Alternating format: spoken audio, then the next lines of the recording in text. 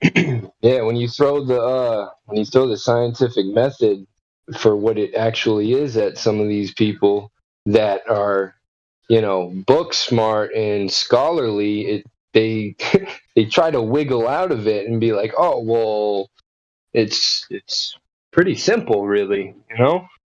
The math is simple. They gave us the math. I don't understand. Like I had a couple year hiatus where I just put it in the back of my mind, didn't talk about it, didn't want to be the crazy guy anymore. And it's just like, no, it's simple. Open your eyes. It's math. They gave us the math. That's where they messed up. It shouldn't be a conspiracy, Like, Yeah. I call that number the gift that keeps on giving. Because it gives us, it's a present every day. We get to unwrap it with anybody who walks in here. We get to unwrap it every day and say, let's look at it together. We skip down the yellow brick road, clicking our heels. Yeah. Off to And find the wizard. and the mighty rebuttal, refraction.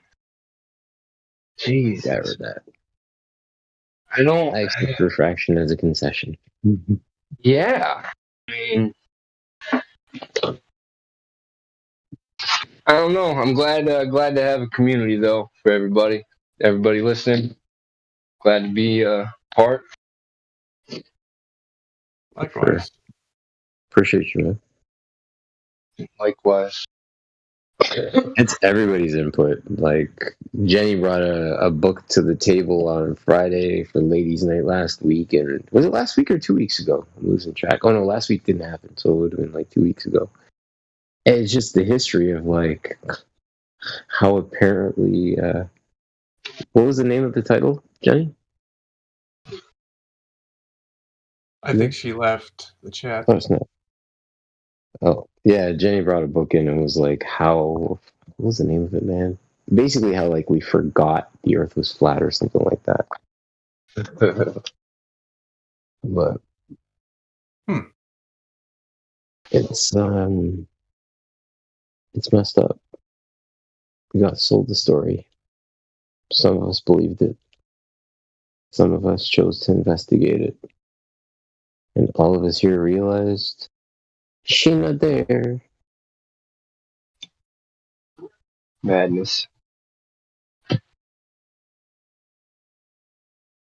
Your globe is dead on arrival. DOA. Because there's no DOD.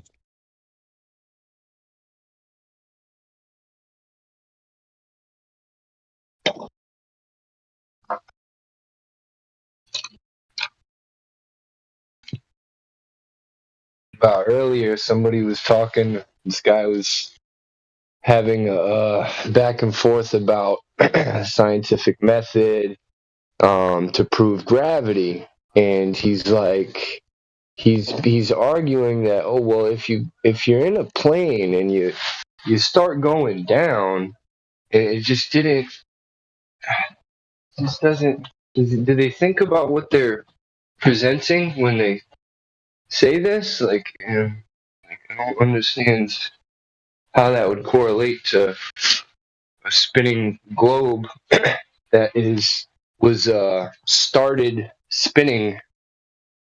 It was created spinning. It wasn't sitting still and then started going down.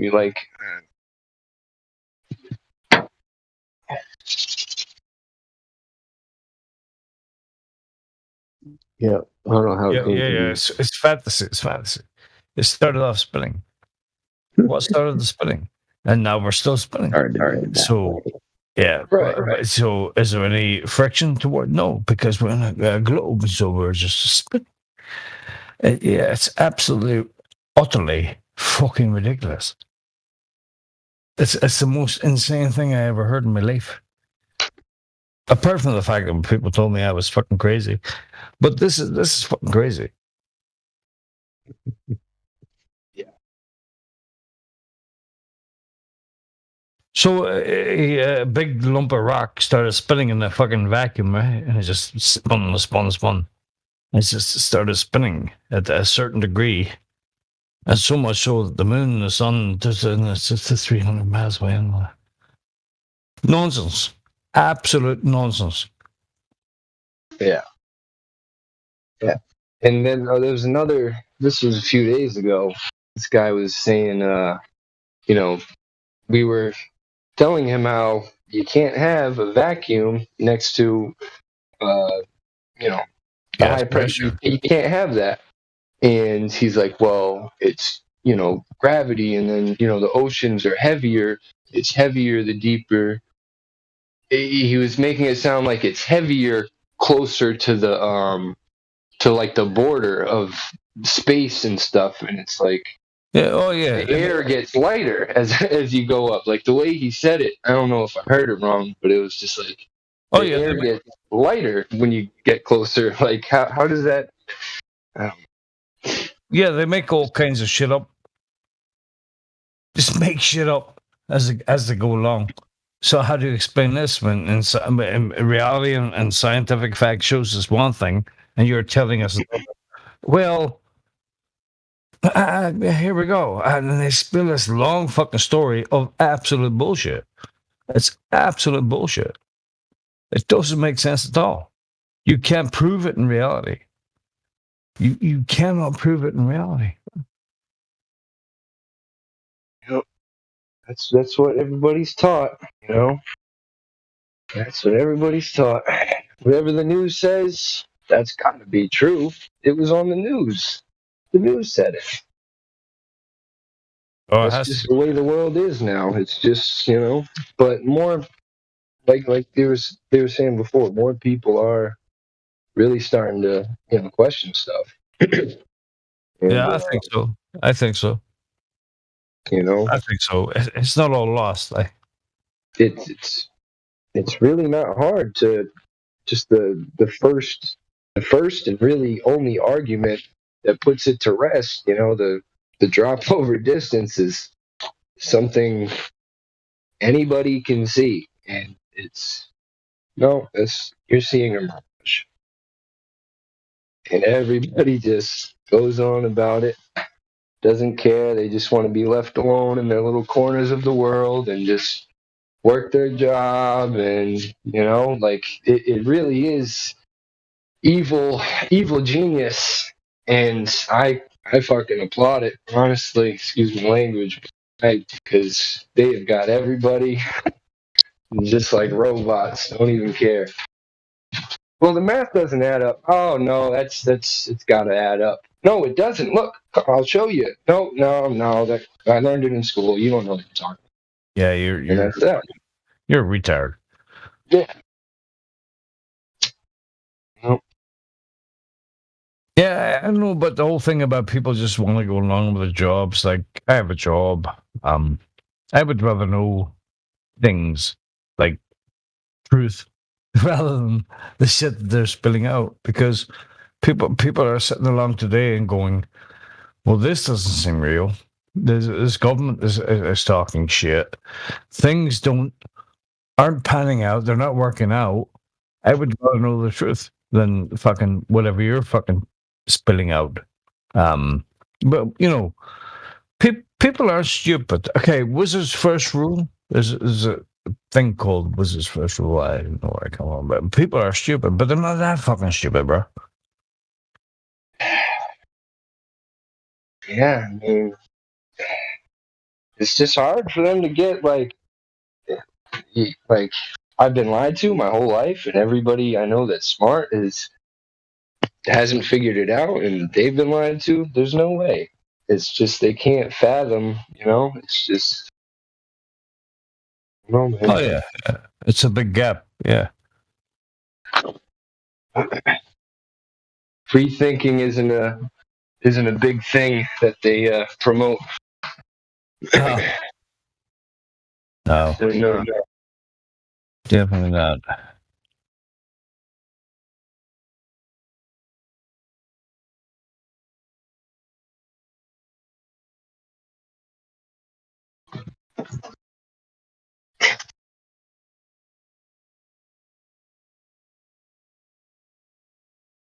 I mean, All right, you guys. I'm gonna call it a night. Gotta get up early. Everybody have a good night, man. I'll talk to y'all soon. All right, Circles.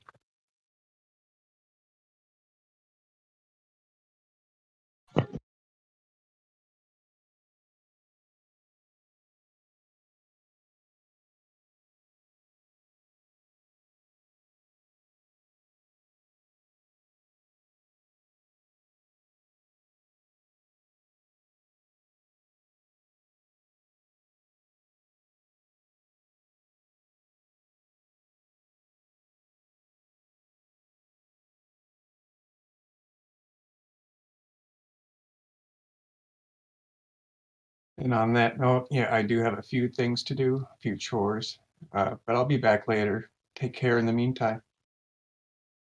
All right, Derek. Yep. Good man. Nice to meet you, bro. Likewise.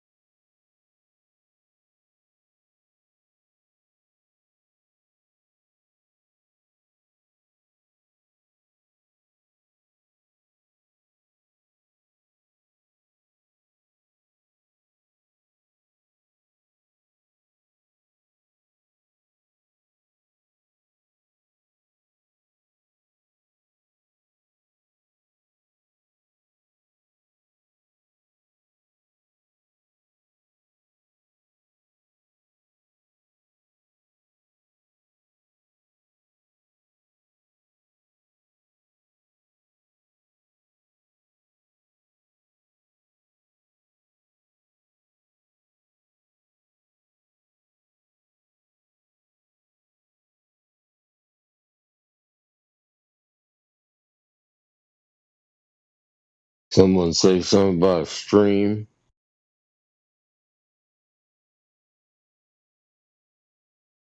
Hello, Mary. How are you, my friend? Welcome to the server.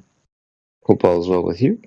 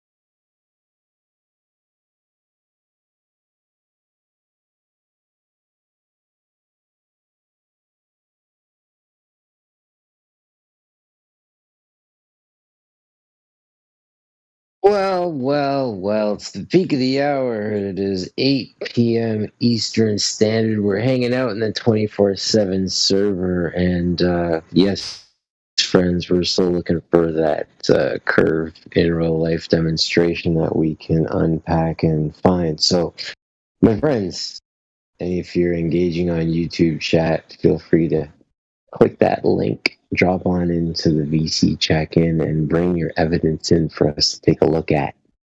Let's see what you got. Otherwise, if you're here locally in the Discord chat, welcome. Always glad to hear you, or have you and hear you, whether you are part of the panel or you are here to help uncover the evidence. We so very appreciate your contribution. Speaking of contributions, shout out to Helio, who keeps this place alive and running for us with the YouTube chat, YouTube stream, and the Discord community. We appreciate the collective energies for the Discord server, and we appreciate the outward publishing through YouTube from Helio. Hit him up if you can. I guess PayPal's floating around somewhere. Toss him a couple bucks. We'd all appreciate it. Beyond that, it's Kiwi, the King's Clown.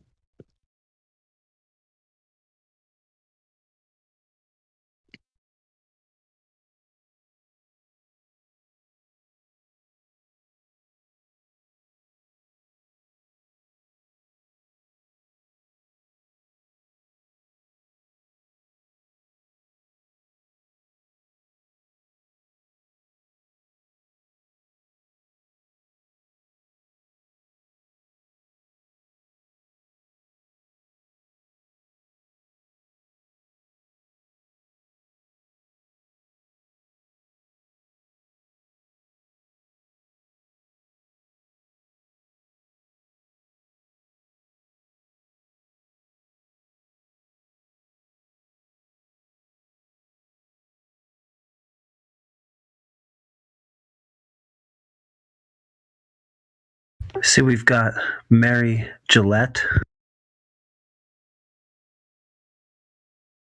How are you, Mary? Good. Hey, you can hear me, huh? Ah, there we go. I can hear you. Awesome. Yeah. Welcome to the server, Mary. Thank you. Said shouted you out earlier. Didn't realize if you were available at that point or not to chat. But again, welcome to the community. How'd you find us? Somebody posted about it in a group that I'm in. Awesome. Facebook, Instagram, what? Yeah, Facebook. Okay. That's a great place for engagement. I've actually earlier today I was talking and just talking about the fact that social media has become so stagnant, if you will. It's like you post stuff, you read information on a screen, you see pictures, so on and so forth. Discord gives a whole nother authentic level to the engagement because you have the voice, the characters. So very glad to have you here. What are you thinking about everything that you've been, I'm sure, seeing at this point in time? Well, yeah, I'm brand new to Discord, but I have been a Flat Earther for 3 years. Awesome. And I may have to jump off. I am at work and we just got a patient. But I definitely want to keep coming on. I'm a night owl, so I may join on later. But yeah, I just wanted to talk to more like-minded people because I'm getting sick of everybody else. Just, it's so hard to keep it in. I don't just tell anybody. I'm not at the point yet where I can argue everything. It just gives me anxiety to the way people react. So I just don't even deal with them. I gave you the VC role, so next time you want to jump back in, you can just use your mic. You won't be muted. Awesome. And no problem. You can throw her the ladies role as well. We've got ladies' night chat tomorrow, 5 p.m. to 9 p.m. Eastern. Yeah, so ladies come out, they host the mic, dudes step back, just let them, take the floor and say what's on their mind about the flat earth and demonstrate as such and interview anyone that comes as such. So feel free to drop by accordingly, but we're always here 24/7, doors always open, and we try to keep the coffee warm at least, if not hot. Perfect. Love it. Thank you. No problem.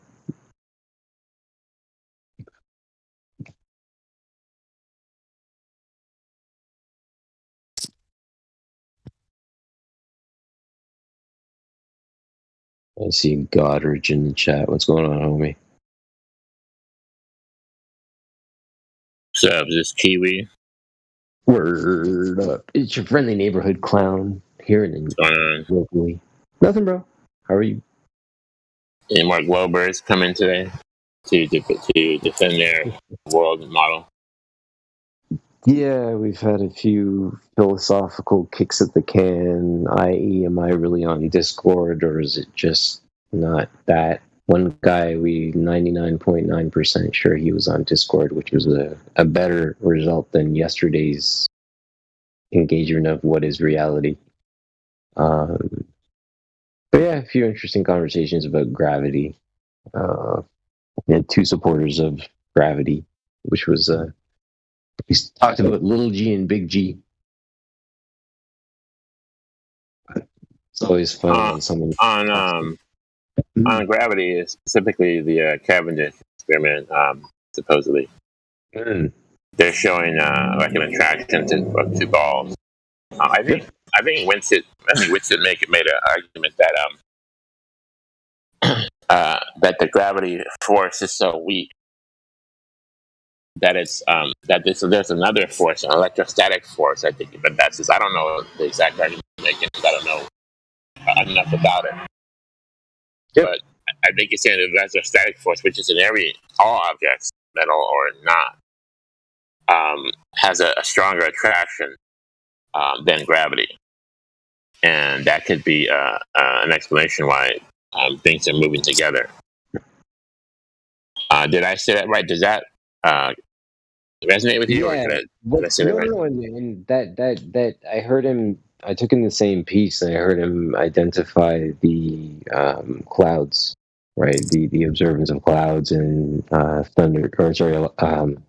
lightning, and the electricity being created, and how it all works out, and how it's intertwined. So that is slightly out of my wheelhouse, but I am definitely tipping my hat to the idea of that because it does make sense with. And again, you're putting it there for consideration.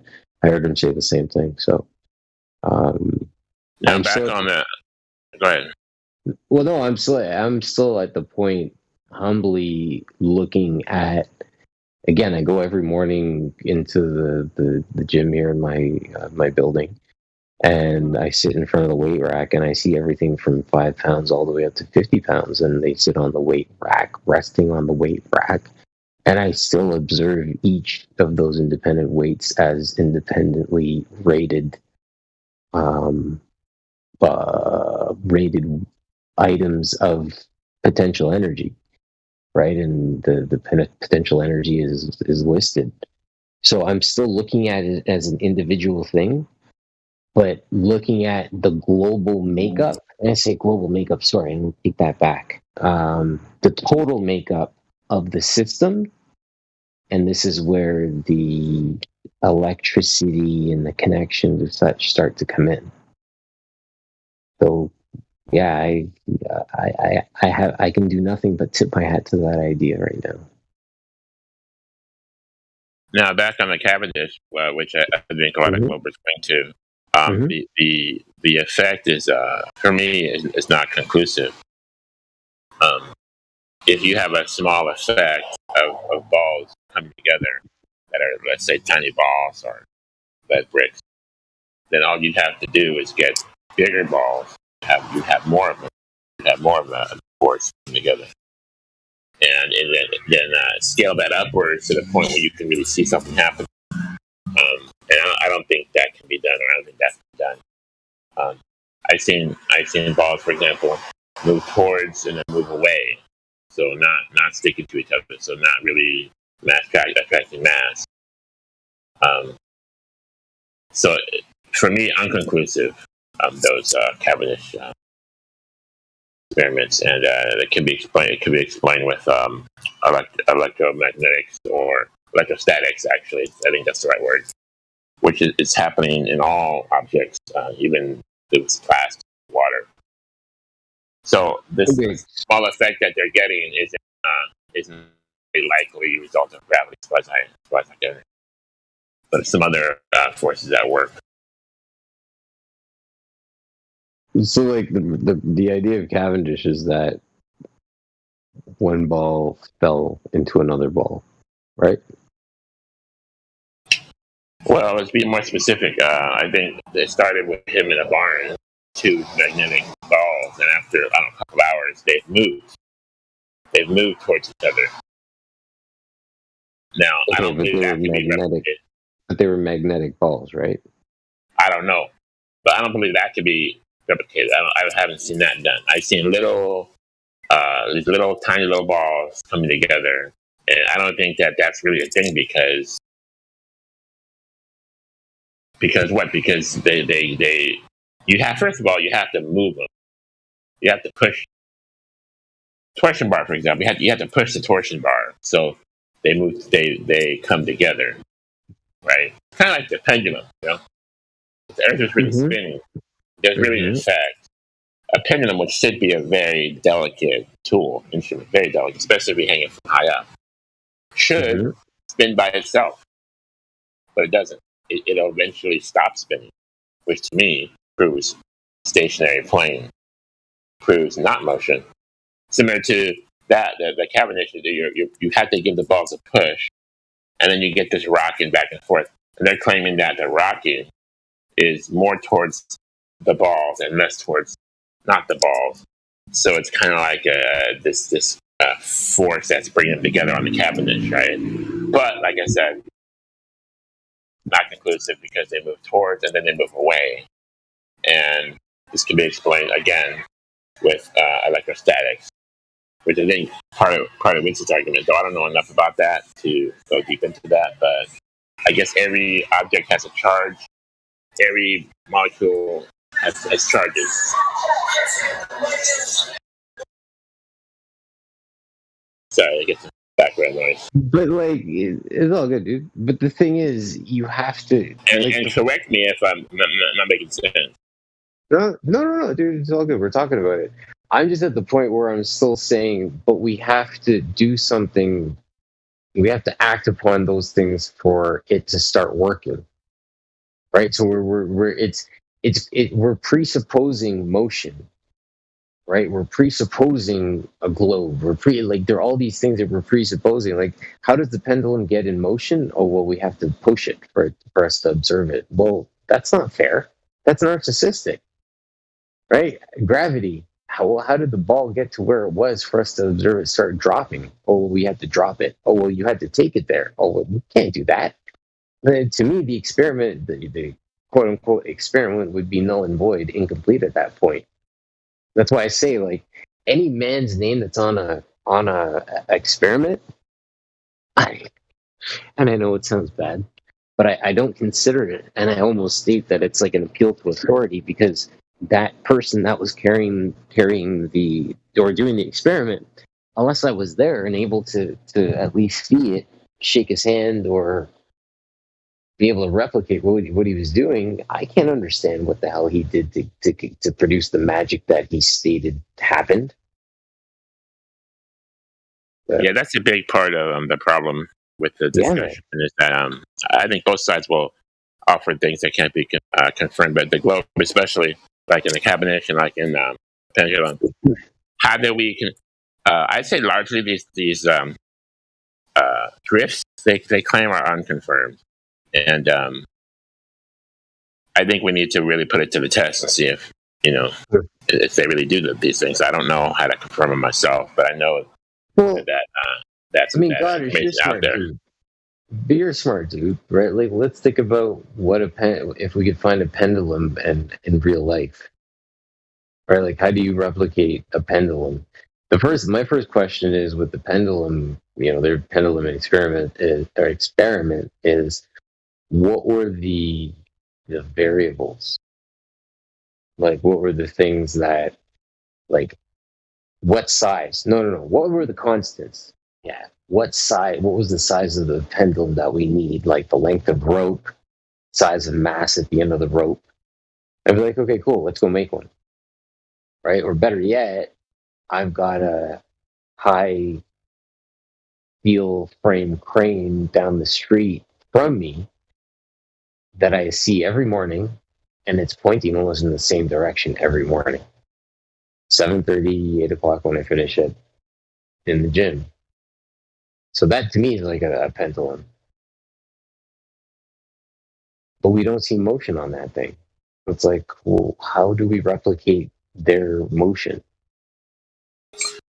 And speaking of variables, I wonder if the cabinet would work or the pendulum would work if we used ice water balls. Would that work? Because those have mass. Or if we use something else. I don't know, gold balls or dirt balls, because you should get the similar effect, and that will be clear that it's not metal. It doesn't only work with metal, which I want to see if that's a thing. It should work with any mass, I think. Mm-hmm. It should work better. It should work better with water balloons of liquid mercury. That should work the best, actually, because that's more dense. I haven't seen it done. I don't see why you wouldn't do that and get a more conclusive result. I don't see why they haven't done that, or you said the crane, like those crane balls that destroy those buildings. That would be a more conclusive result. Use a couple of those crane balls, or at least one of those crane balls. But I've never seen a BB stick to a crane ball. I've never seen a popcorn stuck to a mountain. So it's difficult, if not impossible, to show a practical demonstration of gravity on Earth. And I'll tell you, well, you have to get a mass. I've heard the Globers say you have to get a mass that's bigger than the Earth, or that's as big as the Earth. To me, obviously, you can't do that. So it's kind of like you said, it's presupposing. Can't confirm it, can't prove it. There are these phenomena, which could be electrostatics or other forces. Since the gravity is so weak, it's impossible to prove it on the Earth because you need a bigger. It's just like same thing with all the Glober stuff. It's curvy, but you can't see it. It's spinning, but you can't feel it. You can't really tell. You're an anthill, and then they get these little weights that you'll put under a scale and say, because this little ball was under a scale, the scale is tilting towards the ball by 1/1,000,000th of a pound or whatever it is, and that proves there's gravity under this ball affecting the scale. And I don't think that can be confirmed either. I think that's that could be electrostatics. I don't know what, but just for me, common sense. If it takes the whole world to the mass tonnage of this whole world sphere, they call it, to give us a physical weight, then any small ball will have zero effect on gravity. It's just common sense. So I don't know. So why they even do these experiments. But the Globers claim to them that they're proof. So I just want to just get more clarification, more conclusive results to see if this is really a thing or if we can just pull it out. I don't know what. Yeah, it's well again. Like Godrich, the big thing I always remind everybody is like if you're going to go out to observe battle, and again I'll be all dramatic to just drive home my point. If you're gonna go out to observe battle, just be clear and remember what your foundations are, right? And the foundations are that like nobody has touched this entire surface to be able to say it's been measured. Here are the numbers. Here's where the drops are, so on and so forth, right? That's the fundamentals. So, anybody that's going to attempt to sell you a story of the globe is already presupposing a globe. Like when the presupposition is in place, they can tell you whatever they want. Like the leap of faith, I call it leap of faith, right? And it's always fun when you listen to a sophist speak, it's always fun to find where they're rationalizing their stance on the globe. It's always fun to find out. It's almost like finding the clue where their leap of faith took place, right? Because again, it's not really you defeating them and what they're trying to show you. It's you finding where the problem is in their case. I mean, at least that's the way I've started to look at things. Because trying to defeat these guys.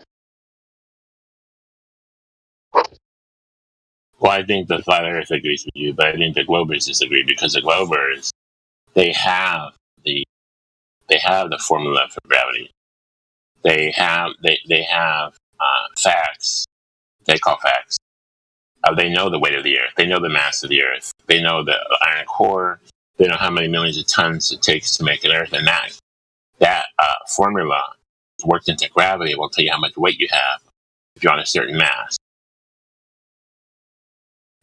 So that formula equates to the moon, and then that's why they claim the moon is 1/6 Earth's gravity.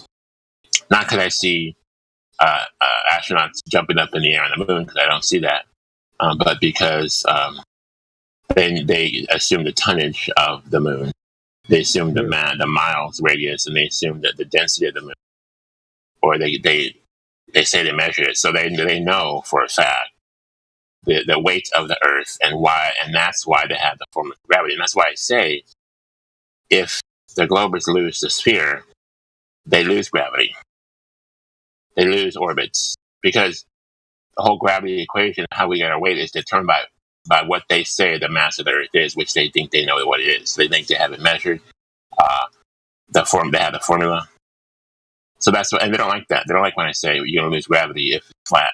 Oh, we're not going to lose gravity. We're just sort of wrong about. No, you would lose gravity because the whole formula of gravity is based on not only the size of the Earth, the density and the mass tonnage of the Earth. So wouldn't they lose gravity? Sorry, go on. Go ahead. No, that's exactly it. When you take out when you pull out that gravity card from their house of cards, everything falls apart.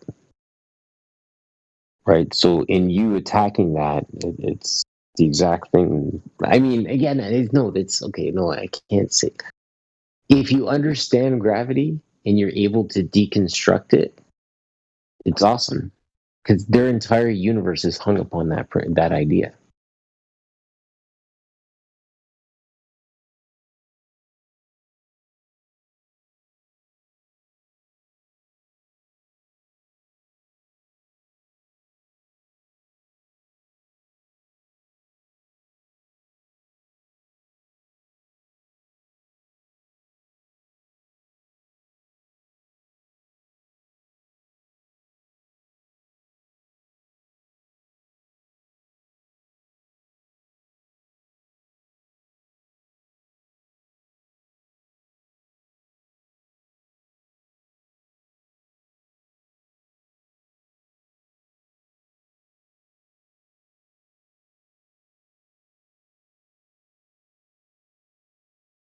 Have you done any flat Earth debates online that are recorded or discussions besides the ones in here, like on your own?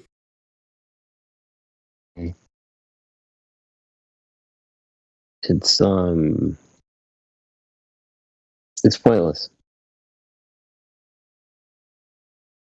It's I think it's good to spread the word. Get the word out there. It is. And to point out that you don't need to be a rocket scientist or some kind of expert to know if you're on a flat or round, right? I think it should be, everybody should know this. You don't need to have degrees or calculus even. Just need to know just really basic information that can be relayed, tested, and confirmed by an average layman.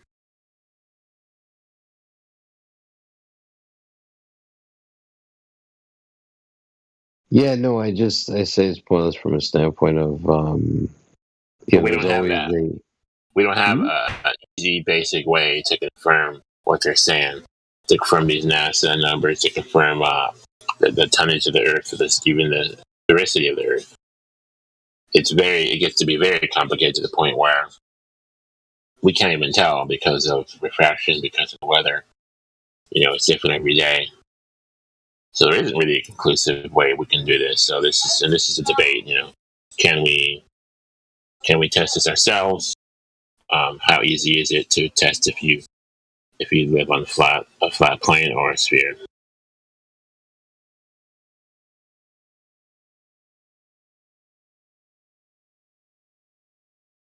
Yeah, it's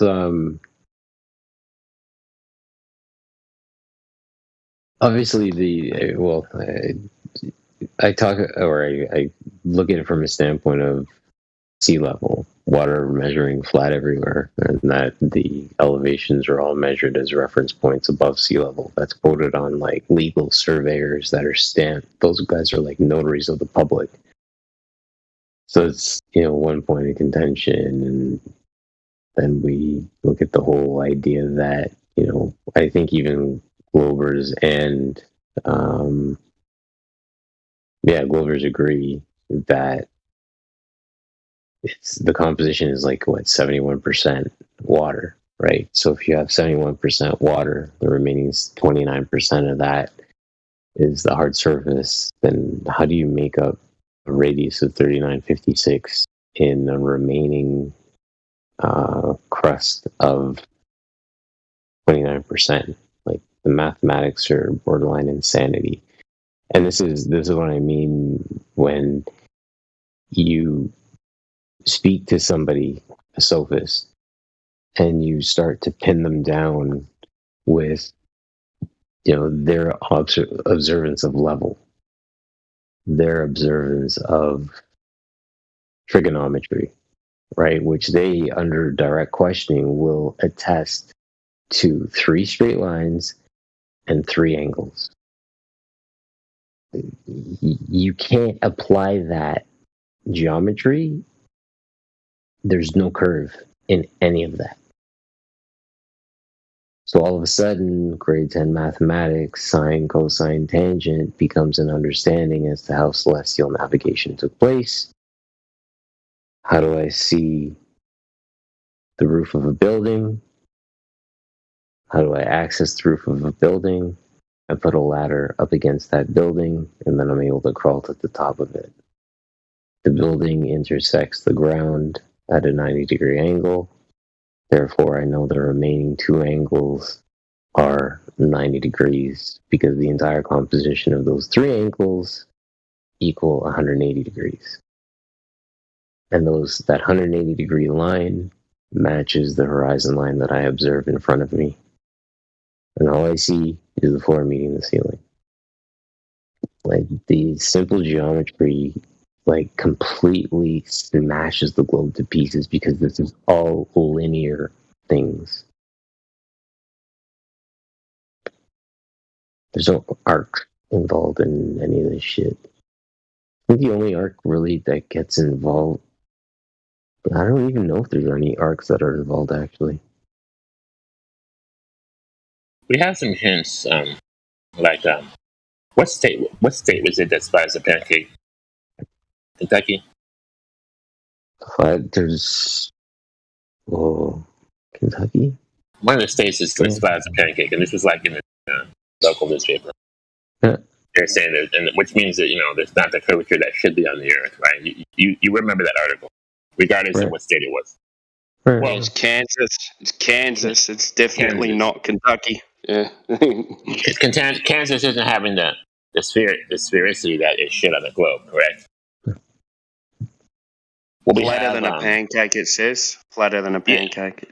Yeah, and we have the salt flats, and there's no. I don't see any measured curvature on the salt flats, and I think that's like a 29 miles on that. And other things are I think are like hints that that there's truth about the flat plane. We have to really consider that a normal person, just a layman, that's just a normie, should think about. If the salt flats are flat, if Kansas is flat, well, at what point does it curve? And how do we confirm that? I think that stuff like that's important, because that should get the average person thinking, without having to be a conspiracy theorist, or without having to be, thought of as crazy.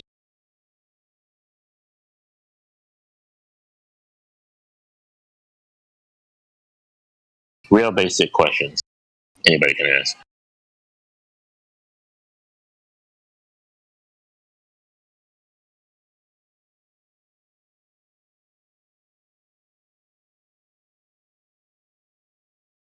I had a phone call. Be back in a few. Yeah, man. These are all valid points for consideration. Back soon, family.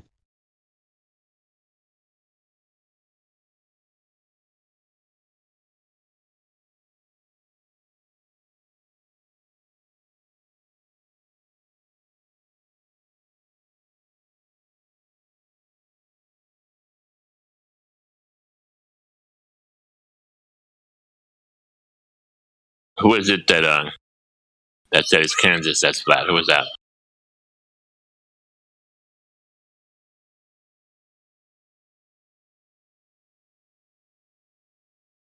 That was me, mate. Timbo. Hey, Timbo, what's up, man? How are you? How's things?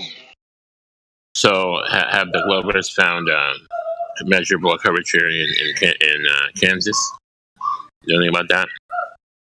No, I don't. I just remember the comment. It was Kansas flatter than pancake.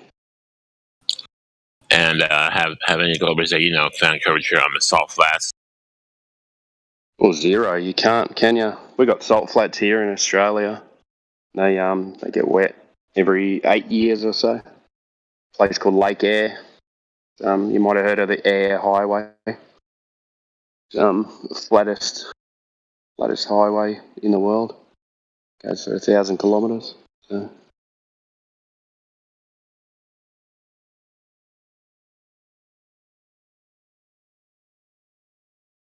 Like you think about that. How much does it have to make up if it needs to turn back into a sphere? Like, just flat as fuck. You have a flat highway in Australia? Yeah, it's called the Eyre Highway. So EYRE. EYRE. How many miles is it flat? I'm not sure, mate. I'm at work at the moment. You'd have to just Google it and it'll show you.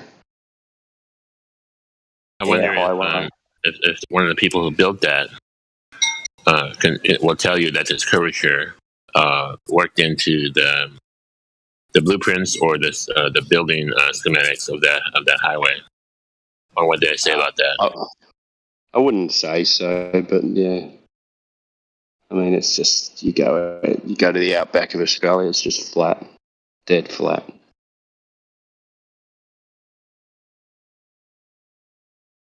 They would have just followed the land, and it's flat.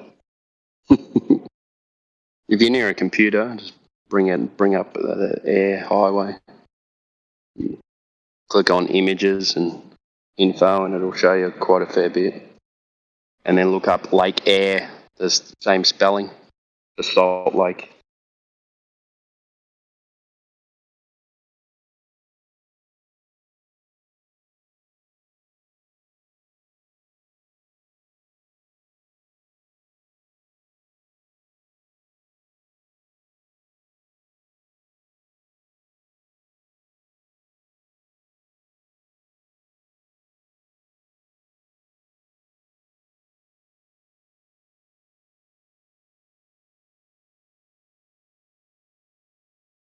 EYRE highway, 1,664 kilometer highway linking Western Australia and South Australia via a number of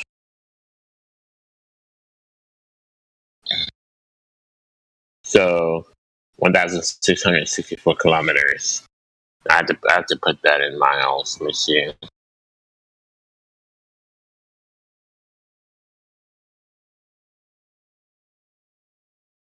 How many miles in 164 kilometers?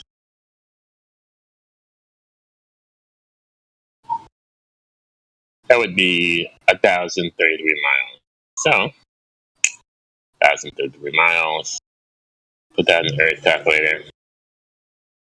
Now, this is a surface measurement. This is not an observation, right? So, no refraction here. On the globe Earth, on the supposed globe Earth,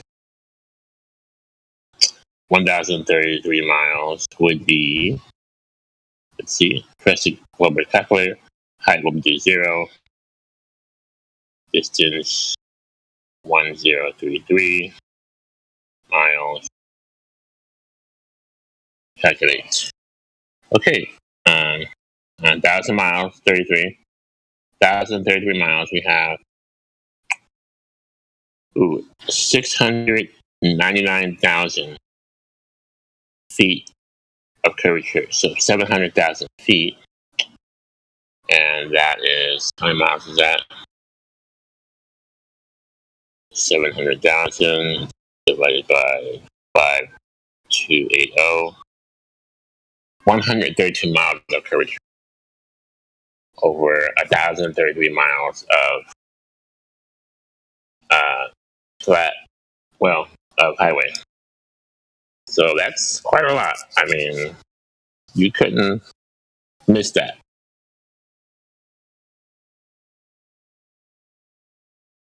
That was air highway? Yeah, I had 1,600 kilometers. I broke that down to 1,033 miles. I put that in the global calculator. I'll post that for you so you know. Yeah, it's pretty amazing, isn't it? And hardly any curvature at all. Just copy, post it in the live stream so you can see it. I mean, no curvature. Hardly any curvature. No curvature. So we're missing 700,000 feet. First, I'm gonna place the link. Then I'm gonna post the picture that I got, which is my calculation. 3, 2, 1.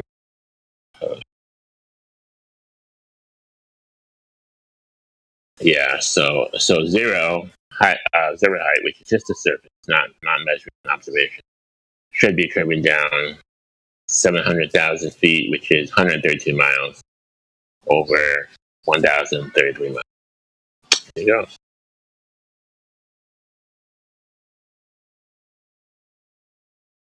So they also they have some trains, overland trains that go. There's one called the GAN, GHAN, and that goes along the same part of that highway from east coast to west coast. There's one part. Did you go to Perth? You'd need a Perth, I think, or Adelaide to Perth. Now the Globers will say these highways, these trains are in fact. They'll say that. Of course, because they have to be because it's on the sphere. Yeah, it's built So in. it's built in. It's going to happen. It's just going to occur. Just like you're curving around the globe when you go on the highway and you drive from A to B. Of course, you're curving around the globe. Because it's a globe, right? So, and you don't notice it because it's so minute, right? That's the argument.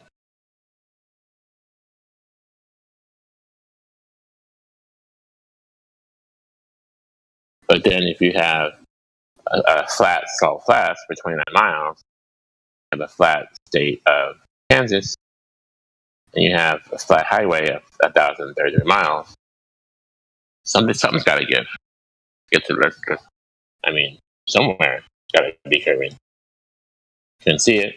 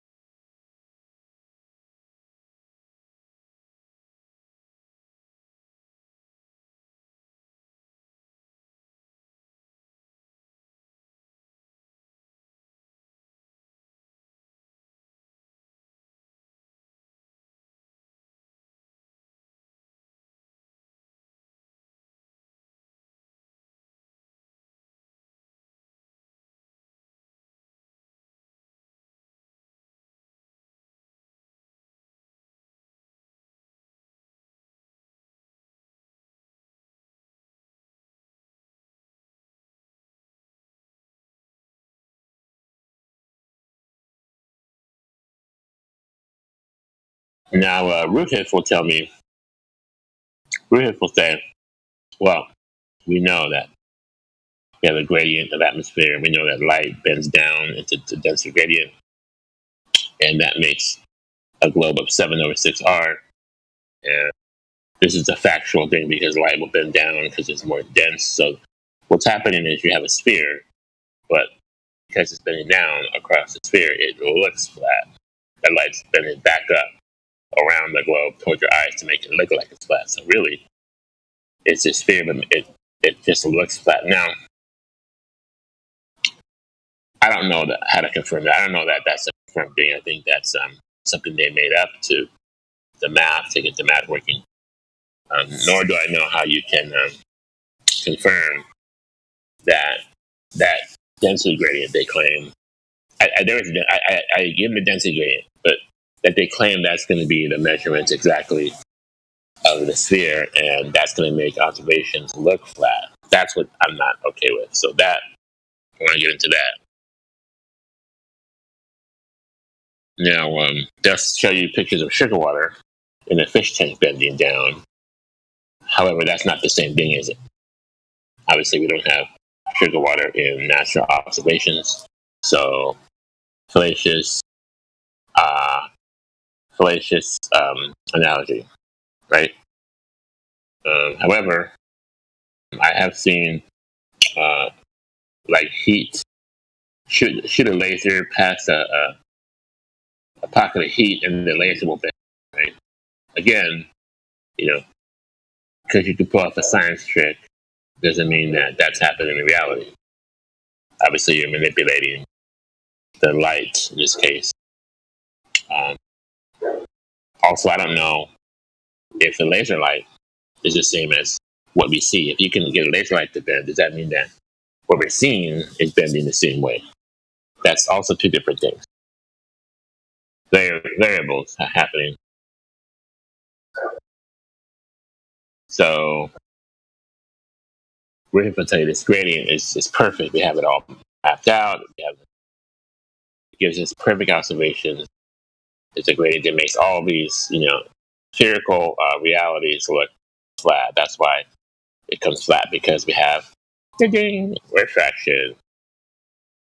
So he's not giving us the curvature. He's just saying that the curvature that's missing is explained by refraction. So that's the one.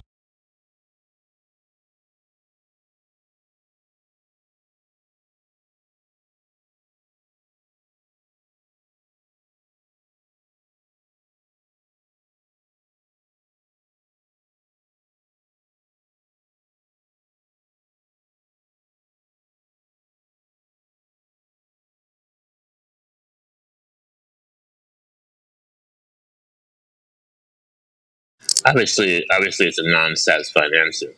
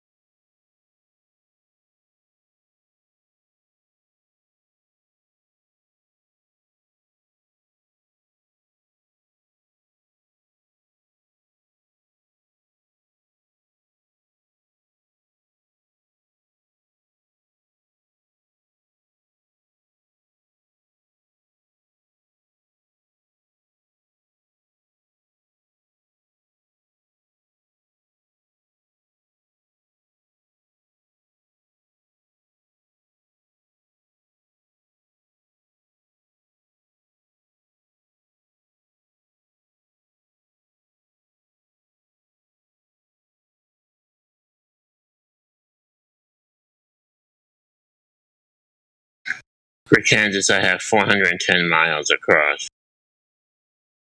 So, put that into the trusty global calculator. And we get the surface. On the surface, we have not observation, but physical curvature of 111,000 feet. And that is miles 1.5280. 21 miles of curvature over Kansas. That's missing, or at least that's compromised. And that's something worth talking about.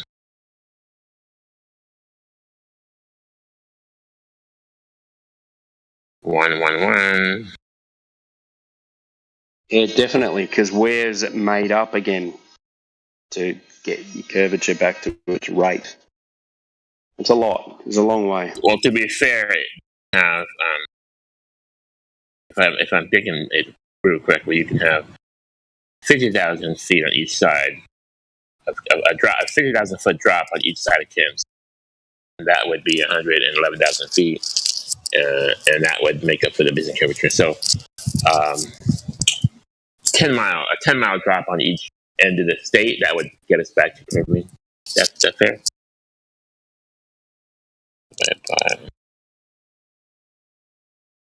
And that's 21 miles total over 410 miles.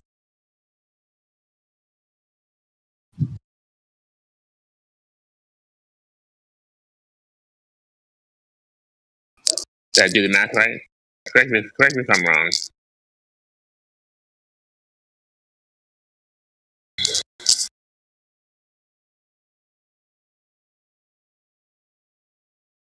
I do want to learn. Correct me if I'm wrong.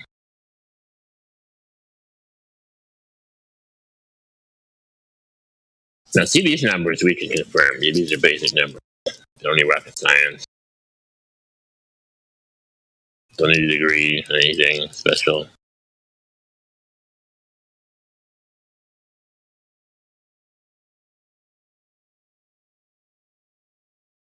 I think the salt flats that I'm talking about are 29 miles. Salt flats. USA. 29 miles. Let's give that a whirl. 0 observer height. Not an observation, just physical measurement, the physical curvature according to the globe mile. 29 miles, we should have 560 feet of curvature. Now, I think you should be able to see that on the salt flats. 560 curvature. Post that. And that to me should be evident. Especially on a clear day. So we will say it just looks, made a mistake there. It just looks flat. It's really curvy. Can't trust your eyes. But you know about the density gradient. You know that light bends down in sugar water, so it will bend down over the salt flats. Perfect analogy.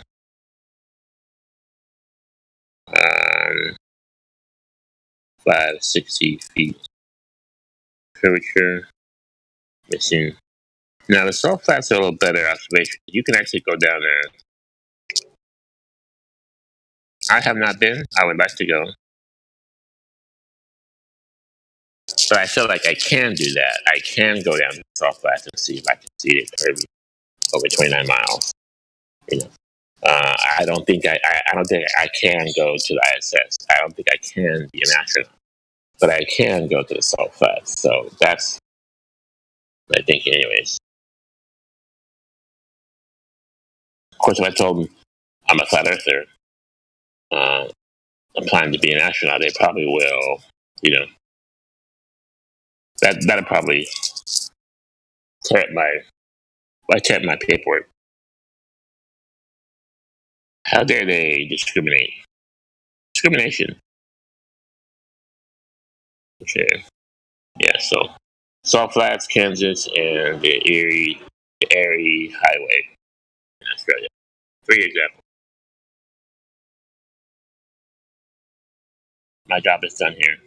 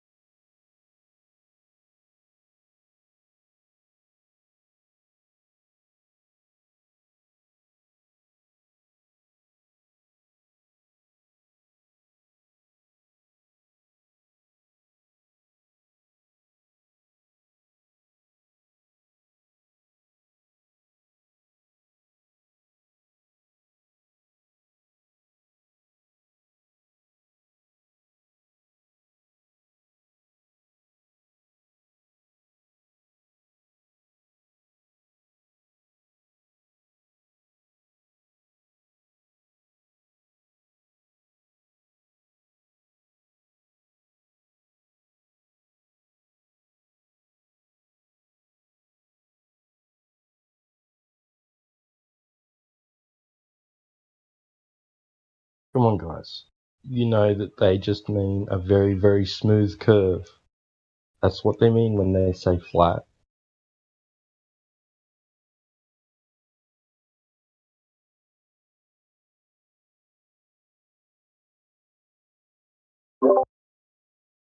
Curve and flat are synonymous now.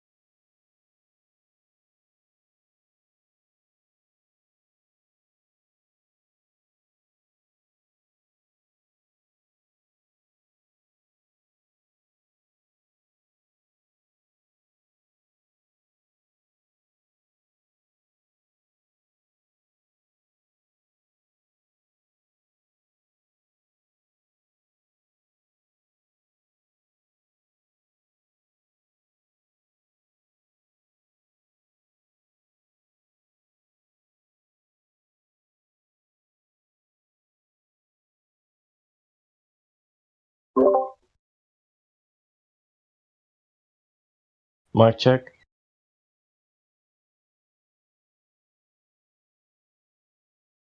Am I coming through?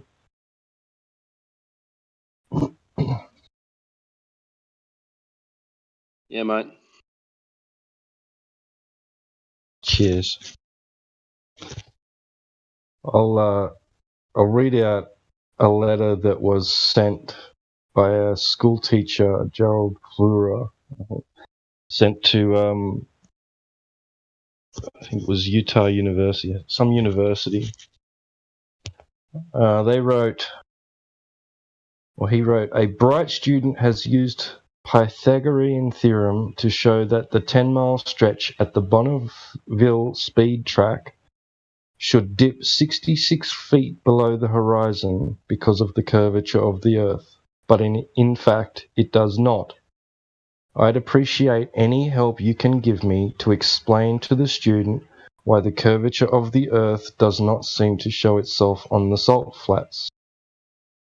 The National Geodetic Survey shows only a 7 0.874-inch variation across the whole area. Thank you. Now I'll read the reply. Just one sec.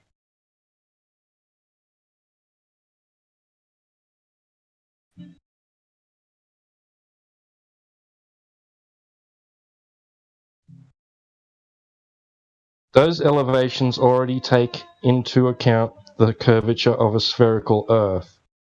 So if you were to do some sort of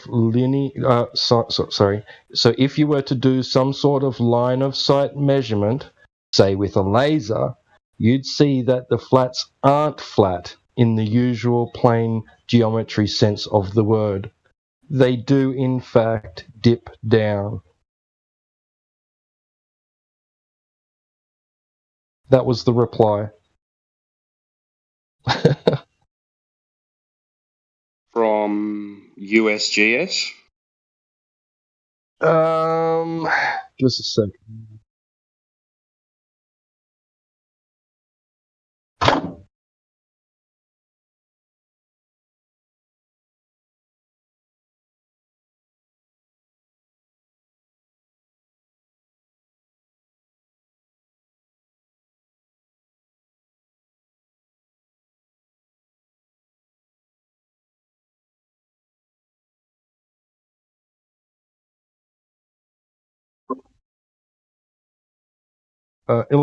Illinois University Department of Physics.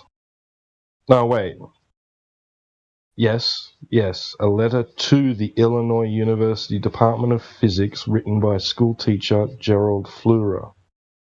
So the reply was from the Illinois University Department of Physics.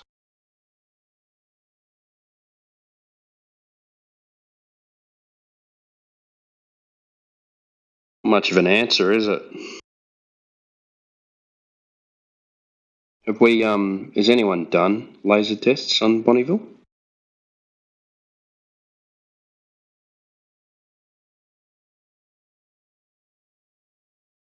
Well, you'd assume that they had, because they seem so confident in stating in their doublespeak of saying that it's flat but not flat.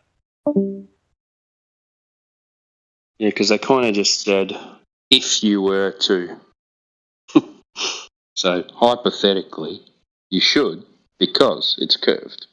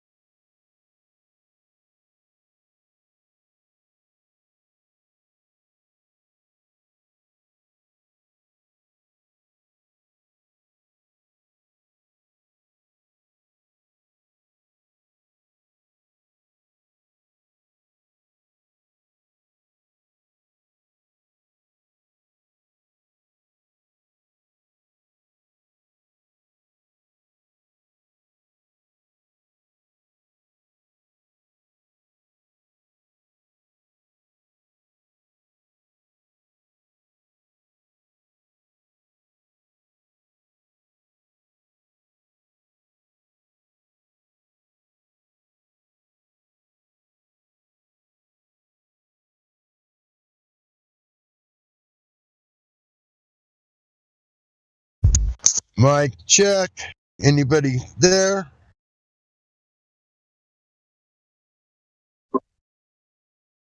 Loud and clear.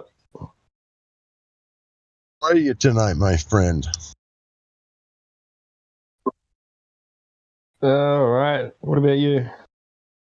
I'm doing all right. Just on my way home. Riding in the car. Got my headphones on. Hooked up to Discord.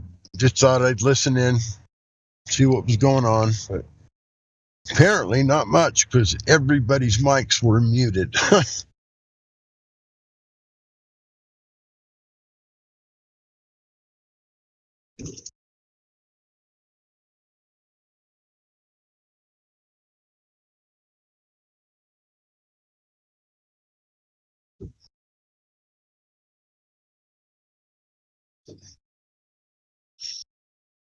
I'm only muted because I'm using a hammer drill. I'm sure you guys don't want to hear that. What are you hammer drilling? What are you putting in? Some anchors or some redheads? What are you? Nylon anchors. Nice. I'm a construction guy. Did it my whole life. Know all about the redheads and the anchors and all that stuff. I think it's gotta know how to build shit. Yeah. Oh yeah. I think it's a necessity these days. Yep. I'm a journeyman in about 6 trades. Electrical, plumbing, carpentry, roofing, cement work, sheetrock, paint, you name it. 66 years old. Spent 50 years doing it. All of that shit.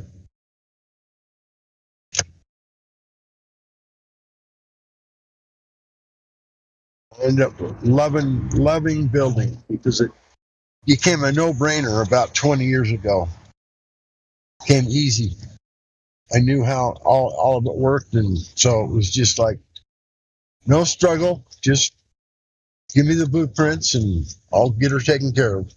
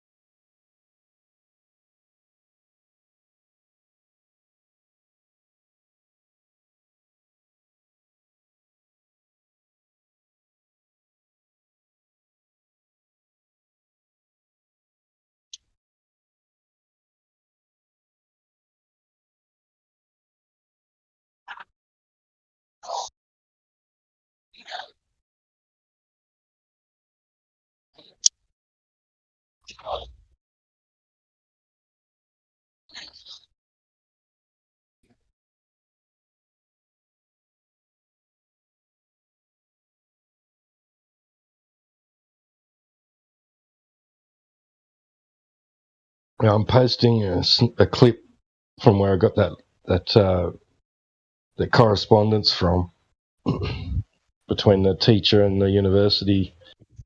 But it's a bit of a large file, so it's taken a while to compress and post.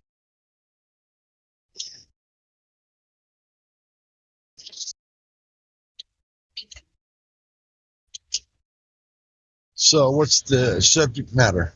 What are we talking about here? You know, you said it's correspondence letter, but correspondence to what? Yeah, I think a high school teacher, or teacher anyway, wrote to Illinois University Physics Department saying how a student had used the Pythagorean theorem to determine that there was no 66 foot of elevation drop over the Salt Flats, Bonneville Speed race track on the Salt Flats. I live in Utah. I've been there many times. Right, yeah, and so a kid has worked out, hey, there's no 66 foot drop here, and so the teacher wrote to the Illinois University Physics Department, who wrote back saying, oh no, that elevation profile is already having taken into account the curvature. It's just not included there.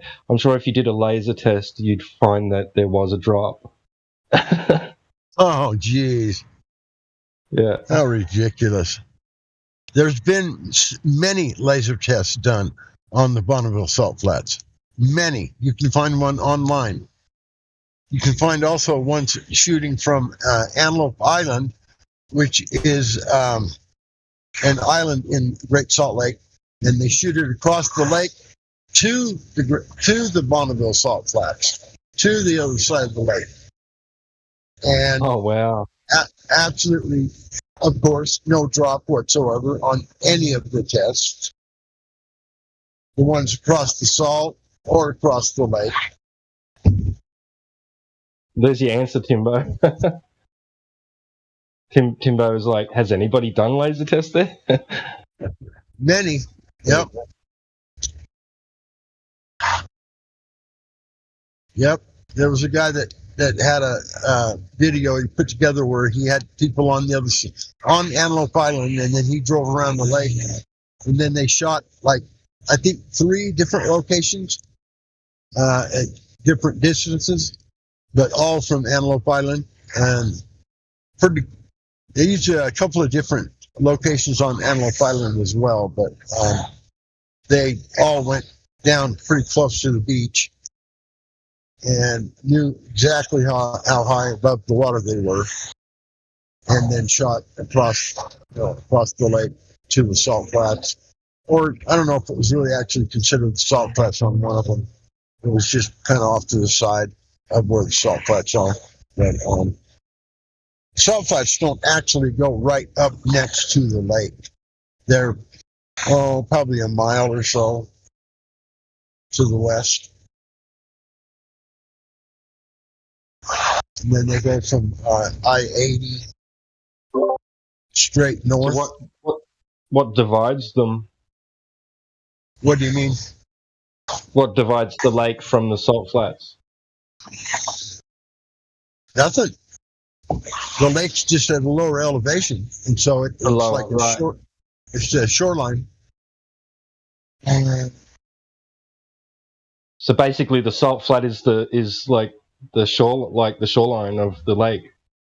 Yeah, the salt flat. It's when the lake was larger, and so it slowly receded after years and years, and when the salt solidified on the ground because it's so concentrated in the lake that it created a salt flat there on the west side of the lake there. But yeah, the water actually used to go over the top of the salt flats, and it's amazing when it rains. The salt flats will hold about an inch or 2 of water on them for a couple of days before it evaporates or whatever. And it looks just like a piece of glass, a mirror. You can see the clouds. I mean, it's a wonderful, wonderful, cool image when you can see 10 miles of salt flats or 8 miles, whatever it is, with an inch or 2 of water on it across the whole thing. And it looks just like a mirror, not a ripple. I mean, the picture I seen, there was no wind, no nothing. It was just like this. It literally looked like the sky. You could see clouds, in the mirror image in the water. It was amazing. Wow, that's so cool. So the salt was like leveled, I guess, by the water, was it? Yeah. Yeah, the water, obviously, if let's say it was 2 feet higher in elevation, the water, and so it extended out a lot further west from where it is now. And then it slowly started to recede. And the lake is so highly concentrated in salt that it, instead of dirt being left there when the water evaporated, salt did. And it's kind of a mix between, it's kind of a dirty salt, but it's salt nonetheless. Right. Yeah. The reason it works so well is because salt solidifies and gets fairly hard, and so it makes this real hard, flat surface to race on. So it works really well for what they're using it for trying to set land speed records and stuff. Because the salt, when it dries, it's just hard. You know what I mean? Instead of dirt, the salt's much better. So if you're walking across it, do you find like clumps of dirt or rocks, or is it just real smooth? Just real smooth, just pure salt. Wow. Yep. So it's a thick layer, it's a fairly thick layer of salt there. Yeah, I really wouldn't want to say a layer, probably at least a foot or two, probably a foot of salt, I would imagine. Oh.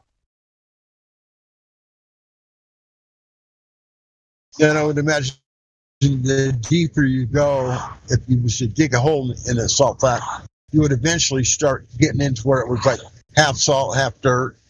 You know what I mean? And then if you dug deep enough, you'd finally hit dirt. But the very top, top 12 inches or so is just pure solidified salt, and extremely flat because of the way it slowly evaporated off, and the water was absolutely settled flat. You know what I mean? And then the salt just crystallized as the water receded, and then got really hard.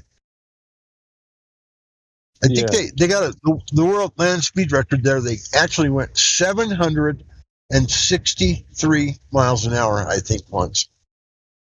The speed of sound is just under 700. So, yeah, they actually broke the sound barrier on land once there. A couple of times.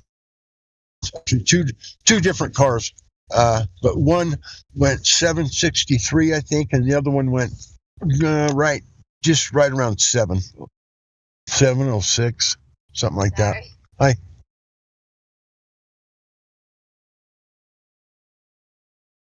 Yeah, you can look them up on YouTube at land speed record and salt flats. It'll show you the cars and show them running. Is that over the 10 miles?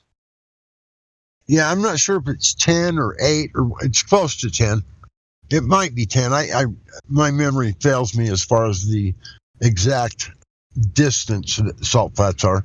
I remember one time when I was a kid, there was a guy that had his rocket car out there, and his chute failed to open, and he ended up like way past the salt flats, and he was in water, muddy water. The rocket car was like stuck in the mud water, probably only about a foot and a half deep or so, but yeah, he ended up not being able to stop in time and just kept going and going because he was going so fast, and it was stuck in the mud way out there. It was crazy.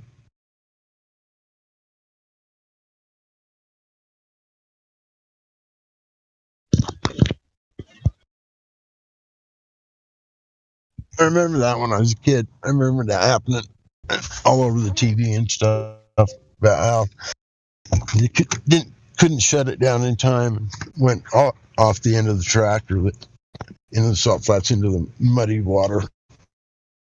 Right. Probably 6 or 8 inches of water and then another foot of water or mud underneath it or more.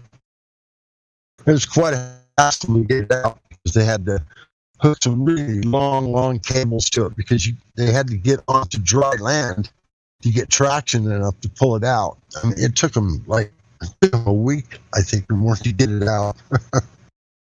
Yeah.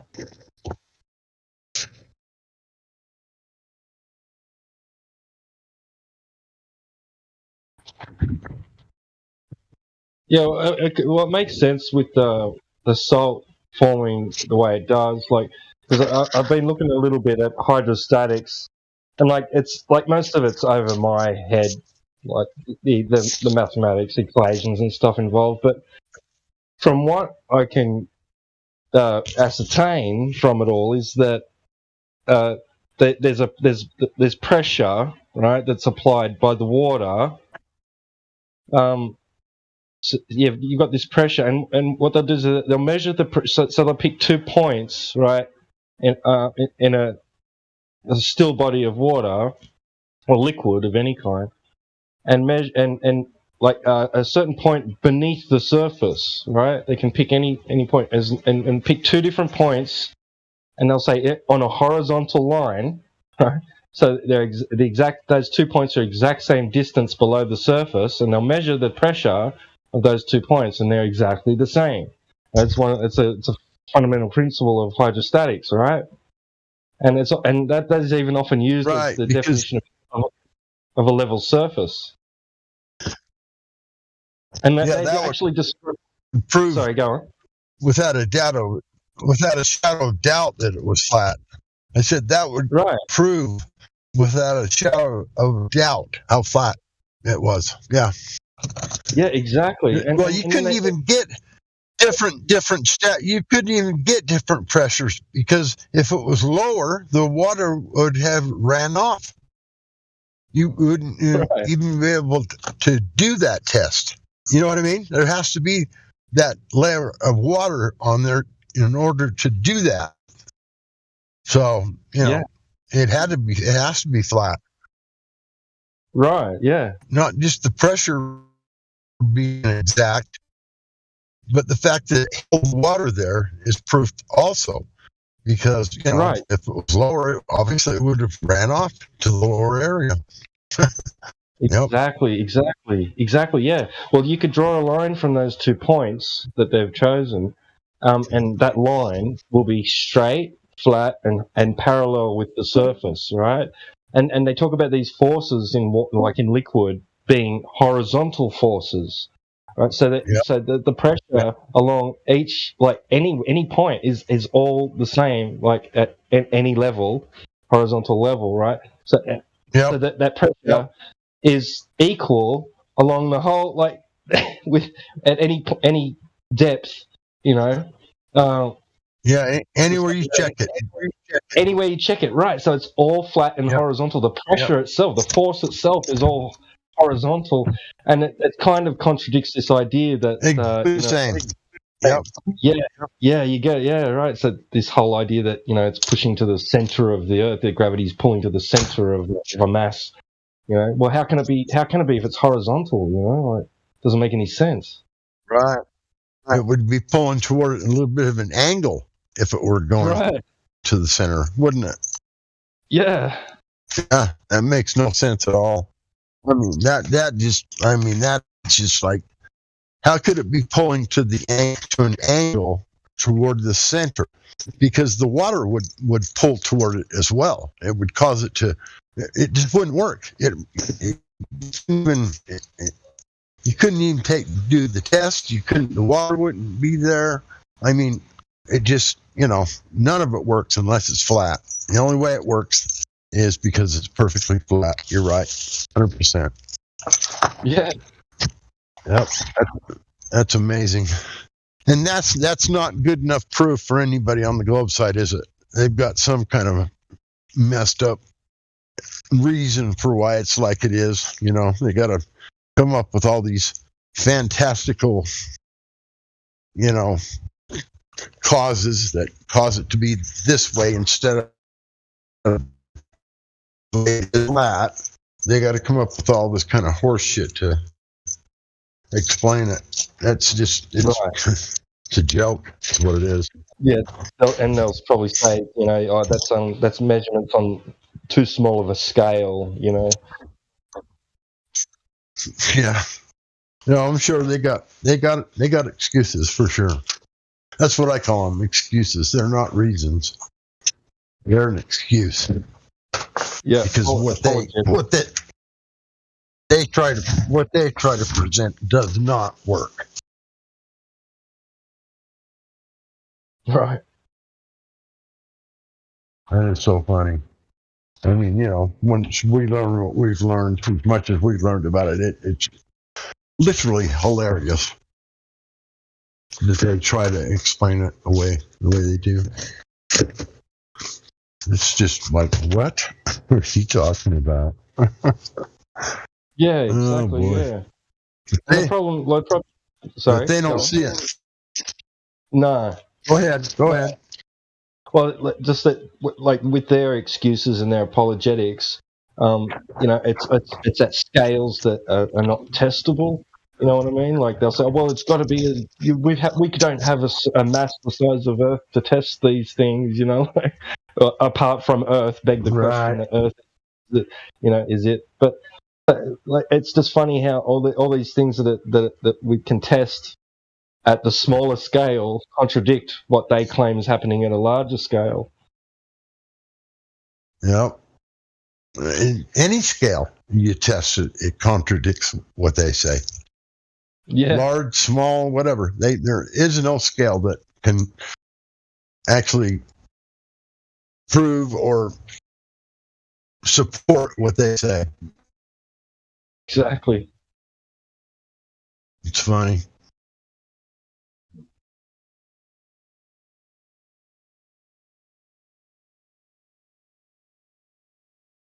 Yeah, it's kind of weird that all of a sudden you're looking at this outside stuff, and here I live like just an hour away from there.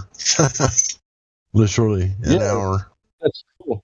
Yeah, well, Timbo was asking, because I read it out, and then Timbo said, "Has anybody done a laser test there?" And I said, I don't. Oh yeah, they have. Yep, you can find it on YouTube. Trust me. Just put in laser test done at Salt Flats. You took Bonneville Salt Flats, or the Great Salt Lake maybe would be a better one, because they actually test it from Antelope Island to the west to where the Salt Flats.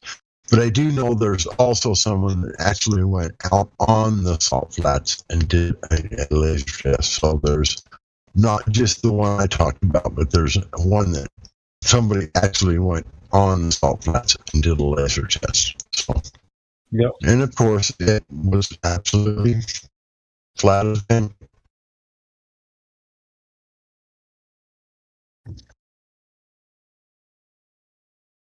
You cut me out a bit there. I did. Yeah, no, yeah. It's because I'm home. Yep. I'm gonna go back on. I'm home now. I can go back on my Wi-Fi. Come back. It'll come in better. Yep. Oh, that's a lot better right now. Yep. I just hooked up to my Wi-Fi. I was driving the whole time talking to you till about 3 minutes ago. Using, data, phone data, which is not near as good as Wi-Fi. I got a really pretty good Wi-Fi connection. I don't know how many. It's like 600. I don't know, 600 something. It's supposed to be fast. It's called super fast or something. I don't know. It works good. That's all I know.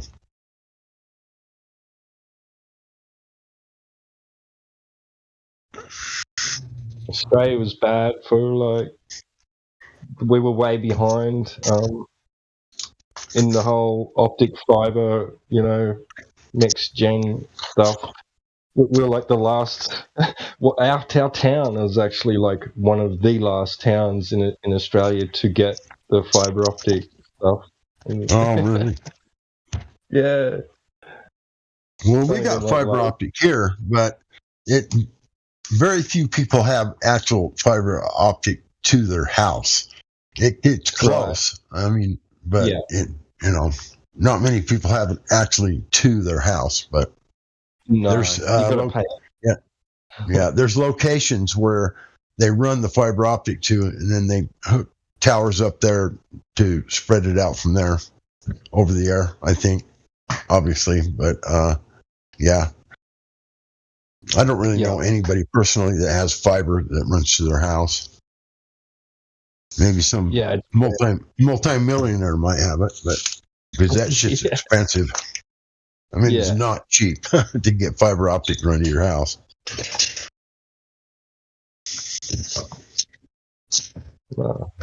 That's right. Yeah. No, we've got it in the street. It's in the street, but it's copper from there to the house. It's copper.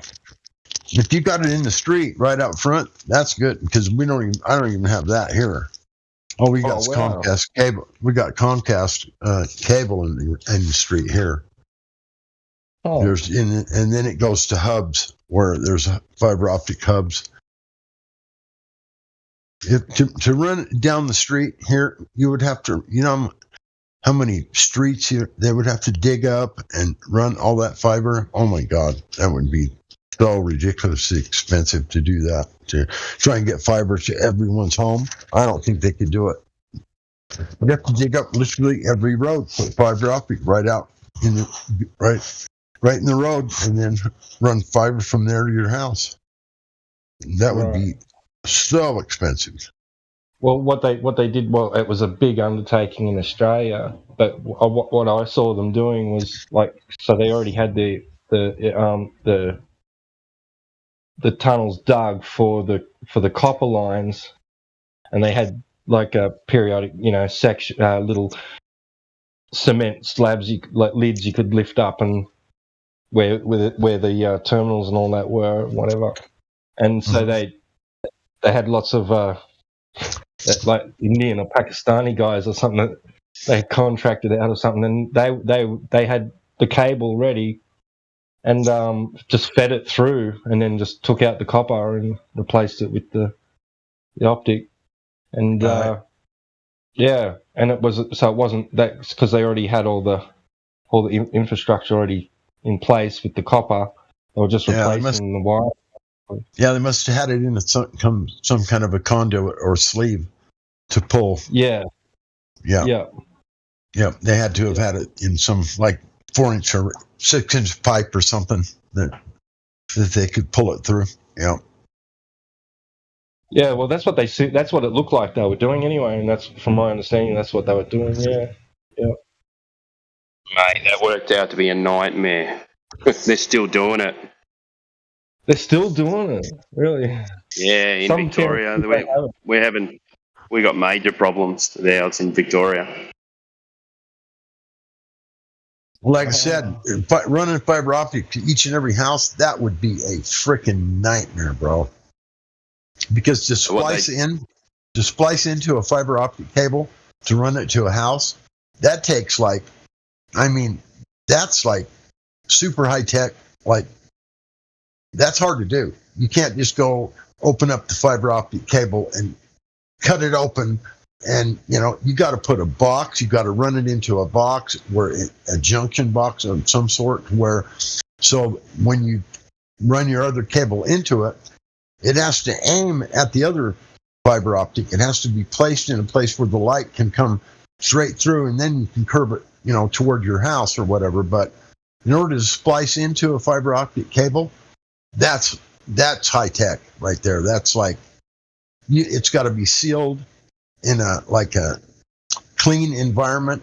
So if you're going to open up a fiber optic cable, you're going to be like tended off, sealed before it's opened up, and then when you get it opened up, it's going to be in a very controlled environment, and then you got to splice into it with your small piece of fiber optic to go to the house. I mean, it's not easy. Let's put it that way. There's special tools, special equipment, special couplers, and everything about it is special and expensive, and it is not easy to do. It's not.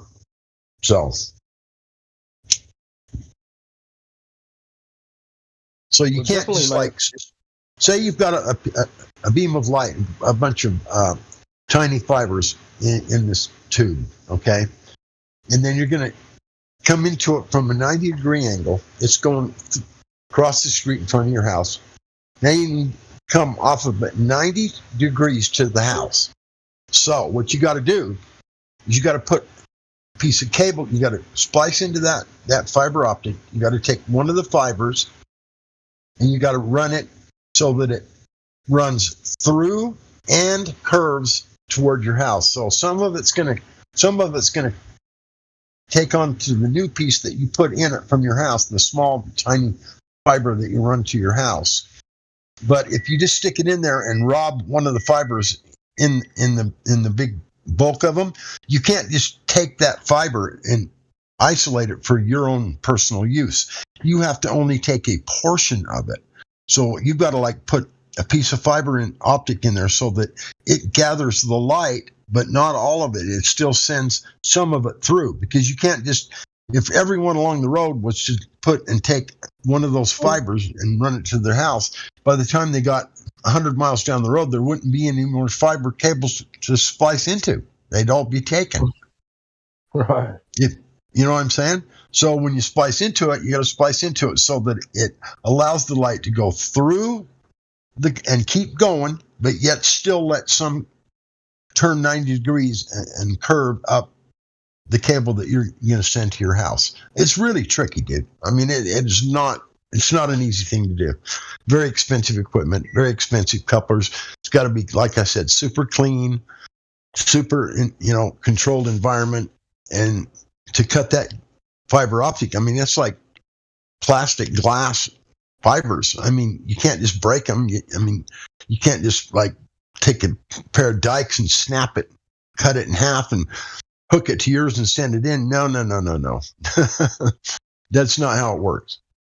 That stuff has to join into a fiber optic and send it another direction is very, very tricky. They got it down, but I'm just saying, but the piece that you use to splice into that one that's going from right to left, if you're facing it, it's going across from you from right to left, but you got to send it your direction.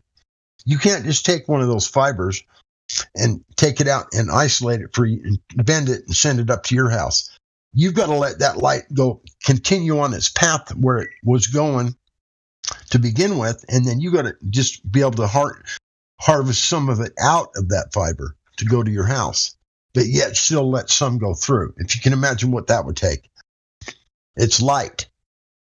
So in order to get light to do that, still got to pass through that fiber to continue on to the fiber that was, going across, going down the road. You can't just take that piece of fiber out and cut it and send it to your house. Because if you did that, pretty soon they'd all be gone. Nobody would have any fiber. So you've got to splice into it. So you just harvest a little bit of the light, which you don't need much, but the rest of it still has to keep going on its path the way it was. So I don't know if that makes sense. But you can't just go in and take the light and take one of them fibers and send it to your house, bend it and say, I'm going to take this piece. No. You got it. That fiber has to continue on. It has to keep delivering light from, keep on going down the road. But you've got to harvest some of that light out to go to your house and send it back into that fiber optic. It's tricky. Let's put it that way. And I don't know what that coupler looks like, but I'm sure you might be able to look it up and see what is actually entailed. But I know it's really, really tricky. And it's like very small. I mean, you're talking these microscopic like fibers that send all this light through. It's crazy. Then how's the information coming from that into a copper wire? Well, it goes to a translator of some sort. It goes into so it translates it to what, the signal that would be sent on a copper wire. It's some sort of a translating box that takes the light and converts it to the signal that, would be the signal that goes on the copper wire. Right. Yeah. Yeah. It's some sort of a converter or translator. I don't know which word would be a better word for that, but yeah, you got to take the light and convert it to the signal that your copper wire is going to carry, because it's not going to carry light. So there's a junction box of some sort in there that takes some of the light, converts it to the signal that the copper needs.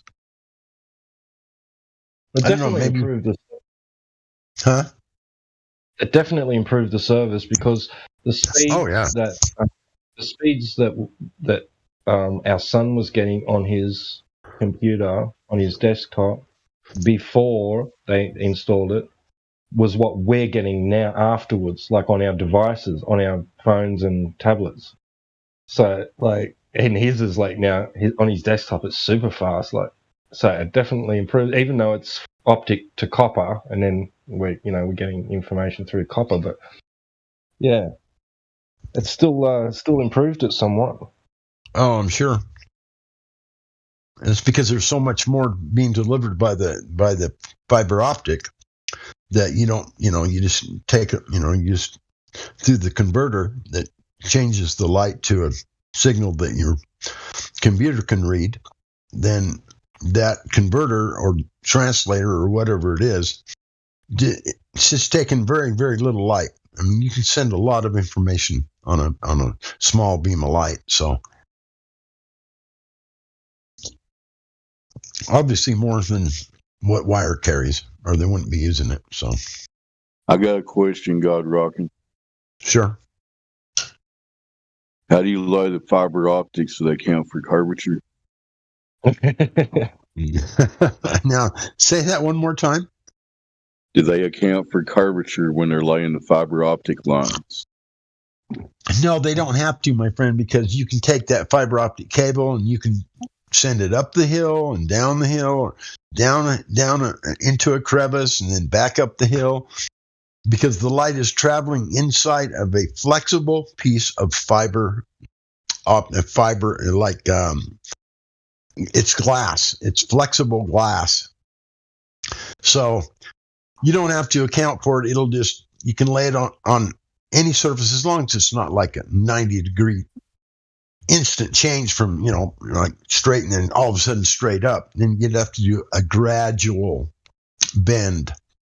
So the fiber optic that they lay on the bottom of the ocean, they just drag that cable across the Atlantic Ocean. They didn't account for any curvature in that, right? Nope, didn't have to. There you go. We seem to me not be on a ball, but a lot of people still think they are. So, anyway. Well, I don't think we seem to be on an immovable. I don't know what the surface actually is as far as the dirt goes, because if you were to stand on the beach and take all the water off the earth, okay, the earth would be anything but flat. Okay, it just would not be. You'd have the ocean, the Mariana Trench, you'd have ocean bottoms, you'd have the volcanoes underneath the ocean, you'd have the mountains that are underneath the ocean, you'd have Mount Everest, you'd have the ground that we're living on. If you were to remove the water and look at the earth, it would be anything but flat. Flat would be no. So the earth is not flat.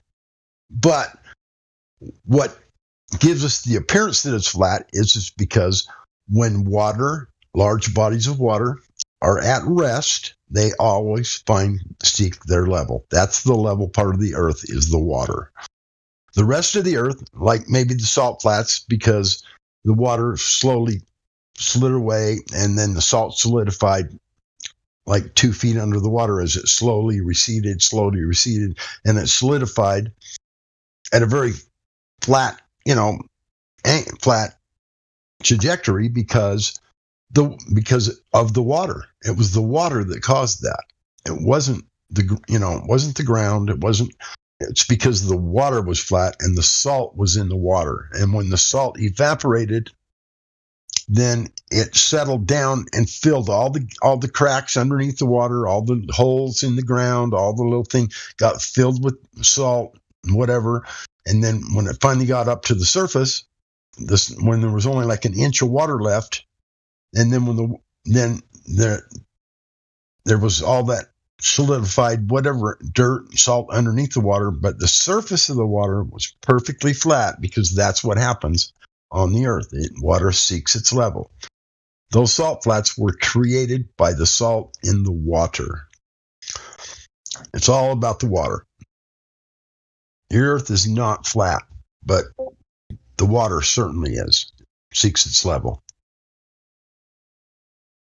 So it appears to be flat as far as in that respect, but the water's contained. And so on the extremities of where we live, there's got to be some kind of a beach or a mountain, or some people say there's an ice shelf. I'm sure there's all the above, but it's a large container.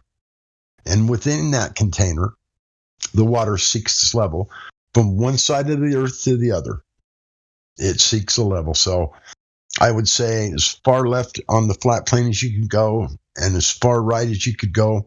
Between those 2 points, I'll bet the elevation of water is probably within, I'd say, 50 feet of each other because of tides, because of ocean currents, because of storm surges, because of all these different things that cause the water to be not quite at rest, but pretty close. So the water, when it's calm, it looks pretty flat, and it is, but you can bet that it's probably a few feet above if you go 5,000 miles to the east or to the west over the water, and there's a high tide over there, and there's a low tide on the left, there's going to be an elevation difference. But it's only going to be that small, insignificant amount. They're not going to be exactly the same height because that water is not at complete rest. If you could make the oceans stop moving, take the ocean currents out of it, and remove the tides, it would be perfectly flat, in my opinion. But due to all these factors I just mentioned, it's relatively flat, probably within 50 to 100 feet. You wouldn't find the water elevation being different, any more different than 100 feet difference, probably less than that. I'm giving that kind of a big number. But you're talking about possibly 8,000 miles of distance of water from one edge of say, if you take and go to the North Pole and draw an X or a cross in there, a line that goes up and down, north and south, and one that goes east and west. You go all the way to the east and all the way to the west. That distance, now they say the radius is 3959, but that's like, you're going to have to look at the ball from the top, and that would be the equator, and then you're going to have to take everything that's below the equator and then lift it up so that it's at the same elevation, for the most part, as the top of the ball, where the North Pole is. So everything, if you looked at the Earth from above, everything is going to have to be lifted up to be the same elevation because the water seeks its level. So you got to take everything that they say is under the equator and under the ball. That all has to be folded up and to the same elevation as what's around the North Pole, and all the way out from there to the end, wherever it hits the edge of the container, which could be an ice wall, which could be a beach, which could be a mountain range. And I'm sure it's all of those, all the above. We have no idea what the entire distance, all the different variables would be, but there's something that causes it to be contained. Man, are you ready to take a breath yet? Yeah, I'm done. That was a nice 10-minute description of a generally level topographical plane by God Rocket. Thank you. You're welcome. I will shut up. The water does lie level for the most part, but it's acted on by different forces. The Globers will say gravity force is acting on it, but turn it into a ball, that's ridiculous. Yep, that is ridiculous. Is there any new people in here? Don't see any. Looks like a bunch of globe deniers sitting here. Who wants to talk? I mean, I wasn't telling you to quit talking, God Rockin', but I was just like, surely you need to take a breath at some point. Just mess with you. Who else is on the mic? Two Dostines is on the bike, right? He's got sticks and shadows down under measuring earth curvature. Good job by Two Dostines. And he's away from his mic. I'll roll call everybody. Chili, what's up? Julius J. Platter on Diffin. Another man from the land down under, Timbo. And Trinity Loves You has joined us. Welcome, everybody. We're here at the 24/7 Flat Earth Discord, and we invite any and all to join us and discuss this subject with us. It's a very interesting subject. It's got a lot of substance to it, but it basically boils down to what God Rocket was just talking about. Are the oceans big balls of water? Does water display curvature and convexity? No, it does not, in my opinion. And any common sense thinking person will know that water's not sitting there in a ball, zipping around through infinite vacuums and stupid stuff like that. Anyway, we will be civil. We'll have a discussion with you. We will discuss the subject and not people's feelings or ideas and fantasies. I mean, the globe is the fantasy. It's literally the largest religion by far in the world, heliocentrism. If you want to discuss that, come on in. Now I feel like it's time for me to shut up. You still there, God Rockin'?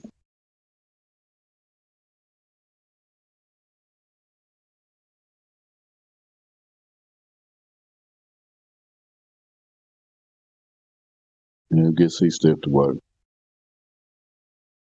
If nobody wants to talk, does anybody have a video they want me to play or something? Shout out to the YouTube people. I'm not watching it right now, but if there's somebody out there that wants to come in and discuss the subject, now would be a great time. We got at least 9 knowledgeable people in here about this subject. And we'll be glad to discuss. All we need is verifiable and repeatable measurements of the Earth's curvature, basically. And we've got thousands of observations at this point in tests with lasers and everything you think of. And we're not finding this curvature. Because, as God Rockin' was telling you, the water doesn't do that. You'll either accept that or you won't. And it's up to you. This is your own journey. So if somebody's got a video they want me to play, put it in the live stream. This is Dead Air Dave at 24/7 Flat Earth Discord. Just click the link and come on in here. We'll welcome you with open arms.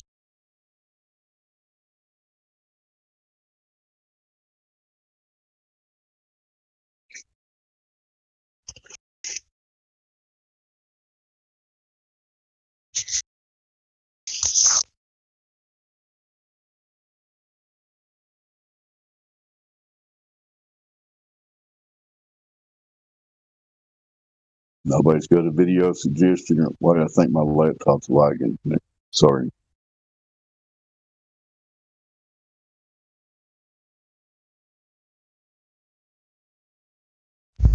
Hell, I don't dare talk again. I took up too much of your time. I wasn't telling you to shut up. I was just messing with you. No, I'm just messing with you back, brother. I like it when somebody got a good 10-minute explanation or rant, whatever you want to call it. That was well done. Good job. I can't do that, basically. Oh, I've heard you come off some really good stuff too, brother. There's nothing lacking in your knowledge about the Earth. I've done the research. I accept that. Yes, you have. I'm not one of your debaters or whatever, but to me, it's objective reality. What is their debate? It either is or it isn't, right? It's not a ball. Yes, that's right. So what's the debate about? It's about these guys' fantasies and religion. It's Yep. Everything that they want to talk about is some made up stuff like gravity or whatever they make up, shit in the sky. You know what I'm talking about? Yes, I do. It's amazing how many people go straight to the sky to try to prove the globe. That's their first instinct. But the sun, the stars, what about what you're standing on? Why wouldn't that be your first instinct? The thing you can actually test and try to figure out something about.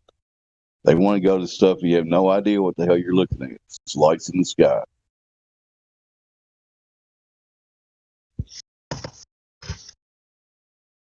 They don't even know what they are, let alone how far they are, or what they're made of, or anything. I mean, really, we don't know anything about those luminaries, in my opinion. I mean, they tell us they're balls of hydrogen, burning gas of hydrogen, or various different clouds of different types of gases and different things that completely violate gas laws. I mean, gas does not bond together unless it's in a liquid form. It really doesn't bond then either, but it's not even anywhere close to solid unless it's either frozen, which you can freeze gas, like good point. But yeah, those all the luminaries that they tell us are burning balls of gas, that completely violates the second law of thermodynamics and the gas laws, because the gas laws say, quote, that they do not bond to anything. They travel in high speeds at all directions until they come in contact with either another particle of gas or a solid object, and then they bounce off of that and go another direction. They don't just coagulate into a ball. And where does the first gravity come from in the first place? Because to make these gas balls, just because there's a cloud of gas in a room or in the let's say out in the regions of the outer distances from Earth, how does that gas cloud have any mass to it, enough mass to create where it would want to bond together when their natural things that they do, the gas laws, they, instead of bonding, they collide with one another and then go off in another direction. They don't say they collide and bond. It's not like water where you run two pieces of water on a table together and they'll like form one droplet. That's not gas. That's not how gas laws. That's not gas behavior at all. That's exactly correct, God Rockin'. In case there's somebody listening on the live stream, what he's talking about there is the second law of thermodynamics. It's a natural law. It happens every time, all the time. You cannot have gas pressure without containment. Correct, God Rockin'? Yes, sir. We have no demonstrations of that happening in real life, in reality. Where they made up this whole story about all this stuff in the sky, doing all this magic physics that God Rockin's talking about. You know, gas balls forming in a vacuum. Just think about that one. It's ridiculous. Yeah, so that's entirely. That's the third main reason we're all sitting here. There's no demonstrations of gas pressure without some form of containment. Somebody come in here and prove me wrong. Back to you, God Rockin'. Yeah, there's no way they're going to prove you wrong on that one. That is in the definition of gas pressure. It is the collision that the gas does against the walls of its container. That's in the definition of gas pressure. You must have a container. You're absolutely right. Without the container, there can be no pressure. There's nothing to bounce off of to cause the pressure. I mean, it's like take your hand and touch the wall. You just put pressure on the wall. Okay? Well, gas is the same way. But the thing of it is, your hand, you can hold it on the wall, but gas bounces. It hits another surface or another particle of gas, and that it deflects and goes in another direction at high speeds at all time in all directions. That's gas behavior. That's how it's described in all of the books, the science books. It does not coagulate together. It collides with one another and travels in high speeds directions at all times, in all directions. And in order to have it pressurized, it's got to have containment all the way around, because even if there was a little hole in just one little spot, all that gas would eventually bounce off these walls and end up deflecting out that little hole. It might take longer, but it would still, eventually, it would migrate to the lower pressure, which is on the other side of the container, through the hole. Hey, we just been joined by somebody that might have gas pressure without a container. Sonny, Get him in. Can you do it? Show us some gas pressure without containment, please. Sonny on the plane, are you there?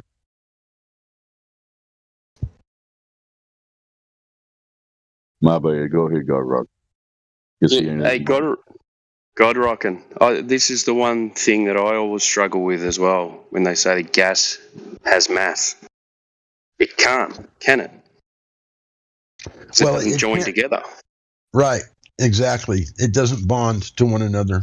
Now, if you pressurize it, now, then, and like in a propane tank, you can put it in there under super high pressure, and then it's forced together. It's actually, you have to force it into a liquid. Yeah, I was going to say, then it becomes a liquid.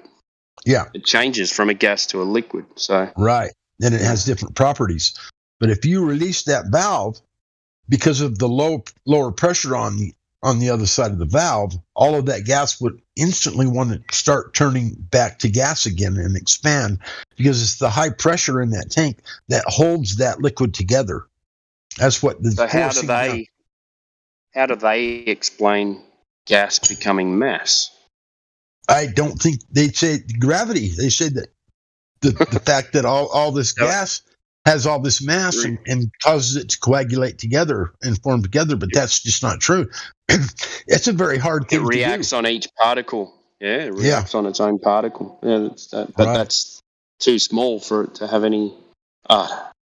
They got so many stupid explanations. Yeah, it is. I mean, in order to get gas to turn to a liquid to begin with, you got to pump it into a tank, and there's no liquid in there until you get more and more, and then pretty soon you got so much gas in there under high pressure hose pumping it into the container that it can no longer fill the space without forming into a liquid. So then it starts to bond together, but it's not really bonded together. It's actually being forced together from the pressure. It's like the ocean. It's water only because the barometric pressure of the earth, 14.7 psi. If you were to remove that barometric pressure, 14.7 psi, the oceans would boil. Not because of heat, but because of no pressure. You can take a cup of water and put it in a vacuum and suck all of the air out and relieve the surface pressure of the air forcing down on that water, holding it as water, as a liquid. You relieve that pressure, you suck it out of that vacuum chamber, and that water will start to boil, and it will boil until it all turns to gas and evacuates that vacuum via the pump that you're sucking out the air out of it. Pretty soon you're starting to suck steam and air and water. It'll turn to a vapor because there's no pressure. It's a lot of people don't understand that it's actually the pressure forcing all of that in this container that we're in. We're in this container that is pressurized, and if it wasn't, the water wouldn't be here. It would be a vapor. It would be a gas. It would be whatever. It would be steam. Whatever. Because you can put a cup of water in a vacuum and turn the vacuum pump on, and it starts to boil at room temperature. I don't know what barometric pressure that is, but you could look it up. So the reason the argument against what you're talking about is we just don't understand their magical celestial physics that they made up, right? Yeah, exactly. Okay. I mean, there's no pressure out there. In fact, they're saying it's just the opposite. It's a negative pressure around these gas balls that is holding them together. Okay, that's impossible. I mean, that's literally impossible. If you were to take any liquid form, like liquid gas, like in a propane tank, and relieve the pressure, it turns back to a gas. Now, propane turns back to a gas at 14, at like less than 14 psi, because it's in the natural environment. Propane is a gas, but in order to turn it to a liquid, you have to put it into a tank and put it under high pressure. super high pressure, and then that forces the liquid, and then it forms into a liquid because it can no longer fill the space with just gas. It has to start condensing into a liquid, and then pretty soon you fill the tank with liquid, and you can't put no more liquid in it. It's done. You can fill that tank up until liquid comes out the hole you're pumping it in, and then you got to put a cap on it.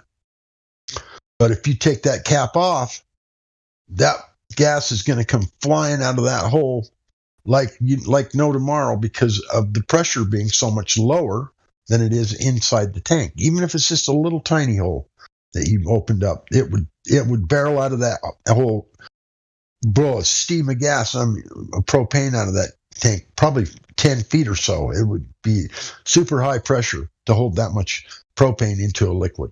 And that's what's going on the Earth, is that this 14.7 psi is what keeps our oceans water. You relieve that pressure and it would become steam, and we wouldn't have any water on the Earth.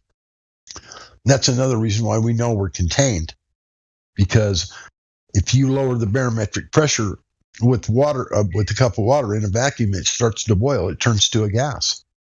It cannot maintain its nature, its state of existence as a liquid under a lower amount of pressure, surface pressure, of course, holding it down and holding it together. It's like, I don't know if that makes sense, but and it can't be a liquid without solid point. 14.7. Yep. You're making solid points as usual. One question that just popped in my head, and I've been curious about before. Think about if you were back in the original mating, whenever that was, Copernicus time or 100 years ago, whenever they got together and made this model up, or, confirmed what they were claiming. Why would you ever claim a gas ball in a vacuum?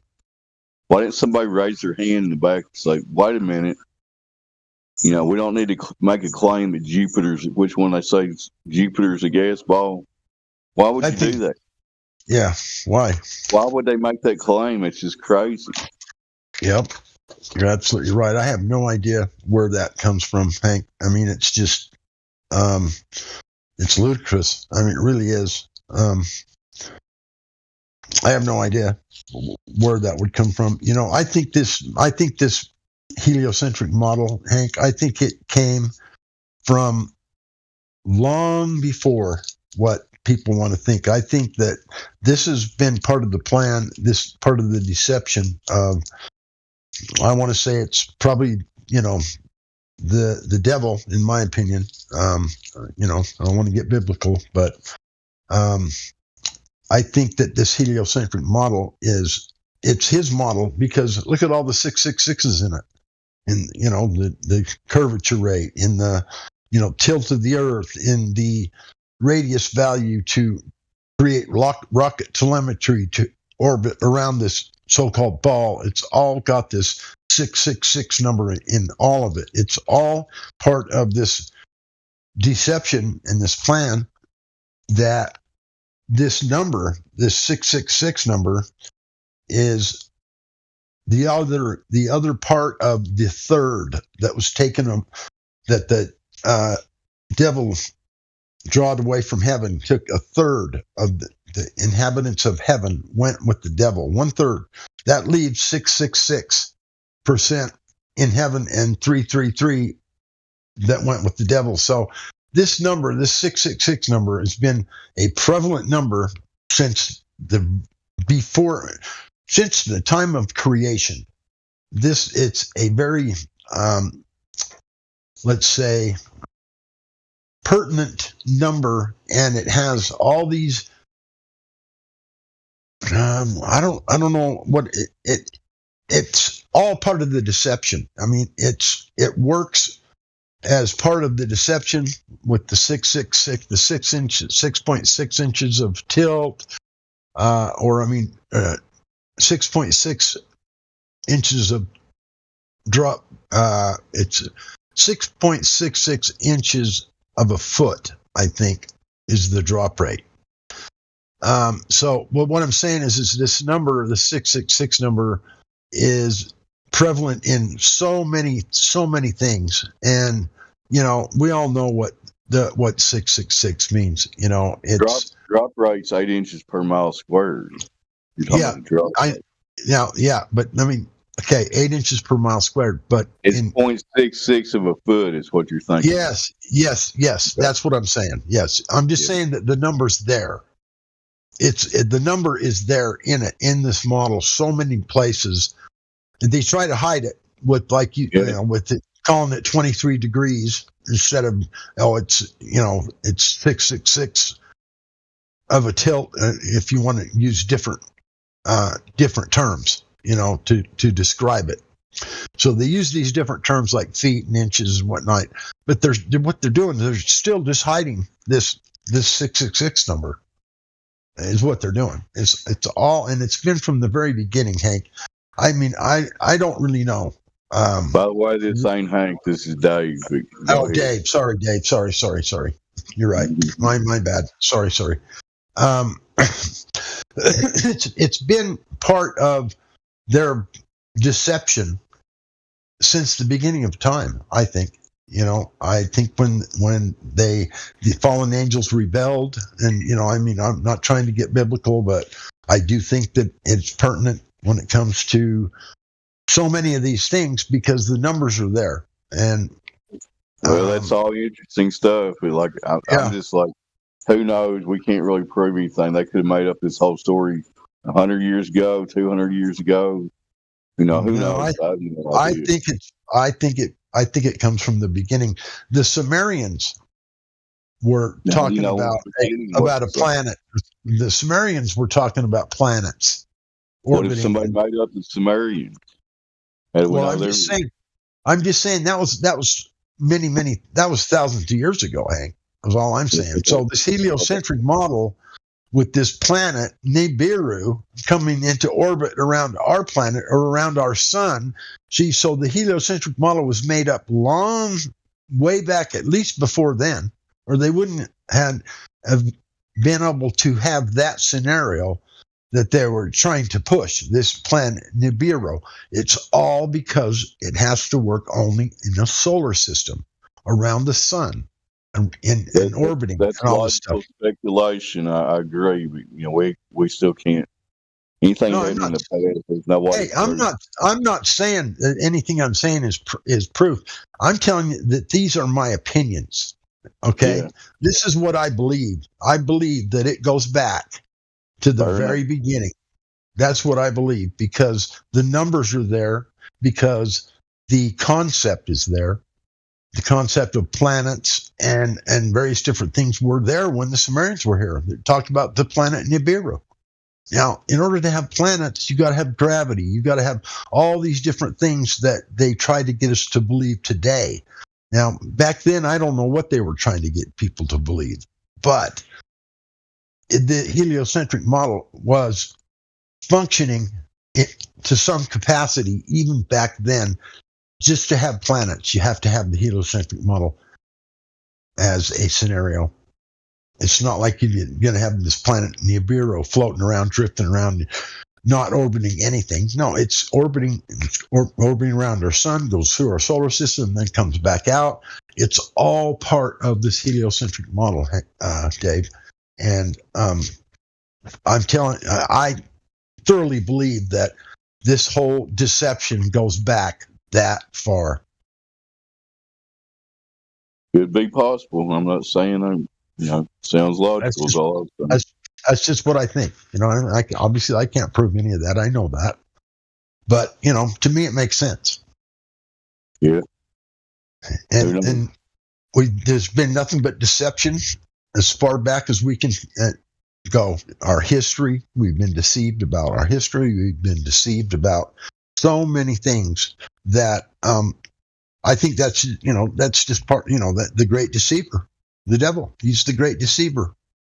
So go figure. I don't know how to explain it any other way, but I think the heliocentric model was in some capacity functioning even back then because they had stars and planets and all kinds. I mean, what were the planets doing in Sumerian days? Just drifting around doing nothing? No, they were orbiting. They were saying they were coming in, orbit around the Earth, swing around the Earth, swing around the sun, and swing back out of the solar system, and then at so many thousands of years come back again. That's all contingent upon gravity and a heliocentric model of a system that we live in. So it's been functioning ever since way back then. Maybe not to the capacity that it is today, but it's still the same plan. It's still all the same deception. But when you say functioning, it's just functioning in people's heads, not actually functioning in reality. Yes, That's exactly. Yes, okay. Thank you. Yes, thank you. Obviously, it's not functioning in reality. It's functioning in people's heads. That's why I kept saying it's a deception. It's a deception. I just wanted to clarify. You got it. Yeah. It probably needed to be done for the listeners. You're right. But yeah, it's functioning in their head. This heliocentric model has been a deception that has been functioning for a very long time. The deception is what is functioning, not that the planets were actually functioning or orbiting around the sun and doing all these things, but the concept of that was functioning in our heads as a deception. So that might be true, but I don't think it became widespread until like around 1800 when they started pushing the school systems and stuff. Well, probably didn't, but back when being taught flat Earth in schools up until 1920 or something like that. Right. You're right. But I still think that there was a time in the deep dark past that this heliocentric model was under development. Let's say it was all part of a deception that we're all under now.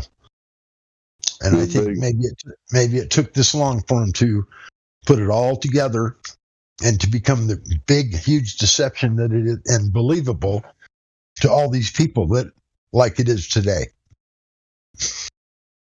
I mean, you can't do something like that. Can't do something like that overnight. People, I fucking love you guys. I love you guys. Awesome.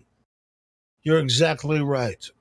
The functional aspect of this gravity idea, it works on Earth, as far as like through like if you're going to apply to, if you're going to apply physical mathematics here on Earth, as far as weight goes, it works, doesn't it? Well, the way they tell the story, yes, I agree with you. We got a certain fall rate that they can engineer shit off of. Yeah, but fall rate is that's kind of a misnomer. I think the fall rate of something in a vacuum is like nothing falls in a vacuum. But we're talking about weight more than we're talking about some other thing. Gravity is, the function here. We can say 9.8 meters per second squared. As it's utilized here on Earth, it's fairly functional. We don't have to extrapolate any other ideas about outer space or anything while we're using those mathematics and plugging them into calculations on Earth.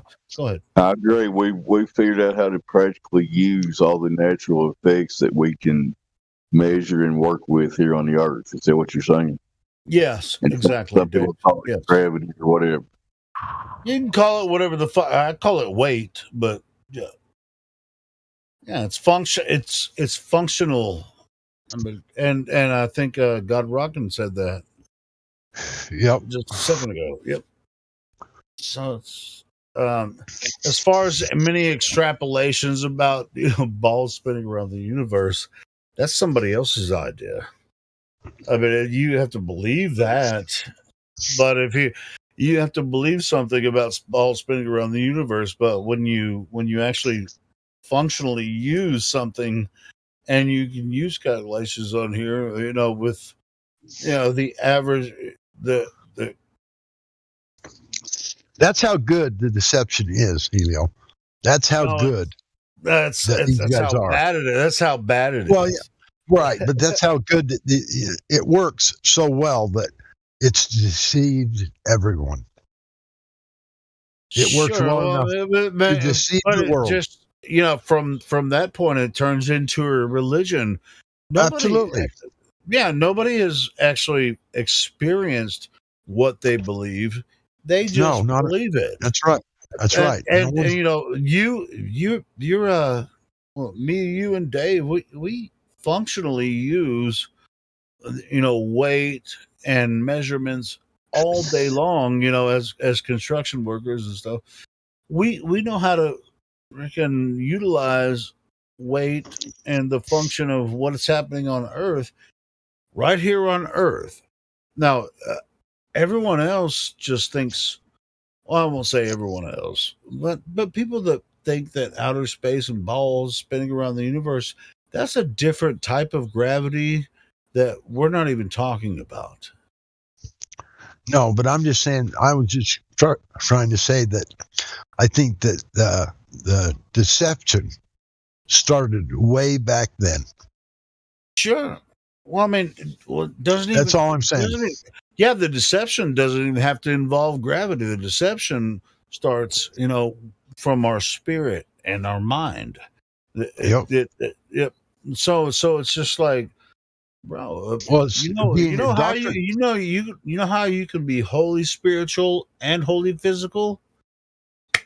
Know yourself and know functionally how you exist right here on Earth. Everything outside of Earth is something that you have to believe. Absolutely. There's no tangible evidence for any of it. And what I mean by tangible is you have to be able to touch it, feel it, and everything else is a belief, right? Everything else is a belief. Yeah, you can't. Dude, I've experienced Earth like nobody's business. I've experienced the good, the bad, the fucking ugly, all that shit. You think you're alone with that? No, I don't think so. You're not. Trust me. Yeah, that's what I'm saying. It was just like everybody just like, hey, let's pretend there might be something out there and give us some science. Well, you can't science something you've never touched. Yeah, that's what I mean. It's not tangible. If it's not tangible, you can't test it. You can't science it. It's all pseudoscience, period. Fake science. I have hands-on experience every single day. I'm a builder, that's my trade. Me too. Yeah. But you can't experience anything beyond this earth. Not physically. You cannot do it. It's all made up. It's all pseudoscience, period. No tangibility to any of it. So where's this magical outer space? Any physical evidence for that? Any of it? Anywhere? No, none. Not a drop.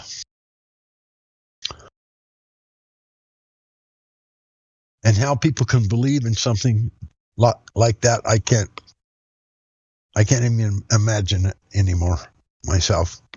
It's beyond me how people can believe in things they cannot touch. Hold on. You used to believe it, didn't you? I did. Yes, I did. Yeah, but I did today I did too. Yeah, of course I did. Just because somebody told me. But then when I started to say, hey, somebody you trusted. You trusted. Yeah, well, it was the religions and the education system. Yeah, we trusted our elders, when it came to that, and our teachers, and they believed it too. Yep. But I just don't believe them. That's not what Earth is. what they told us what Earth is. I just don't. I don't trust their intellect in that way. I'm not saying they're dumb. I just don't. I don't see it the same way they do anymore. Well, they see fantasy as reality. Yeah, and you don't. Neither do I. Yeah, but at a certain point, I'm like, just like, well, they look at us and like, hey, you're just out of the loop, right? It's just like, well, the loop is the loop, right? I mean, that's your religious fantasy. It doesn't even like religion, and they don't even realize that religion and atheism, you know, and this Big Bang Theory is all looped together. It's not even the same. Their ideas are the same thing, but what we're talking about is completely different. Because you know, if you think the Earth is a globe, you can argue all day about, you know, how the third rock from the sun is, you know, was created by God, or it's not created by God. You got 4.5 billion years of evolution and all. It's just like to me, that's become a boring argument. It's like we're not talking about the same thing. I mean, I don't want to talk about it at all anymore. I'm done with that shit. Well, no, that's what I'm saying, but a lot of people still do, like in other servers and YouTube platforms. They'll have like 1,000 people just arguing, you know, evolution versus creation, but they're all globers, so they're just like, oh, God did it this way and God didn't do it this way. I was like, you know, that's something else. It's something. There's no else. evidence for it, though. About that. Yeah, that's what I'm saying. So because both on both sides, they think gravity is real, just like we were talking about earlier. You know, there is no such thing as gravity. So, no, not the way they explain it. Not at all. So it's just like if we were to go into a forum with you know, creationist and an atheist, they both think the Earth is a globe, and they're going to be arguing gravity. They're on the same side when it comes to gravity. It's like how, and you know, man, I don't even know where to start with you guys. What gravity? What do you mean by gravity? The gravity well, you know. Yeah. The center of mass. Well, it's just like, well, and then it's like, you don't believe in gravity? That's what they're going to say. You don't believe in gravity? No, I don't have to believe in gravity. I know I used to think gravity was a thing, but now I don't anymore. Tell me more about this gravity you speak of. It's just like, and the more they speak about it, the more it becomes ridiculous. Yes, sir.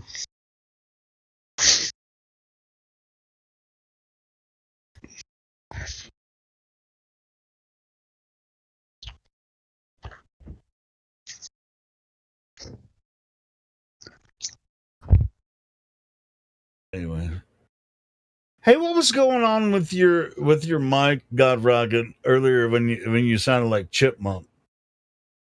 What was that shit? Did you ever figure that shit out? That was funny.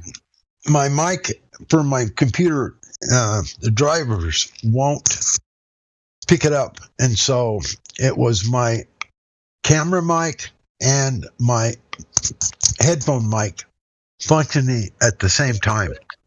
Is what it was. Funny, bro. It was like 30 minutes of like every time. I don't know if you were trying to talk or whatever, but it sounded like fucking. It's just like this fucking chipmunk sound. I know. And we were taking the piss out of you, but that's all right. We still love you all together. We know, we love you, bro. I know. That shit was funny though. Shit was funny though. I didn't know that my mics were doing that. You know what I mean? That shit was funny. I know, it's crazy. Nah, don't be embarrassed about it, because I mean everybody has, glitches every once in a while. No problem. But that shit was funny as it's a major glitch. Let me tell you, I still haven't got got it fixed. So we had other people in the room going, "Oh, hey, I know." oh man.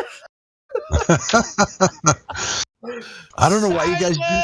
Theodore. Why didn't you just? You should have server muted me. Fuck. I was just listening. There's other people that were already in here. No, they were having fun. I was just listening. That shit sounded That's funny.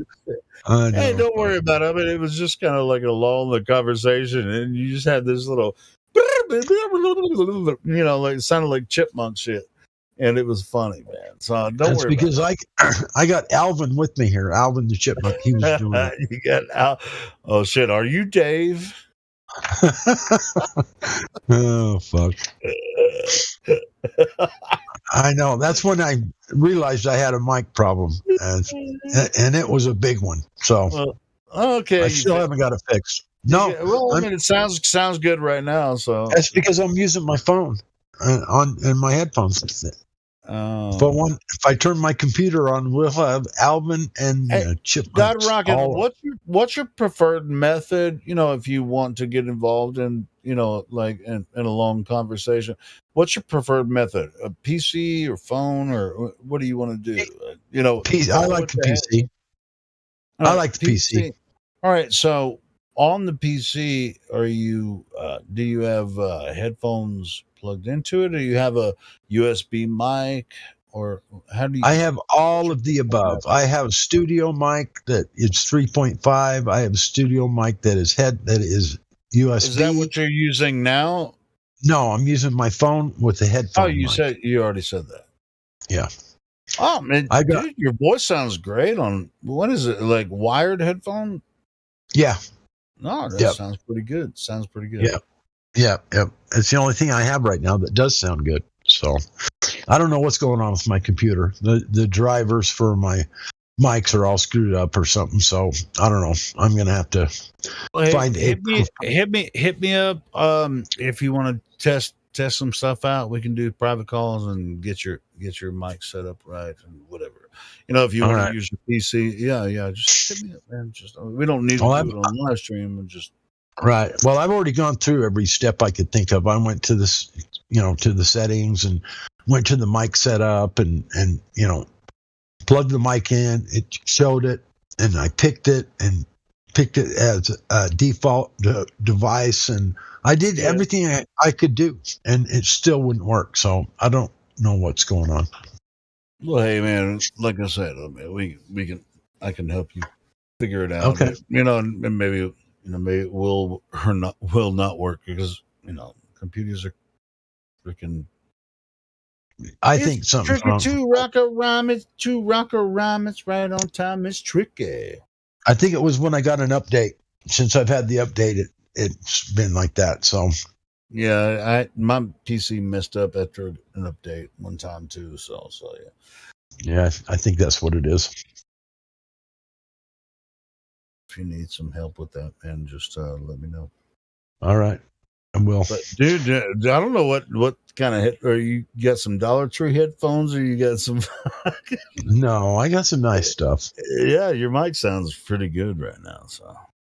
I was using. So you don't want to be connected to your phone though all the time, like trying. No. Have you ever heard of Jabra headphones? Yeah, Jabra. Yeah. That's what I've been. Yeah, that's what I was using before. A USB port Jabra headphone, and then I got a studio mic that's mounted to my desk. With the big sponge over the end of it. And I used that for about 2 years, and then ever since. The mic thing. It's a Windows issue, I think, because it is. I'll help you with it, man. We can do it now, or it's kind of slow right here on the live stream. If you want to switch over and try to go through that really quick and get I don't even see a reason to, because this mic sounds great, and unless Yeah, I want to get my PC back up and running like it was before eventually here, but I don't know if I want to do it tonight. But yeah, I'll hit you up for sure. Yeah, bro. Yeah. I will. I'll go through some of the settings and make because Yeah, when you. I mean, I went through everything I could, Helio. I really think I did. I went through all of it, and I thought I did too. At a certain point, I was just like, "What the fuck's going on?" But then it was There was one thing that and then I was like, "Oh, that's what it was." And yeah. Well, right on. This isn't a PC Tech. But by the way, your headphones sound great here tonight. So yeah, that's because I got my phone in my back pocket and I got a wired set of headphones on my head with one of those little mics that flip down. And hey, how fucking cold is it up there, bro? It's cool, but it's not cold yet. It's so it's like not freezing. No, not even close. Did it get below freezing yesterday? No, not at all. It got below freezing here in Arkansas, bro. Yeah. I think the coldest it's been here has probably been about 60 degrees, 60, maybe in the 50s. Holy That's as cold as it's been so far. Yep. Well, that's the high. They call it the high desert, don't they? A lot there in Utah. Yeah. The whole state of Utah, almost the whole state's a desert. Yeah. It freaking got below freezing here this morning. But see, I'm at 40. I'm at 4,200 feet elevation right here where I live. So I'm about the same, under 4,000 feet. Yeah, where I'm at. Yeah. And anyway, go ahead.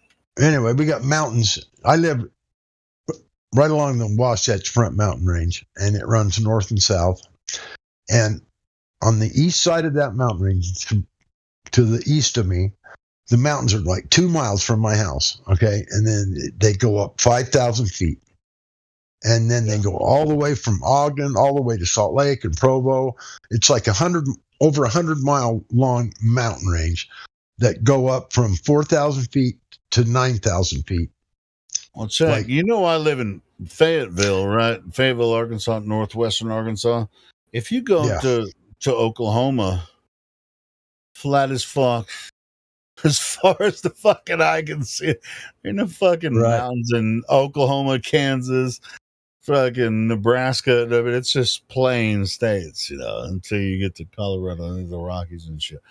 So it's just like we're the end of any type of, but it's all elevated, above sea level. Right. Yeah, the Great Salt Lake is about 4,000 feet. Pretty close. Yeah, that's about where I am, as far as above sea level is about that. That's where. Yeah, and right where I live is 42 something. But if you go, what's really trippy about Arkansas is it's like where I am, it's about 3,000 to 4,000 feet, depending on where you are in northwestern or the northern part of the state. When you go to the south, have you ever heard of Riceland, the company? Riceland? What is it? Riceland is one of the biggest producers of rice in the world. I mean, China buys rice from Riceland. Wow.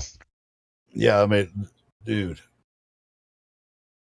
one of the biggest rice producers are in southern Arkansas. It's all flat as fuck. Southern Arkansas is flat as shit. But you go to northern Arkansas, and it's not even really a big state, but like Little Rock, where the Arkansas River goes through Little Rock, when you go like from Memphis to Texarkana, south of that, it's all farming land, and a lot of it's rice and soybeans. It's the we're one of the biggest producers of rice and soybeans in the world. Yeah, look up Riceland, man. It's the largest rice company in the world. And wow. Fucking China buys rice from Arkansas. Look it up. That's weird because I always thought that China was the big rice producer. No, they buy fucking rice from Arkansas, bro. That's crazy. I did not know that. I did not know there's a certain way you have to grow rice. You have a level You have to Yeah. grow rice. We know with a lot. You have to like flood the plain, Right. to grow rice, and then drain it down, and then harvest it.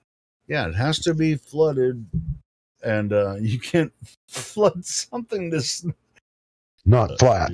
yeah, it's not flat, right?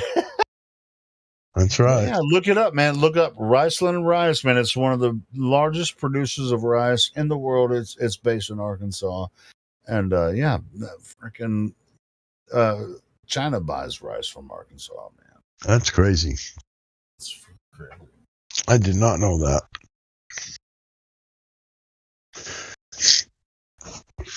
Utah's not much of a farming state. We do farm a lot of alfalfa. No, but there's a fucking shitload of cattle there, isn't there? Yeah, that's why we farm alfalfa to feed the cows. Yeah, but you don't feed them alfalfa. Well, I mean, you do feed them alfalfa, but you know, if you feed them too much alfalfa, they'll fucking die. No, but that's why you just throw little chunks out to them. Yeah, I know. I mean, I worked for a farmer for a while, and just like, hey, you get alfalfa. It's like bales of alfalfa, and just give them a little bit. Yeah. The rest of the time you feed them hay, give them a little corn feed, and mostly hay, and then every once in a while alfalfa. But yeah, I worked for a large animal vet for several years, and yeah, we grow a lot of hay and alfalfa here. A lot of hay bales. They're great big ones. Those big round ones. They're like almost 2,000 pounds. My friend owns a whole. Well, if they get into an alfalfa patch, they'll get sick if they eat. They'll eat themselves to death. Yeah. You got to watch it. Got to keep the cattle out of the alfalfa patch. Yeah. They'll eat till they die. Till they blow up. Yep. Yeah. But it's good for their digestive system to feed it to them every once in a while. But, Yep.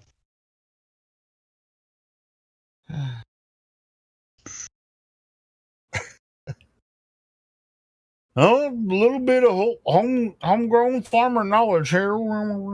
There you go. Yep. I got some. My friend owns some pivots down in central Utah.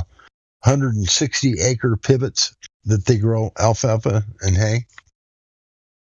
It's not required that you know this stuff to be a flat earther, but I will tell you, I just happened to grow up in a family where there were farmers, and I worked on the farm, and I know some of this stuff. Right. I clean stables. I fucking led horses. I worked for a large animal vet, and he had a 250-acre lot, and I used to go with him. He was a vet, so he had this big truck. It was like and all his supplies on the truck. It was like you could open it up from the side. So when he's treating the animals, if he had to go on a run and stuff, I'd go with him, and he's like, do this, do that. And I was like, motherfucker, you can pay me $100. I'll fucking do whatever you tell me to do. So, right. But I loved it though. I mean, because most of the time I just show up. He's like, go over here and I can drive that tractor and do this, or fix that fence. Kinds of shit. Or dude, sometimes I'd go out there, he'd like cut that tree down and chop it up into wood. And I'm like, hell the fuck yeah. Yeah, he had all the tools and everything, it's like, all right. And so it's like drive this big ass bucket fucking loader tractor over there, and I cut this fucking tree up, load it in, and then chop the fucking wood up, and for the family for the winter. So like, dude, this is fucking badass. I love that shit. I was like, nobody's fucking with me. I'm out in the middle of nowhere, just freaking chopping up a tree with everything I need, and I'm just like, boom, boom. Dude. Chopping wood is the most exhilarating thing. When I was in prison, bro, I learned. I became a sawyer. which means I can cut burning trees on a fire with a chainsaw. It'd be certified to do that. Well, when I got out of prison, a friend of mine was a tree cutter. He would cut down trees in people's yards to get rid of them. So we'd cut them down, haul them off, take them to his house, stack them up till they dried, and then split them up into firewood and sell it all winter. I mean, so there's nothing better than splitting logs, bro. I mean, I can run a chainsaw. Let me tell you, I can run a chainsaw. If you're sitting, it's better to sit in a recliner just thinking. You can think while you're freaking, with the splitter. I actually miss it. I haven't split logs in a long time, and I really miss splitting. Did you use an axe or a log splitter? No. I use a good splitter because if you try to do it without a decent splitter, you're just wasting your time. Yep, that's right. My friend's got 2 nice splitters in his backyard. When we cut down these trees, we just take all the logs to his house, cut them in like 1.5 foot lengths. No, and axes for cutting, splitters for splitting. Right. That's a different type of head on the end of the. Right. I had a good splitter, so as a matter of fact, they didn't have a good splitter, but I did. So I brought my own splitter, and I don't know where it is now, and I miss it. But I don't live in a place where I burn wood now, so. But I still miss splitting wood. It's one of the most relaxing things you could ever do, is splitting wood. Yep, I've done plenty of it.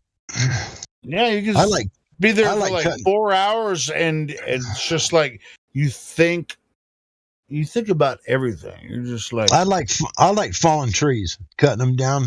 You have to put the wedge in the right spot so it don't hit the house. With a chainsaw, yep. But you're already planning. You already know I'm going to do this with this log, and then when you go to split them, it's like, whoa! It's just like there's something about it that's just like so peaceful. It's like when you take the chainsaw out there, you cut the tree up, and you put it in the bucket loader, just load it up, and then you have your little log that you put down for your base. It's like, I'm going to split all this shit, and I'm going to think about all kinds of shit while I'm splitting that shit. Oh, bro, there's nothing like it. There's nothing like it. Nothing like splitting wood, man. I don't know if it sounds crazy to everybody else, but I think God Rockin' knows what I'm talking about. Other people who split wood, it was just like, I mean, I was getting paid, but I was like, well, thank you for paying me for this. Is fun. I fucking love splitting wood. It's one of the most mundane but beneficial things, because while you're splitting, you think about almost everything.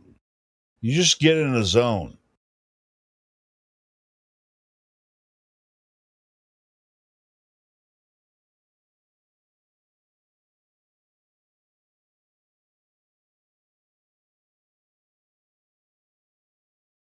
I don't have a fireplace where I live now, so I kind of miss splitting wood. It's really fun.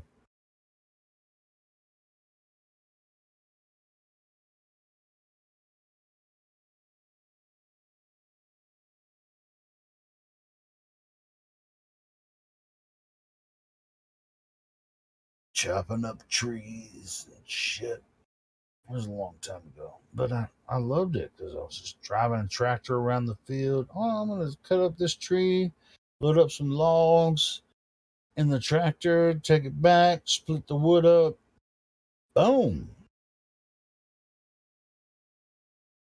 I mean, I was going to make $100, but it wasn't about the money. It was about like just me, like out there doing my shit. Fun, man. I love working on a farm. Fun.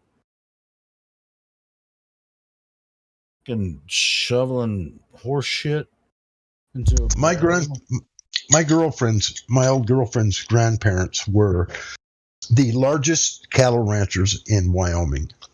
They would do their cattle rustling with helicopters. That's how many cattle they had. They had like thousands and thousands of acres of land they owned, and then they would take them to the I think that's where most of the cattle comes from, is Wyoming, because the only thing I ever saw when I went through Wyoming was cows. Yep. Some of them were probably my girlfriend's grandparents. They were the largest ones in Wyoming, and so it was just like they're all stuffed together. They couldn't even fucking move. Check it out.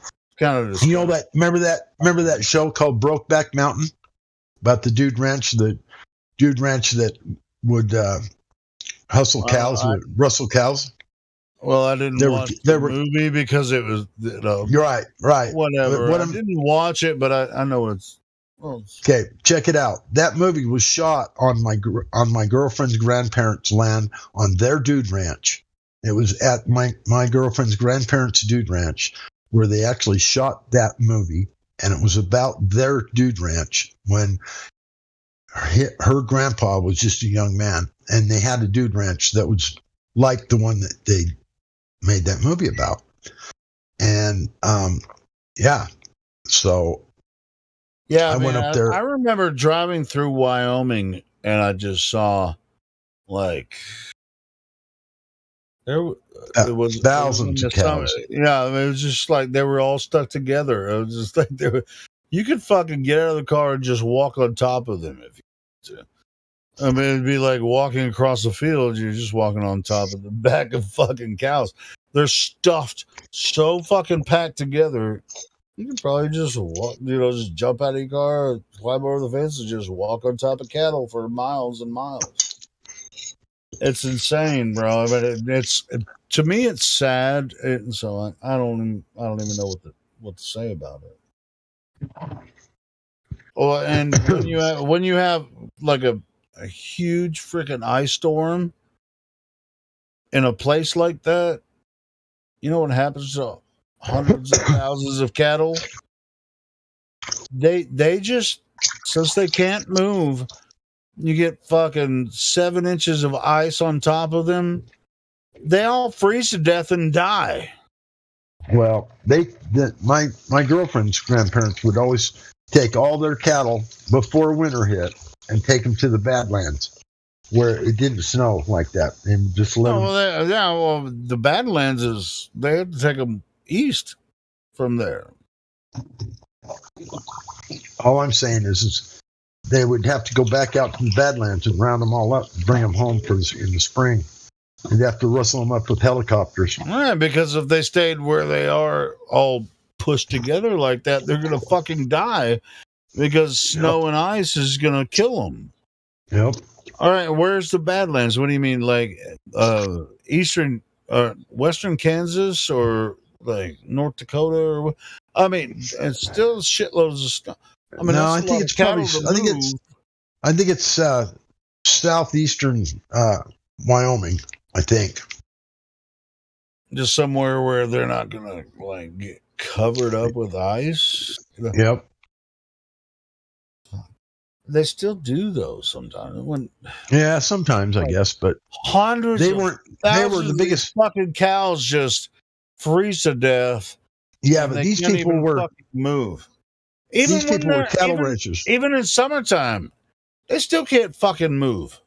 These people were professional cattle ranchers, and they knew where to put them at what time of year, so they didn't lose thousands of cows. I mean, I'm sure they lost a few every year. They're all suffering though. Doesn't. And so it's like vegans come in here and be like, oh, vegan. They do their shit. But if you drive through Wyoming and see that shit and how the cows are suffering, I'm not a vegan, not anywhere near a vegan, but bro, I feel really bad for those fucking cows. Well, all I know is they took them and put them where they needed to, so they didn't freeze to death from the winter. But All right. Well, I'm sure in the summer it's just as bad. They can't fucking move. They're all packed in together and just like burn. All you can do is just go, step on each other. And it's fucking ridiculous.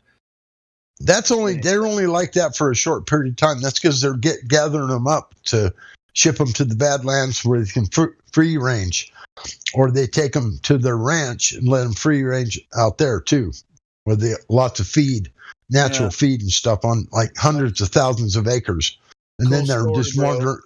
They're just wandering all over. What do you mean? I've been there and seen it. What, 30 years? I've been there. Yep. Okay. Yeah, her grandparents are dead now. That's where I saw them 30 years ago. Her grandparents are dead now, and she inherited millions of dollars when they died. Telling you, it's not like that. The cattle are not treated. Oh, I'm sure they're not treated as humane as they should be. But what are you going to do? I mean, Oh, we have hundreds of millions of people. What do you want? What do you want to do? Go get all the cattle ranchers and put them on the gallows and hang them, or what? Is that what you want to do? No, of course not. Well, then what's the solution then? Hey, you remember this phrase? I'm just saying. Yeah, well, I'm just saying too. Yeah, is that what you want to do? Hang all the cattle ranchers or what? What the fuck? No, I didn't say that. I know you didn't. I'm asking. No, yeah, I mean, but I feel bad for the animals, but I still eat the motherfuckers, so whatever. Yeah, I feel bad for a lot of things too on this fucked up planet or plane that we live on. Planet. I still say planet every now and then, mistakenly, and it pisses me off so bad when I say that fucking word planet. It's like fuck. I know we don't live on the fucking planet. What am I saying? I just call Earth. it Earth. Planet. Yep. Our Earth. It's our place. It was created for us, and we should treat it well. And that's the only thing I was saying about what's going on in Wyoming. And it's not only there in Wyoming; it happens all across the world. You know what they say? They say, support what you love, or it'll go away. What if you don't support what you hate? It would probably go away as well, and we shouldn't support our government. How does that sound? Oh, that would be a blessing if the government went away. At this point, at least. Which means maybe never. By not supporting them is you don't vote for them, you don't pay your taxes to them because they use the money for the wrong things. We shouldn't support them, period. And they would go away if we quit supporting them. It's an easy fix. No more tax money. Well, fuck you. I don't think it's a fix because then you're going to still have. All right, so now we have no government in place, and so we, what are we going to do from there? Well, we'd have to just figure it out, wouldn't we? I guess we would. We always do. I mean, I can't give you that answer, but I know one thing: we would figure it out eventually. We'd all get together and we'd figure something out. Yeah, who's that just asked the question? That was.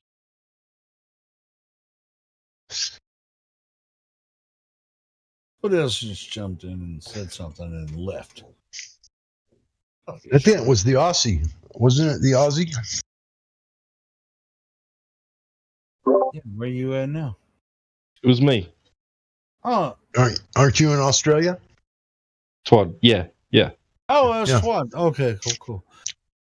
Yeah, bro. I mean, it's just kind of hard to. They got cattle in Australia, don't they? Yeah. Well, they have. Do they freeze to death and die, like Helio says?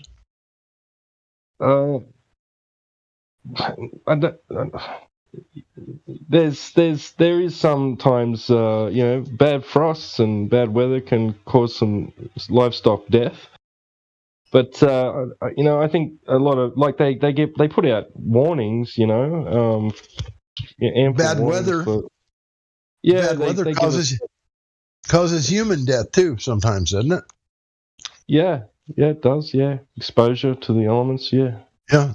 So, just part of the way this world works right now. I get that. You say that I was just saying that's not part of the human element and moving cattle from different situations. So, I mean, of course, cattle is a product, to ranchers and stuff. Yeah, sure. What? Yes, of course, the same type of thing happens in Australia. I mean, even with sheep and freaking. I knew it did. I was just trying to make a point. That's all. All right, cool. Hey, you remember like back, if you not remember because you weren't there and I wasn't there, but in not ancient times, but 100 years ago or a couple 100 years ago, they'd fucking take a whole load of cattle from Texas to fucking Wyoming, and it was they'd hire a shitload of cowboys and a cookie, right, and wagons and shit. It's the wagon train, and then other people would like get hooked to the wagon trains. It's like, oh well, we're gonna take this load of cattle, and the cowboys, they all have their horses, and they just like rustle the cattle. The fucking cattle drive. Yeah, it's a cattle drive, man, from fucking Texas to Kansas or fucking Wyoming or Washington and wherever they're supposed to bring these cattle to. Yeah, they go hundreds of miles, thousands of miles. Yeah, they call it droving. They call it droving. Yeah, droving. Yeah, droving. Yes, exactly. And that's not the way it works. Today. That'd give you some severe saddle rash, now wouldn't it, bro? I often wonder if you were a cowboy, like doing that shit. I don't shower a lot, a few times a week. But if you didn't shower for like 4 weeks, and you're just on the trail, just like following these. You were a stinky. I'm wondering. I mean, it's just like I watched some of these old Western shows and them shit. I'm like, these motherfuckers must smell like ass. It's just like, and then they go to the horse houses and shit. I mean, the horses are supposed to be cleaned up, and are the cowboys cleaned up? No, but they're the ruggedest motherfuckers that ever came to the road. It's just like, goddamn, I feel really bad for the whores that they're buying. It's weird.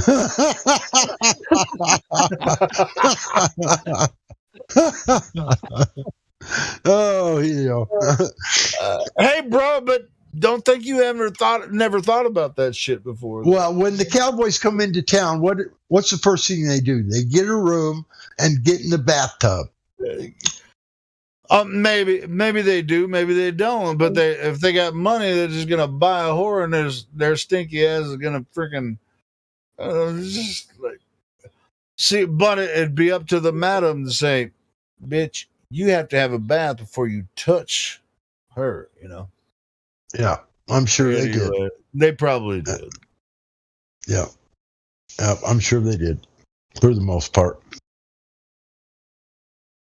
But I'm sure there was some stinky old cowboys out there. I imagine probably been a month since they had a fucking bath, bro. Yeah, still getting laid, even though you can bet on it. Well, but they're paying to get laid, so it's how hard is it to fucking get laid if you got if you're just paying? Got money. In the old days, I wonder if they were. I wonder if they're now. You can still do it now, but I wonder if the horse were wearing masks. The horse, like they do to. Yeah, they probably had to wear a mask. Should have. It was the Corona. I bet you any money the horse was like thinking the whole after 2 weeks. It's like it's called Corona Cowboys. couldn't tell you as the rider. It's like, bitch, you need to dip yourself in the river for a little bit because you smell like shit. Yeah, I'm sure of that.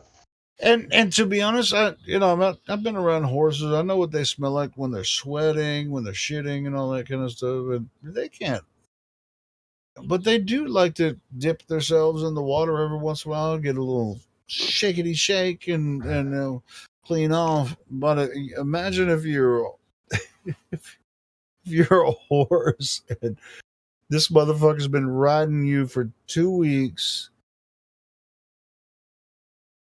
Imagine what that. And horses have huge nostrils and they're very sensitive. They're like, I bet there's. I've never done that, but I just imagine a horse being like, man, nudging him towards the stream. We can take a dip.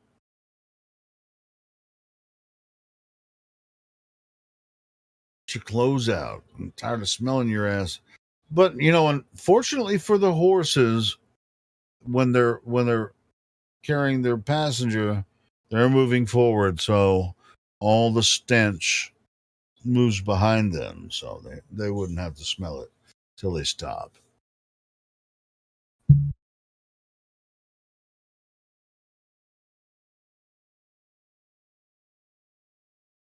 I'm saying all this. I'm just kind of making shit up. Whatever. I've worked with horses, but I'm not a rider.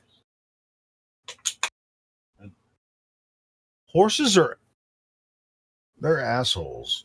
Some of them are. It just depends. Depends on which horse. I mean, they all have different personalities. They're fucking weird.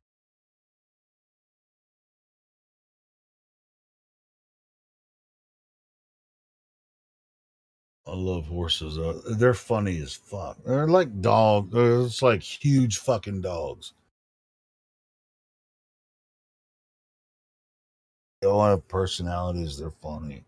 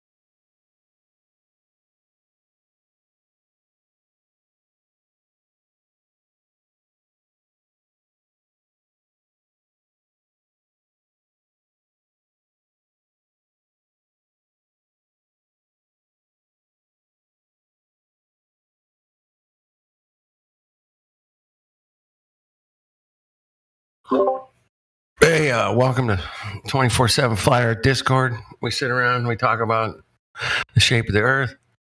If you want to join the conversation out there on YouTube or wherever you're listening, please jump on in. Or don't. Link is in the description. The link is in the description. The Nightbot will drop it every so often. We got Spake Face out there. We got John. We got Ken. You guys are killing it out there. I love it. If you want to jump in here and give us your best proofs for the globe or Earth, Flat Earth or whatever, please jump on in, man. We're hanging out, talking about cowboys and taking baths right now. But we got. We didn't even start talking about the Indians that yet. horse is an asshole. It kicked that little pony, man. Ah, that's the asshole horse. Kicked that pony. Hey, there's Neil Grab Ass Tyson. Neil Grab Ass. I heard he likes to grab a lot of ass. I hear things. I don't know if I'm right, but Yep, Grab Ass Tyson. That's him. Mm-hmm. So, welcome. Crack one. Get some coffee, tea, grab something to eat. Take some notes. Come on in here, man. Talk to us about where we live, man. Hey, guess where we live? On Earth. So we can check it out, man. Up in here. We live on Earth. Check it out. Y'all don't believe me. You gotta prove that one for yourself. Up in here. All right. Well, starting out a little slow, but we'll get there. I just had a little turkey sandwich, crack a beer. I got a couple hours to hang out with you fine people, and we can talk about all kinds of stuff. But mostly we talk about Earth. Well, you haven't been here for the last 2 hours, then. No, I haven't. What are you guys talking about? Earth? Everything but the Earth. No, everything. But talking about cowboys and Indians. Cowboys and Indians and shit. Oh man, all kinds of shit like that. No, we talked about the Earth for probably half an hour. I went on a half an hour spiel about something I remember was Helio said horses are assholes. Bro, if you're around them enough, I mean, all the horses are different. I mean, same with cats and dogs. I mean, it depends on which one, but you have to know who they are, where. Bro, if you're not around enough horses, some of them are fucking assholes, bro. Okay. And it goes with cows too. I mean, if you get to know some of the cows when you're working, on a ranch or something, the asshole cows are scary as fuck. You want to avoid them at all cost. Yeah, you do. They'll fucking kill you in a heartbeat. They'll stomp you. Yeah, they'll stomp you to death. Yeah. And then just be like, whoops. I told you that motherfucker was dangerous. And he's like, well, yeah. And I had a freaking big longhorn bull fucking chase me. I was on a 4-wheeler and I barely fucking evaded this motherfucker. Oh man, it was a prize freaking longhorn, man. He just wanted a piece of me, man. You could see it in his eyes. He was like, I was like on a 4-wheeler fucking running away from this motherfucker. Yeah. So yeah, you gotta be careful with some of these big ass fucking animals, man. They don't even know. Dude, you guys are the mean. I promise to God, if I'd have stopped, that bull would have fucking killed me that day. Well, good thing you didn't stop, man. That's a good thing. Yeah. He was like 100 yards away, and I had got to the fence. I opened the fence, pulled the 4-wheeler through, and then and he walked up to the fence, and he was just like, he's got a big ring in his nose, and he's like, he's just like head over the fence, and was like, all right, bitch. I've been following bull riding for, I don't know, 20 years, 25, I don't know. And those bulls are so fucking badass, man. They are so big.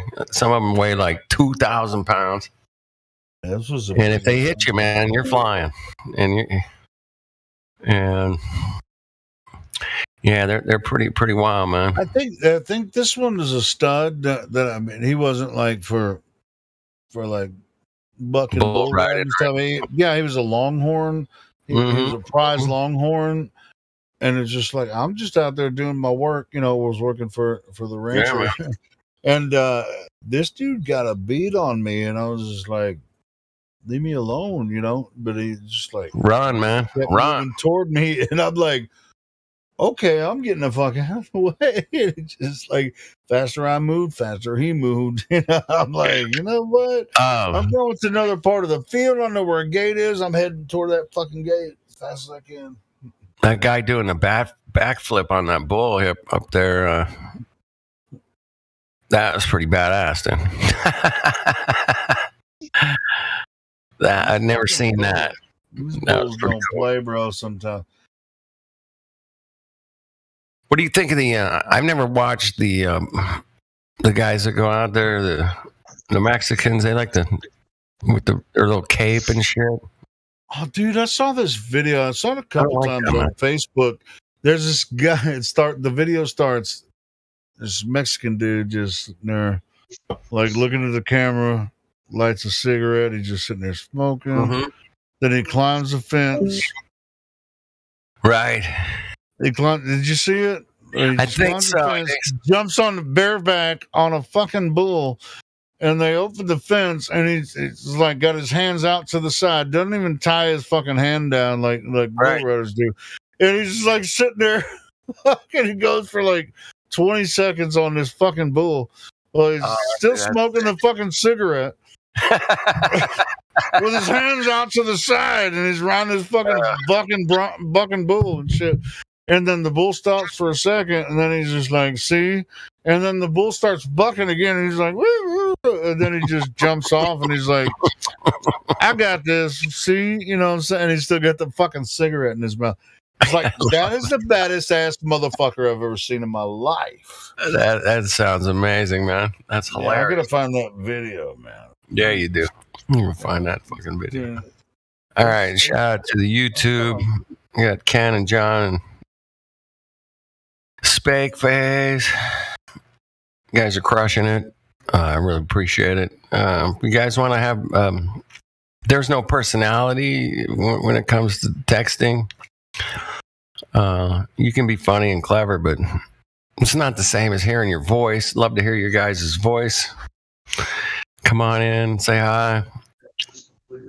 Or don't, whatever, I don't know. But I like to know you guys are real people, not some AI bot and shit. That would be cool. Yeah, that'd be good. Anyway, I heard a couple of philosophers in here the last couple of days. Been very interesting. I hate when somebody goes, "Oh, how do you know nothing? How do you know anything's real?" Like, oh shit, you're one of them. Oh, okay, yeah. Good luck with that, man. Have a nice day.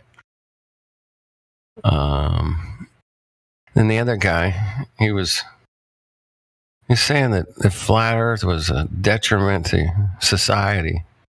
I was like, really? Did you find the bull? Did you find him? I'm close. But all right. I found a joke video about it on TikTok. Hold on, let me find the original. All right, cool.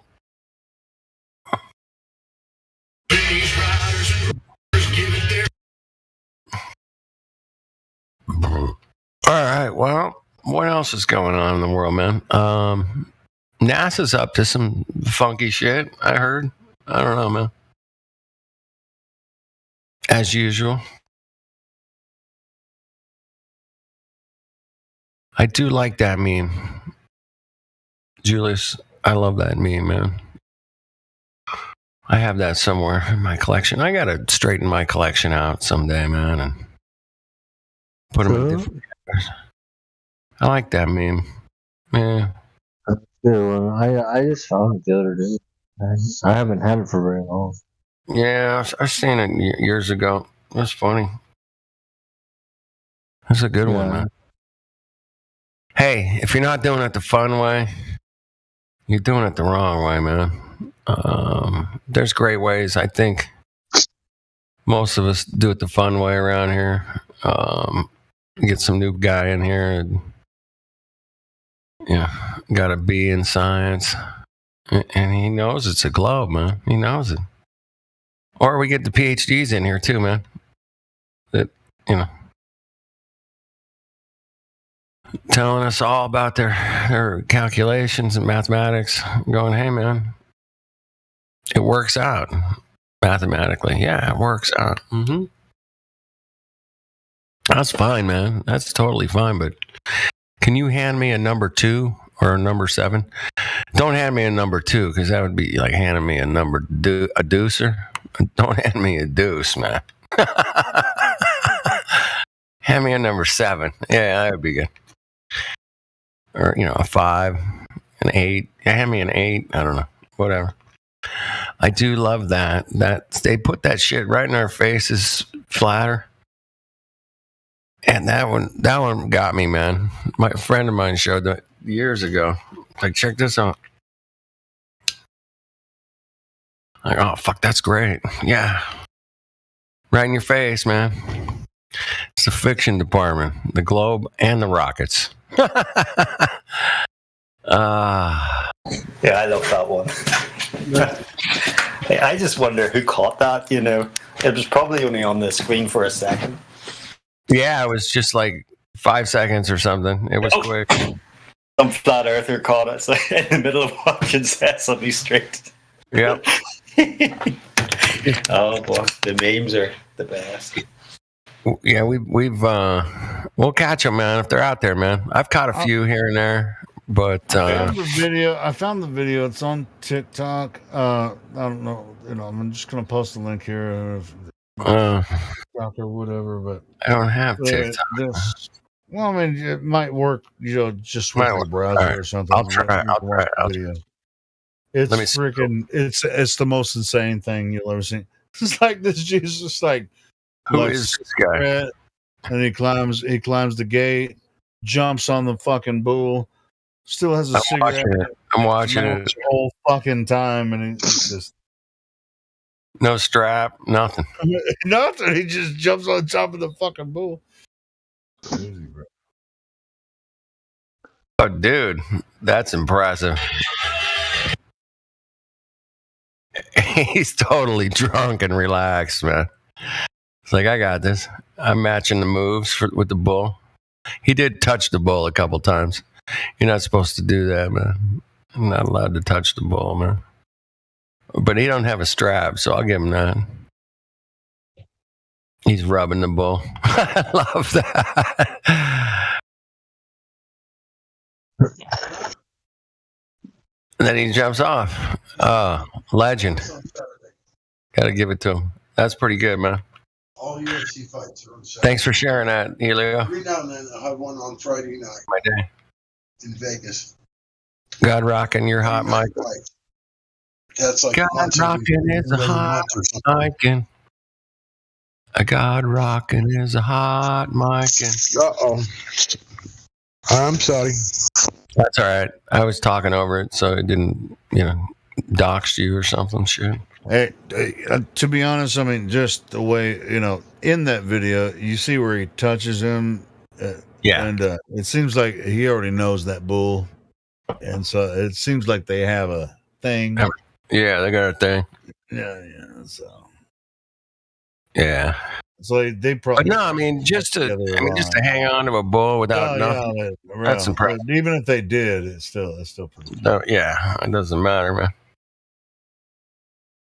Yeah, that's how the Earth would feel if it was spinning.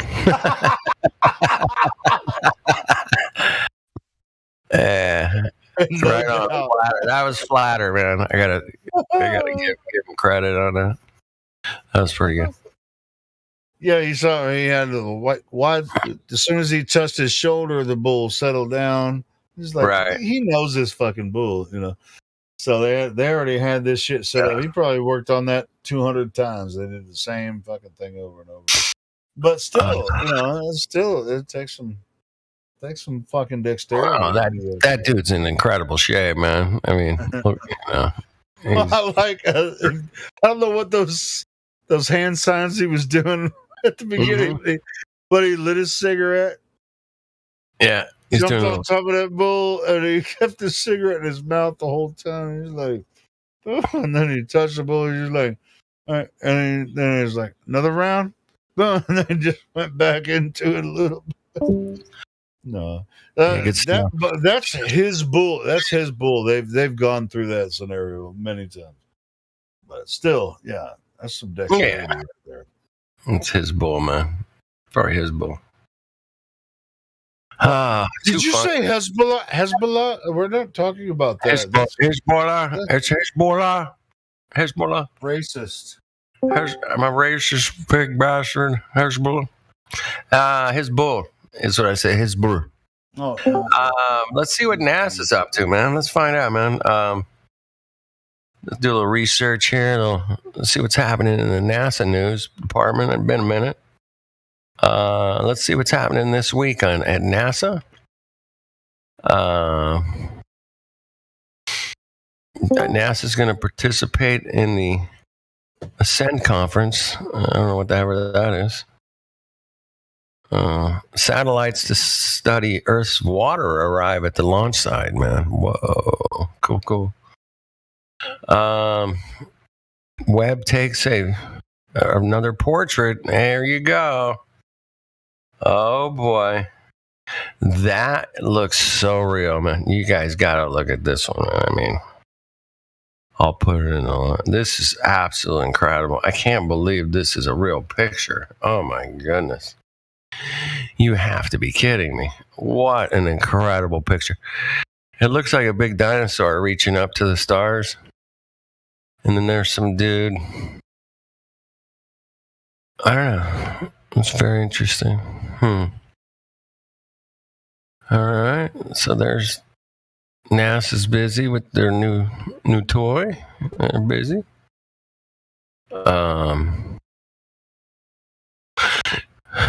Why is NASA trying to crash land on Mars, man? Wow. Why are they trying to do that? I don't know.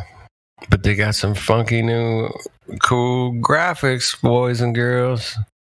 Got some funky new stuff.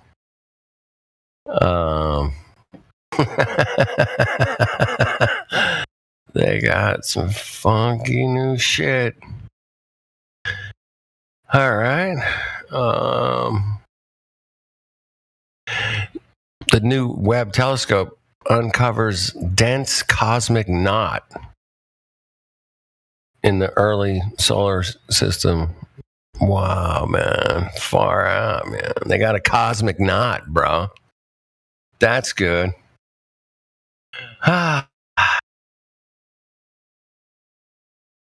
Okay. The media was invited to simulate the Artemis moon mission site, man. Wow.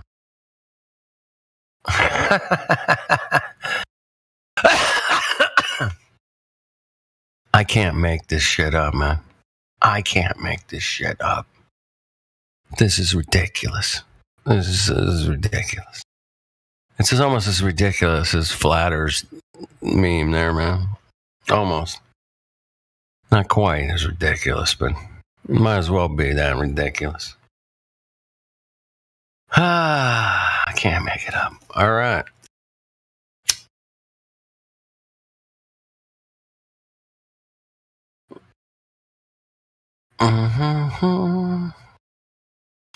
Oh my goodness. NASA's telescope takes a 12-year time-lapse movie of the entire sky. Oh, yes. A 12-year time-lapse. Are you kidding me? Oh, yeah. Well, here you go, boys and girls, man. I can't make this shit up, man. If I could, I would, but I can't. So here we go. 12-year time lapse. There you go. What do you think of that? Huh? Pretty cool, man. Time lapse. 12-year time lapse, man. Pretty hot, man. That's smoking, bro. Hey, I think I live on a tube Earth, man. Far out. What did I have? Well, let's see here. Mm-hmm. They got the new astronauts came back from space. They're going to talk with those guys.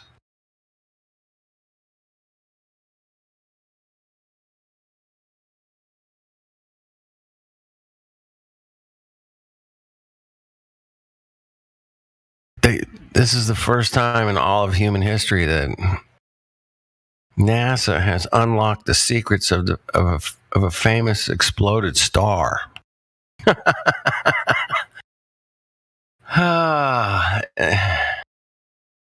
you go. I'm giving it to you guys, man. I'm bringing it tonight, man. I'm bringing the good stuff. You guys will be busy just drooling over this shit for the next couple days. You'll be talking about this at the water cooler at work tomorrow, at the coffee pot. Satellite. Dude, man, check it out, bro. I saw that they took an X-ray of like a star, man, like blowing up, bro. Oh, man, it's far out. James Webb. James Webb. Huh?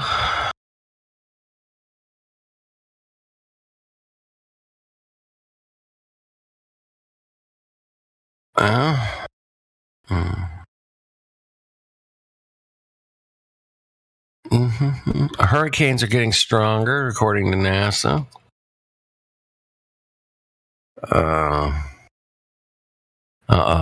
That's Gizmodo. I don't know if I'm about to get that one.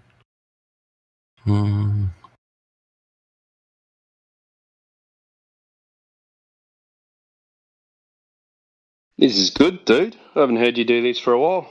Yeah, it's been like a month or 5 weeks, something. It's been a while. Somehow NASA's got a stunning new image. A stunning new image, bro. Of Dimorpheus. It's some kind of what the hell is it? It's a dust trail behind the. Looks like I don't know. I guess it's a star that's shooting through space or something, man. Here, I'm not sure. This is not good, man. I mean, it's just amazing. I mean, it's amazing. It's amazing. That sight, man. Look at that picture. Oh my goodness! I can't believe they can get such images so beautiful. These guys are good, man. We got stunning new aerial photos of the fall foliage in the. Okay. Yeah. Stunning. You know what that last one looks like? It just looks like a guy walking through the bush with a flashlight. Mm-hmm. Awesome image. Yeah, it looks cool, man. It looks cool. Let's keep going here, man. I'll find something funny. Well, the NASA SpaceX crew splashed down. They splashed down here a few days ago on the 14th. They splashed. We got a new green light for more space station spacewalks, man. Yes. Oh, yes. Yes, I'm so pumped. Woo, The only reason you're making fun of NASA is because of your incredulity. That's kind of ridiculous. Because shouldn't you just go ahead and take what they say at face value?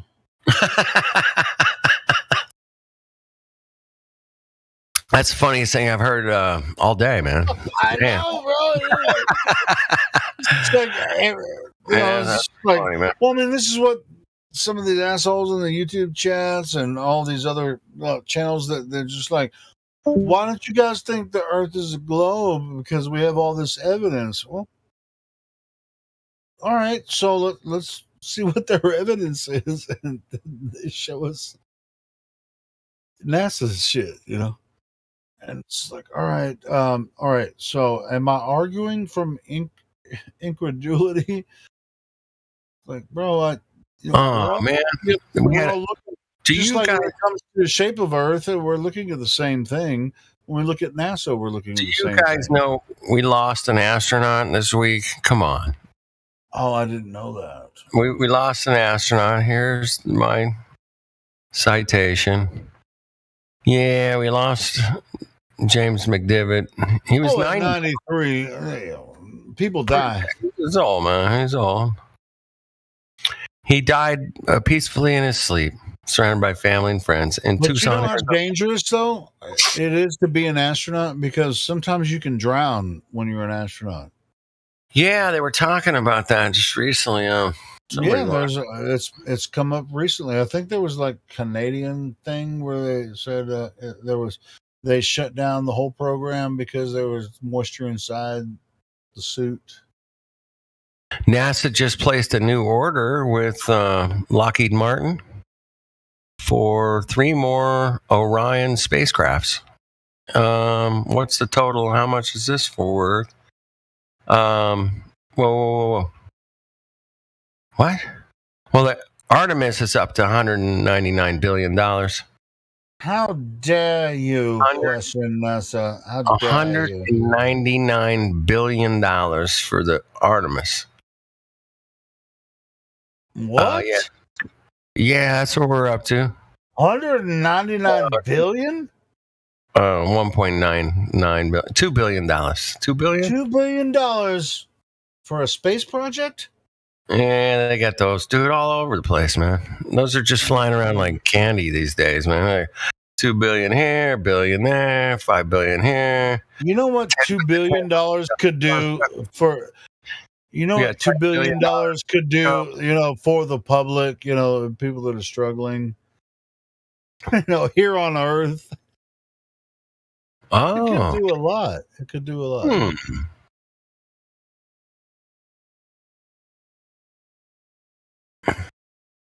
Not that I want, a socialistic type environment where it's like, hey, everybody doesn't it? I love the free market society. I'm just telling you, they force us to pay taxes.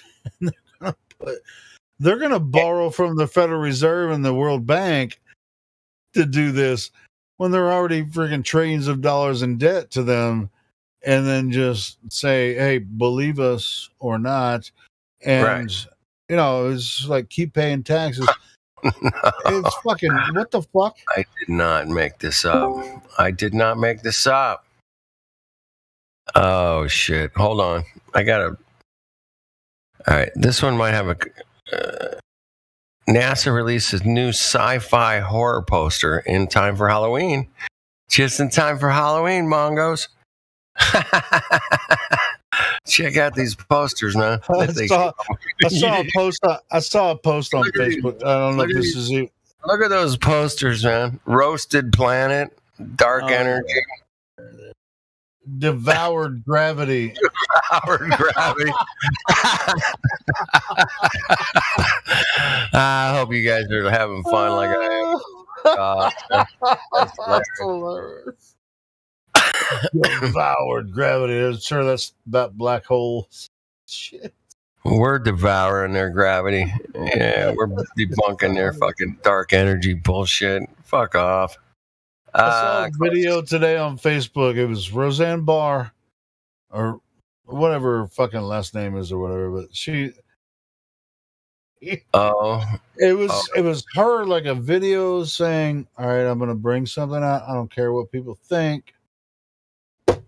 Roxanne. Trump she was like, Trump is a woman. Get the fuck out of here. Bro, I saw it on Facebook. Get the fuck. And whoever posted the video had like pictures of like Trump with his, like him playing tennis, and there's no package there. He's wearing some shorts and there's no package. Anyway, I don't give a fuck either way, but it's funny. Yeah, but Roseanne. It might have been from a couple of years ago. She said some pretty crazy shit. But anyway, Roseanne said Trump is a woman. Whatever. Trump is a woman. Trump is a woman to me.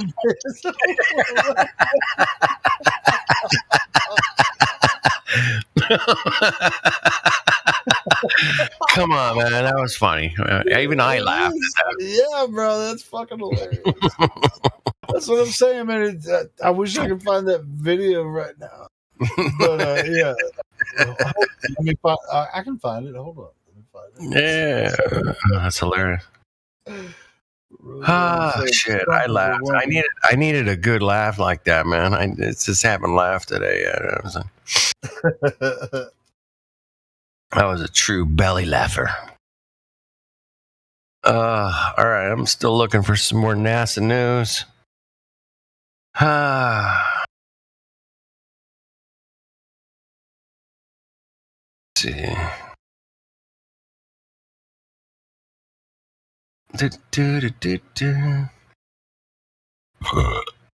Yeah, we had the planetary defense video.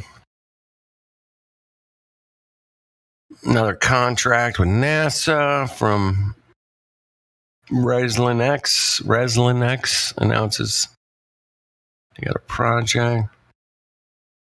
James Webb Telescope just kicking out the pictures, just kicking out monster black hole pictures all day long. Just kicking them out all day. I call that. Here's what she said. She said Trump is as the first woman president. That's what she said. Let me find the good video. All right, Mongos. This is the oldest picture of back in time ever taken. This is it. 1.9 billion years ago. They had a camera then? They took a picture of something 1.9 billion years ago. How cool is that? I'm so blown away, man. This is so amazing. Look at that. This is why I do NASA news. You never know what you're going to find, man. We have footage from 1.9 billion years ago. Yes, of course. Come on. How dare you? How dare you? How dare you? How dare you ruin my fantasy? How dare you? Hey, you've stolen my childhood. You've stolen my space. My That outer always makes me think of what's that show? Had the bloke the cow and the what the hell? It wasn't a kangaroo. It was something. From Imagine Australia. being at home. Greta, you stole my childhood, and you're like, I didn't even know about you until 3 weeks ago. How did I ruin your childhood? There was a show. There was a show had. It wasn't a kangaroo. It was some type of marsupial from Australia. His best friend was a cow, and his neighbors were frogs, and the wife of the neighbor frog, she was all like, oh, she was all pompous and shit. She'd be like, how dare you? Or so. Interesting. Yeah. I'll think of it. Yeah, you got to think of it. Come on. Oh shit! Because I used to watch that and Rocko's Modern Life. You guys remember that show? Rocko's Modern Life. I don't remember that one. I used to watch that and Ren and Stimpy on Sunday mornings. I'd fucking get up and smoke a big fat joint and watch fucking Rocko's Skipper Modern Show. Life and Ren and Stimpy. I used to watch that shit. Rocko's Modern Life, man. And he had a neighbor. It was like Rocko. I can't remember what. It's some type of marsupial. I can't fucking remember what it is. Whoa. But he's Australian. He had an Australian accent. But he also, his best friend was a cow. And their neighbors were like big ass frogs. Oh, wow. the wife of the cow was like, but that was her thing. How dare you?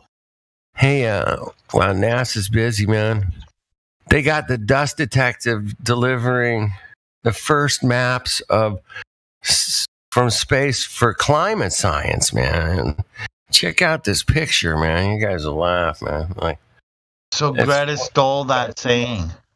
Greta stole it. Yep, that's what he's saying, man. Fucking Mongos. Oh, there it is. Is that it, Helio? Yeah, that's Rocco's Modern Life. Rocco, he's not a kangaroo. What kind of fucking psyop shit cuck is that, man? That is so disturbing looking, man. I can't believe people love to watch that shit, man. Yeah, a wallaby?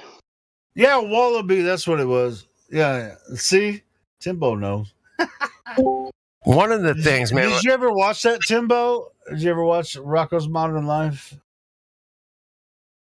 Nah, never saw it. I lost audio here. You didn't watch that shit, man. I didn't watch that shit. I'm not a big cartoon person. I I grew up with them. when I was watching that shit, you know. Once I realized how bad they were for your fucking psyche, I was like, oh shit, this is bad. What? NASA just selected 7 new space plant studies, man. What? Wow, that's heavy, man. Grow space lettuce again? I'm going to go get some lettuce again. And yeah, it'll be fine.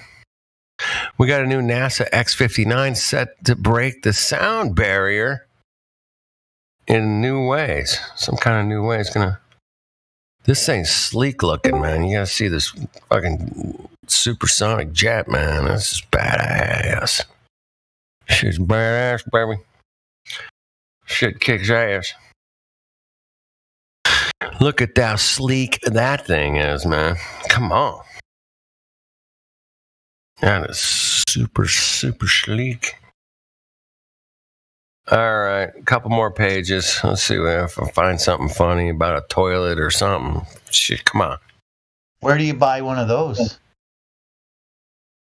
Boeing, maybe. They'll sell you one. You got enough money, you know. Yeah. I'll just use the taxpayers' money to buy one. Yeah, that would be fine. I'm down with that. Yeah, that'd be good.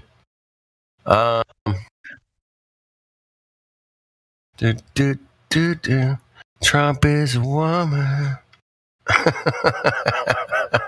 More than a Trump to me. Hey, I found it. It wasn't the neighbor. That was Mr. and Mrs. Bighead was with the frog neighbors of Rocco. This is the how dare you was from like this big ass hippo bitch, and I'm gonna post it. It's only 25 seconds long. But the fire when how dare you save my baby? How save me? How dare you? Yeah, watch that video. It's only like 25 seconds long, but you know, NASA proved that we have a defense against the asteroids. I think that was amazing. Now I can sleep better at night. I can sleep better at night knowing NASA's up there. NASA's up there. They're going to take care of all that shit flying at us at, millions of miles an hour, however fast it's going, whatever. 17,000 miles plus per hour, but well, that's NASA. How dare you?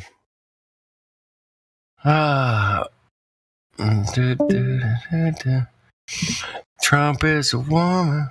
Trump is a woman. Trump is a woman to me. Trump is a woman.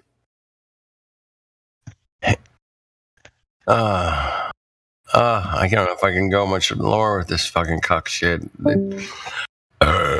This is the most inactive I've ever seen this call. This is crazy. This is just, is it always? Hey, what you up to, Phoenix, man? Well, I was coming here to hear people yell at each other, but it seems to be pretty empty. And right now, everyone seems to agree. So we're just laughing at NASA's crazy fucking inventions and super space. Oh, yeah, it's great. Yeah. We took a picture. Dude, I love NASA. You know who my favorite astronaut is? Is Don Pettit. He's amazing. I love him. He's so good. You are listening to 3 of the coolest stoners on flat Earth right now, brother. Do you know Don Pettit, right? Yeah. I've heard of him, man. Fucking love Don Pettit. Mm-hmm. Really good. He's the greatest engineer to ever fucking live.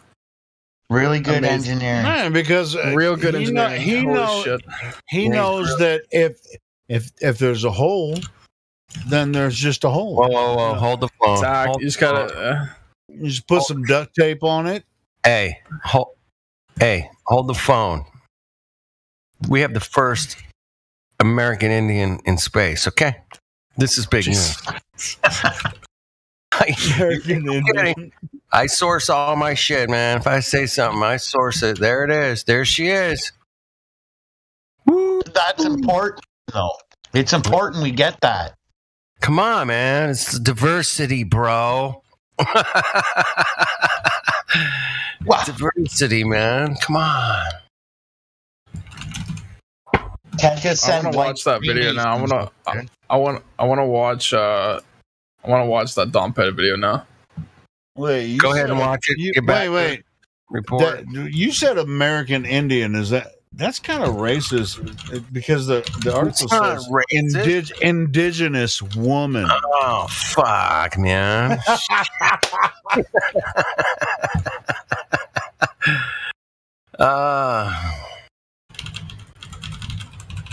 Hey, we got another study. They're spending a bunch of money on to study the sustainability of orbital debris in space, okay? They're spending a whole shitload of money on checking out all the stuff that's out there, man. Come on. So are they trying to sweep up? Well, look at all. I want you guys to look at all the debris that's out there. This is a picture of it. And then you guys decide, don't believe me.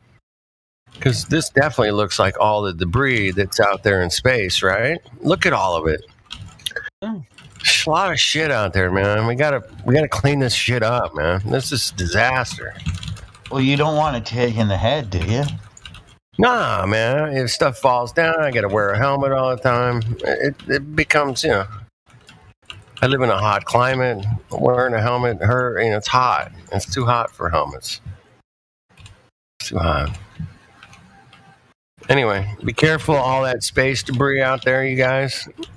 How dare you? How dare you ruin my space in outer space? Don Pettit's a woman. we spent a few trillion of your tax dollars putting that space junk up there. Yeah. Now we're going to spend that reminds me. More getting it down. Yeah, we're going to spend more to get it down, man. Come on. I want your opinion. Where do you think all of that money actually goes? Islands and yachts and airplanes and really proxy wars, jewelry, and you don't think it goes to like anything more sinister? Cocaine. Well, I just said proxy wars. What's more sinister? Cocaine and bitches and proxy wars, bro. What are you talking about? Proxy war? What do you mean? What is talking about? That means I got the money to go get a country to fight a war I want to fight for me from their side, and I don't have to look like I'm in that country fighting the war I want to fight. That's some Jesuitry. I know what you're talking about. You don't know what a proxy is? Like, if you're not available, your proxy stands in your place and would do. Right? Yeah. I know. It's the installation agent, or like a puppet. With the proxy wars, you have to put some money into fear porn, and propaganda. You have to put that forward. So you think a lot of the space money goes to that kind of stuff? Well, where else would it go? Dude, have you? That's why I'm asking. I live near an airport, and I see private jets flying all the time, and I'm like, man, I would love to have my own fucking private jet. That would be cool as fuck, man. I used to build private jets. But there's fucking hundreds of them fly over my house every fucking day, man. Hundreds. And I'm like, fuck, man. Where the fuck is it? I know where their money's going. These motherfuckers are flying all over and going to the beach and, who knows what, having lunch at fucking $500 fucking steaks and shit. Come on. Who was doing that? Like the greed, man. Greed. I don't know. I've been watching this show for 20 years called American Greed.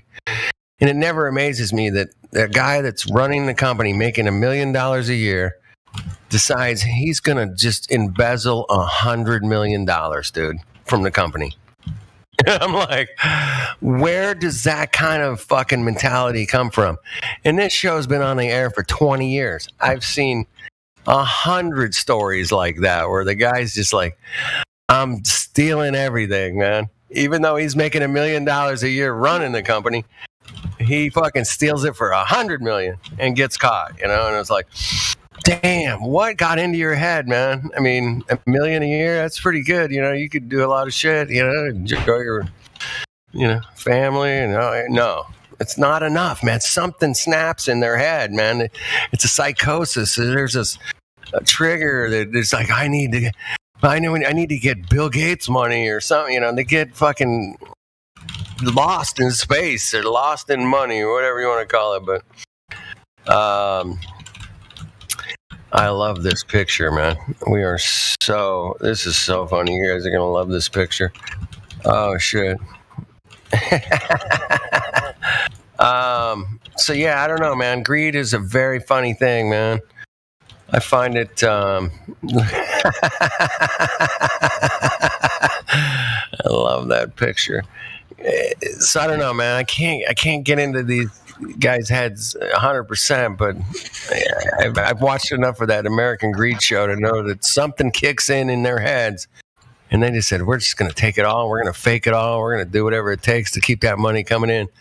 And these motherfuckers will, shift accounts and ditch this and ditch that and do whatever it takes to keep that money coming in, man. And if it means... Right.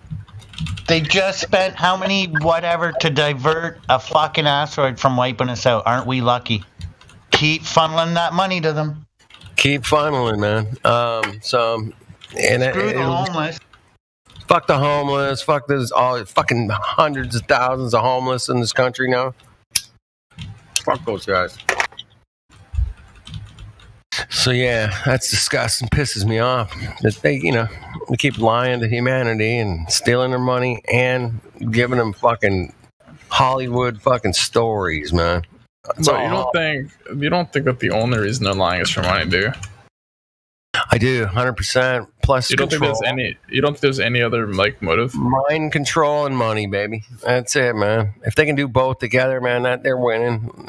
And they do. They've been doing it for decades and decades and probably centuries. Well, money, I mean, I don't know about that. I know that the globe is relatively new. It's not even like over 100 years old. They were teaching the globe's about 450, 500 years old. What? There's newspapers from the 1900s that are like, this country is teaching the globe its heresy. Yeah, but what about Columbus? 1492, man. I mean, they were I think that's all fake. I think that's when I think you're right. They probably did fake it, but people bought it. They're buying it. Well, I mean, yeah, of course. It was actually the prime minister of propaganda for the Nazi Party that stated if you repeat something enough, you can make anyone believe it. The state of Montana just gave $6.5 million awarded from NASA a grant for the eclipse blooming in 23-24. Now in 24, we're going to have a new eclipse here in America. To a total solar eclipse. Anyway, they got $6.5 million to go check out the eclipse. I mean, where does this money fucking come from, man? I mean, it just keeps blowing out. It's like a big giant work program for NASA. Let's hire a bunch of people, make it look like we're busy and doing shit, and we've got things that go up in the air, and Yeah, but it's $25 million toilet on the fucking ISS. $25 million toilet, really? I mean, if you look at the lunar rover, when they went to the moon, or when they said they went to the moon, they had a lawn chair as the fucking driver's seat. It was like $17 million for a fucking lawn chair. Back then, Remember that? $17 million today would be like $110 million. You know. Not that I tried to, but when I saw the footage of this DART program to knock that asteroid out of the way and stuff, it looked like a BB hitting a friggin' cruise missile. Right. It's like, not. Oh yeah, that really diverted it. What do you think? What do you think the Space Force is for? Like, what do you think it's actually for? It's a good one, man. Just high altitude splits. Probably spying. High altitude. They already do that though. I don't know why that'd be new. They've been doing that since the 50s. They had to throw out something, man. I mean, that was such a cuck job by Trump, man. It was like, Trump is a Jesuit. He's gonna do whatever he's told by the Catholic Church for the most part. That's true. But yeah, they have to keep things going to keep it interesting. To say, hey man, we gotta come up with something new. What do you got? Like, I don't know, Space Force. Okay, let's go with that. Yeah, that sounds good. I feel like it's not just another way to launder money. Just another way. Yeah, absolutely. Yeah, I don't think it's just. For it did add an extra like $20 billion to the space budget. By the way, and that's what it did. Yeah, $20 billion. But it's like I still don't know like where that money's going. Like you told me where you think it's going with all the luxury lifestyles and stuff, but I feel like there's got to be something else. It can't just be for luxuries. There has to be some sort of sinister plan. I don't know where you live, man, but where I live in Southern California, man, there's thousands and thousands of fucking multi-million-dollar homes that are just insanely fucking incredible. You never wonder how Paul. Sorry, go ahead. How the fuck do these people afford these, man? Why is there like 100,000 houses on the beach from San Diego to fucking San Francisco, that every one of them's worth $2 million and up? Every single one of them. Some are 10, 20, $30 million. And you're like, where the fuck is this money coming from? I mean, holy fuck, man. Here's something to consider. How does a waitress get into politics, start earning $130,000 a year, and before she's even out of politics, is a multimillionaire? There you go. Because somebody paid her off in pocket money, or said, hey man, invest in this stock and then it'll go up and you'll be good. All that money's coming from somewhere. Your pocket mostly, but no money is not real. I mean, it's funked. It's not for us. It's real. For those Mongos, it's not real. Yeah. You guys remember or not? I mean, this was 30 years ago? No, 20 years ago. The day before 9/11, guess who came out? Oh, there was $2.2 trillion missing. My bad. Missing from a couple of trillion missed. Bro, hey man, I misplaced a couple of it's actually more than that, but no, Donald Rumsfeld announced on the news. Oh yeah. Over $2 trillion just missing from the Pentagon budget. And then boom, next day, 9/11. Does anyone know what happened to that? Does anyone know what happened to that $2 trillion I left on the end table over here? Hey, I got breaking news, Mongos. NASA figured out how to charge a car in 5 minutes. Oh, say what? There you go. 5 minutes, bro. Under 5 minutes. Fully charged. Now that would be cool, man. If that was real. If that's real, man. I'd see that shit. There you go. All right. I thought that was pretty hot news right there. NASA news again. There we go, man. Bringing it. Space station, man. It's out there. It's got a new budget this year of $4 billion or something like that. Hey, we're going back to the moon. You guys know about the Artemis stuff. They had to put it off again. But we're going back. We're definitely going back to the moon, and it's going to be great. High definition. We're going to have some super high def 4K nonsense, and it'll be good. We'll see it. They're just waiting. They're just waiting, man. They can't show us the really good CGI shit yet.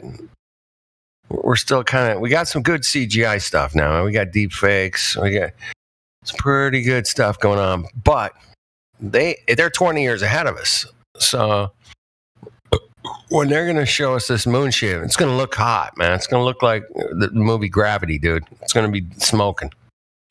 And everybody's going to be like, oh my God, it's so amazing. It's so amazing.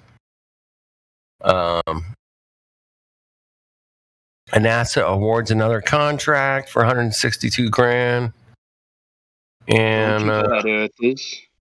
I told you, flat earthers, that we went to the moon. Went to the moon. My satellite connection's fucked. I hear you from way upside. I'm on top. You're so far under, man. Damn. It's amazing that the satellites are so quick. I'm telling you, brother. They're so good. Wait, what? James Webb Telescope, Artemis, we got the DART. We're going back to the moon. Hey, we took a picture of 1.9 billion years ago. Oh my God. I'm so blown away. That was my favorite story tonight. 1.9 billion year old picture. I think I'll leave it at that. We'll move on to something else. Maybe we got some new people out there in the live stream that want to join us, or but that really blew me out, man, tonight. That we took a picture of something that was 1.9 billion years ago. Oh my goodness. We are awesome, people. We are awesome. All right, shout out to Trillin, Mr. Tommy, what's going on? What's up, Professor? He's out there. We got Shadow Feather. That sounds like a pornographic name, Shadow Feather. Yeah, it's like you're a porn star. I'm kidding, man. Don't want to see that. Hey, reality is what presents itself to you. And unfortunately, man, most people are stuck in Hollywood reality. And man, oh man, we are up against the brainwashed and the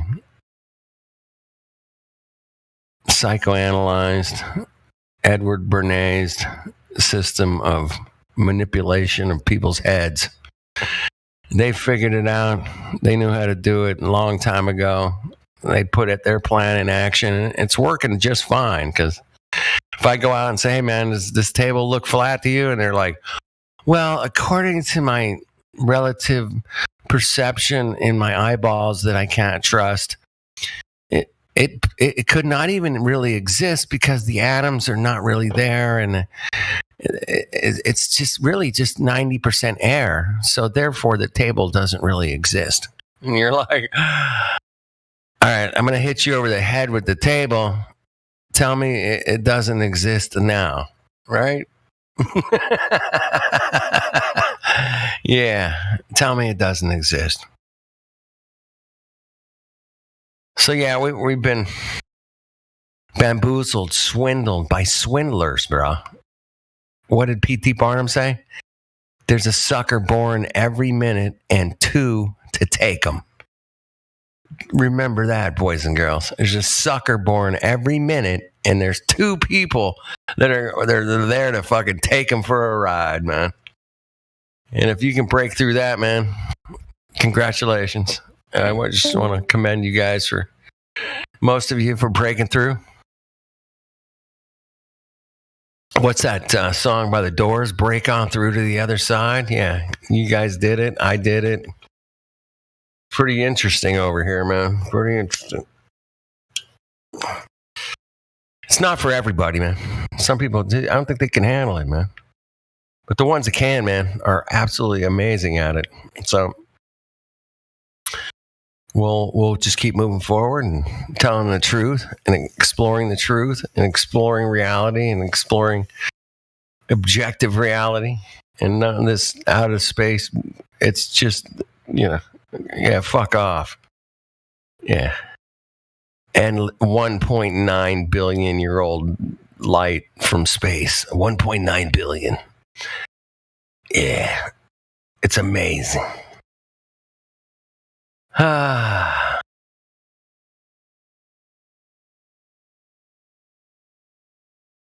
Hey, any of you guys out there in the YouTube land, man, want to join in? It's kind of slow in here tonight. If you got some measurements of where we live, that would be great. We're here for you. We're here 24/7, 365. We're here. Come on in. Links in the description. You'll be verified straight away. And we'll get you up in here, and you can tell us, show us how we can determine exactly where we live, man, without a doubt, man. Using real observations and measurements. Yeah, that would be cool. Eratosthenes ain't gonna fly around here, man. You can Eratosthenes the shit out of us, but that shit's dead, bro. It's been dead for 2,500 years, but yeah, they bought it, man. They bought it. They're buying it. They buying it. So yeah, keep it going. Keep looking on the bright side. Don't give up. There's always a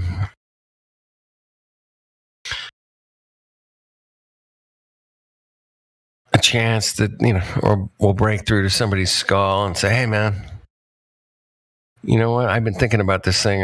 Interesting. Yeah, I remember. Spake. Yeah, that was the. Yeah, I've seen the cars that can run on water. Yeah, so hydrogen, make hydrogen right on board. Yeah, it's real simple to do, man. It's electrolysis. Real simple, man. You just a couple of electric wires and some water, man. It starts bubbling away and creates very powerful gas. So yeah. But the HHO gas is a little better than just a straight H. And the H, man, that's pretty powerful. But the HHO, man, it's not as explosive. But yeah, it's still very. It's a good gas. Do you like that one? I like it. I like it a lot. All right. Nobody's going to join us. All right. Shadow, Trillin, Professor, you want to join us? No, nobody. Do I hear music? Is somebody playing music? I think I hear music. All right. Helio's out having a smoke. God Rockin's chilling. Timbo, he's completely upside down. That guy, I'm telling you. He's so far upside down, man. He's like completely upside down. Ugh.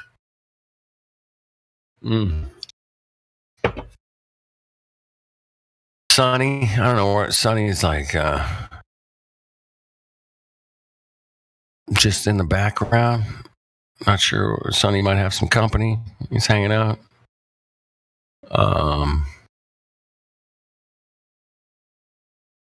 Sonny's a very social guy. He's probably entertaining some people at the house there, but he's listening.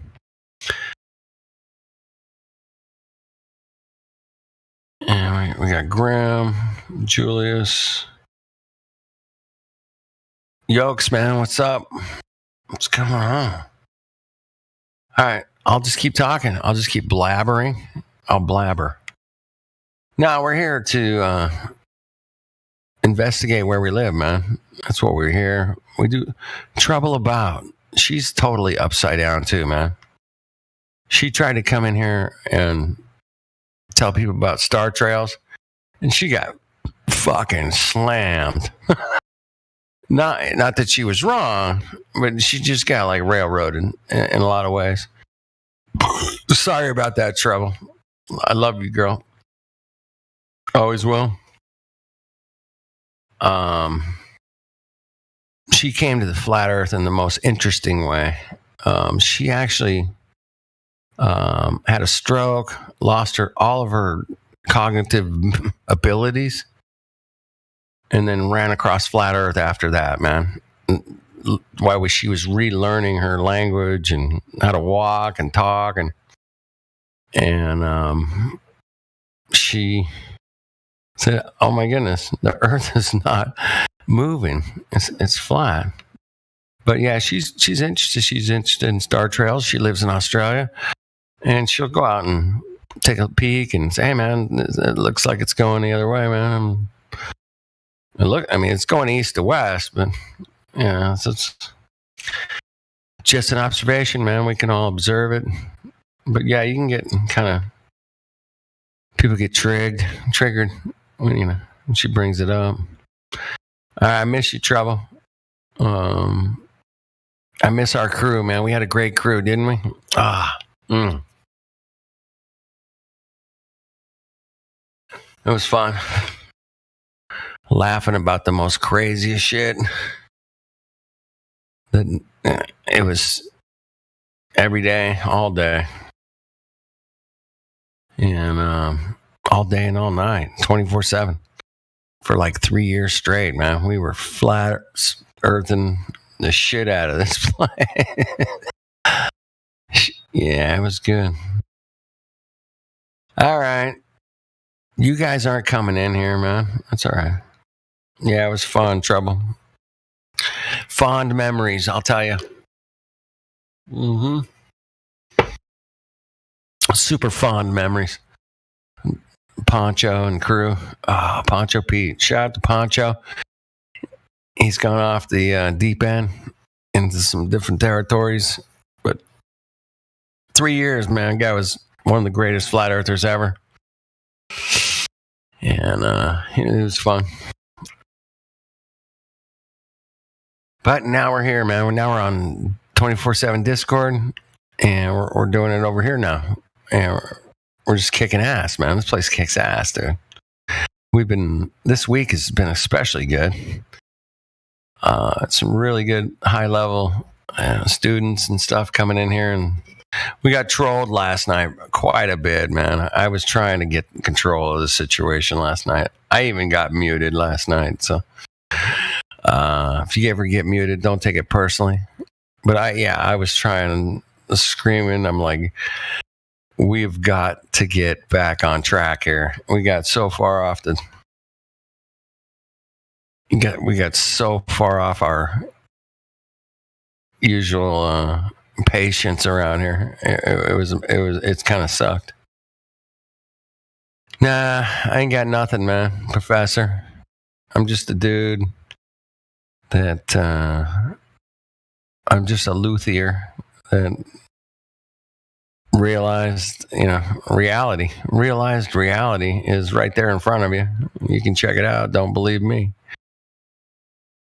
We can go out and, because we live on Earth, we can check out Earth, man. And if it was what they told us it was, with the curvature and everything, then we should be able to check it out, man. And we went out and we checked it out, man. We checked it out so hard, man. Hundreds of us went out and checked it out and put videos and questioned where we live, man, through direct observation and measurement. And it just came back that it doesn't line up with said globe, man. Said globe. And yeah, I got a microphone. You're welcome to join here, man. You can have a microphone, man. I just come in here late at night.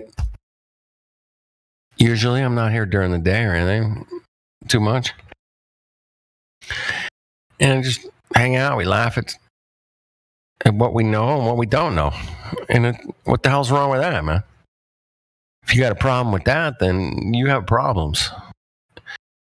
And we want to know what we don't know. And you don't know what you don't know until you know what you don't know. Remember that one. Or write that one down, because you might want to remember that.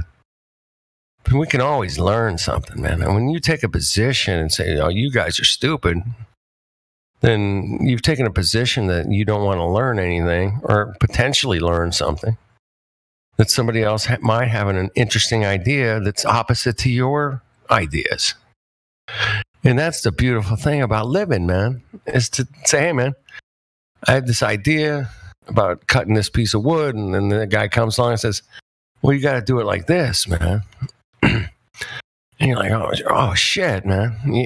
That's way better. Damn, that's good, man. All right, I wouldn't have done it like that, but thanks for showing me. And nobody knows everything. And you want to, call me out, that's cool. I don't know everything. I know that. And if you think you do, man, come on in. Dude, the place is open. I got to leave soon. But, you can jump on the microphone and tell us all about how this place works, man. What makes it tick? How do we verify what we're living on? Other than going outside and checking it out, because we live on it.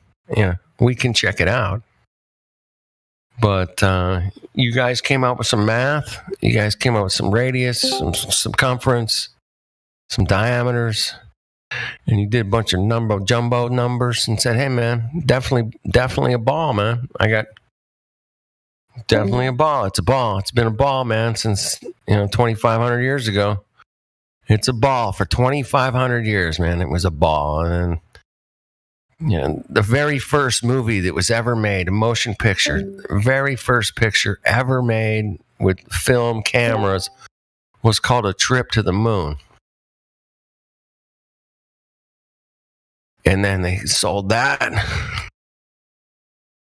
And they keep selling this ball. It's a ball. It's a ball. And then finally we get to 1960s and 50s or whatever. And we got enough technology now. We can shoot a rocket up there, man, and go check it out, man. We're going to shoot a rocket up there and check it out. And now we got a picture of Earth from space. And if it wasn't a ball, man, do you think they would tell you? I mean, they had 2,500 years they've been riding that ball thing, man, supposedly, right?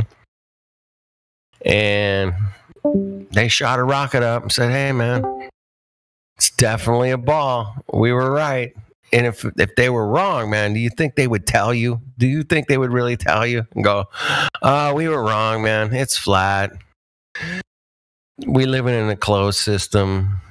We're not leaving this place. All the lights in the sky are totally like really close, And but no, they had to come up with no, the lights in the sky are billions and trillions of miles away.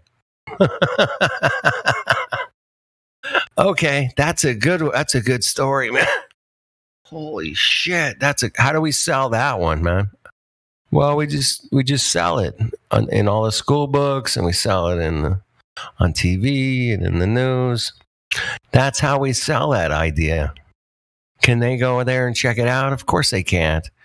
So they're not going to know the difference. So let's just tell them the closest star is 26 trillion miles away. They'll buy it, man. They're buying it.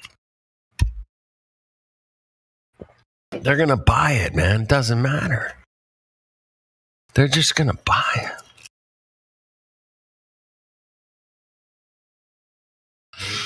Yeah. I'm just stating the facts there. You guys want to come in? Take over. Tell me all about how it's definitely through, some calculations that you can prove without a doubt that you live on a ball. Without a doubt. You live on a ball. Shooting through space at millions of miles an hour. Millions. Millions and trillions and billions of miles an hour. All right. I've ran everybody off. I did good. I guess apparently I did good, man.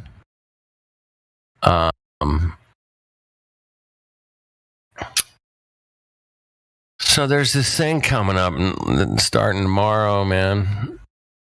Probably started tonight, actually. It's a gathering of flat earthers. It's called Flattoberfest. Have any of you guys heard about this thing? It's a big flat earth meetup. It's going to last all weekend.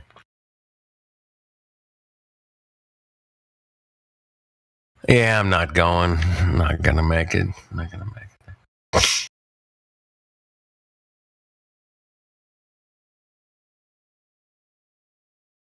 Yeah, I'm going to ask Helio, where'd you go, man? What happened to you? Who are you? Helio's on another call. I know he is. He's somewhere else. All right. Wow, what was that? I fucked up. I got all the answers for you there. I got all the answers. What do you want? You got all the answers, Dave? Yeah, I got them all. Oh, yeah, this guy, Excellent. Michael Brenner, he's bringing us some answers. I'm going to post my latest by Michael Brenner. We can look at that if you want. Well, I would love to, man. Michael Brenner, who is this extinguished gentleman? Extinguished. He is a scholar that studied mechanical engineering and comparative linguistics at the School of Vienna University. And been making comps, been looking through his stuff, and it's a gold mine of information that everybody should check out. I'll put the link to his Quora page, and I'll also post some of the comps that I've made from screenshots on my phone that I send to my computer, and then make the comps up. And man, hey, I've been dropping his shit for the last 3 days, man. Since we talked, I've been screen grabbing all kinds of shit. I got a bunch of them. Yeah. They're great. Yours are a little too small to read, man. I'll grab one, man. Here, hold on. No, I've made better comp. I'll send you better sized ones. Yeah, dude, I got better sized ones. I just put one in the live stream, the one I just did on the sun. On the sun. Yeah, and that's a good resolution. It's still too small. I have to download it. Oh, you have to download it to actually read it. Yeah, I got to download it to read it. I'm downloading it right now. But the question is, do the flat Earth believers? Of course, this person thinks that we believe it's flat still, right? Do the flat Earth believers also think the sun is flat, since they argue that the sun does not radiate light, but shines downwards like a cone? Okay, first of all, total straw man question. Like, since they believe that we think that the sun doesn't radiate light, like, okay, we're not straw manning that. Like, they have no idea, right? They're clueless. But he decided to answer the question. God Rockin', I see you're in here. What's up, God Rockin'? I think he stepped away. I think he stepped away. All right. I called him. Anyway, everyone's got to check these comps that I made out, because it's a great reference for the scientific background on all of these concepts and how they just basically mathematized everything. You know, it's just basically a mathematical explanation for anything that does no sense or no relation to reality whatsoever, just like we knew.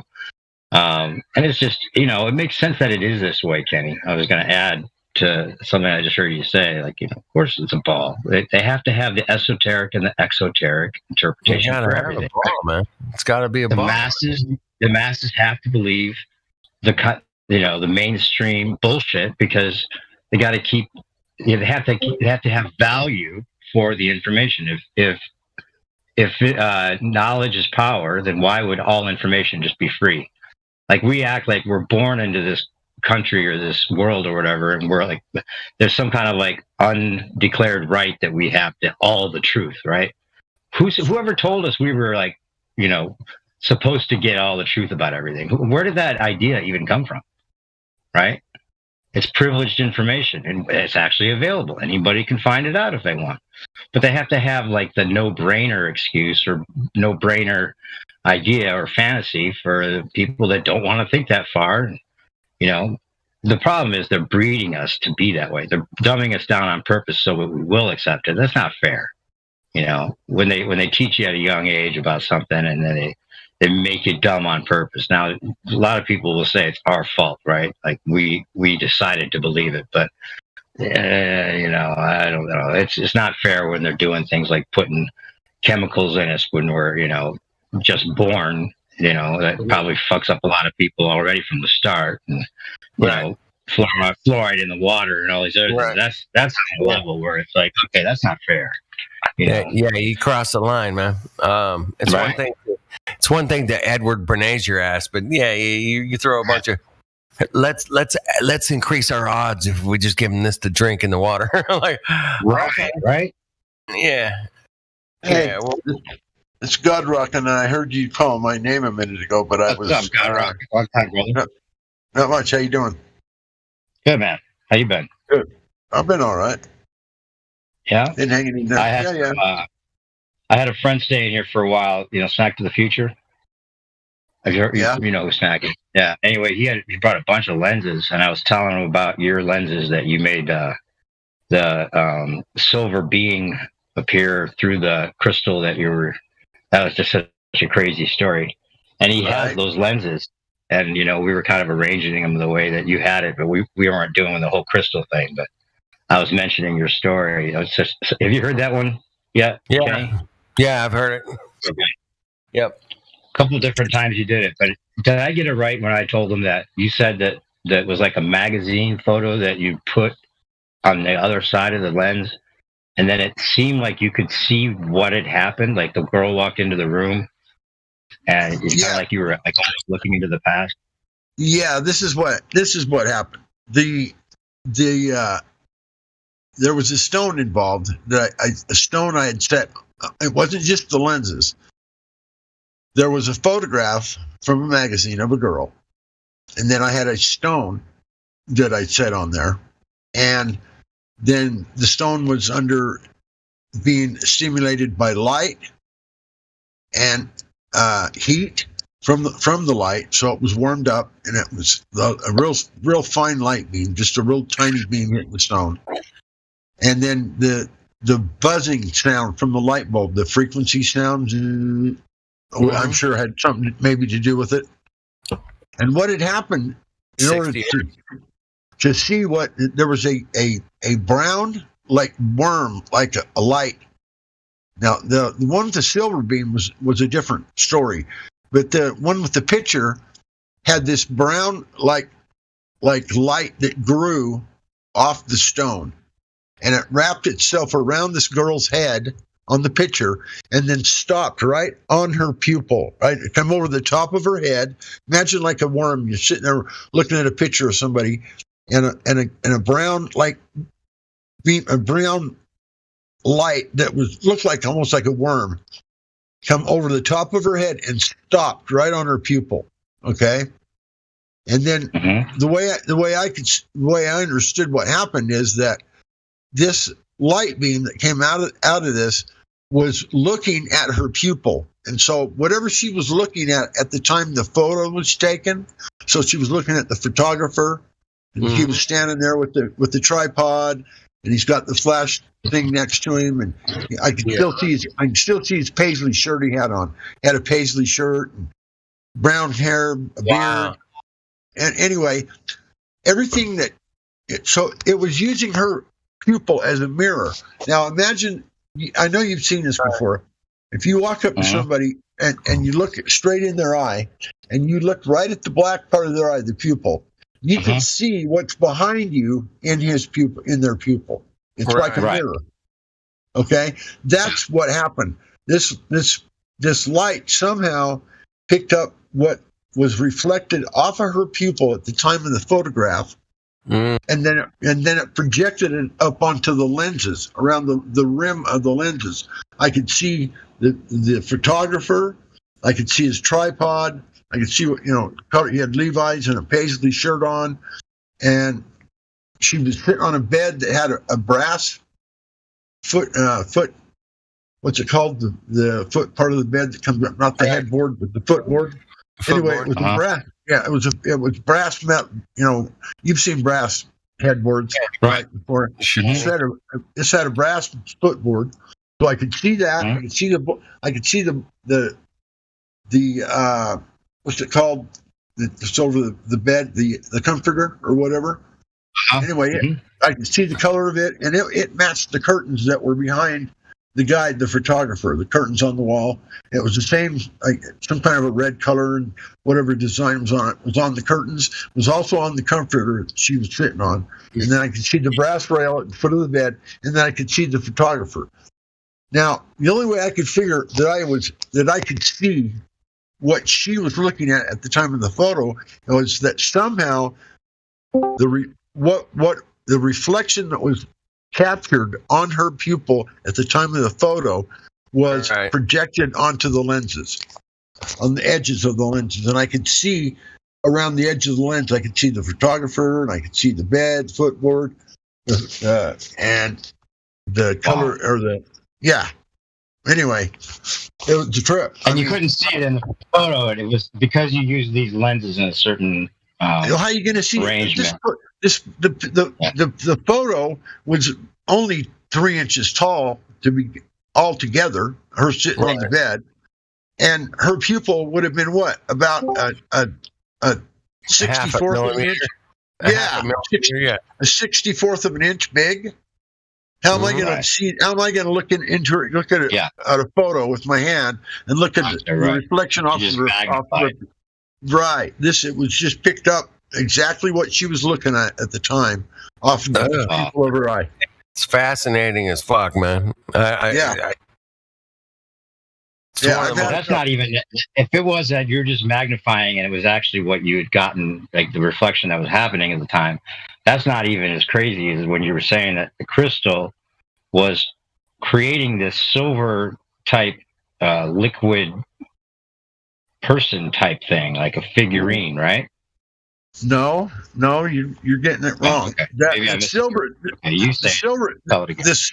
silver light was a different circumstance. That was a different time than the time I'm telling you about right now.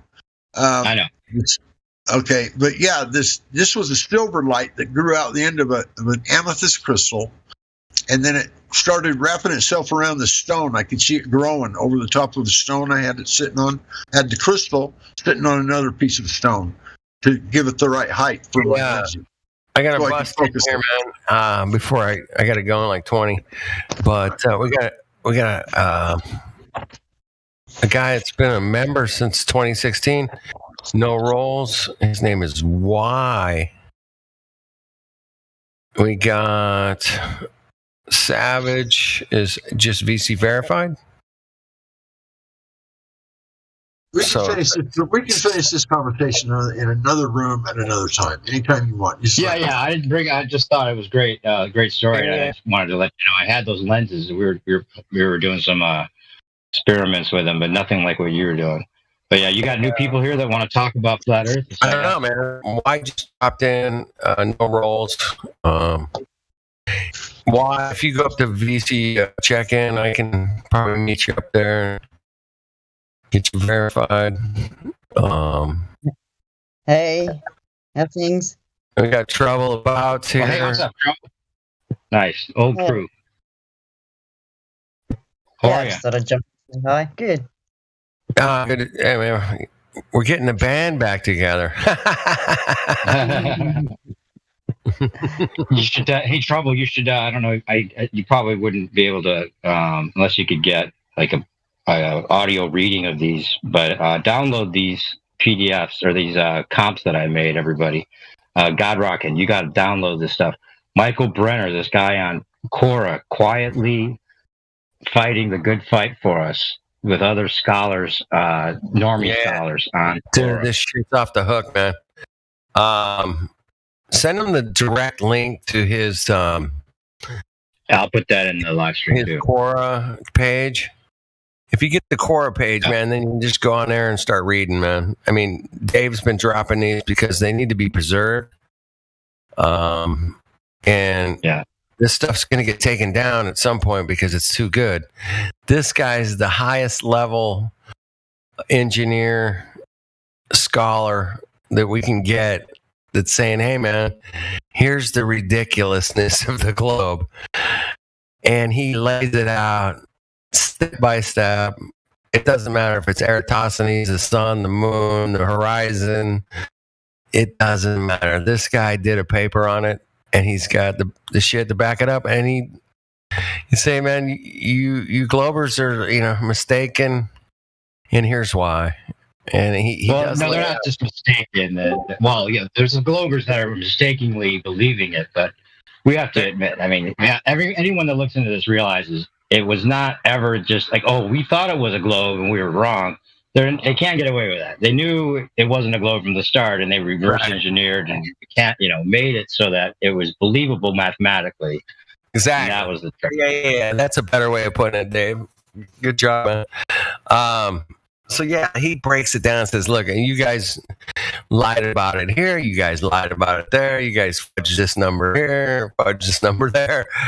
And yeah, he lays it out and calls him out at the same time and says, it's ridiculous, literally. And so, yeah, if you guys are seeing these images that Dave's posting in the live stream, man, click it, download it, blow it up, read it, because it's fascinating. Or just go to the guys here. I'll drop the link, man. I got his. While you're doing that, then I will read part of what the last one I just posted was somebody else answering this question. Flat earthers believe they are lied to by the government. What would the government gain from lying about the shape of the earth? How would the shape of the earth affect anyone in their everyday life? Anyway, so he goes into this whole thing, and I'll read part of it here. He says, the first thing that is being hidden is true geography, in particular south of the equator. Distances would be distorted. It will take longer, and or one would need to travel further to get to places. False data floods the world. The one main place that would be different is Antarctica. The amount of resources there and their accessibility could be hidden. As far as we know, the minerals of Antarctica are being exploited. Too few people have been there to say. There may be lands there beyond the ice wall, which we do not know about. According to Admiral Byrd, there was extensive land beyond Little America, the size of the United States, and it was astoundingly rich in mineral resources. 2, there may be another group of people there, again, which we do not know about. Outer Ponders. Outer Ponders. I'm not saying it's Outer Ponders, but it was Outer Ponders. If Earth is flat, the oceans are much bigger than we know. The resources of the oceans may also be much greater than we know. Given 1 in 3, many shortages we are told about may be artificial. This would keep the price of those goods high. Given the possibility of 2, there may be another market for resources or manufactured goods and or place from which to purchase goods. Those markets may be kept private. These markets may be kept for the profitability of those who know the true geography. These other people may have technology which they may be selling to us, and which may be exploited by the very few. The rocket program, the space program, the Space Force, and are all boondoggles. These programs get billions of dollars annually. We get nothing from them. The so-called private space agencies are actually military. It gives the military more power financially. The military has become more proficient at propaganda and deception. C, certain departments of the universities collaborate with the military and get contracts for research. The militaries thus have some measure of control over the universities and, by extension, the educational system. Universities collaborate with the military and teach what the militaries want them to teach. This includes geography, astronomy, cosmology, and physics. It may also extend to other subjects such as psychology. Last part, D, aerospace and communications then fall under the military control. Only one military has the key to many technologies, and only the military knows how they truly work. The power and the money that derives from these deceptions are great. Whether it is the military or it is another government agency which is behind the deception or a group of private individuals is highly speculative. The Navy and the Air Force must know what's up. Whether there is any room in the conspiracy for another is unclear. The experts have replaced the priests.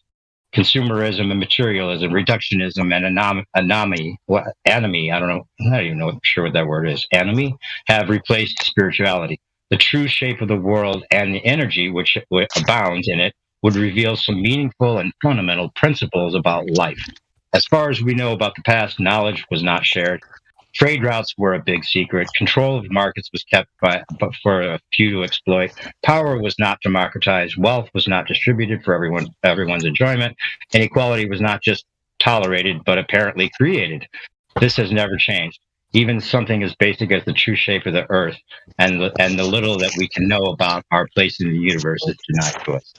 And I highlighted one sentence that he says in the very beginning, that the earth is flat is apparent from the amount of evidence that has been accumulated and from observations we can all make. The shape of the earth is an old lie, and it has been a big lie, obviously. It is kept in place for money and power. That's it, man. Yeah, it's a big military control.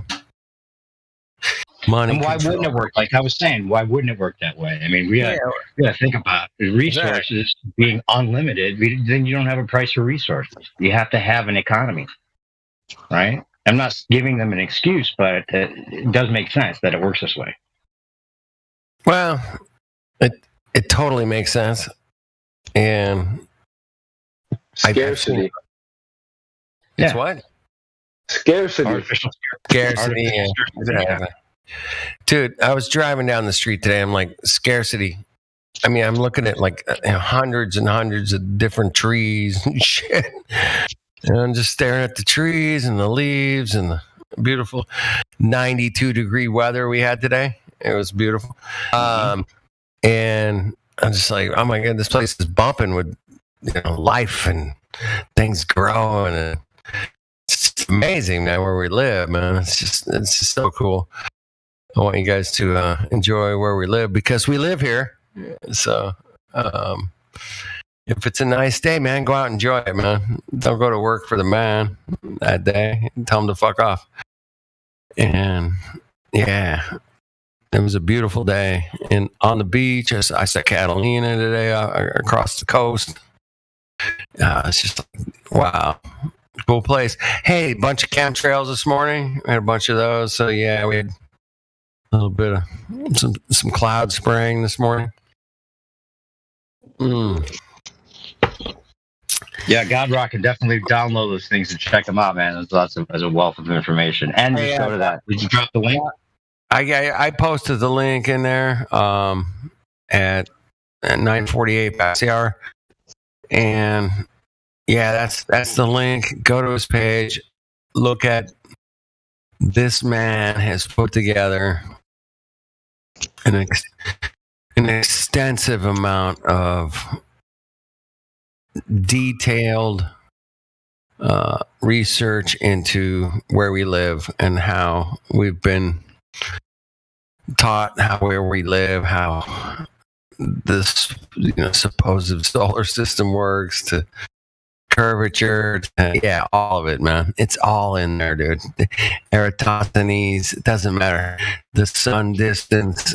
This dude, he's like, hey, man, here's what they say, and here's how, and this is why it's ridiculous, man.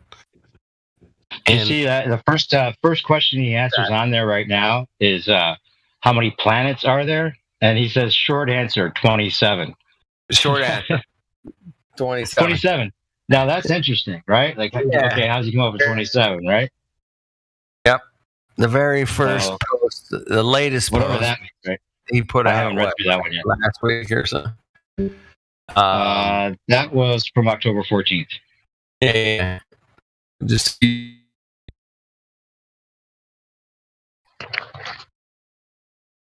You're roboting, or is it me? No, he cut out. Anyway.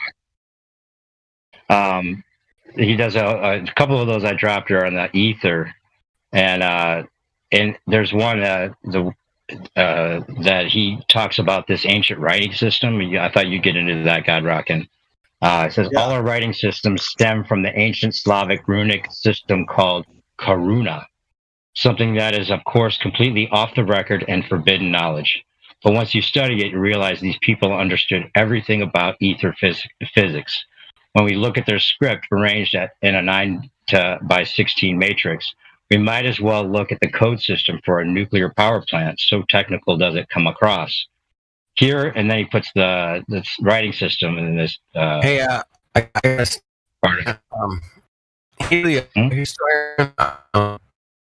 YouTube chat's getting bombed with sexy girls. With what? Dating site shit, bullshit. We're getting bombed on Healy. Live stream chat? What kind of shit? Oh, who cares about the YouTube? Yeah, it's true. Fuck the YouTube, man. Fuck you guys. Yeah. I'm just kidding, man. Well, if they want to talk, they can come bring their ass over here. Why bomb the YouTube channel? Tell them get their pussy asses over here. It's gone. Never mind. All right, yeah, for all the YouTube those listeners, are bots. Get your pussy asses over here if you want to talk. A lot of that's just bots putting sex sites up. Wait.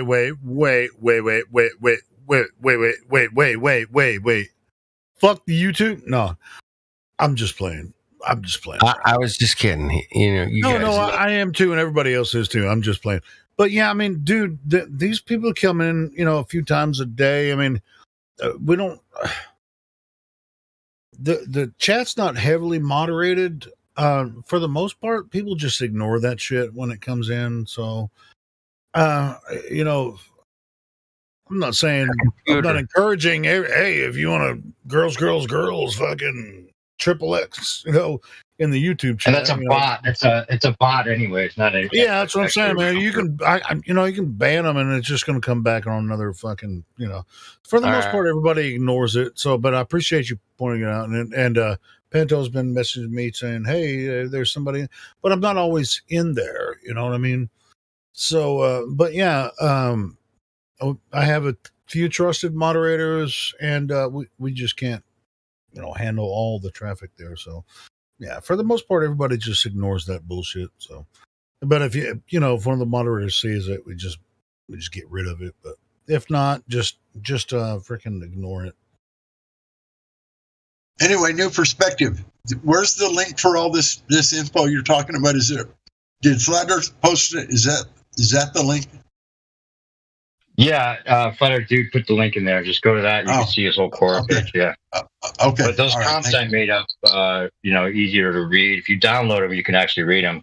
Helio, you got to download those comps I made and check out the info on there. It'll give you a lot of good ammo for debates.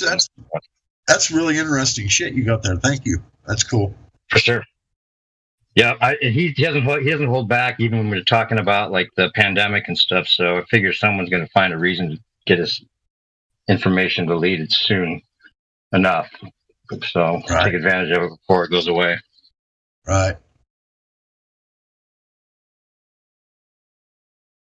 What about you, Trouble? Anything new? Oh, go ahead. I was just saying, yeah, the few things that I heard you talking about there, that's some top notch fucking info there, bro. Oh, completely. Yeah. You know what I mean? I mean, that's like upper level, shit there. Yeah. I'm interested. Yep. I'm way interested in this stuff. So yeah. Thanks exactly. again. That's what I thought you would be, for sure. Yeah. Sorry, I'm cooking right now. But the cool thing about it is going through even just the comment section and seeing how it goes back and forth with these knuckleheads. They think they've got the intellectual upper hand on them, and it's just so hilarious. It's like what we deal with all the time, but these guys are, posting all the diagrams that we haven't seen. I mean, I'm surprised that this guy's been on Quora this long that no one's brought him up until now. Like I just happened to stumble upon him when I was looking up the concept of counter space having to do with the ether, and I just happened upon him, and it's just a gold mine of information. Check out all the questions people ask. It's great.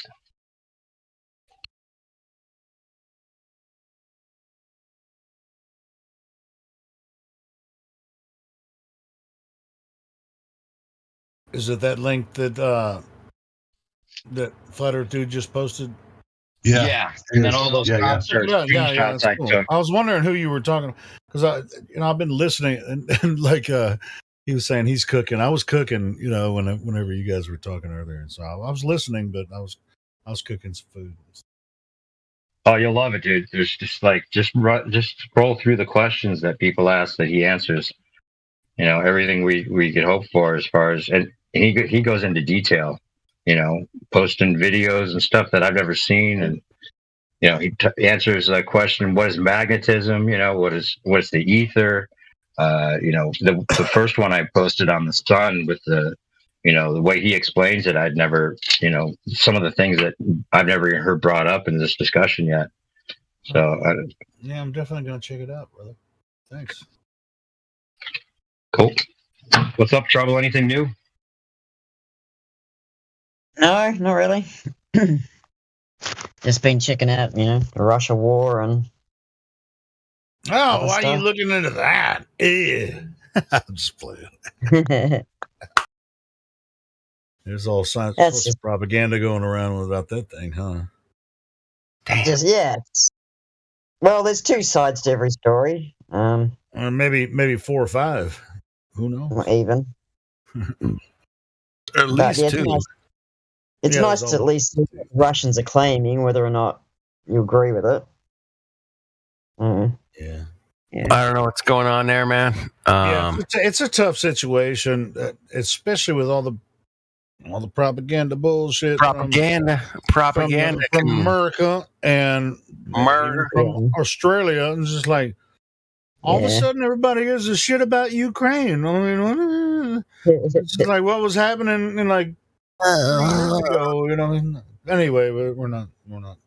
Yeah, hey man. Yeah, I've heard we've gotten shut down for talking about those kind of things. You got to kind of code your language. Well, yeah, it's just safe not to have an opinion. This whole I got one, man. This whole war in the ukulele thing. Hey, I'll tell you what though. How about that? You know who doesn't get shut down for talking about it? Good luck, AI, with that one. Ukulele. Hey, check this out. Ukulele war. Have you guys been to the ukulele wars? You know who doesn't get shut down? You know who doesn't get shut down for talking about it? Fox News, CNN. Yeah. They can say whatever the fuck they want to, but when we start talking about it, then we'll get. And there's like a lot of reports, medical reports coming out from Scotland, and that sort of stuff you can't really talk about either. But it's interesting to go look at what they're saying. Yeah, a lot of stuff's coming out now. So that's what I'm saying. It's just like Fox News and CNN and friggin' NBC and all those guys can talk about all that stuff. But we can't. Of course. Hey, Giulio, I heard you had the same problem that Gio just had. Did you hear he got shut down for people talking about the presidential election? I've had some issues. You talking about the 2020 election? Yeah. I've had some issues with that. I had one. I had one strike that I got taken back, and another one. For the most part, it's not a big issue. So far, I mean, he got his channel. He just couldn't live stream for a week. So back. I mean, that was. I think we got hit one time for that, and I think that strike is off now. So I think we're in the green as far as those strikes go. So. Well, that's just like the politics stuff. Even if we're talking about not even American elections, they're talking about war in. Well, we could go weather, like Ukraine. We're about to get drought at the moment. Talk about this. Didn't mean to talk over you. No, we're getting a lot of rain weather at the moment, and I'm kind of like, why aren't they using the weather tech to stop it? Like, nobody's mentioning the weather tech that we must have by now. Oh, they only. Oh, they admit to having it. I was going to say they only do that to make more news, and they don't do it to help people. They have the technology, but they don't use it to help people. Why would they ever do that? We're having 1 in 100-year floods again. Yeah, and we're having a drought over here where I'm at, so fucking A. So why don't you use some weather tech? And people don't know about it. Most people, and they call you a conspiracy theorist when you mention it. It's like, but it's known. It's like out there. They admit that they have a. I don't get it. It's pretty trippy. Oh yeah, there's so many things like that. Like they totally admit to it. Like even not to go there with what I'm saying, but the past jabs that people have gotten, like it's been shown very decisively it wasn't what they were telling us. So but still, people are lining up. I don't get that. I don't get it. How things can be completely out in the open to some degree, at least enough that people can see that. Yeah, Bill Clinton apologized for MK Ultra, right? Yeah. Wait. And to say that there's never a now, conspiracy... when MK Ultra happened, he was a kid, so why is he apologizing for it? Well, he was apologizing for the country when he was president. On behalf of all the assholes that we brought from fucking Nazi Germany. Right. Yeah, exactly. Right. A lot of this stuff they admit to because, they're not worried about losing power at this point. It's just basically telling you who your daddy is. Like it's, what do they call it? Learned helplessness.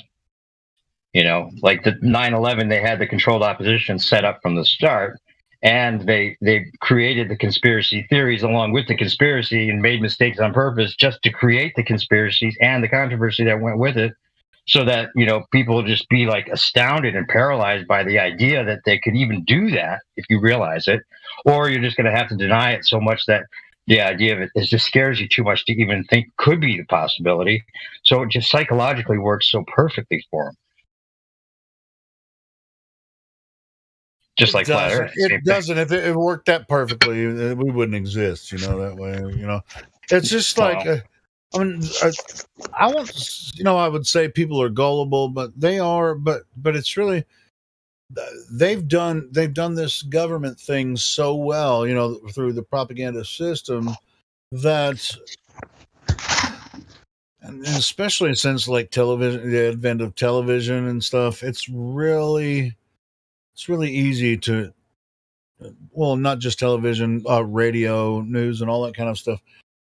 It's really easy for people to just say, "Hey, well, I didn't hear about it on the news, or I didn't hear about it in school," and say, "Well, what you're saying is wrong because if it was really true what you're saying, then I would have heard it on the news or in school or on the radio." And it's just like, don't you realize that they're using the school, the news, and the radio news and all that kind of to freaking manipulate you into a position where it's just like, do you think they're telling you the truth? I mean, is that where you are? And the other thing is, you're just going to stand on that. That's your truth. The media is your truth. They claim that hundreds of millions of people have to be involved, but they don't.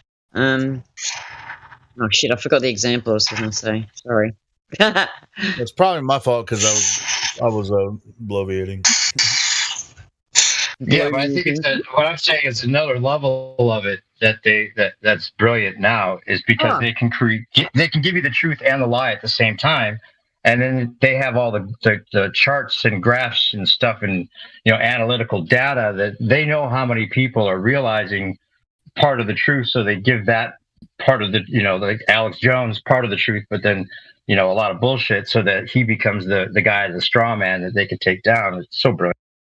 Well, here's an example. How is he a straw man? Can you specify your thought a little bit? Like, how are they utilizing Alex Jones? Is my question. Because now he's being sued. He's being sued by the Sandy Hook parents for like $40 million or something, as if it were a real event that he was being sued for, and he participates in it to be the guy that's the straw man, Pied Piper, that acts as the example of someone that thought they were right about something, but obviously he must be wrong because those parents are suing him now, and he has to pay it out. Shows him, doesn't it? So anybody that even questions it now is associated with that guy and all the bullshit he might say, even though he might say some truth. Wait. So what did he say about that particular topic that is not true? Because I wait. Hold on, Helio.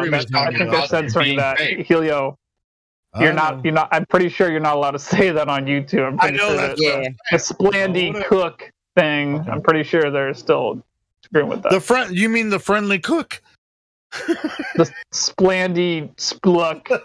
I can't even think of what the hell to rhyme with it. Nonsense. Yeah. Anyway, I mean, dude, that is so obvious. But whatever. But yeah, it's just like, Alex is taking the fall for it. Whatever. But yeah, we still can't even talk about it, even though he's the fall guy.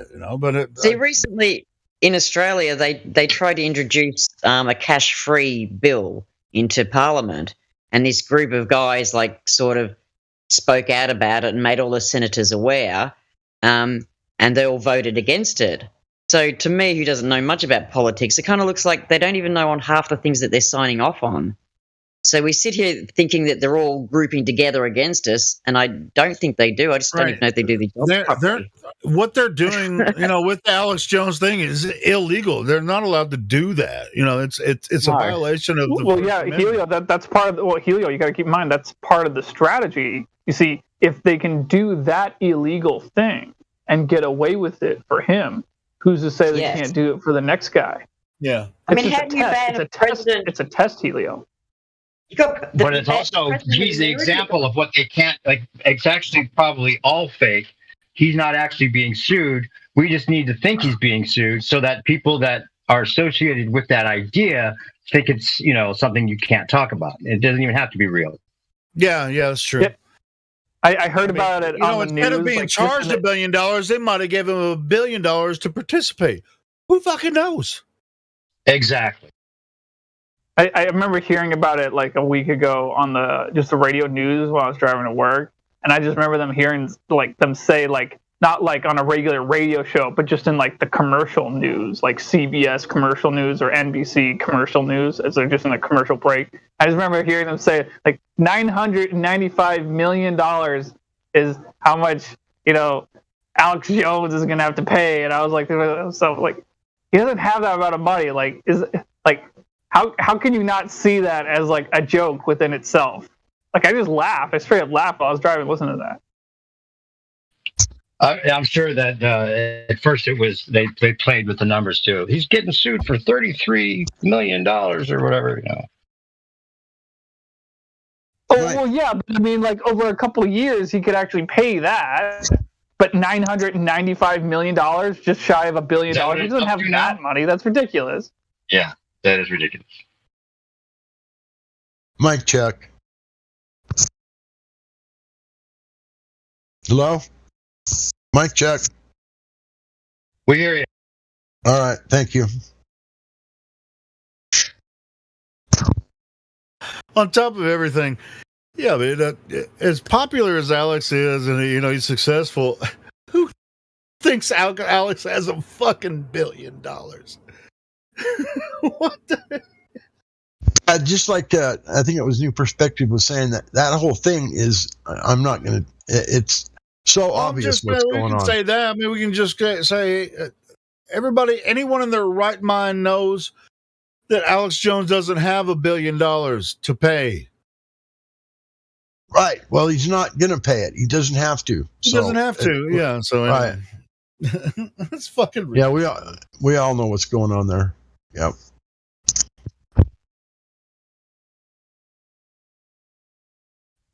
What sucks is there's a bunch of diet woke people that believe it, right? That believe he's actually being sued, and they're going to start sending him money to help him pay for it. And they think they're getting the truth, but you're just getting like a created version of the truth that we're supposed to think is like the cutting edge of conspiracy. He's like the cutting edge of conspiracy, like Saturday Night Live is the cutting edge of comedy. You know what I'm saying? Right. It's the cutting edge of a new scam is what it is.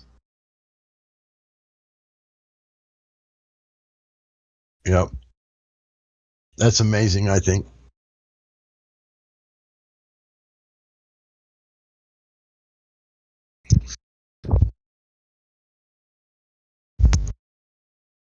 It's the information age, and it's about controlling information. It's like they don't want to kill any one narrative. They just want to control them all to whatever degree they need to keep their numbers the way they want them, Yep. Yeah, as soon as I heard about him being sued for that deal, I just like, oh no, this is not right. I can see exactly what's going on here. You're right. It's part just to keep people, know. Have you had any? Have you had any friends or family send you stuff? Of course, people are sending me stuff like, "Look, Alex Jones, blah, blah, blah, he's wrong because he's being sued." Like now we're supposed to and same thing with Trump. They did the whole thing with. I shouldn't even say anything about that, but the whole thing with being at all conspiratorial associates you with Trump, which they strawmanned as well. Both those guys are goons that are just put out there as Pied Piper strawmen, Yep, exactly.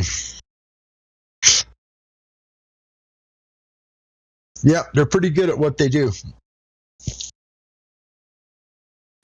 Yeah, it's fascinating. Yeah, poor old Trump accidentally let Fauci do gain of research function and didn't know it. You're right. Oh, shit. Yeah, you've heard about the new one, huh? Oh, yeah. Yeah, I just can't wait to see what they're going to break out with next. Oh, my gosh. Do you think that Alex Jones would be as popular as he is at this moment if he was a flat earther? He used to be. He used to be at one time. Did you know that? He was? Yeah, I think so. Years ago, he was talking about.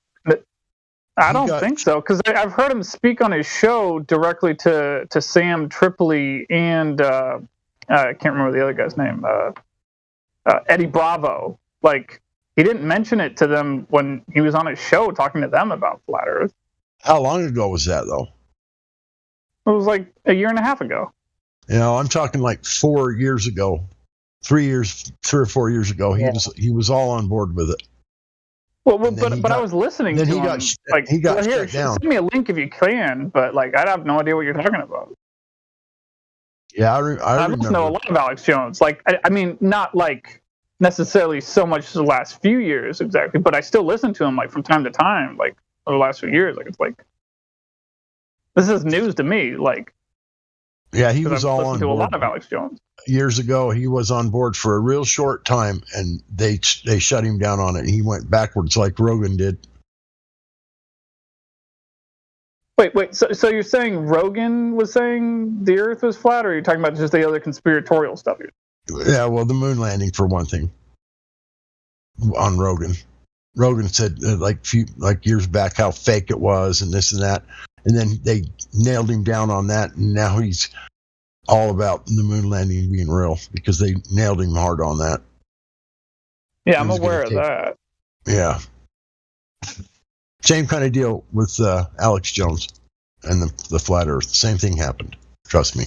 Oh, you still can't deny, though. I give him, I at least have, I don't know if the word faith is the right word, but it's a little more faith in him than I would a lot of other Globers, just because I know for a fact that a lot of his most valued employees, not just his employees, but some of his most valued employees, like second, third in commands, are flat earthers. And I'm talking about Greg Reese and maybe a few other people there that make reports. Those guys, they don't talk about it too much, but they'll talk about it sometimes. They'll make documentaries sometimes. They don't dwell on it, but they're flat earthers nonetheless, and they're capable of acknowledging objective reality and doing a damn good job at it too. Yep, that's a good point.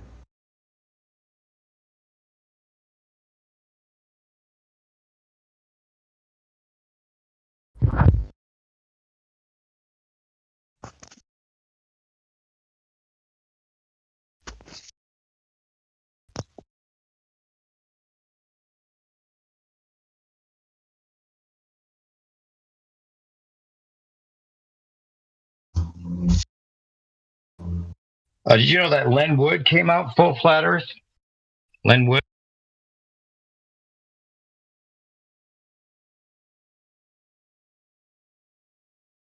I've heard that name before, but I forget who that even is. It's not really to our advantage because he's one of those guys that is participating in being the ones that being someone they can straw man, take down, and make it look like he's an idiot. But he's one of the big QAnon guys. Wears the hat. He's got the gray hair with the hat, with the gray hair sticking out from the Trump MAGA hat on. One of the leading respected people in the QAnon movement. So it sucks that they're going to probably do that, associate flat Earth with the QAnon bullshit. But they may also totally use it, and that sucks. They may do that. They may have Trump come in with his Truth app, and then flat Earth will be like the mainstream thing that they use to their advantage to sell us more lies with. That's what we got to watch out for.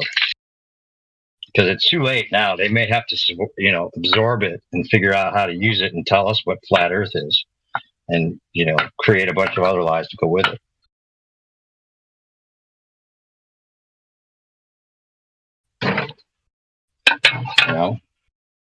Okay, we got flat Earth tacos, flat Earth burgers. Totally commercialize it. All kinds of things. Outer Ponder invasion, like I always say. All kinds of it. It's the perfect psyop to use against us, even though it's the truth.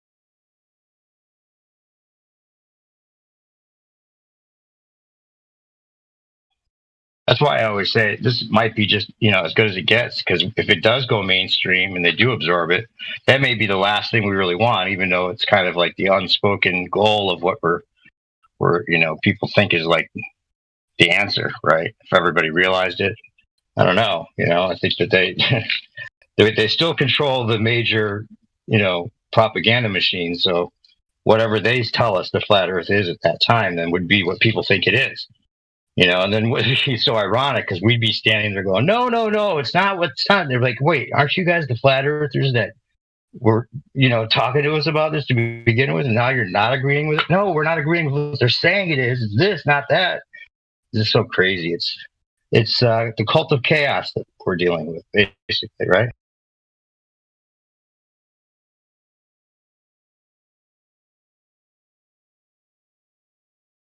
But on that note, I'm going to eat, so everybody else has got to talk now. Good talking to you, bud. Always a pleasure, Godrock.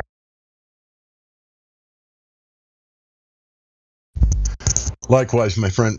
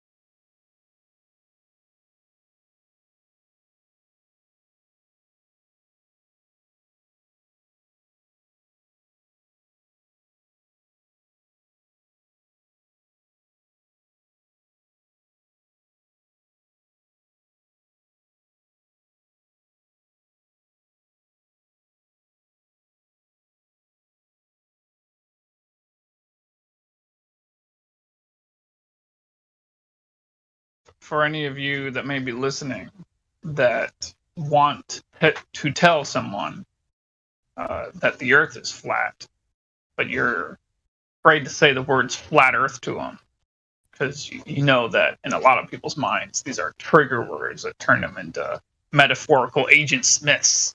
You don't want to deal with that. I would suggest, with an explanation afterwards if they ask for one. Just the next time you're talking to someone or you're in the midst of someone, presence of someone, and you're going away, you're saying goodbye. Instead of saying goodbye or saying have a nice day or whatever, or hasta mañana or whatever you say, instead of saying that, say have a flat and stationary day, or have a very flat and stationary day, Say that to them.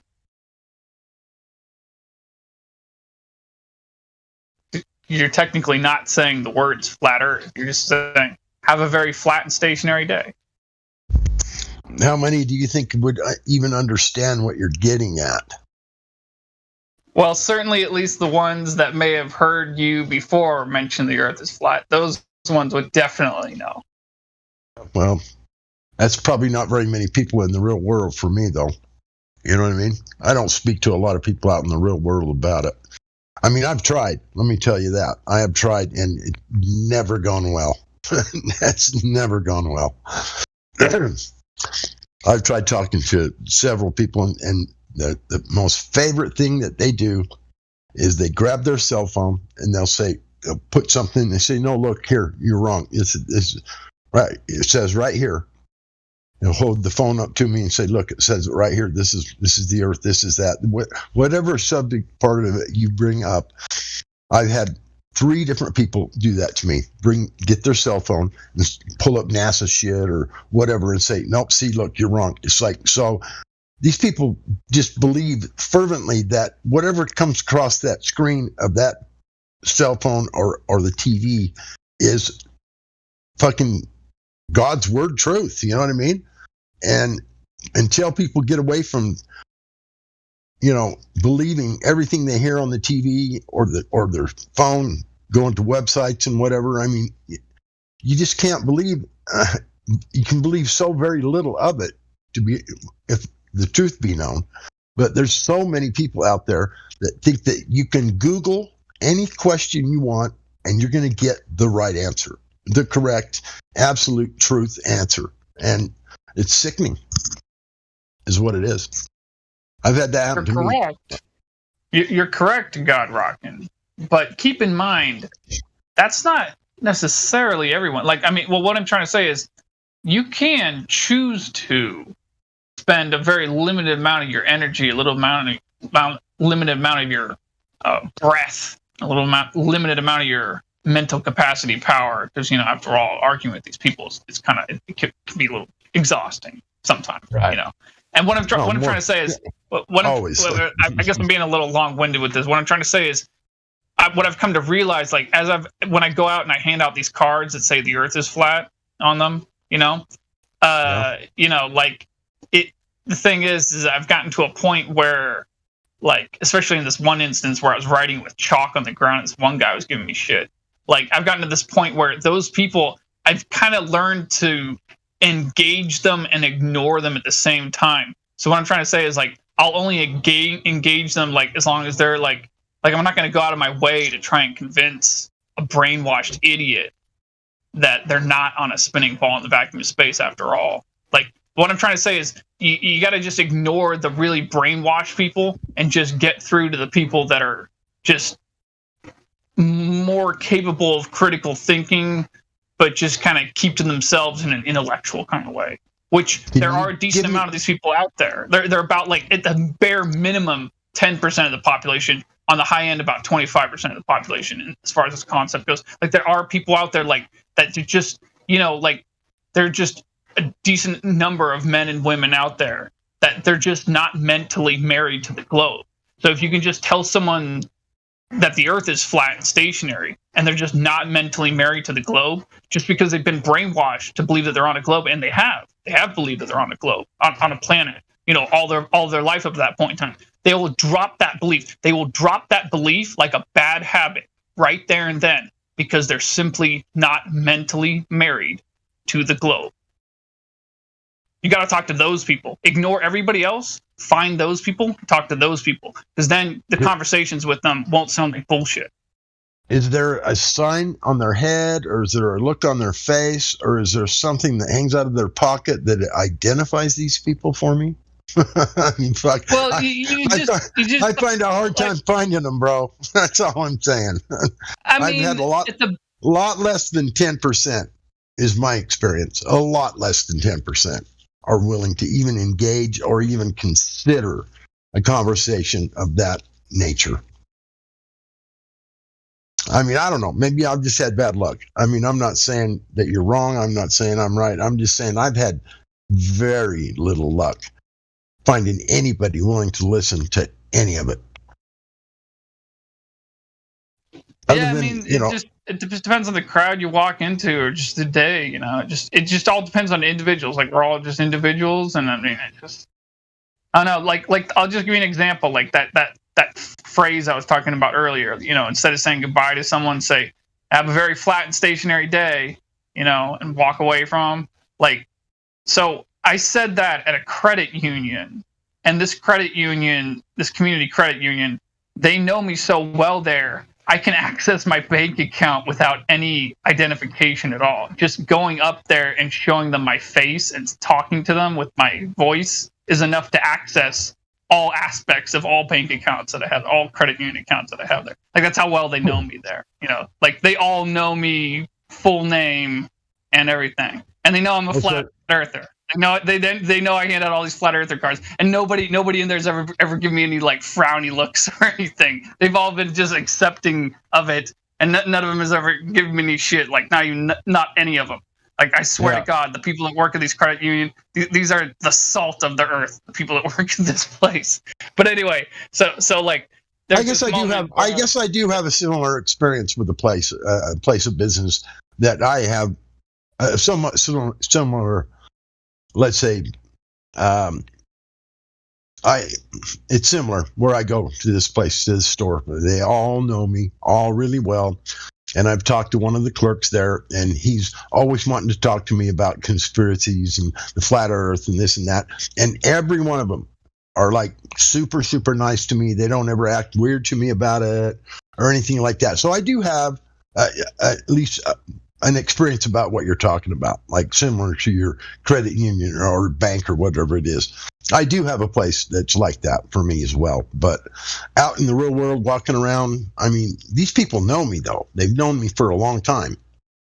And so when you get into a place where these people know you, they respect you, you have many conversations with them about just normal stuff, that people talk about or whatever, and they realize that you're, a fairly intelligent person and a nice person, and they like you and all that kind of stuff. So you must have that kind of a forte or resume with these people that when you walk into the bank, they probably all know you. They probably like you.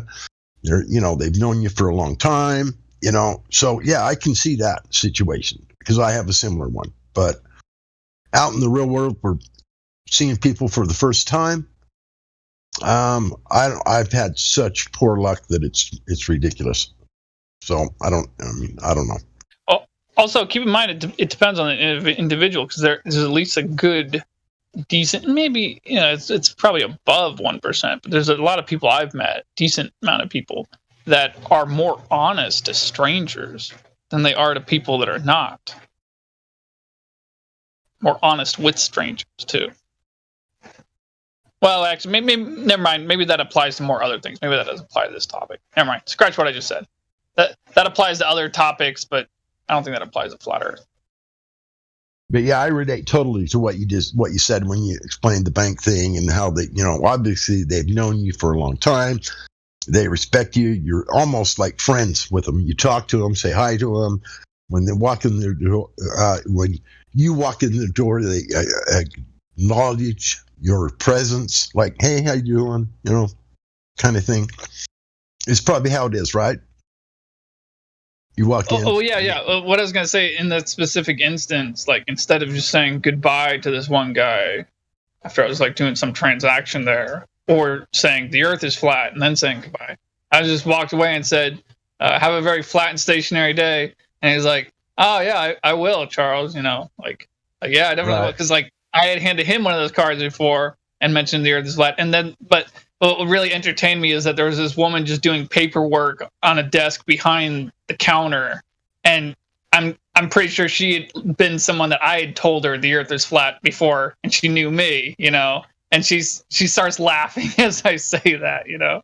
And I was like, oh right, you know. Yeah. You can make people laugh at that one. You do it right. Right. So yeah, I relate to what you're saying, but you know. I think it's got to be a circumstance, like I just said, you know, these people know you and known you for a long time. You're almost friends or like real friendly, respectful, you know, they realize you're, you know, an upstanding, you know, person, which you probably are, you know, so I can relate to that for sure. But out in the real world where you don't know the people at all, first time you meet them or whatever. I mean, man, I've had the poorest luck ever. It's just like they roll their eyes. They want to pull the cell phone out and go, no, you're wrong. Here's the truth. It's like, oh, boy. Just well, what do you say to them? Well, at that point, I don't say anything anymore. I just walk away because I don't want to have the cell phone put in my face anymore. No. I don't mean at that point. I mean, like, what's the first thing you say to them is my question.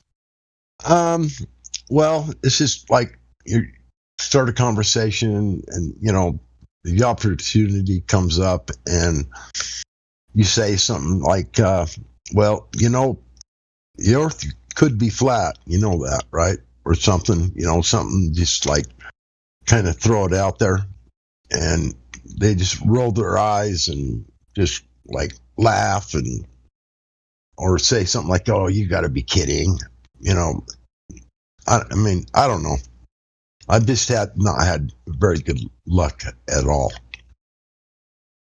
unless I know them well, like you know, the bank people. I have a place I know people like that really well. They know me, they know my family, they know me and all my family, and we talk all the time. Whenever I go in there, we just, you know, hey, how you doing? Blah blah blah, this and that. Very cordial conversations, you know, just like almost like they're friends, you know what I mean? They're not really, but they kind of are. Those people, yeah, they take it on board a little bit, for sure. Oh yeah, I'm definitely not gonna say I haven't run into any consistent resistance, because like the restaurant that I work at these days, like there's one guy there. And I guess, yeah, there's just one fellow employee of mine there who's like, I guess I wouldn't call him a flat earther, but like, I'd just say he's like almost a flat earther, because he's definitely not a glober. Like, he's certainly not that, but he's more of like on the fence, but he's just like, he's got a kind of odd take from it, or odd response when I tell him the Earth is flat. But I just basically say that he's absolutely not opposed to the fact that the Earth is flat, or admitting that it's flat. He just doesn't care. Like he's one of those people. Like, there's actually quite a few people like this. I would actually call him a flat earther, but a flat earther who just, for the most part, kind of just sort of doesn't care that the Earth is flat. Like he'll admit it, but he just doesn't really care. But then all the other employees, like, and the owner and manager, you know, like basically all the rest of them are basically Globers, you know.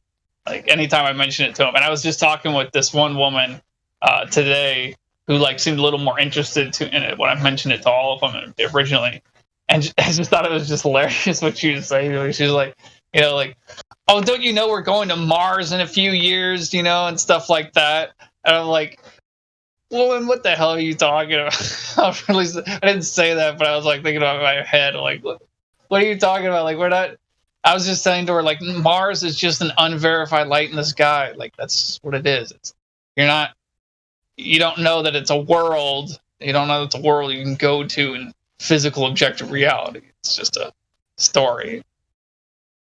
Whatever. But anyway, the point is, yeah, like, it's not that I don't run into any resistance, but I don't know.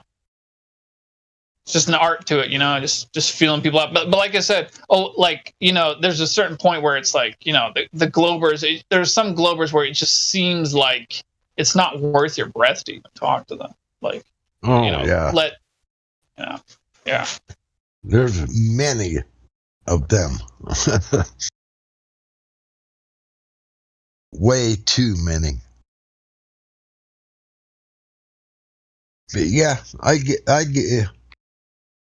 I do.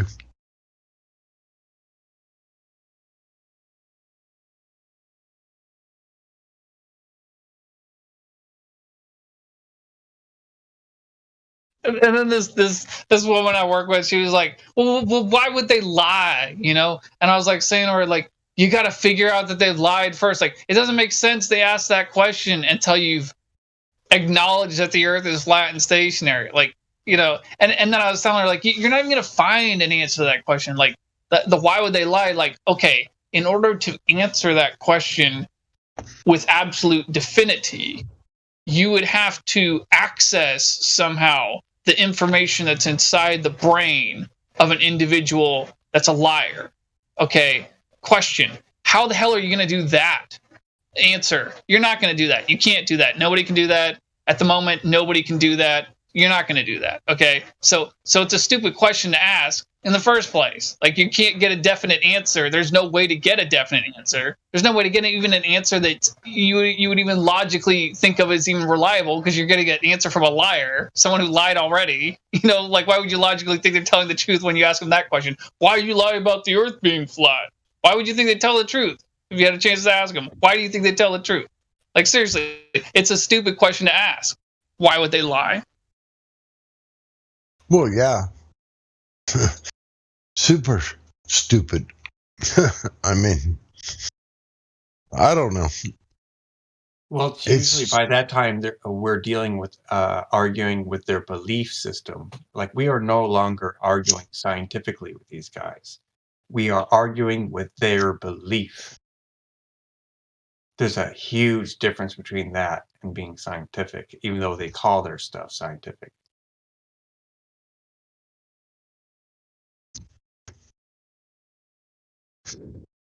But yeah, it's a funny thing how science, at least natural science or whatever, or just the word science, the way they use it, it's a word that sounds cool and it sounds advanced, it sounds smart.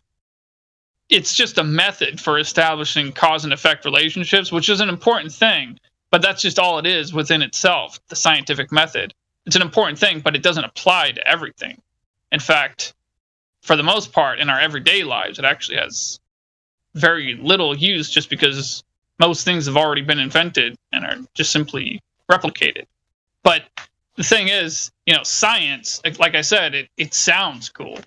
And because the word sounds cool, they've just sort of mended it in commonplace society today, where it's just like, trust the science.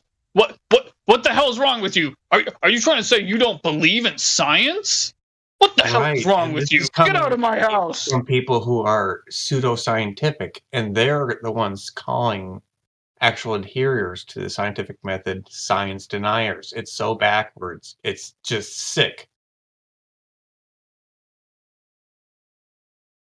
Well, yeah, but I mean, like, it's not even, what I'm trying to say is, even people who do know what science is and use the scientific method properly, even the people that do that, there's no logical reason for them to think of science itself as being something that's somehow more important than anything else.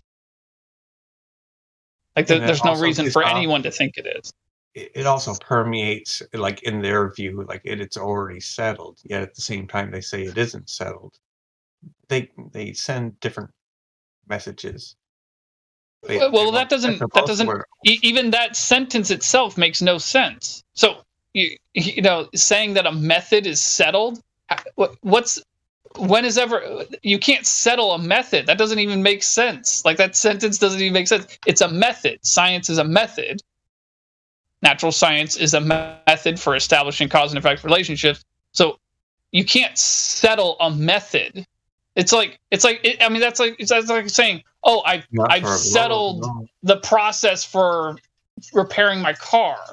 Well, that's just or maybe that's a bad metaphor. Anyway, the point is, it's not something that settles. Okay, settling is more of a word that I think applies to physical objects and less so conceptual things. Like we're, you know, like the dust can settle.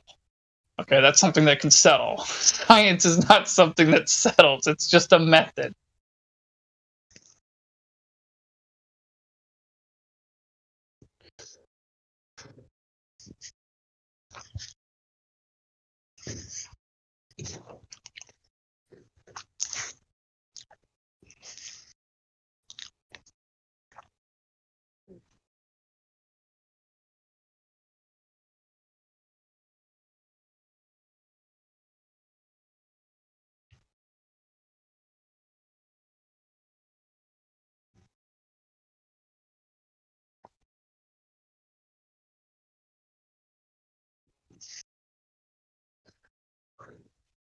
On another note, I hope you're all having a pleasant evening. I would have been here sooner, but my neighbor demanded that I hang out with him longer.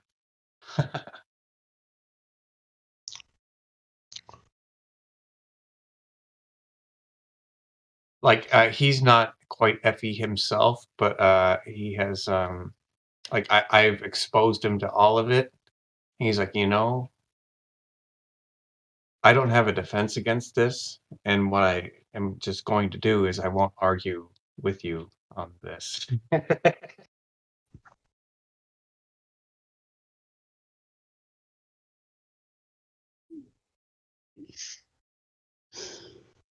It's also kind of endearing, you know. Yeah, I mean, because it's also kind of the first time he was exposed to it was through me, so.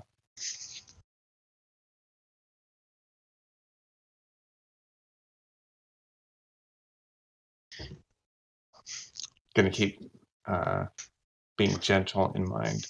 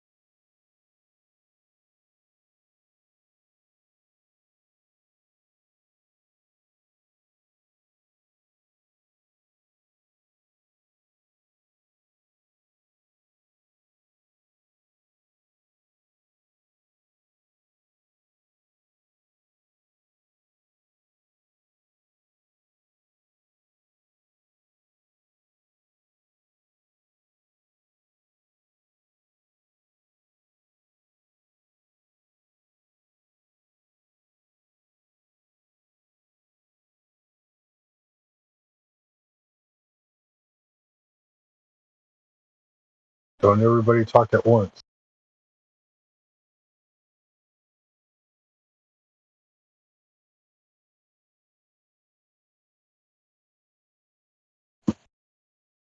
Good evening, Gizbo. What's up, Derek? Hey, bro. Just chilling. Just got in here probably about 7 minutes ago or so. Cool. I was just giving y'all a hard time. I saw some open mics and I was like, oh, I'll go say hi, but everything's quiet. I was just telling these guys, I mean, I didn't get any response, but telling these guys about my neighbor, like where I've exposed him to like all the FE stuff, right? Uh-huh. And he is still yet to take a position, whether pro or anti or whatever, but he will not argue with me on it. He's like, Derek. Like, I mean, because it's like, other than him being my neighbor, we're actually pretty good friends, so that's kind of awesome. Right. Yeah. Right.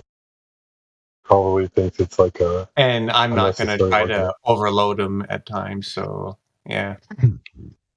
He's not hostile to it, is the. Yeah. Mm-hmm. Even my friends, every once in a while, I just drop a little truth bomb to them, shoot them a little text message, just to remind them they're living on the flat earth. I know, right?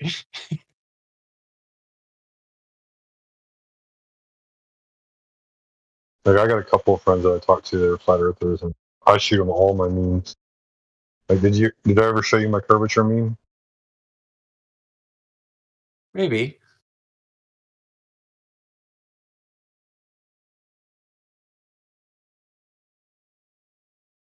Ugh.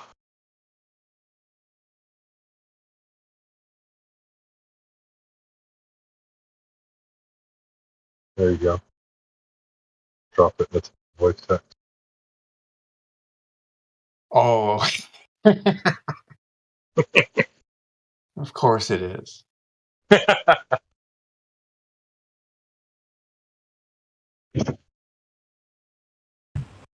Russia's pretty mountainous. Yeah, dude. 8 inches per mile squared drop right there, dude.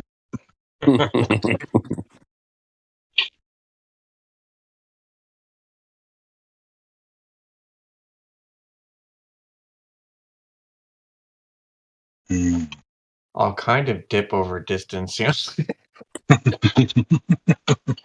Okay, I'm done. Sorry. Hey, if you can't find curvature there, I don't know.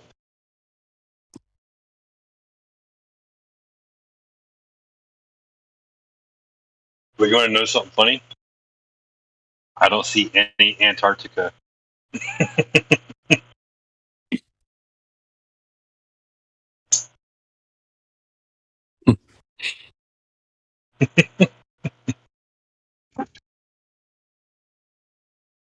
That meme's gonna get me in trouble one of the days. I know it. I think she's only European.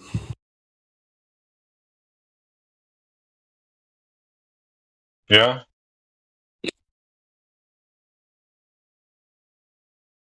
Yeah, when you research flat Earth.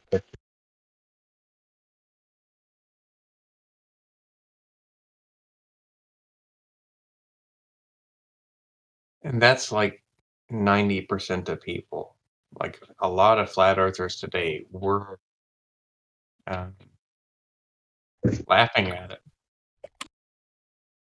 I laughed at it, dude. We all laughed at it. I know, right? Oh, that's just silly. We were taught to laugh at it in 3rd grade. Mm-hmm. I remember laughing at it explicitly, thinking how silly it was that, we've been to the moon. How... Yeah. Mm-hmm. You're going to sail right off it. Right.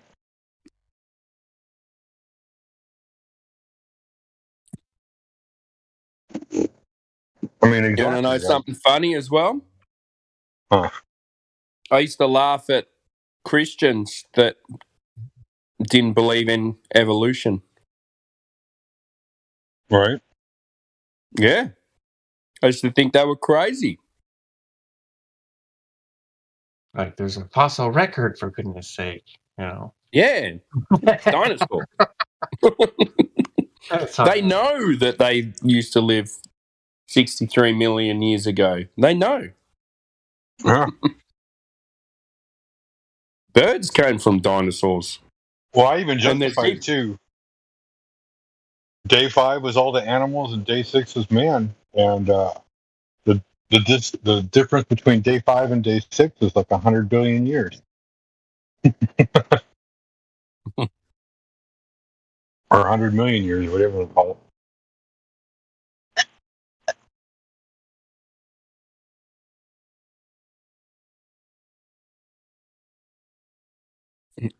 It is a natural reaction, though, because when I first heard of Flat Earth, I laughed as well. You know what? These people are almost as crazy as those Christians that don't believe in evolution. More crazy. These guys are on a different level. You like that one? Level. You know, I never even asked. Like when someone said they were a flat earther, never even asked them, "Do you really believe in that?" You know, like I never got into a heated debate with anybody in that sense. It's like, okay, cool, you believe the Earth is flat. Like I never questioned whatever they wanted to believe.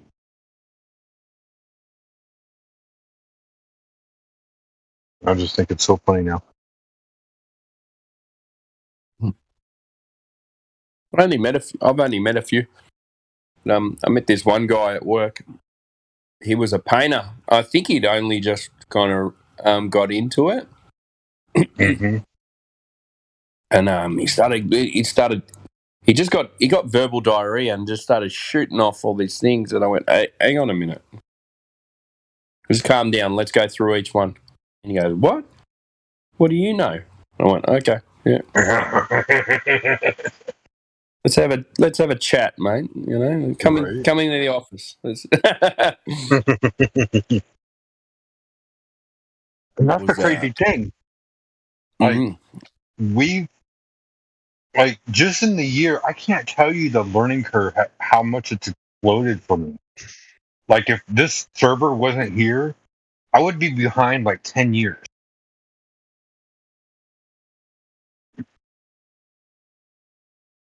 You know what I mean? Well, you probably don't, Timbo, because you've probably been a flat earther for like 3 or 4 years.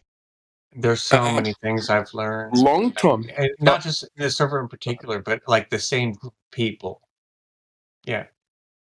I mean, I can actually have an honest debate with just a general glober, and not even a debate, like a discussion. Like I hate debates, right? I think debates are dumb. But other people want to debate, that's fine. I'm not going to sit there and debate for the third person and see, try to win minds or anything like that.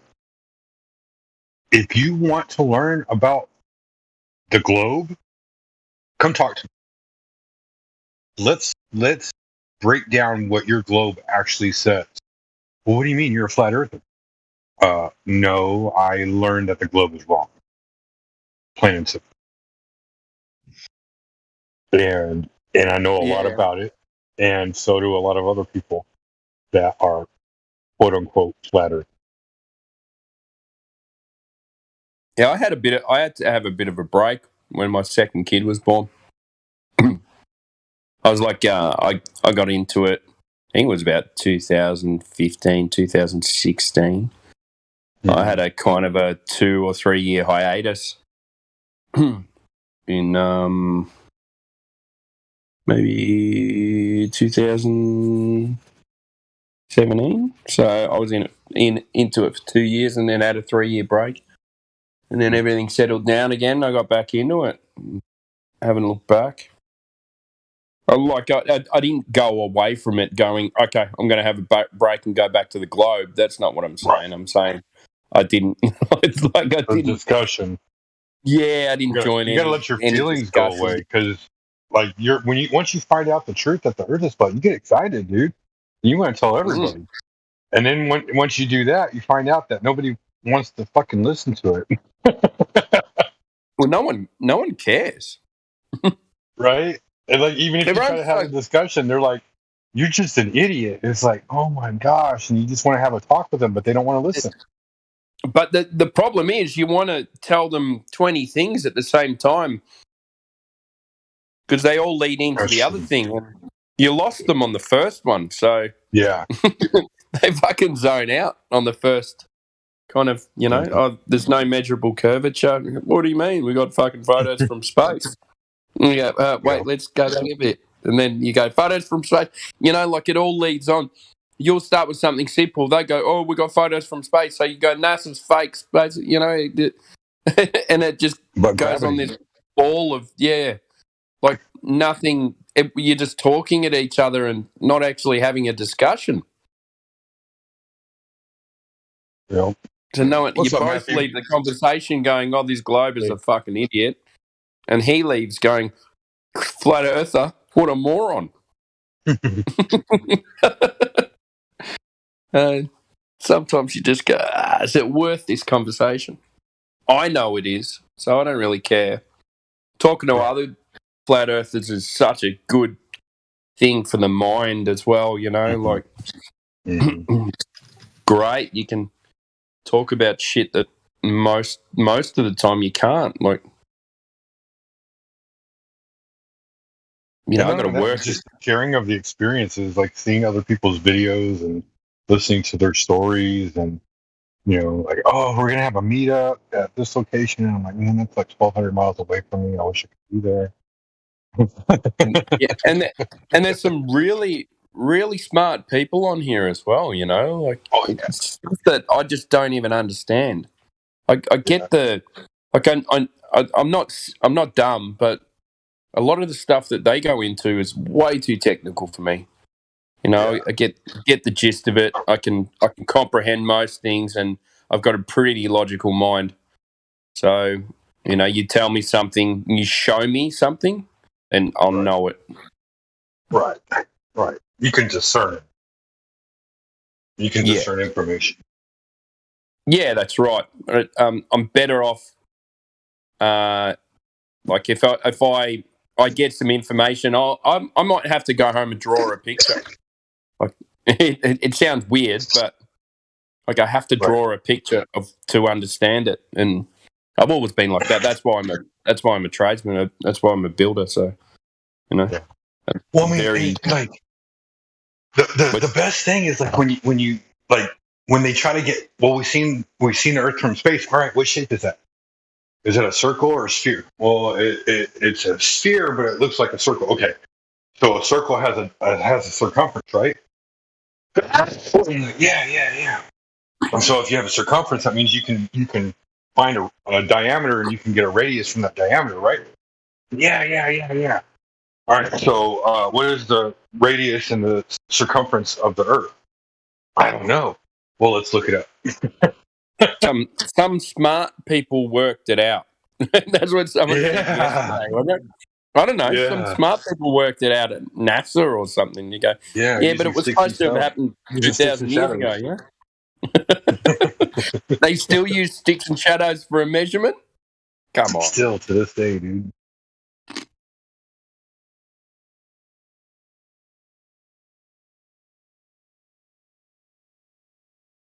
Are you going to get to experience that eclipse? Are you going to catch like a piece of it or see any of it?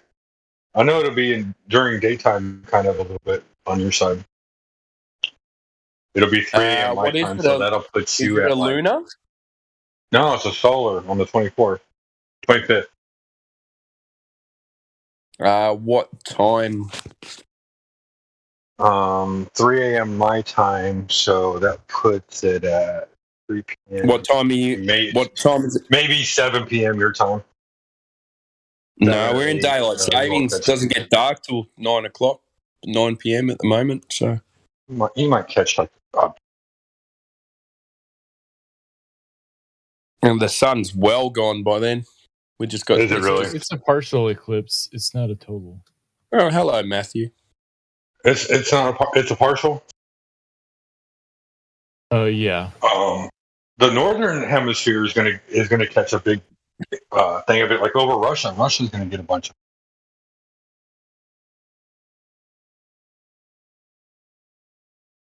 I'll send you the link. I'll put it in chat.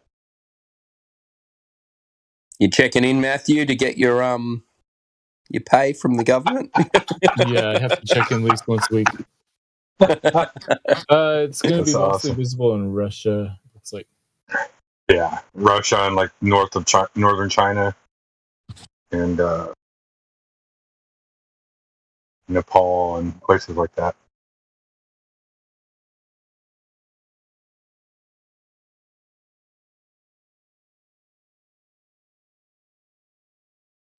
I'm going to see the eclipse in April of 2024. Hopefully, it goes through Dallas, Texas.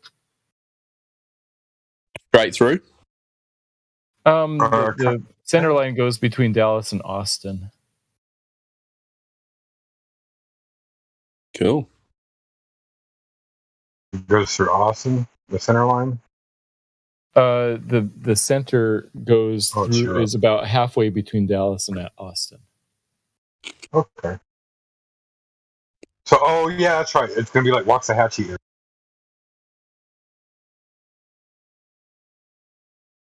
You're around there, aren't you, Gizbo? I am. Might be able to sit down and have a beer with Matthew if I have that time off.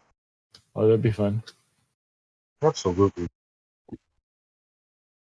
We'll go to the Czech stop out there. There's a Czechoslovakian bread making gas station out there, and I swear everybody goes there to get bread. Like do they sell cevapis as well? If it's got bread, they make it. They have these like beautiful Yugoslavian skinless sausages. They're called cevap. You know what? They might have something similar to that. Like they might have like something. It's more bread than anything else.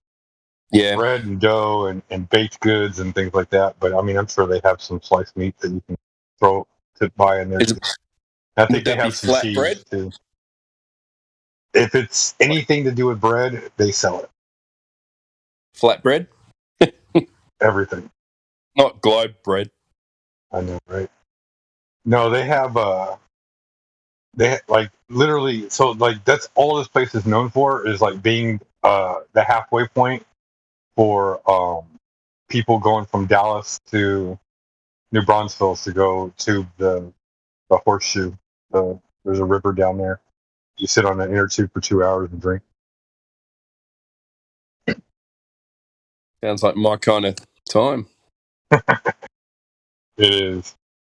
Remember the last time I went there? Yeah. I say last time I went there,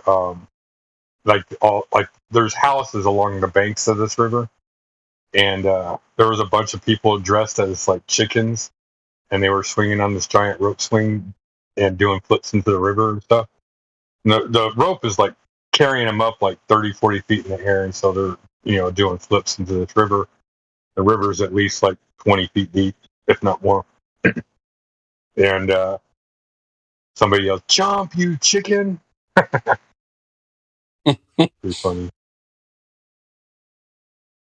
It's 5 p.m. here on a Friday afternoon. I'm about to crack open a beer and relax. Still Thursday here. 2 a.m. over here. Can't go to sleep. There you go, Tim. Drop the link for the eclipse in the chat. Oh, yeah. I'll have a look. Like, just a slight scroll down, and there's like a video or GIF animator thing playing, and it shows the where eclipse. It goes. Yeah, and so the way the shadow is, based on the globe model that they use, it's real weird. It's almost like a finger juts out and then goes away. It's extremely weird. How does that work, Matthew? You mean like what do you mean it looks like a finger? It looks more like a circle taking a bite out of the sun. Yeah, look at that. So, like, it looks I don't more think like it's an coming oval. anywhere near.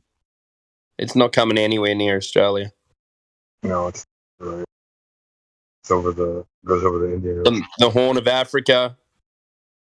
They catch a piece of it. Russia, North Africa. Yeah, all of Europe. A little bit of India. Cool, that looks good. Saudi Arabia gets it all. Pretty big shadow. Yeah, that's what I'm saying. It looks like a finger that juts out. That's a bigger shadow than the.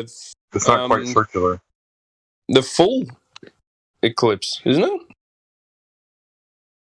Huh? How many miles wide is the a total eclipse? 70 the shadow, miles, I think. 70. 70 miles. Look at this thing. That's going like 1,000. That I know it's not a real picture, but that it's almost covering the whole of Russia and Europe at the same time. Yeah. So how does that work? Well, there's two different parts of the shadow: the umbra and the penumbra. Can you see that? Kind of. Well, I'm going to call it a GIF. Can you see that, Matthew? That Gizbo put in the chat. Yeah, he looked at it. I think he looked at it. He said. Yeah, I didn't put the GIF in the chat. I can screen record it. Let me screen record it. So how does that work? That the shadow for the total eclipse is only 70 miles across, and this one looks like it could be, like 1,000 or so. It's because the umbra is the one that's 70 miles across, if there is an umbra, but the penumbra is several thousand miles across. Answer. I posted a link, a picture to kind of illustrate it. It's not to scale, but that's the idea.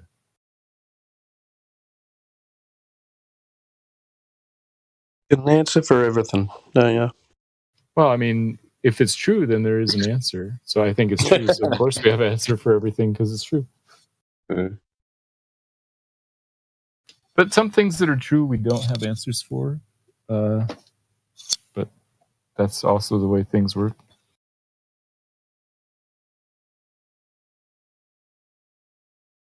Yeah, because I know you have funny meanings for true and evidence and proof and things like that. So true. It true is true though. Yeah.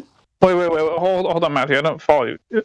There are some things that are true, but we don't have answers to. I don't follow you with that.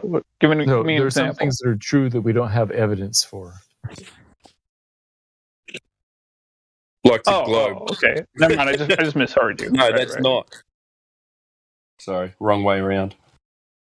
But yeah, that wouldn't, at least as far as direct, definite evidence goes, that would include the globe.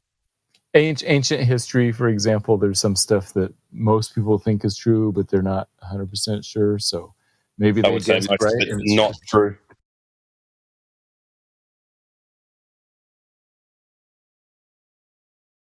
So your meaning of true is true that, not like your meaning of proof. Yeah. The simplest definition of true is it says what is and what is not. So it basically corresponds to reality. If you say something that corresponds to reality, that's a way of saying it's true. And then your definition of proof. So proof is used colloquially to mean strong evidence. In mathematics and logic, proof is more of a step-by-step logical argument that cannot be contested. So because I have a math background, I like that definition of proof. But I recognize, in the court of law or when you're talking about these different ideas, some people use proof in a different way, and that's okay. Yeah. I would use proof in things that are not mathematical as well. So you would never use the word proof unless it was in maths. I guess I would prefer that, but I recognize I live in the real world. So, before I've said things like, I would say, according to the strictest definition of proof, I can't even prove that the ocean is salt water because maybe maybe my taste buds are fooling me and all that type of stuff. And maybe everybody who says it is wrong. But would it be true that the ocean? Oh yeah, definitely. I definitely think it's true that what's the ocean is saltwater. That's often. So it's true, but it doesn't have any proof. It's true, but it has strong evidence, not a mathematical proof. Well, you don't use maths to tell if the ocean's salty. Right. Oh, that's a cool animation, Gizmo. I like that. That was in the link. That's what I was trying to point at. Like, it looks like a finger jutting out over like all of Asia, Eurasia, basically. Yeah, so basically that's the penumbra, so not the total eclipse part, and only the penumbra sort of touches that side of the Earth.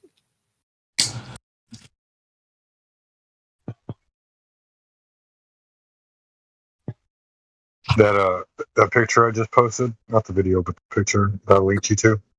Yeah, what is that? That's the sigil of Lucifer. Interesting. The same thing that your heliocentric model shows in that picture. Same symbol. Oh, well, it's just basically two angles on the left side, but the heliocentric model doesn't have that V and like this curlicue things on the right. I know. Looks like your model of the eclipse, doesn't it? What's that? That's what I'm saying. The left side does, but not the right side.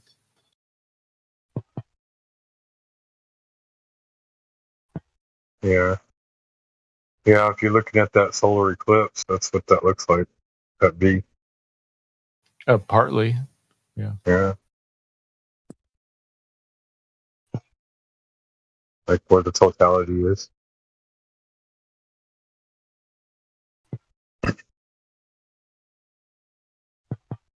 I've watched a few of your videos too, Matthew. Like, would you, if you're, I know you've said in the past, like, both models should be taught, yeah?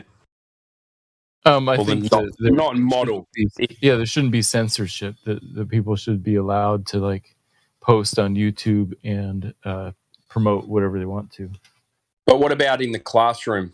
So, do you teach your students that there's no actual measurement for the radius, or you just teach a different type of maths?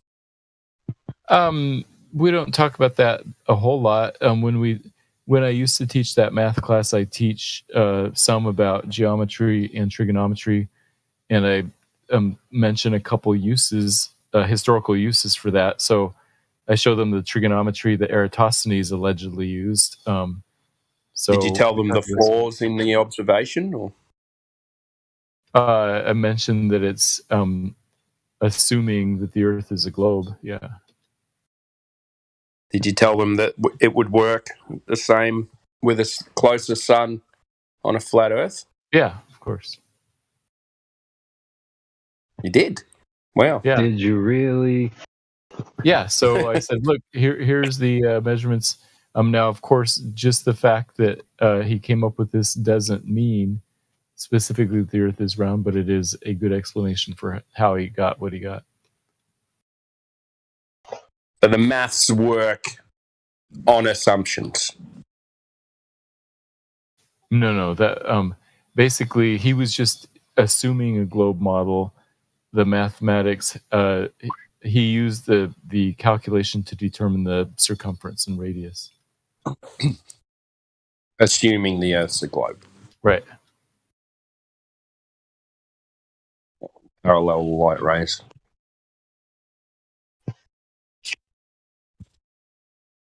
Yeah, assuming that the sun is far away enough to have parallel light waves. You know how he how did he send his mate 500 miles away? Exactly 500 miles away. And then how did they know that they were measuring the shadow angles at the same time of day? We don't know how they typically measured distance back then, but they must have had a fairly accurate. There's some error, of course, but they must have had some idea of how far it is. And then they knew it was the same time of day because the solar noon on the solstice happens at the same time. Yeah, but if you're 500 miles away, then you're going to have a slightly different solar noon. So they're going to look at the shadows.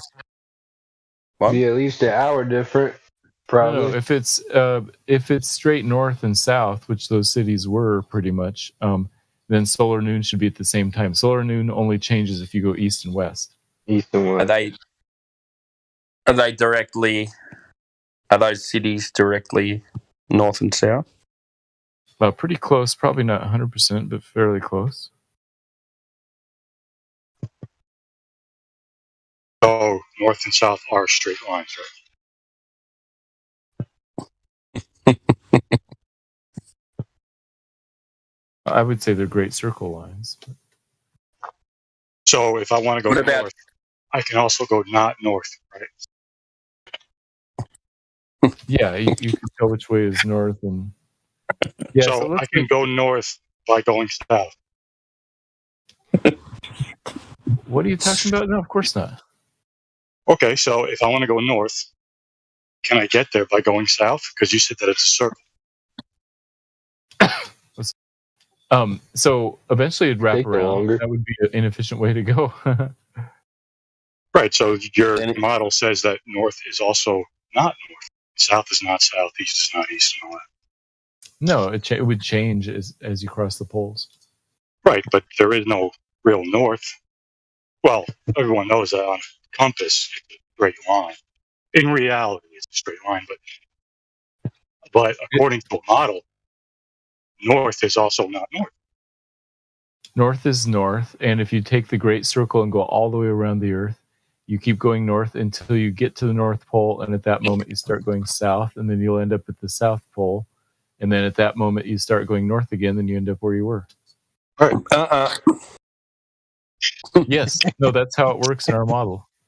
Yep. Yeah, but you're gonna get stopped by a big ass, Navy ship, though. So. No, but no one's ever done it though either. So. All he did was explain to you the model. Yeah, I know. He said at the end. He didn't want to get into in our model or anything like that. he was just going based off of the line. You draw a line from north to south, and eventually, once you hit the southernmost point, you're going north again. Yeah, I thought you were saying that in the globe model there is no such thing as north, and I was explaining there is. I can't debate you, Matthew, because when we had that mutual agreement. When I said if NASA came out today and said, you know what, we've been lying to you, the Earth is flat, you live on a plane, you live under a dome, God's real, and we're pieces of crap, we're sorry, we lied to you. Here's all the documentation, all the pictures, all the photos, every secret thing that we've ever done against the dome.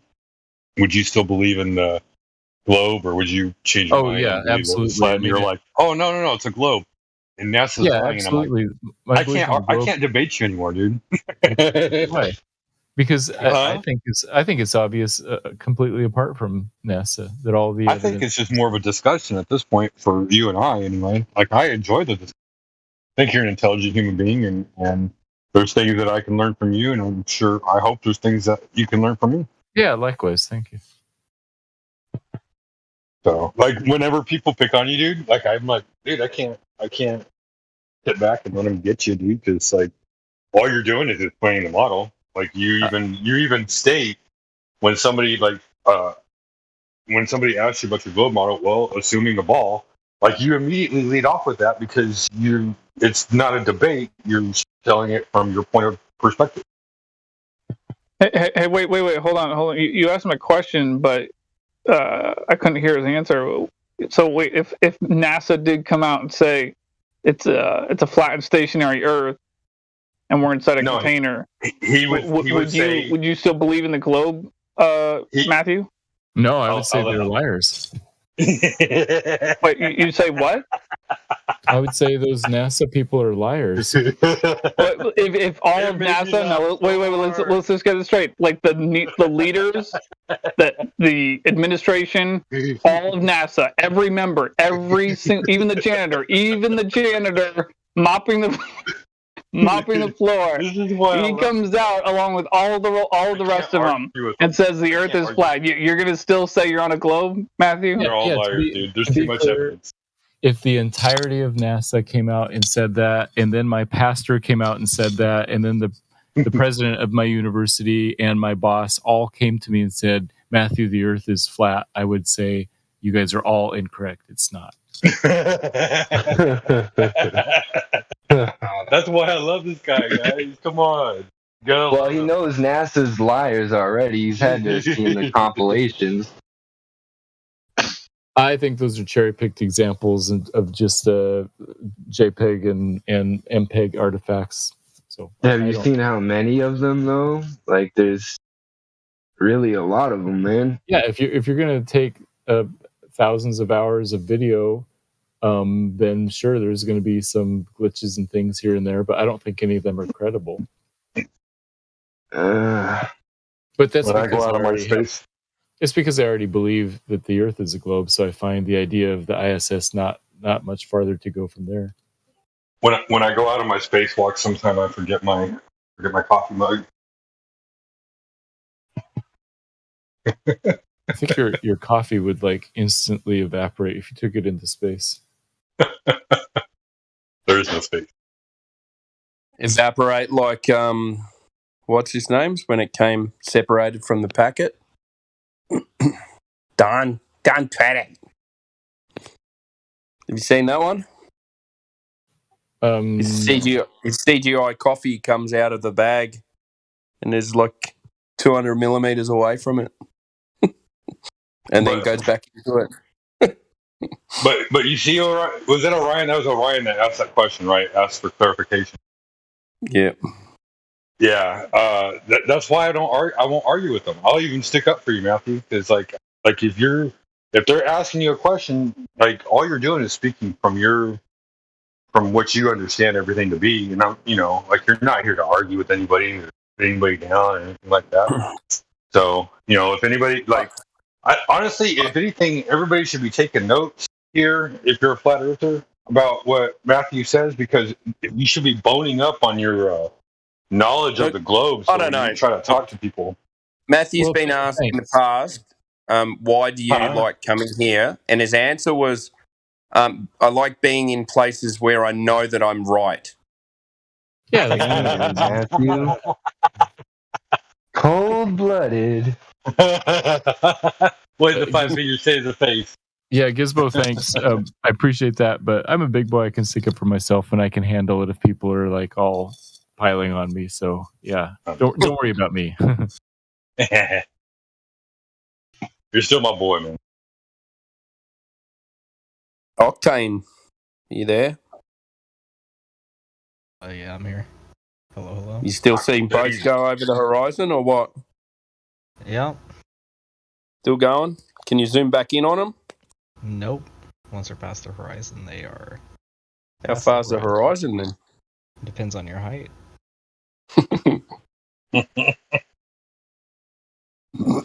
What if I'm like 8 feet tall? I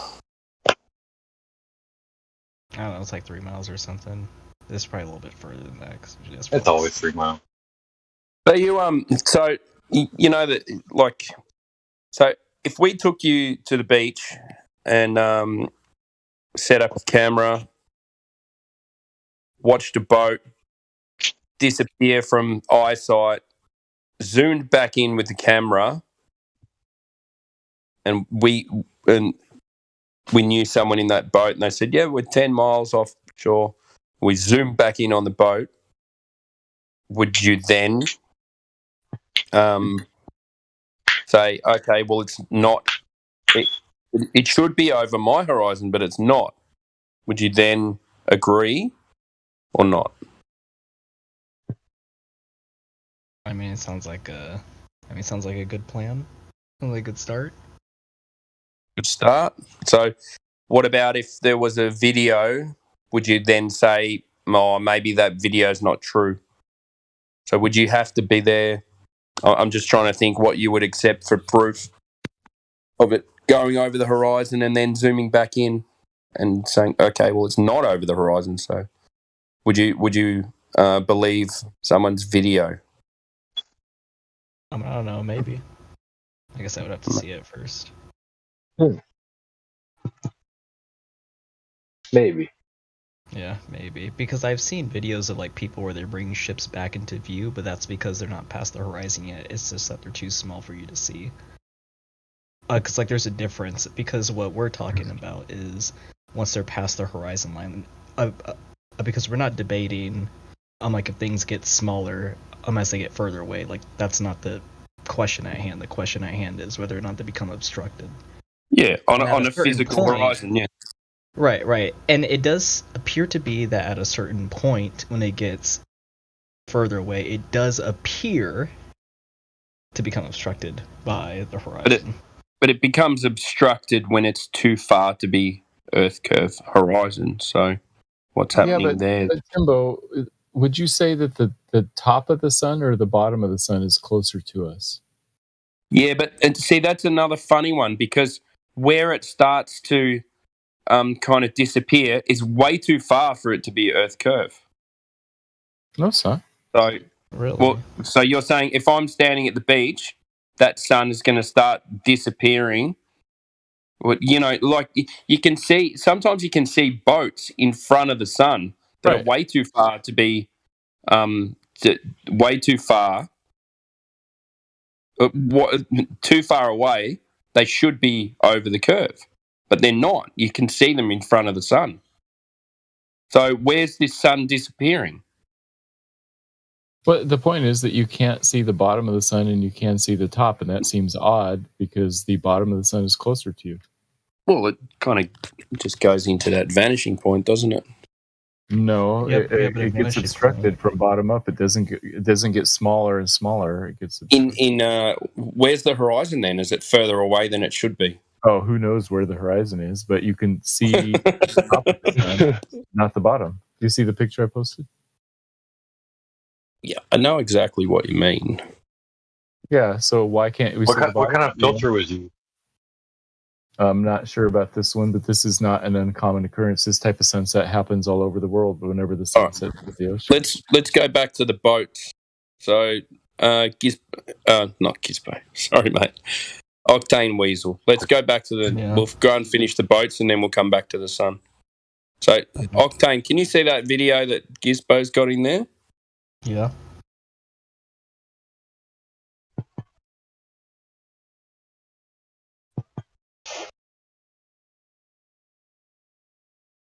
Okay. Like, how far away do you reckon that is? I mean, I've seen this video before, so I know it's pretty far out there. Farther than 3 miles? I think so, because I think that's why it's posted here so much, because it's probably further than 3 miles. You can see it, right? Yeah. Because I never made the claim that you can't see things further than 3 miles. What do you mean you can see? But the globe does. At that measurement, Matthew, did you just say you can see the top of it? Yeah, at 12 seconds in that video, it looks like a container ship going by that you can see the top of that container ship. Well, you can actually see behind it as well. You pause it. What do you mean the top of the container ship? Like the horizon is beyond. At 11. At 11. Yeah, we know. What is that? It looks like a white house, but it must be the top of a ship, it looks like.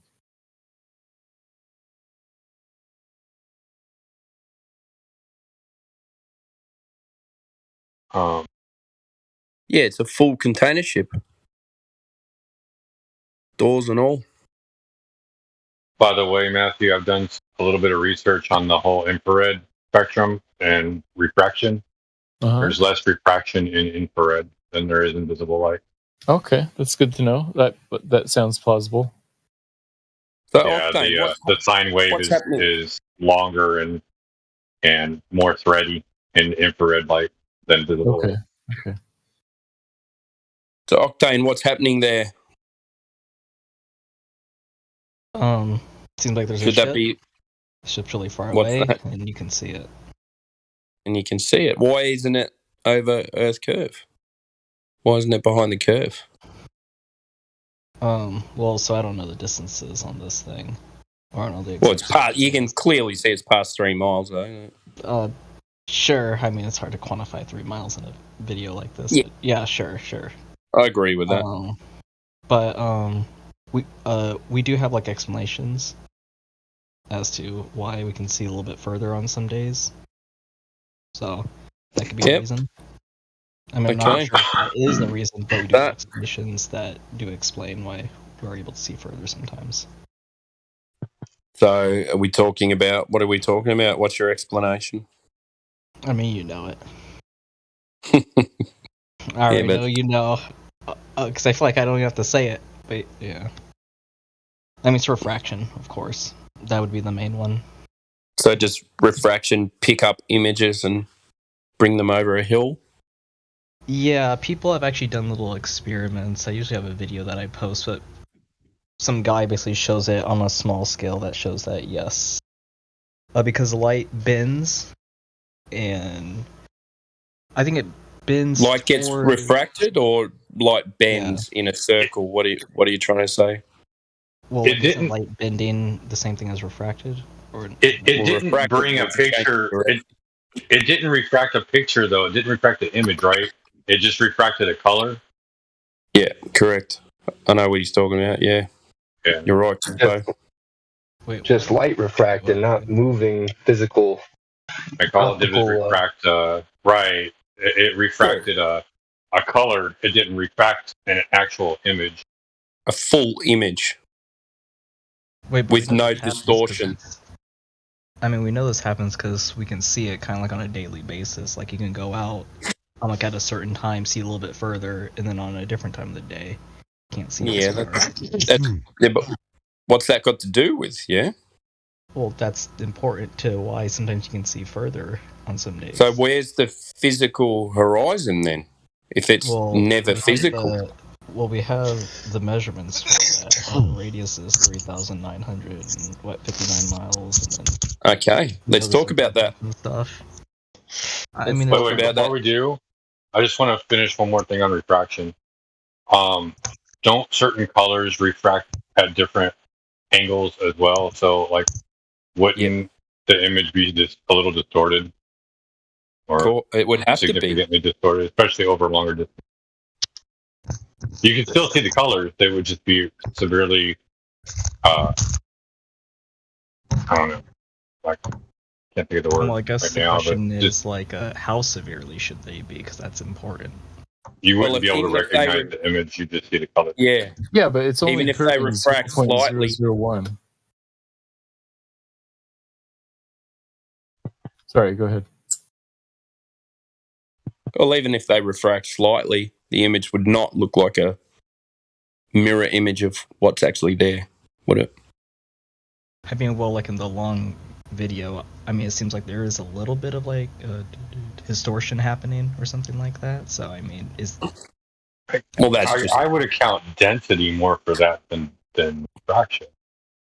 Yeah, that's like density. Well, sure, we can say that, but do you know hot and cold air mixing together creates distortion and swirling, so that's always going to happen at the surface. Yeah, you see it on a road, you see it over water, you see it everywhere. So I've driven down some hot roads where there's like mirroring going on. I know Timbo has too, being out there in Australia.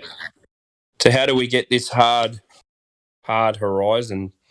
I know it's never there, is it? It's always never there. So you said, and then you said there's a radius. There's a circumference, a radius. So yeah, we have all. Where do we get that from? Well, first it started off as shadows, and then as we progressed, we have rockets, and then GPS and satellites, and they can take more like accurate measurements, and we have the numbers. So how do they do it these days? What's a modern way of measuring the Earth? Probably like the GPS satellites. They probably take a lot of measurements. Without using satellites? Without using satellites, it was probably done with shadows and stuff, because that's what we had at the time. So how did they? So they're measuring Earth curve from shadows, yet they need an accurate measurement to get things like your satellites into orbit. Well, yeah, because the numbers were extremely close. I mean, because they probably played within like a safe margin to launch those satellites, I would assume. So they base their science off a measurement of shadows. They base theirs and sent people into orbit based on shadows. I said, yep, the shadows are correct. Let's risk these guys' lives. Timbo, getting them out there.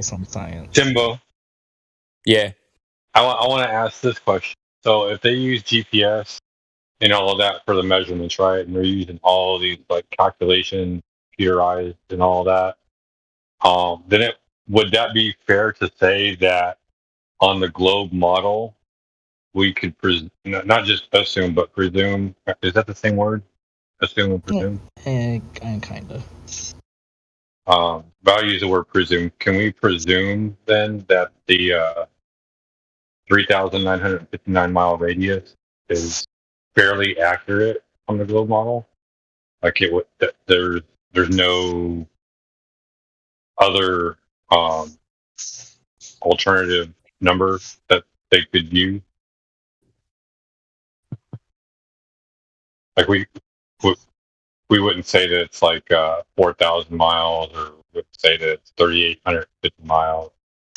Like 3,959 is the agreed number because the calculations all say that.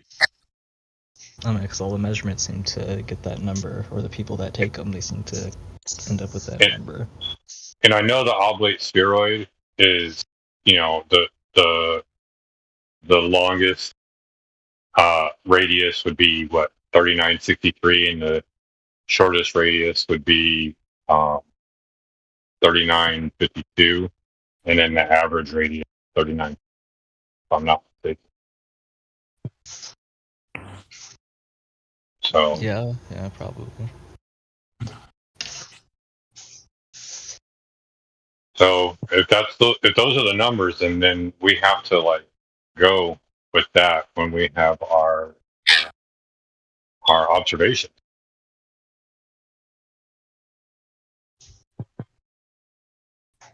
There's no ifs, ands, or buts about it. Can't not say that the radius isn't 3959 because they use GPS to get those measurements. Yeah, exactly. So there's no other way to calculate the Earth's radius other than sticks and shadows. Is that correct? Is that my understanding? GPS, man, GPS. So I'm pretty sure there are a few other ways. Well, you can't do drop over distance because the horizon doesn't exist.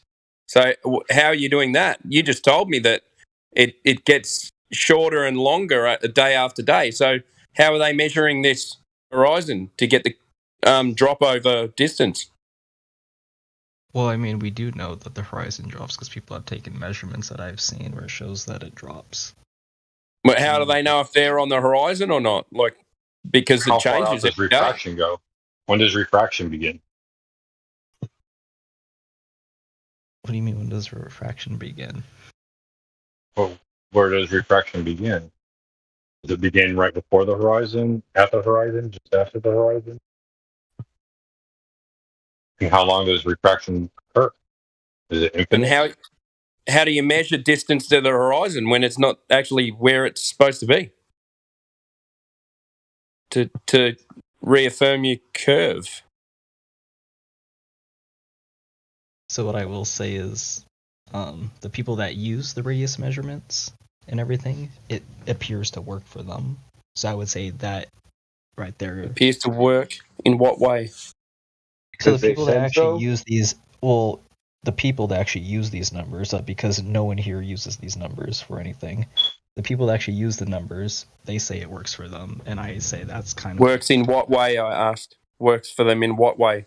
They can launch satellite TV satellites that have worked for decades and decades.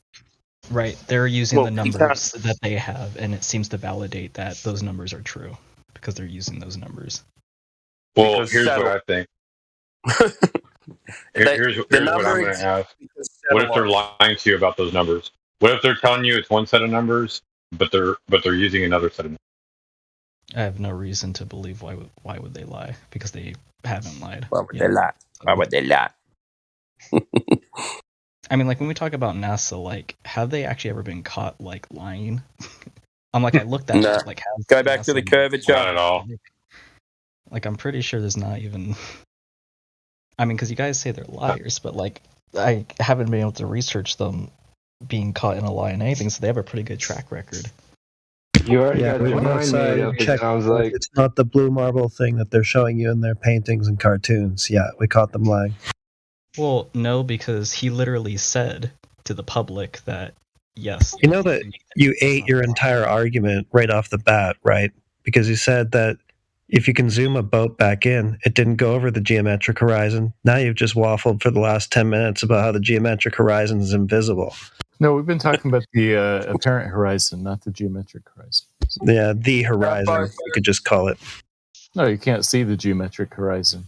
Yeah, that's the whole point. As Octane has been saying, you can't see it, but his whole argument to start out with was it blocks things, but yeah, like you guys say, you can't see it. You can't get your shit together. Well, because we know... We've got our stuff together. Yeah, because we know it's possible that someone on a sphere, a large sphere, it's possible for them not to see, like, the curve bend, but you can still see things be affected by it. That's like, so it makes it look flat. Okay, so you can't see the curve. It looks flat, but something in the distance is still being affected by it. Explain. Yes, like, this just has basic shapes. A sphere can appear flat to someone depending on how big they are. Basically, height. Okay, so we're back to just the raw geometry that you were explaining away a minute ago with refraction. That was explaining away? Yeah. Because remember, we're not actually seeing the geometric horizon, right? So you went to lengths to double down about that and talk about how it's refracted so we don't actually observe the globe geometry. The same globe geometry you're now circling back to tell me blocks boats and things like that.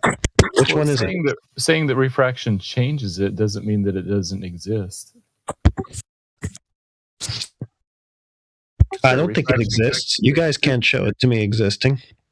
Well, yeah, we can. Every sunset over the ocean happens every night. That's just another horizon that is either not quantified to be where the globe says it is or too far. Because I've never seen you provide even like one example of it being where it should be. Okay, fine. It's not where it's supposed to be. Maybe it's too far. Maybe it's too close. Who cares? The fact is that you can't see. Who cares? That doesn't trouble you at all? You know, the Globers say that on a standard day on the globe, that black swan horizon should be 1.3 miles. That's all standard refraction gets you, an extra 0.1 to 0.2 of a mile. That's a standard day. I don't think anybody's ever seen a standard day on the globe. Weird standard. Most of the time you take that picture in Santa Barbara, it shows up like we expect it. No, it doesn't, because that other picture that you show all the time, that's not a 1.3 mile horizon from 1 foot. It's close different to the first rig. It's miles out there. It's already a black swan. But it's different. The point is that the two pictures are different. Yeah, but you know that's our point anyway. You know that guy went out there and redid the video again, like 2 more times. Yeah, but again, like even the picture he shows all the time, it's another black swan. The globe standard, even allowing them their standard refraction excuse, is just 1.3 miles, and yet it's a standard that, as far as I can tell, nobody's ever seen. Weird standard.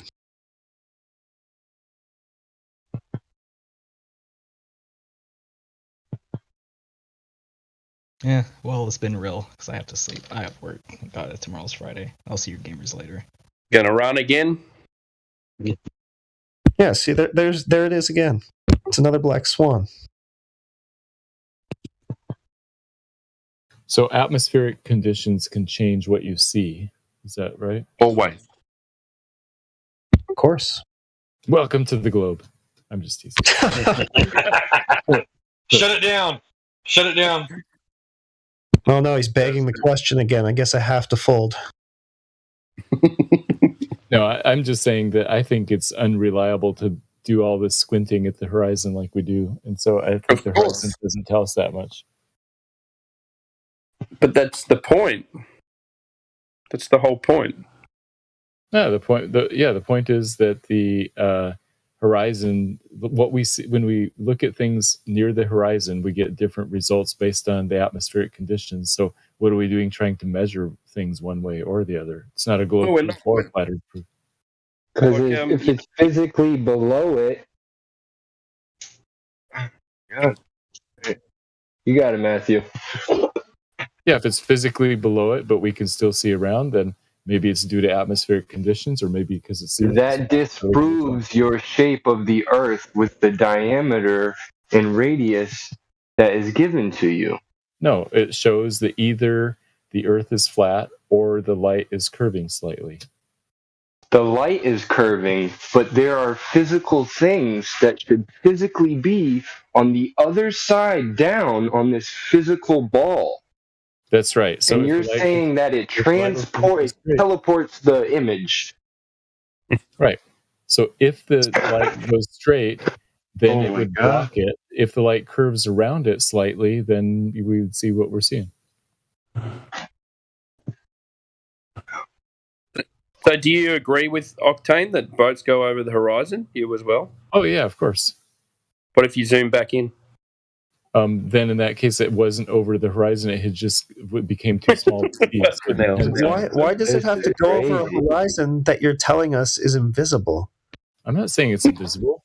Yeah, you are. You're saying light only has to bend such and such an amount, and now the geometric horizon is irrelevant to what you observe, and it all just looks flat. So why does it matter if the boat goes over that or not?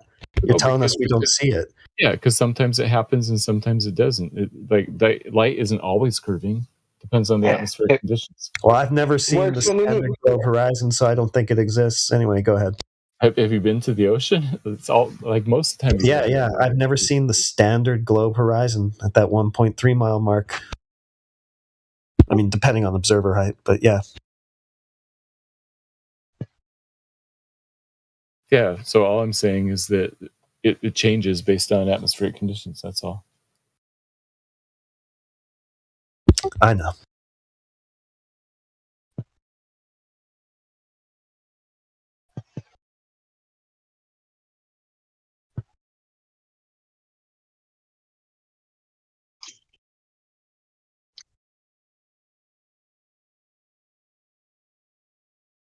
They've really done a good job, man.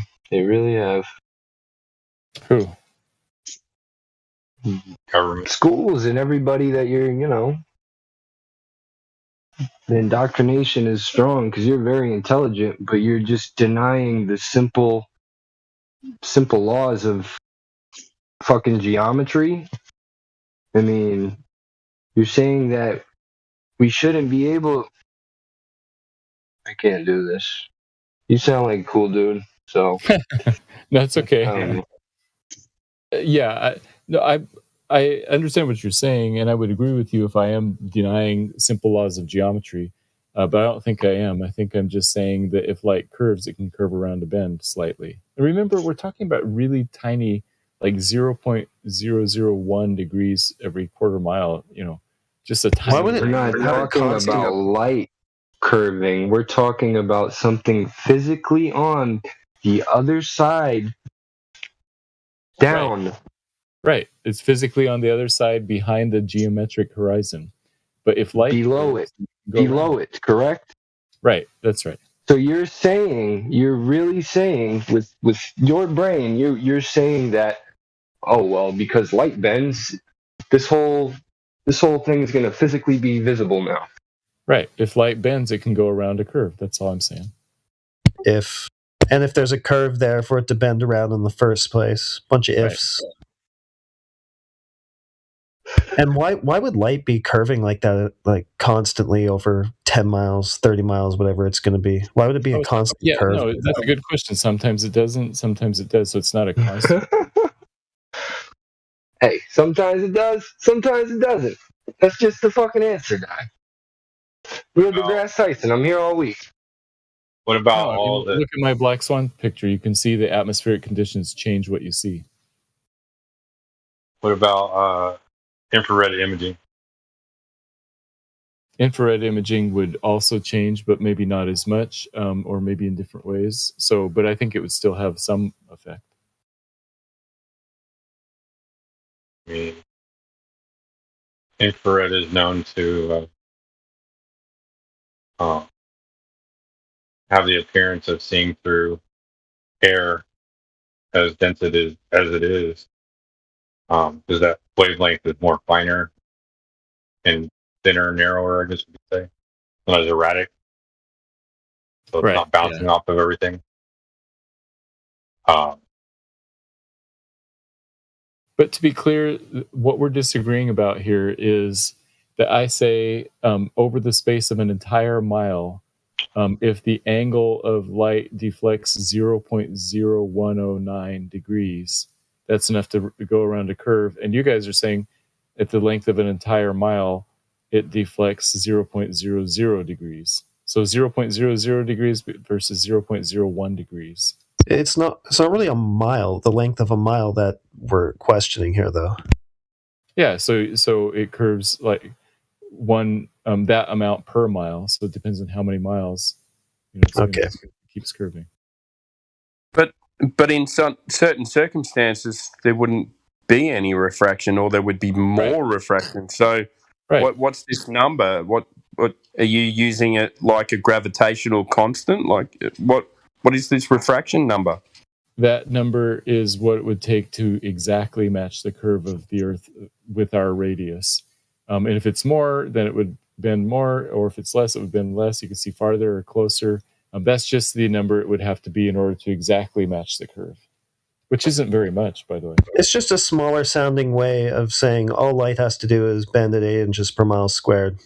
Right. When we're saying light is bending, we're using a degree to say how much it's bending. That's how you measure bends, degrees. Yeah. Isn't it funny that everything just works? Yeah, on a ball to make it. No. Everything just works on a ball to make it look flat. Oh no, it doesn't. I mean, it doesn't work. Like sometimes it looks flat, sometimes it doesn't. It gives the appearance of flat. Examples where it does.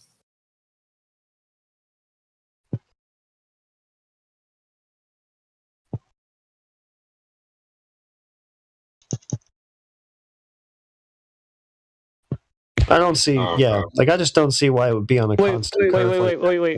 Why wouldn't it deflect one way, the other way? Now it's going to deflect this way. Like, why would it just be this one continuous curve? Sorry, someone else was. Atmospheric conditions, Go ahead. especially over water. When does it not look flat, Matthew? Most of the time, actually. Like when you see things cut off from the bottom up.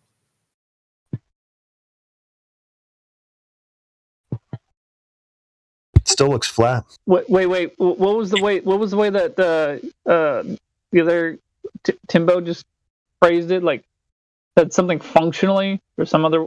What did you just say a second ago?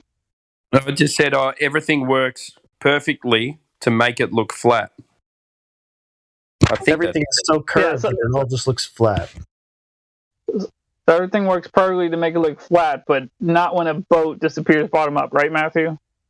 Yeah, sometimes it looks one way and sometimes it looks the other. I mean, obviously you guys are going to pick a bunch of examples where it doesn't look flat, but I can pick examples where it does, where it does look flat, and I can pick examples where it doesn't.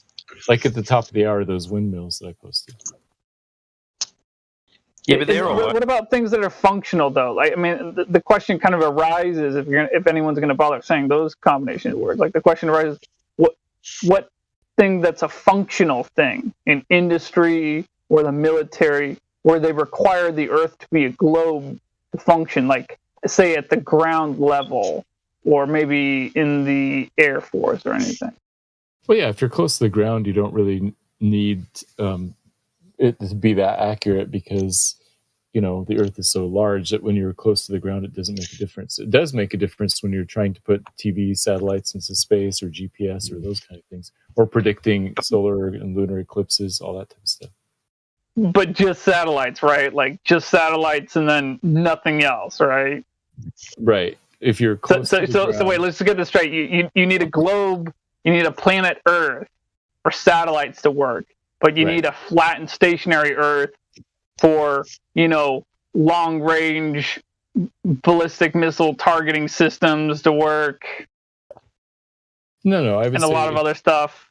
And airplanes are designed to fly over a flat and stationary Earth. So in order for airplanes to work, in order for targeting systems to work, you got to have a flat and stationary Earth. But in order for satellites to work, you got to have a planet Earth, spinning ball Earth. No, fascinating, huh?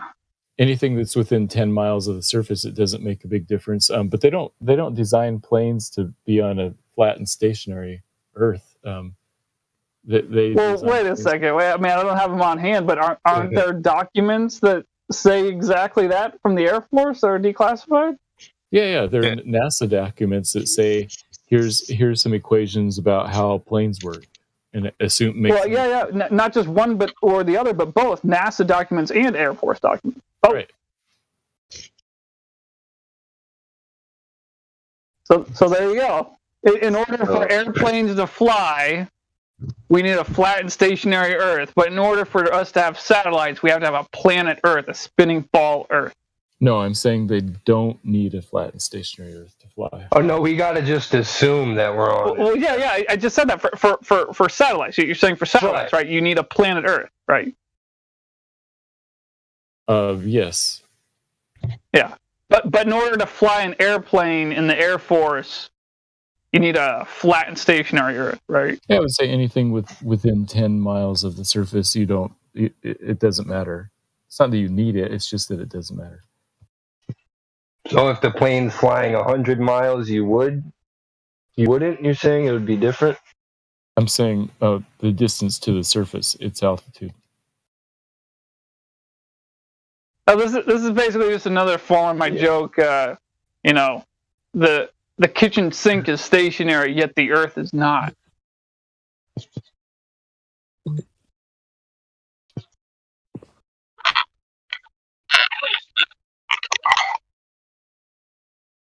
I just love how the Earth travels 940 million kilometers around the sun, and Polaris is in the same spot all year long. Right, because it's 90 degrees from the plane of the orbit. But all the other stars are cycling, and as we shoot through space. But here's the thing: 940 million kilometers, and it doesn't move. Right. Yeah, we have sometimes it works, sometimes it doesn't. We have a memorial here for the Anzacs called the Shrine of Remembrance in Melbourne, and on the 11th hour, the 11th minute of the 11th hour on Anzac Day, the sunlight shines through this tiny little hole in this huge building and shines on this plaque every single year. Same hour, same minute of the same hour of the same day. Yeah, because the orbit is very regular. But there's a wobble of the Earth. Right, so come back in 12,000 years and see if it still goes through that hole. It might not. What about that clock in India that hasn't deviated from its time? I'll drop a link if you've never seen it. I'm not sure what clock that is.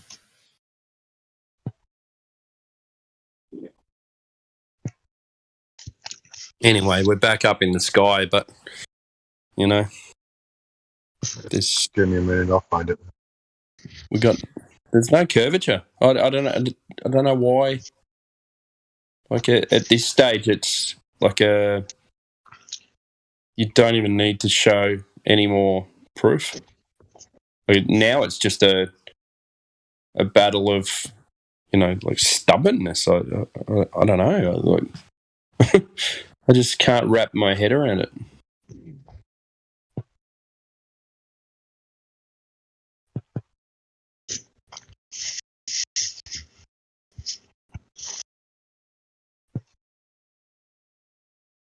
Anyway, each to their own, I suppose. Everyone's got to have their own journey.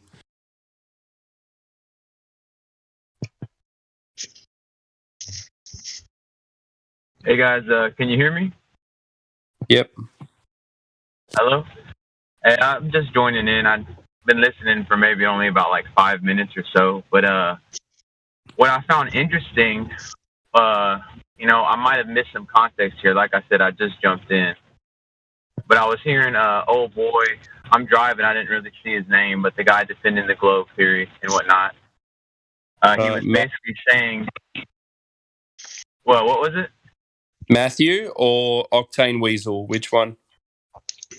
The one who was talking about how he's, light can curve around surfaces in certain examples, so he doesn't see it as too far-fetched to see it could curve right over the horizon in a little bit. Is that Matthew? Yeah, this is Matthew. Go ahead. Oh, hey, what's up, man? Yeah, I was hearing what you were saying. I just think it's pretty interesting. So what kind of gets me, right, is so we're saying, okay, you can zoom back into an object over the horizon and rise up. You say, okay, it might curve. But if you're going to say that, then you can't say that the horizon itself is proof of curvature. No, right? yeah, you realize that. Excellent. So basically, you saying that, it could curve, right? But the point still remains. Am I mistaken? Isn't the point still remain that there is no curvature to be measured? Right. You cannot directly measure the curvature of the Earth. Okay. So what's your best proof of the globe then? Oh, we don't start him. we can indirectly calculate. Satellites. The satellites is a good one. What was it? Satellites. So what evidence do you have of satellites? Do you remember in the 1980s and 90s, I don't know how old you are, but these big 6-foot diameter TV satellite receivers that people used to have, rich people had? I think he's a bit younger than that. Yeah, I'm 28, so I don't know if I remember anyone owning a satellite. Yeah, we used to have these big satellite dishes that used to sit on top of giant. They're like 8 feet in diameter. They'd point. I know yes, always pointing the same direction and not even pointing up, like pointing at an angle towards the closest tower. I'm familiar. Yeah. No, they were pointing up into the sky, and if you are at the equator, they did point straight up. Mm-hmm. So the thing about that is, man, I mean, I could just throw a hole in that theory right now, man. How come those satellites didn't have to constantly adjust to connect with those satellites, right? Are you saying, do you think satellites are moving, or do you think they're just glued constantly in the same spot to the atmosphere of the Earth, like the way they claim gravity holds the atmosphere? Generally, I mean, satellites are moving with respect to the Earth generally, but it depends on the size of their orbit. If you go out just the right amount, they slow down enough so that their orbit exactly equals the ground underneath, and those are called geostationary satellites. And that's what TV satellites I understand that, and I've researched that quite a bit, but that's unverified, man. I think it's quite a big jump to say, I remember from the 80s that people had satellite dishes in their yard, therefore there's satellites in the sky, therefore the Earth is a globe, and that, is that your best proof, man? That just doesn't seem very solid or backed by any solid facts or better yet measurements. I'm saying it's not just in the 80s, but since the 80s, people have been successfully using satellite dishes to receive signals from somewhere straight up above us, and that's what satellite. That's what satellites are, TV satellites. Yeah, but you do conclude that, or you will admit that they could be pointing, that they could they don't necessarily need satellites for those dishes to pick up a frequency. Correct? They're pointed directly. They're directional antennas. They're parabolic directional antennas, and so they're pointed in a very specific direction. And if you bump them even a little bit, you have to like go out there and recalibrate them. And so they're pointed to one single spot in the sky. Always moving, right? Yet the satellites are always moving. Just because they're pointing straight up doesn't mean orbital satellites are the only answer. I mean, first of all, even you just said if they even are moved a little bit, they have to be readjusted. And you said the satellites in orbit are moving. So look, here's another thing, right? Like even those news, the geostationary satellites are not moving with respect to the Earth, the ground.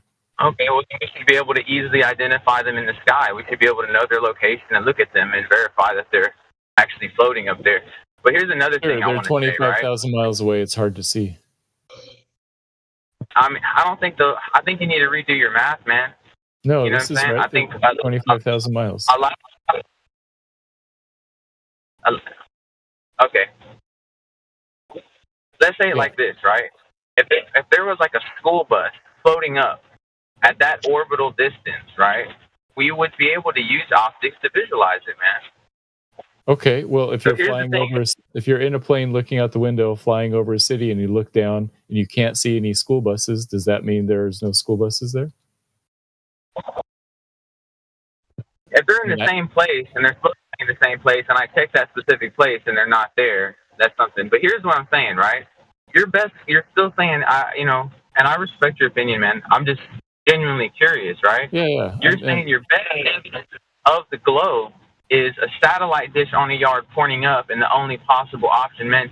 Even those buses that news stations use that have those tall towers that report during storms, they use microwaves that can reflect or refract or reflect. I'm not sure. I think it's reflect off of certain things in the atmosphere to come down to a tower, and that could be calculated to come straight down at any angle.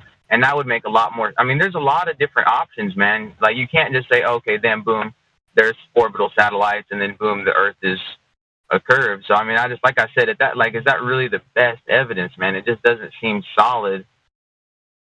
That's a good point. Yeah, that's a good point. Here's what I would say. So, first of all, if you're flying over a city and you can't see buses down there, even if you get your binoculars out and you can't see buses, it's because buses are too small from even a height of 10 miles or 7 miles that you're, commercial airline flight. So it's not surprising to me that if it's 25,000 miles instead of 7 miles, that we'd have an even harder time seeing it, first of all. But then second, yes, there are ways of bouncing some kinds of radio waves across the atmosphere, the ionosphere, but that typically works only at night or better at night. And they can use microwave towers to transmit local news broadcasts and all this kind of stuff. So you're right about that. But there are still some things that seem like they would only work with satellite. And I think satellite TV is one of them.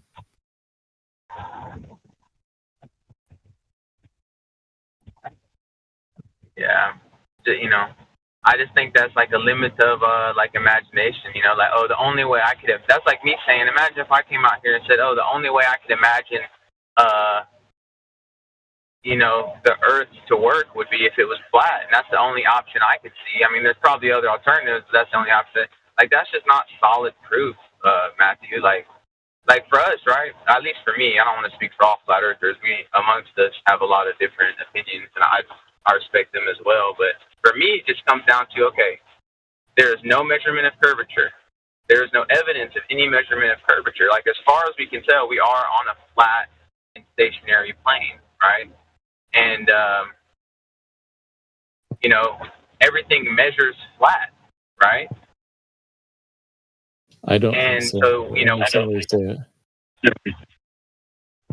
well, you have guys that have advanced lasers, and they'll go to an ice lake, right, when it's all frozen, and they'll go out for 15 miles, and he'll use this laser. I think you could buy it. One of the guys here might know what the laser's called. It's $1,500, and you can buy it, and it'll tell you within the smallest decimal of a degree of any type of curvature, you shoot it across a lake that's like, I don't know how far it goes. I know one guy did it at 15 miles, right? And there was not even like a millimeter of any type of curvature, man. And like, so let me ask you this. Do you think that the dimensions that they give for the globe are accurate? Yes. You do. So you think that the radius is 3,900 something miles, right? Yeah, generally the mean radius is about 3959. It varies from about 13 miles, the radius to the pole versus the radius to the equator. Excellent. That's perfect, Matthew. So you believe that as truth, right? Right. So can I ask you another question? How did they get that number? Since you believe that number to be true, I'm curious, where did that number come from? Can you link the exact calculation and method that was used to get that number? Those kinds of numbers are generally go through a history of like refinement, and so over the past couple hundred years, we've gotten much more precise numbers. I think the most precise numbers we have are from radar ranging from satellites in polar orbits. But even back as far as 2,300 years ago, you could calculate it using sticks and shadows. It wasn't very accurate, but they got pretty close. So you keep coming back to satellites, right? I'm curious. What I'm saying is the number that they have for the radius, the 3,900, I think it's like 63 or something mile. I'm not sure. It's like 3,900 miles and some change, right? What I'm wondering, like, you're saying satellites, but do you know the method of which that number came across? Because if not, right, I'm just gonna claim, because I've been there too, man. Like, dude, I was a physics teacher's assistant, bro, in college. Like, I took calculus. I even argued with the flat earther, thought he was the dumbest dude on the planet, right? Feel like a dick now. But what I'm saying is, a lot of us, right, through indoctrination, have this trust in authority, right? And I would just challenge you and say, well, since it seems that you don't know where that number came from, and you're okay, I'm trusting the authorities who are in control of the satellites, and I give them a credibility. But you yourself have not verified the authenticity of satellites beyond assumption, as well as the actual calculation method used to get the dimensions of the globe. But yeah, you're standing firm behind those. The stories they say about where they came up with those numbers sound plausible to me, so I believe them. Same with the measurement of the charge of an electron or the weight of a proton. I haven't demonstrated those myself. So what particular story are you referring to with the measurements of, like, say, the radius, for example, is what I was referring to? What particular story that you said was, convincing to you?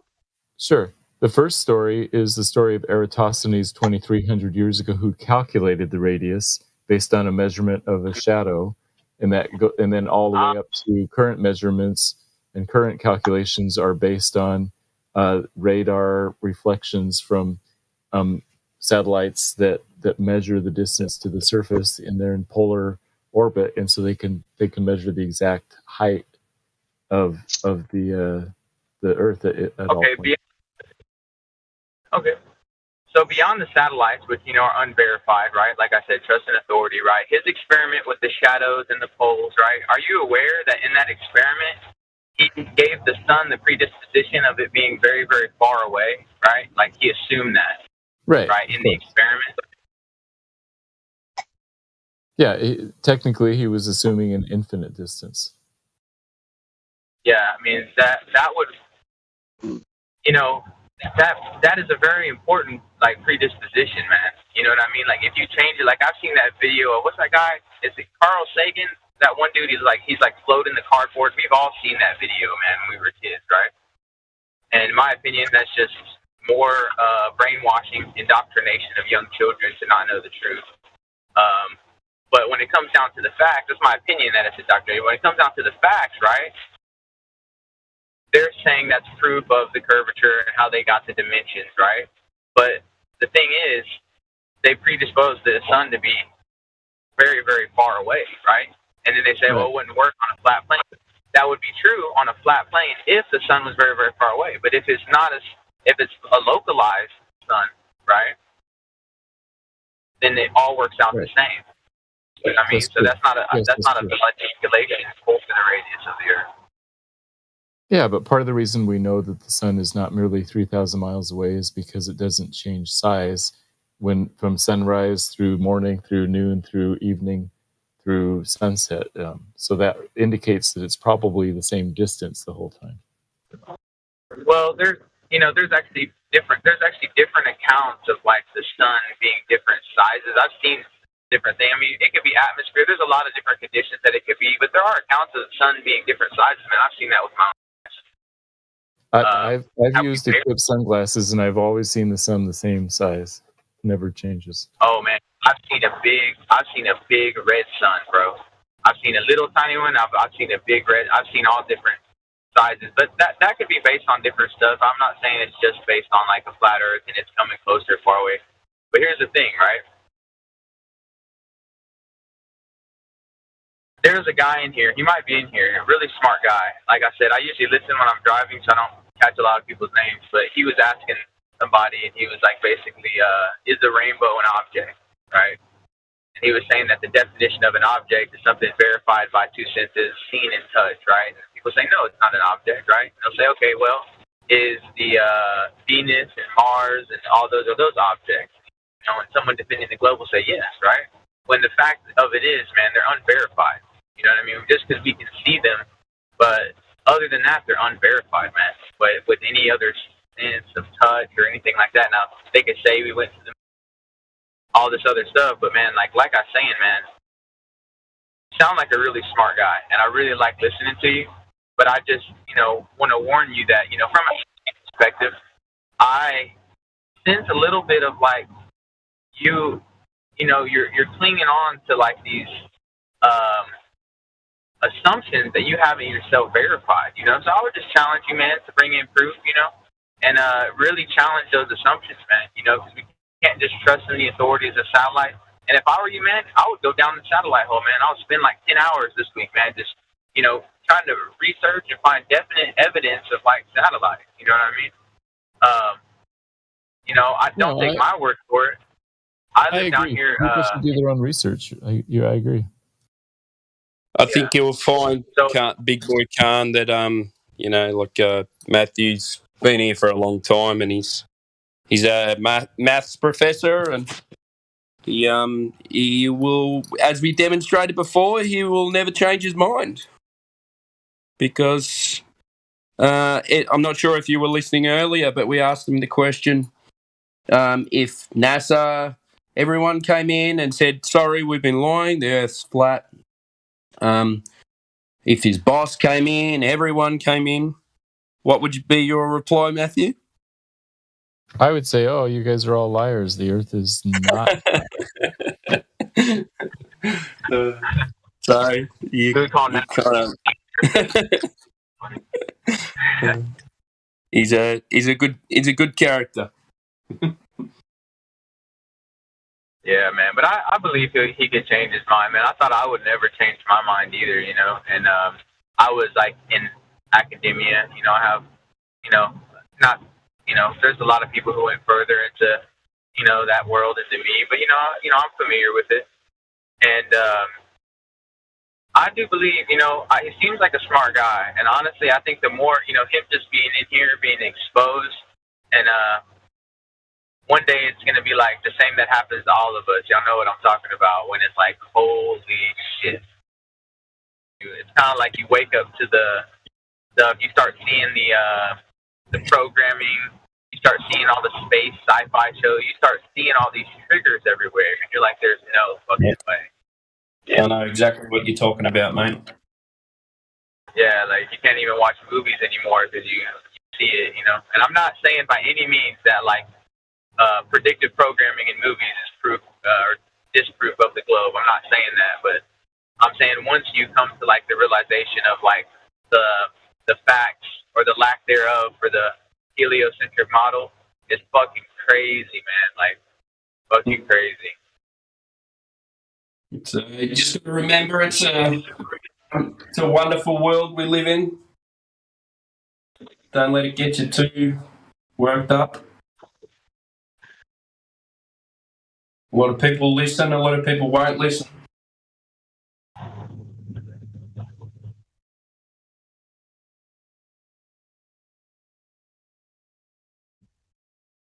The earth is flat. Yeah. So.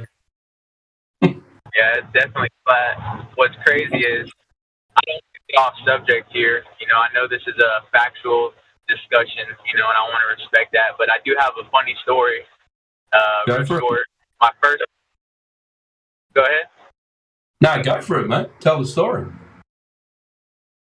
So I don't know if you guys do, but I still remember my very first day in kindergarten, right, in the U.S.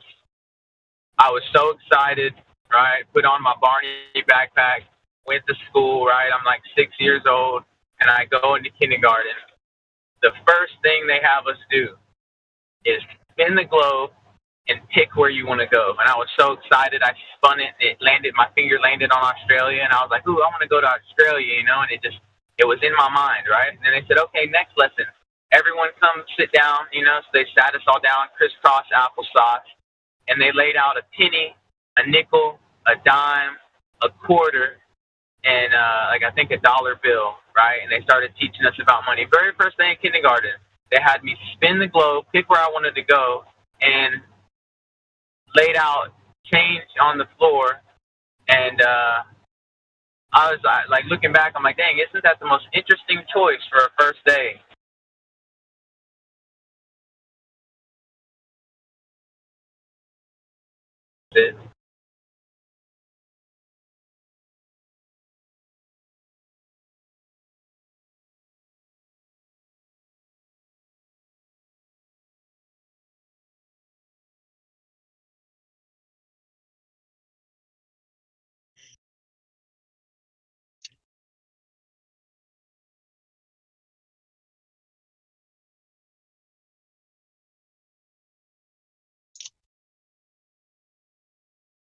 You got to remember, if you go to Australia, you're going to be upside down, so you got to be ready for it.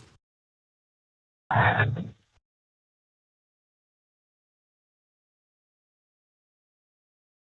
right, guys, it's been a pleasure. I'm going out for dinner. Catch you later. Sounds good. Thank you so much, man. What type of food are you going to get when you go out to dinner? We're just going to the pub, so probably maybe a steak or something like that. So flat steak.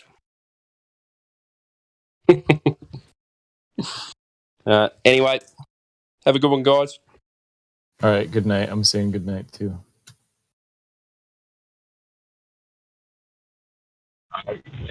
Thank you, Matthew, for the discussion. Yeah, it's a pleasure. Anytime. I'd be happy to talk to you. Thank you, man. Good night.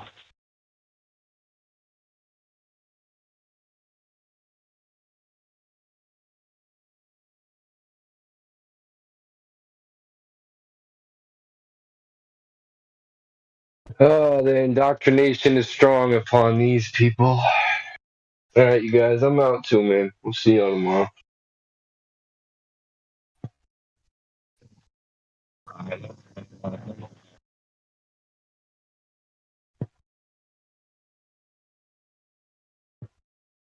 Don't make a song with this one.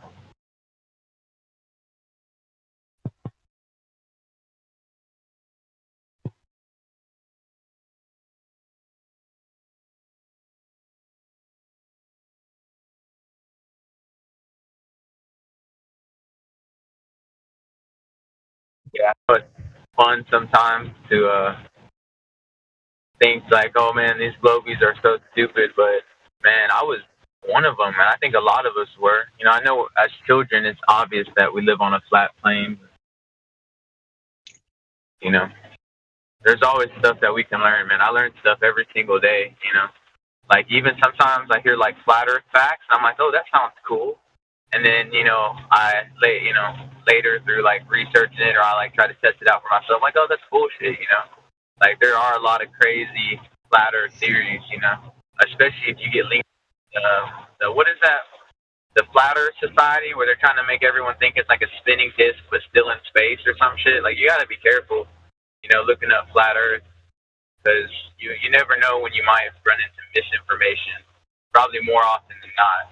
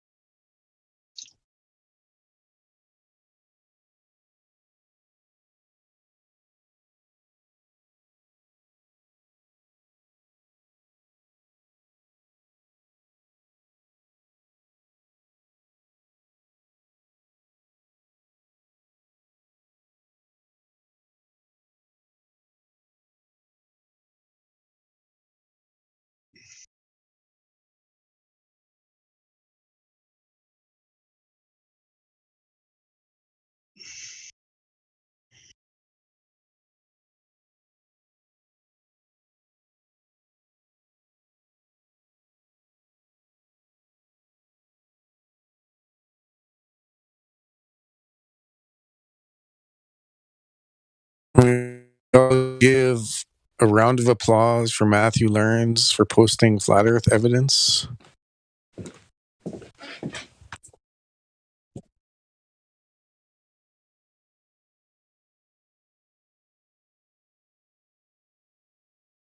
Matthew Learns posting Quantum Eraser, Black Swan for us.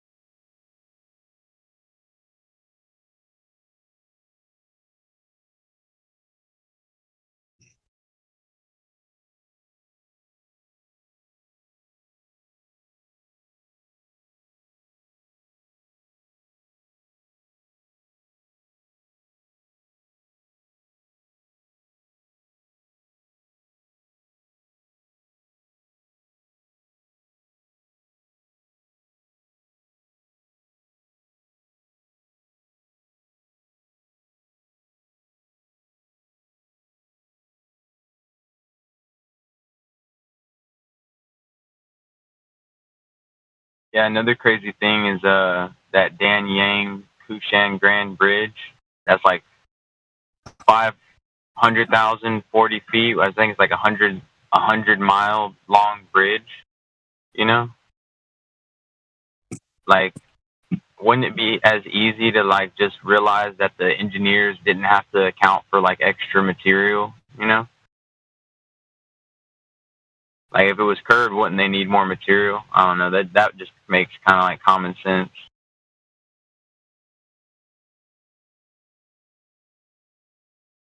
Yeah, 100 fucking The mile best bridge. way to prove it to somebody, would be flat level water, whether it be a spoon, a puddle, your bathtub, a lake. It's always going to be flat, remain level. So, Is that what convinced you, brother? yeah, I had a high distrust in government. I was a truther, and then Flat Earth came along, and it was an easy transition because I already knew about the satanic government and the satanic bankers and all their rituals and everything they're doing. So it was an easy transition to Flat Earth.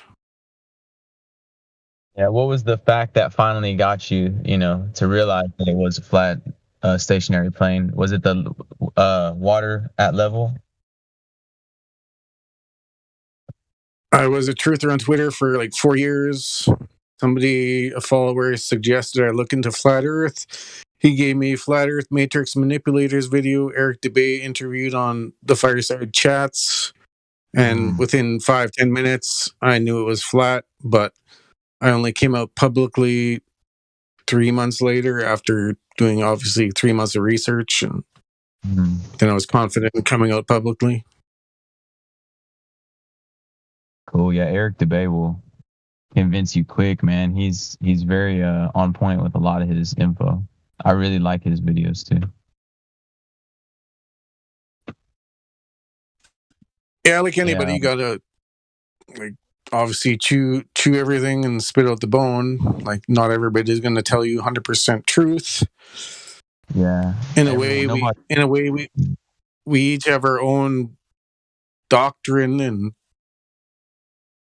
so.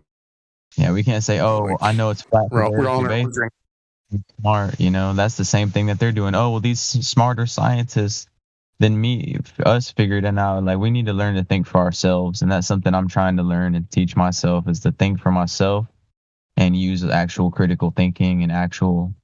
That's why I like this chat. Y'all talk about like the scientific method. I really like that dude Miggy, man. I like the way like he be shutting motherfuckers down, and it's funny because a lot of times Globers will say stuff to him that they've said to me, and like, certain things that they say, I'm like, I know the answer, but I don't know exactly how to say it in a well-spoken way.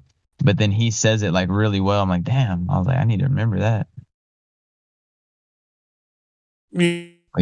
What convinced me? Globers underestimating on the research. Oh, go ahead, sir. No, I'm listening. I was just saying what convinced me was actually the curvature of rainbows, man. Like rainbow, I was like, I Googled why rainbows were curved, and like you were saying, like the satanic lies, right? They try to use like spelling, and like they try to switch word. Like the best way to hide something is in plain sight, like instead of like trying to hide the information, they'll just like paint it different, like nowadays I noticed that they were trying to make the rainbow like gay, like a gay pride type thing.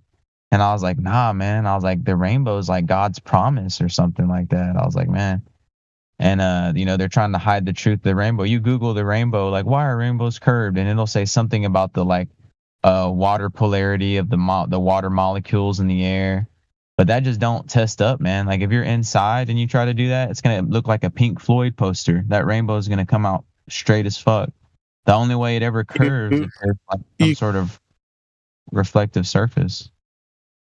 You cannot make a rainbow indoors without a mirror or a reflector.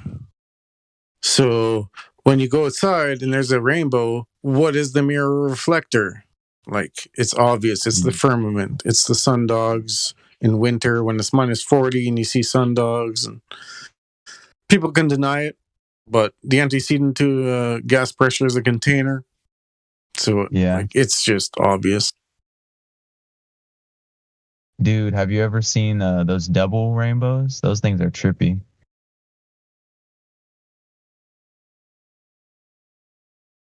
No, I haven't personally. I've just seen singulars.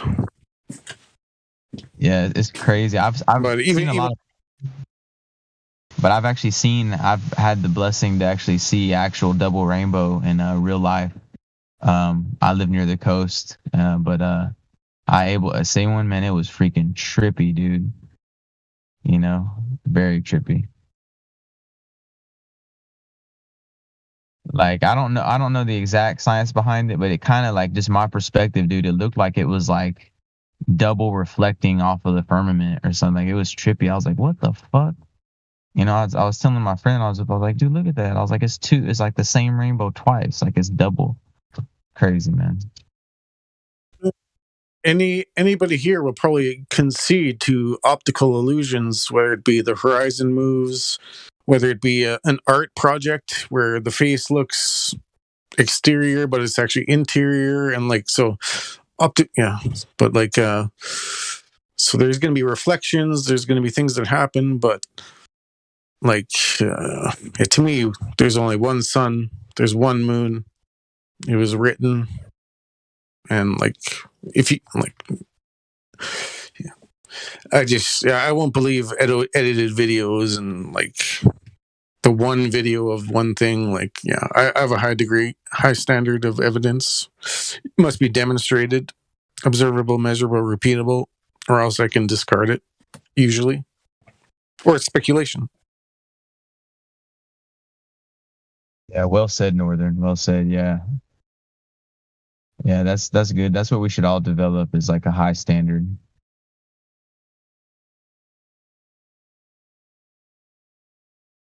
Yeah, it's like dinosaurs. Like, how do you verify it? How, like, some guys in government tell you a story, and then this is the story that you got to go with. Well, I mean, that's not good enough for me.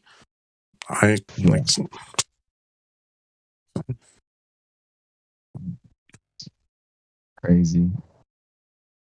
A lot of globers, I feel like, will say like, oh, you know, the Earth is spinning, but we can't feel it. It's curving, but we can't see it. The sun is the same size, or is bigger than the moon, but you know, we can't prove it. You know, it looks, you know, it's 400 times bigger, but also 400 times further away. And it's like all these claims, man, like, and they'll say, oh, but this, and they just bring up a lot of like regurgitated information. And sometimes I feel I don't want to be rude and like cut them off, but it's like, dude, I've heard it before. Like, it's not like, you know, you're telling me this like I didn't also learn this in 9th grade, you know? Yeah, like, it's depends where you are. You gotta let him speak and you speak, and let the observer decide. I will never interrupt. I'll never like yell at, like, I'm not afraid of a glober telling his doublespeak, because any person with a logical brain can easily tell that he just said it's an open closed system, or like gravity is a force, but it's not a force. Like, it's just, yeah, and like, yeah, dude, I was listening earlier. There was a discussion on gravity, and I don't remember who it was. Like I said, I usually am driving when I listen, so I'm not too particular with names. But this guy, he was talking about how the plane that goes up and then it'll nose dive down and it'll simulate weightlessness, right? And only thing I could think of was like, if you have a water bottle that's filled with water, and you put it into like the ocean or like a bathtub, right? And inside of that water bottle filled with water, you have like some sort of liquid that's denser than water, like say maple syrup or something like that. And then you let the bottle sink, right? Like, you could simulate that same, like that little drip. There's I could just imagine it, that little drip of maple syrup, like not touching the edge of the water bottle as the water falls down. You know what I mean? Like, I just don't think that's a good argument. Yeah, Like, to oh, me, like, we learn all this stuff when we're like 2 years old, 3 years old, 5 years old. We hold the ball under the water, it hits you in the face, or like you're drinking your sippy cup and it spills, like, to keep it level so it doesn't spill on you. And then when they get you in school, they say, Earth's a globe. And you're like, what? How do we not fall off? And then they say, well, if you don't get this right, we're going to fail you and you're going to be a loser and you're not going to get the girls. And so like, it's, it's complete bullshit. Yeah, that's right. Yeah, that is fucking weird. There's always like history, man. Like they were like, just memorize it. We'll prove it later. They never proved it. Well, I think everybody goes through their life as a sheep until they get oppressed, until they get screwed by the government, until they get screwed by the marital system or something. And they're like, why did I get screwed? And then you reason, like, for some reason, it seems like different. Like, imagine if you're a billionaire or a millionaire, you're not going to care. You're just going to live your life and nothing bad happens and you're living, partying, and doing whatever. But when the system screws you, it wakes you up. Or you could just be a good person and see all the war crimes against humanity and the disgusting things going on and be like, whoa, this is wrong. Like, this is objectively wrong. Mm-hmm.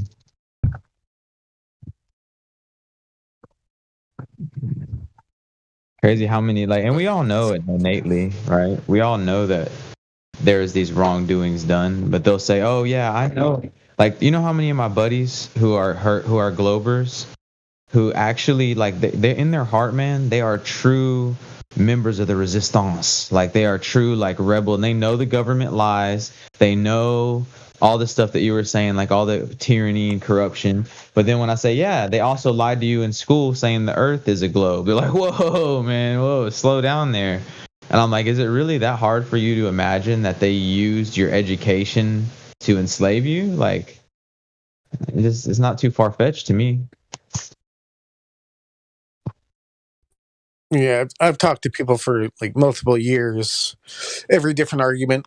And then the one time he said, whoa, the helicopters, when you hover and it lands in the same spot after 6 hours, he's like, that's a good argument. But the problem is he's got 2 kids, he's got a job, he's got a wife, and he's too busy, doesn't care. So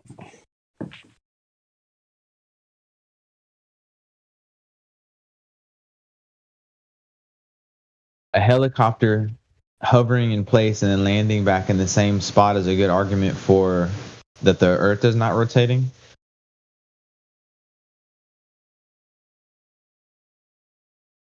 Yeah, you can get the top Globers, Zanuck riding any supposed top Globers. Matthew Learns, he just posted that picture of the helicopter hovering in the same spot for 5 hours and it landing in the same spot.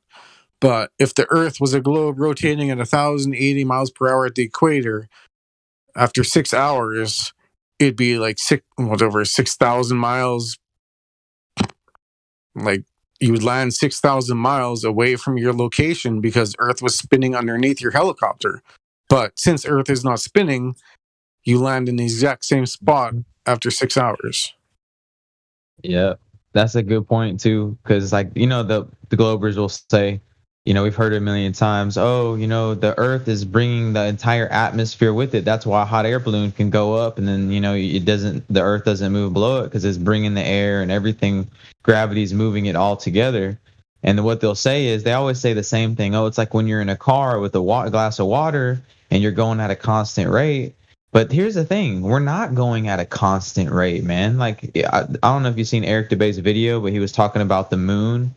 Like, the moon has to constantly accelerate and decelerate whenever it's like supposedly going around the Earth. You know, like we're actually constantly accelerating and decelerating at crazy rate. So yeah, we wouldn't feel it if it was a constant velocity. But dude, we are like experiencing a crazy like wave of like acceleration and deacceleration according to their model. So it's like, how would we would definitely feel it for sure. Well, check out live stream. I just posted a picture. Supposedly, we're moving at 800 miles per second squared in the globe model. So, like, I mean, I feel it if I move 5 kilometers an hour or 20, but we're moving at 800 miles per second squared, or 800 per miles per second, or whatever. Like, whether it be 800 miles per second or 800 per miles per second squared, that's fast, and you would feel it. Because I feel if I move like 5 kilometers an hour. Fuck yeah. And your like point your point with them saying in the car, in the train, walking in the train, those are closed systems. The globe Earth is an open system, which rockets leave, matter leaves, energy leaves. So they claim an open system in the globe system, yet then they bring in this train or the car, which is a closed system. So they pretty much debunk themselves. Yeah. And that is crazy. 800 miles per second. I see the calculations here. What's crazy is like, okay, if it's constant, you know, okay, I can see how it would be hard for to convince them if it's constant. But dude, even if that number changes by like 0.1%, you know, like that's crazy, bro. We would like die. Yeah, those are 4 or 5 different directions. So like you would feel if you're being spinning torn like 1,000, 66,000, like you'd feel it.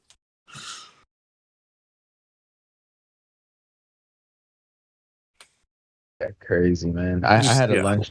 Like I point at somebody, if I point any direction I point, like I'm pointing, nobody's down, nobody's under me. They're just on the same level, just way over there. So like nobody's underneath me other than like the caves or whatever the government has there. But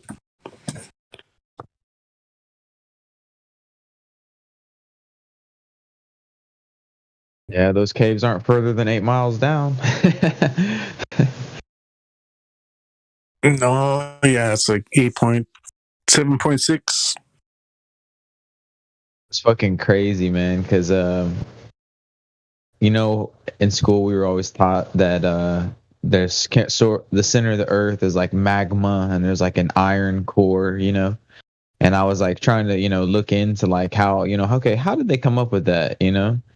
And it's like then they'll say like really vague. They'll say like what is it? Earthquake, like seismic readings from earthquakes. What the fuck? like that's just it, you know. The problem with PNS waves is that 80 to 90% of oil wells in Louisiana miss. So like if they knew what was beneath the earth, why would 90% of these oil well drillers miss? Is that they true? wouldn't miss. That's fucking yeah. It's on my channel. I'm like drilling documentary, and I have a clip, and I even have another website. But I mean, yeah, they can deny it, but it's like any oil well company will admit they miss. But why would you miss if you know what's beneath the earth and you know the core? How do you miss? How do you waste millions of dollars missing these drills when you know what the earth's about? Hey Northern, what's your channel? You said you had a channel? Yeah, I'll post the oil well video. Give me a second. Okay, because I'll follow you. Yeah, man, that's crazy that they miss just like searching for oil, but yet they know it's at the center of the earth and shit. What's crazy is they've trained us, and they've indoctrinated us to like, okay, they'll say, oh, seismic readings. They're like, okay, that makes sense. Oh, like the guy earlier, satellites. And like, no, okay, we're not just going to end there. We're not just going to end the conversation. Oh, explain that. Satellites. That's like me saying, they'll say, that's like them saying, oh, prove flat earth. And I'm like, water. You know what I mean? Like, you can't just jump to shit. You know, but they leave us hanging, and they've trained us to just like accept that answer as like, oh, that's good enough. That seems complicated enough to where I'll leave it to them. Yeah, see, yeah, I'm at the point where, like I said, I need even people on my own side. They're going to claim things, and I'm going to say, show me. I won't accept a video because a video of a man in snow does not tell me that he's in the Arctic or Antarctica. Like, a man in snow is a man in snow. So, like, yeah, like, just, yeah, I'd be super skeptical of everything on every side and make sure that you can verify it. And, like, yeah.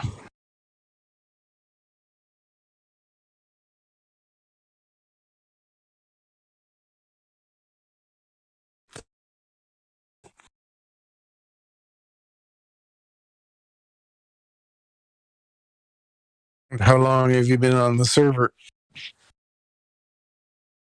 This server, I've not very long. I think like maybe like less than a month or so. Let me see if it'll say on my profile. Not too long, man. I've only been a flat earther for about like 3 years, so I'm pretty new. And I'm only like 28 too, so I'm still learning. Yeah, the thing is everybody has a different amount of time to dedicate to the research and also like according to the YouTube censorship, like I was a truther in 2011, so I got to research and find videos and links up to 2017 when they did the purge. So a lot of my links I can't find again, but I still have the information in my head.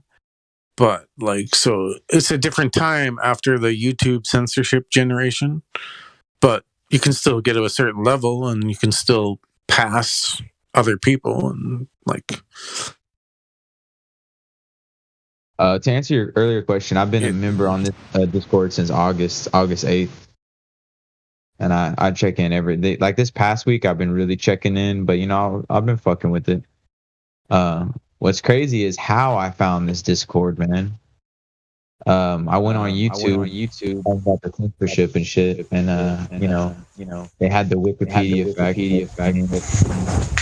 and all these deep, and I was like, I want to see what's the most recent search by most recent, and I found one of those shill ones. It was gonna be fake flat earthers trying to make us look stupid. And I listened. I was like, "Damn, these guys seem legit."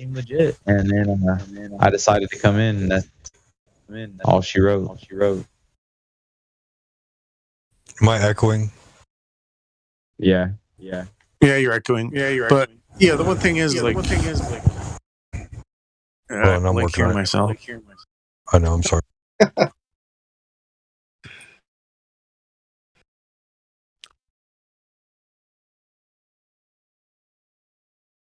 Yeah, I would say I'm muted, so go ahead. We appreciate I would say we appreciate humble people making wild claims that they can't verify, and then getting triggered that people are questioning them on their unverified claims. But I mean, if you just talk as like, yeah, if other people jump in, they may call me out or like whoever, whatever. Like it's a melting pot, so you just do your best, spread the truth, be good. I don't know.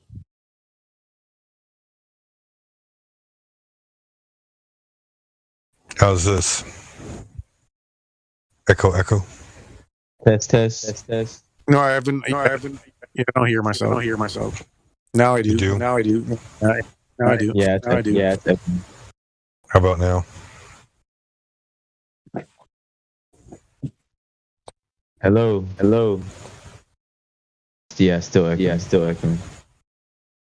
So weird. Let's see. I'm trying auto sensitivity.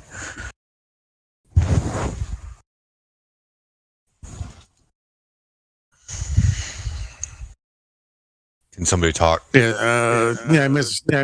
You're here. You're here. That's All right, I'll work on it. It's echoing. It's echoing.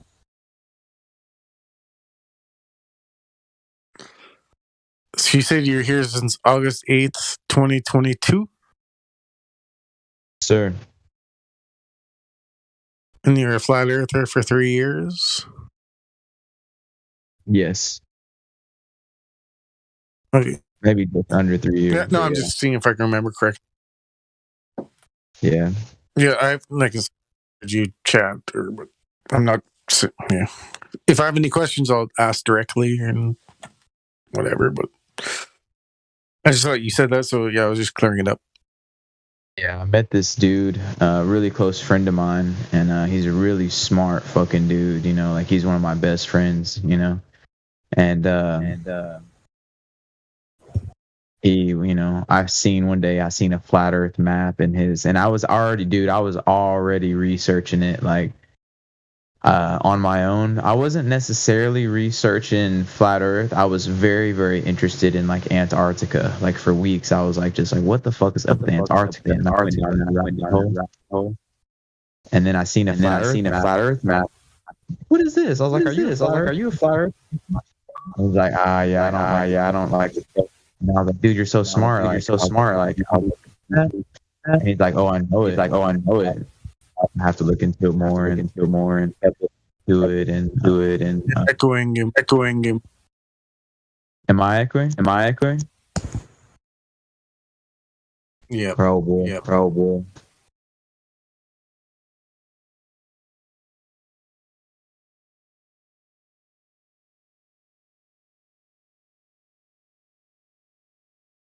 Yeah. Even Antarctica. Fuck. Whenever it echoes, I'm just like, I hear my voice, and I'm like, what the fuck? Why do I hear a repeat? Yeah, what is going on? When that happens. Yeah, Antarctica is crazy, man. Like it's crazy. Like the Antarctic Treaty, like really, y'all are protecting the penguins, but yet y'all, that's the one thing y'all can agree on. Like that's fucking weird. No military force or private. Yeah. And then you go down there and they agree. Their governments are at war, but they agree in that in outer space. So we're at war on Earth, but we're peaceful on Antarctica and outer space, which is a hypocrite lie bullshit. And if you don't see it, I'm sure you do, but I'm just saying in general. Crazy. And have you ever seen that? I'm sure you have, bro. You're an OG. You know how that trip they take people to Antarctica is like a bunk ass trip to like a little peninsula. Like you don't actually even get to go. Yeah, there's glaciers in Chile. So I mean, show me an uncut video of them going to Antarctica. You'll never find a video. It's just, like I said, I need to see the uncut 12-hour video, 100-hour video. Like, I mean, I'm not going to just believe a video of somebody saying it's Antarctica.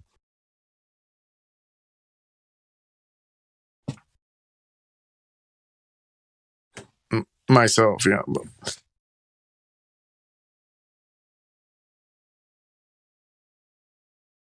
But the truth is, we have these videos, and somehow no flat earther has gone south. We can't get the money. We don't have the resources. We don't have the live stream. We don't have the internet capability. Like, to me, anything south of Africa, Australia, and South America is speculation. On my side, could be hot, could be cold. How do we know? Yeah.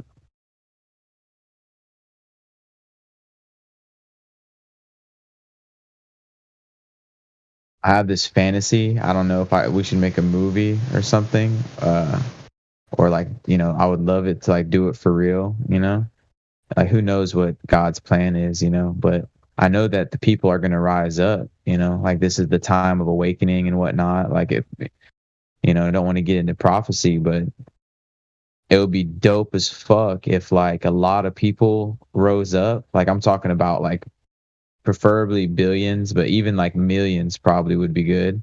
And we just like all like fucking all these millionaires pull together and we like create our own banks and we like cut off their system where they can't and we just all like rush the ice wall. Like I'm sure they'll kill a lot of us, but like, they couldn't stop us all, right?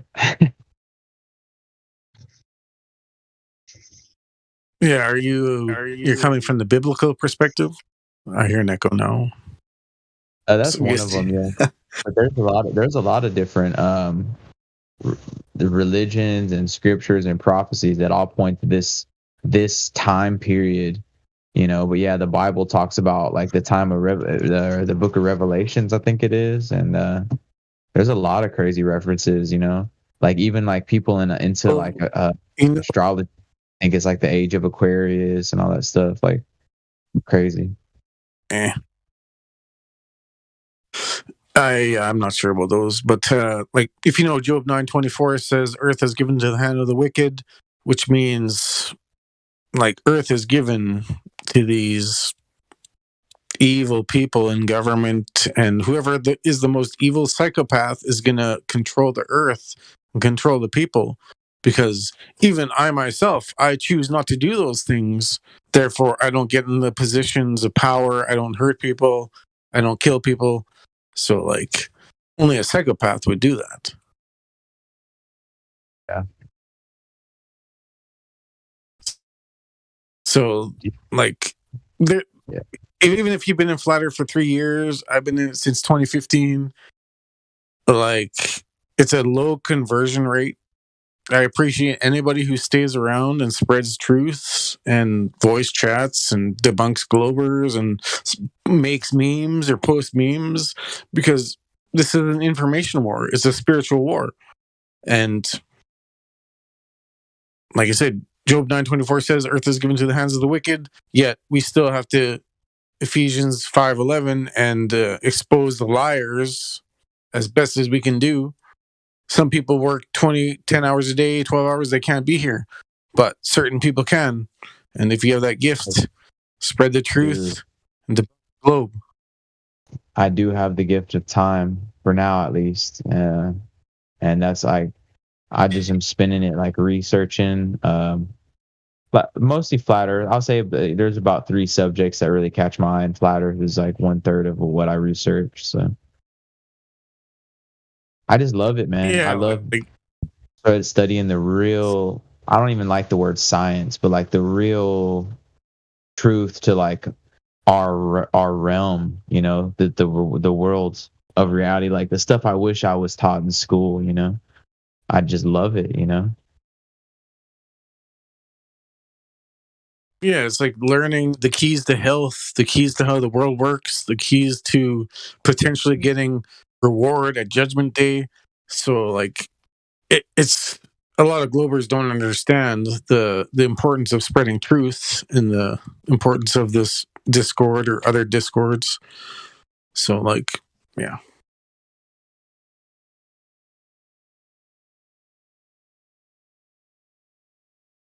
Yeah. Right, for me, I'm a biblical cosmology hardcore Bible literalist. Judgment Day, accountable for all your deeds and actions, and spread truth, be good, don't hurt people. That's my doctrine. Don't you think it's crazy? I agree with that too, by the way. But what was I gonna say? Oh, don't you think it's crazy how like the oldest Bible version of the Bible that we can get without breaking into the Vatican is the King James version. Let me see what year it is. I think it's like 1611, right? And you could ask a lot of people like, hey, what's the first sentence in the Bible? And they'll say, God created heaven and the earth. But like when I open this up, dude, and it'll say like God created the heaven, the earth, and the firmament, and like, why did they take out that part?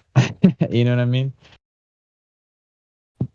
Like, isn't that trippy? Like the very first sentence of the fucking Bible. Let me see where it's at. Isn't that fucking crazy? I'm not a big really, I believe all religions have divine knowledge in them and stuff, and I'm just very careful with the Bible because I know that they've changed it a lot, and there could possibly be misinformation to manipulate me, But yeah.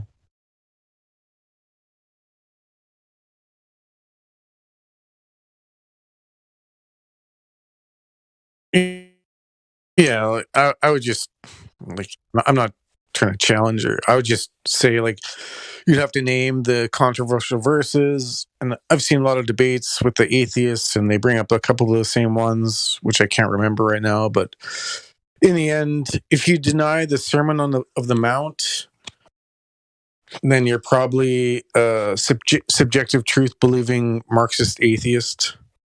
Because the Sermon on the Mount, how can anybody deny that? Don't hurt anybody. What is the Sermon everybody? What does that mean?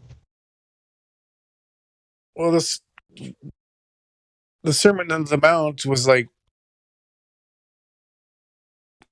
think it was Jesus on the Mount, just giving the rules of life. In my opinion, just the basics. And there's obviously the 10 Commandments and everything else, but it's just how can you yeah, I don't know. Obviously, atheists have an agenda, and they're going to take quotes and verses and spin them and say they're this and evil and God's this and he's a tyrant. But would you rather have subjective truth or objective truth and judgment and moral? There's only objective truth. Yeah, I choose objective truth myself, but the government is trying to teach you that the truth is subjective, that you can believe whatever you want to believe. You can believe, just like even Miggy, whoever asked him, all you have to do is ask him, are you on Discord talking to me right now? 100%. Can you verify that? And they're going to say, no, I can't verify that because I'm an atheist, subjective truth believer. And you're like, I'm talking to a crazy man. Because I know I'm objectively talking on Discord right now.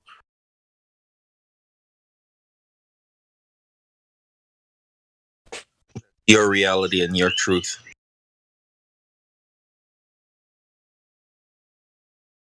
I'm just joking,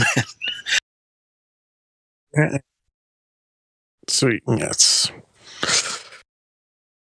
The only way that wouldn't be truth is if it's true. That's crazy. You could be in a Matrix simulation, but that's the Glober saying, oh well, it could be curved, but it's just a big it could be gravity, right? That's making that fall, and just some imaginary force that we can't verify. You know what I mean? Yeah. The truth that I personally love justice and being accountable for your deeds and actions. So the simulation doesn't correlate with what I would desire, but we all have our beliefs. You can believe it's a simulation, you can believe in a globe, or you can believe in the Abrahamic God. That is your choice, your free will, and yeah, that's the best part of free will is you get to decide. It's your gamble. You gamble on Pascal's wager, or just whether it's death in black or death in judgment, and so it's your gamble. I feel like most people want to be Cypher from the Matrix. They're like, I just want to eat my filet mignon steak and just be an actor, maybe someone famous. They just want to be in the Matrix. You know what I mean? And I'm with you guys, man. I 100% I'm about God. That's my purpose, 100%. You know. For sure. I think. Yeah, if you take. Oh, go ahead. Sorry, go ahead. No, I was gonna just say God didn't make flesh moist robots. That's the awesome thing, that we serve a living God. And yeah, you guys said that free will awesome, but it's also scary. That is. Yeah, there's a lot of people with skeletons in their closet, and then they come across flat Earth, and it's like, whoa, okay, well, either I'm going to be accountable for everything I did and all my actions and deeds, or I'm just going to keep on this globe atheist bullshit because I just reject it. Or obviously, or Ephesians 6:12, where it's a battle of the spiritual world. So, like, yeah. But hard. North, that hit hard, bro. Because you know how many conversation I've had with people trying to sound smart, talking about like heliocentrism. Whenever I realized it was flat, I was like, I'm such a dick. Like just speaking out of my ass, not knowing it, you know. But yeah, you're right. You have to take accountability for like, you know, stepping forward. And I think a lot of people, even like when they're faced with the truth and you know, we know that they know that they're full of shit, but they just can't accept it. Well, the truth is. Sorry, go ahead. No, you're cutting out. No, I'm probably too hardcore, but yeah, go ahead. I just wanted to ask you guys a question about you know, like your whole flat Earth testimony or whatever. But ever since you've been keen on the truth, have you guys been like encouraged to share the good news, so to speak, more?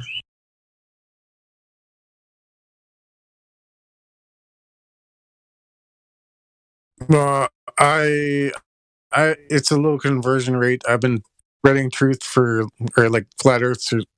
I've converted one guy. I've talked to 2 or 3 flat earthers locally, but I realized nobody cares. They got too many bills, too much business, or they're atheists. They say God is real and evolution is real, and they just don't have the time. They don't care. Just the people around me, at least.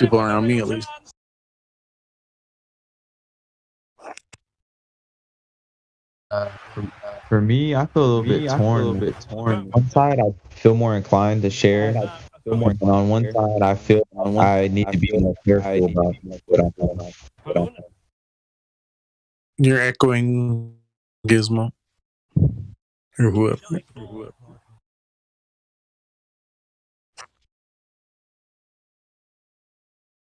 But yeah, I definitely want to tell more people. But at the same time, I know the power of that knowledge, you know. And some people just aren't ready for it, you know. Like I see people at the store drinking soda with like yellow 5. They're drinking Fanta with like yellow 5 chemical in there, and it's like killing them on like such a crazy level. And I just want to go slap it out of their hand and say, hey, don't fucking drink that. But you know, they're not. Some people just aren't ready. Like I want to tell people about flat Earth. Like the more I learn about it, the more I do.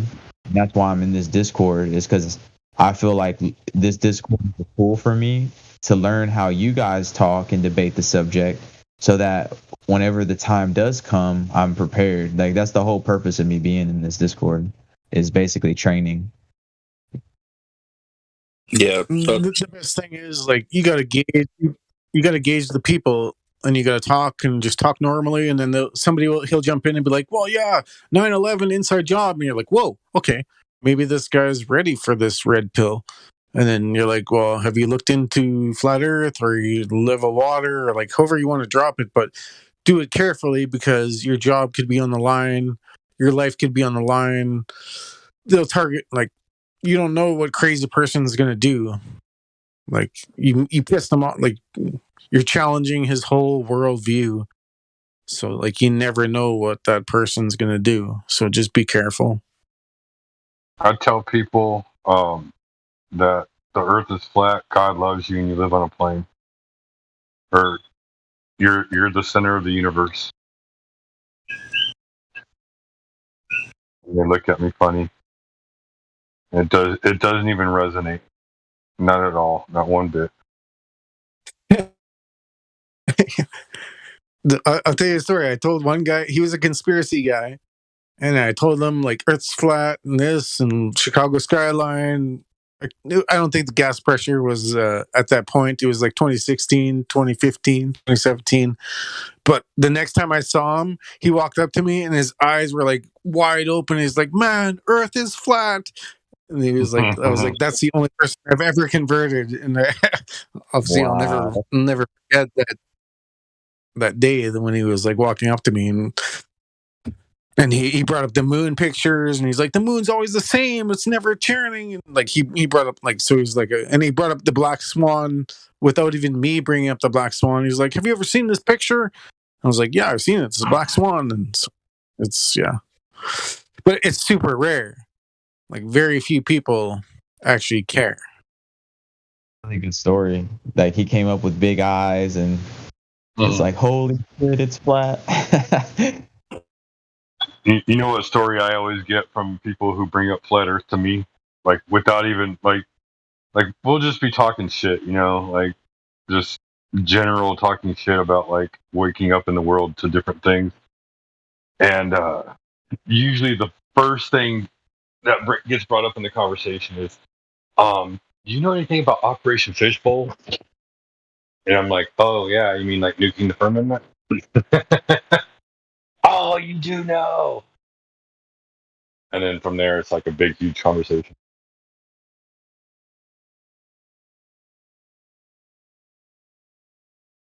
Yeah, like none of my close friends are flat earthers.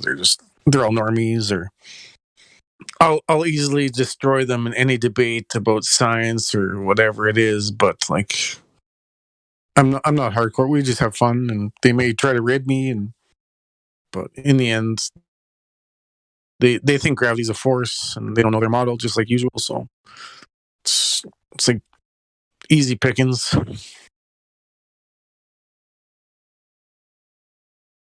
I mean, like even at the North Pole, gravity is the same pretty much. They don't realize that. If you had centrifugal forces, then at the North Pole, it should be you should be weightless. Yeah. If a Glover brings up gravity, it's like him signing his death wish, because it's just like I'm just salivating. I'm like, okay, show me your experiment to validate space time, and you cannot. They're gonna say some experiment in space, and then obviously anybody with a brain knows they don't have an independent variable, they don't have a natural observed phenomena. So it's too easy. Well, how do you explain a downward force? I don't. That's the problem. You have to. I don't. What do you mean? Helium balloon, evaporation, hydrogen, they all go up. So there is no down. Right. Where's the downward force with hydrogen and helium and evaporation? I don't see it. Force, like when I feel like it's already assuming something when you're like, saying a force.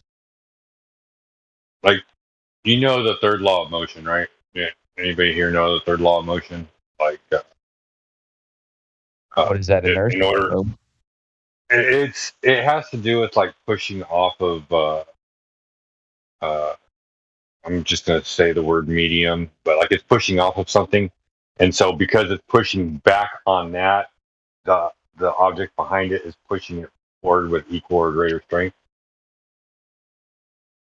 And that creates the momentum to move forward. And I use that as an explanation for buoyancy. Everything seeks zero buoyancy. And so if you change the buoyancy by like, let's say a +1 gradient or a -1 gradient, it will seek to return to that zero level. So you get helium that's lighter than air. So it's, let's say it's like a +7 buoyancy. It's going to raise all the way up to zero buoyancy. Helium having +7, so it would be in a -7 environment. It would have to rise up to get back to zero to be neutral. That's what I use for explanation. Oh, it's down. Why is there a downward force? or upward force. And I like that explanation that people use. Like, well, it's at zero level until you apply energy to it, and then change its disposition, and then from there it seeks to get back to that zero level. Okay, that's interesting. It's definitely different than the whole Gaussian strip and the whole electrostatic acceleration.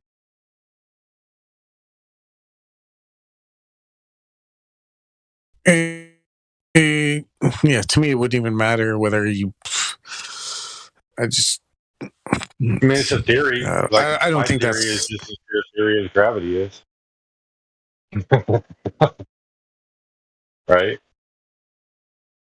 Like, we can put an egg in water and pour salt in the glass, and the egg's gonna rise. Right. Gravity. And there's something called the Plimsoll line on boats, which when it travels from the North Atlantic to the southern freshwaters, it's got a line for its load line so it doesn't flip over, because the density of water changes depending on the temperature and the salt. So, like, where's any of the gravity? Where's any of other stuff?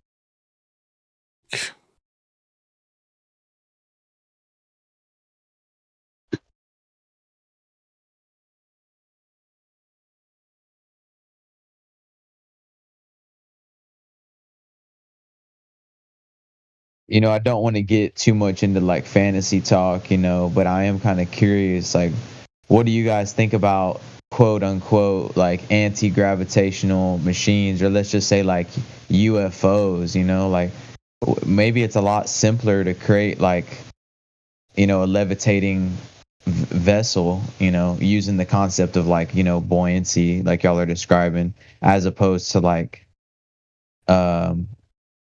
you know, gravity, you know.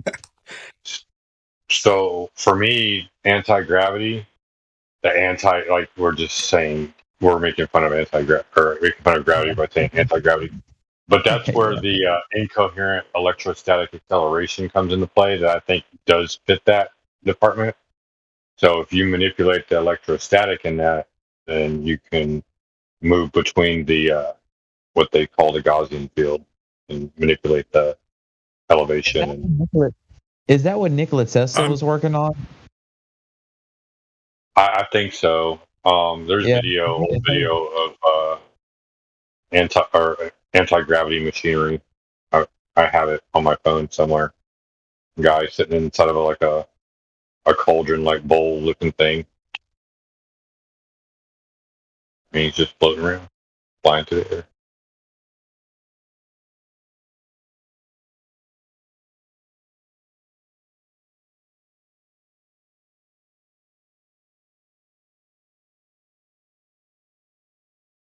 I don't know. What does anybody else think about anti-gravity?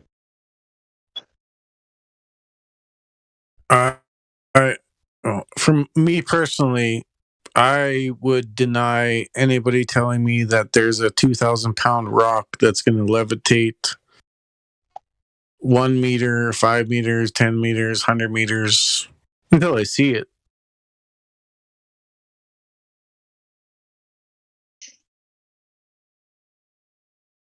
Right. Are you talking about like how things possibly were built with the pyramids and stuff like that? Yeah, like I said, I'm the bad guy where I'm like, show me. You're gonna claim, not saying you, but anybody who claims like rocks levitate, this 500-pound, 2,000-pound rock levitates. Show me the video. Show me you doing it. Show me the uncut video. Like how my I'm super skeptical of every claim. I can verify that a container is the antecedent to gas pressure, and I will argue that to the death. But I mean, like, there's certain things that I will say speculation on my part, and certain things that are proven. But until I see it, like, you can't buy propane. You can't get a propane. Go to the store, ask for propane without the tank, and try to bring propane home and barbecue. You can't. if you have a propane tank, you get propane, you can have a barbecue with the tank. So that's demonstrated. You need a container to have your barbecue with the propane. It's, yeah. But can I demonstrate a 500 pound or a 2,000 pound rock levitating other than a potentially edited video? No. Right. That's just I'm. Yeah. No, I hear you. Like, you want to be able to repeat the experiment, or at least see somebody else repeat the full experiment uninterrupted, so that way you can observe it in real time. Because the Globers will say, like when I say that stuff, the Globers will always say, "How can you verify the Eiffel Tower? How can you verify?" It's like, well, how many millions of people have seen the Eiffel Tower? Like 2 million, 6 million, 8 million, 10 billion. How many people have been to outer space? 620. So I mean, the 4 million versus the 620, it's kind of obvious, but we know we're dealing with global liars, so it doesn't even matter. It's just about the argument and who hears it. And well, my favorite thing is, like, they'll tell you, what do you mean? And so they'll ask you, like, you'll make an example, and they'll be like, what do you mean? And it's so blatantly obvious what you damn mean. But then when you ask them what do they mean, they can't explain it because it's all theoretical.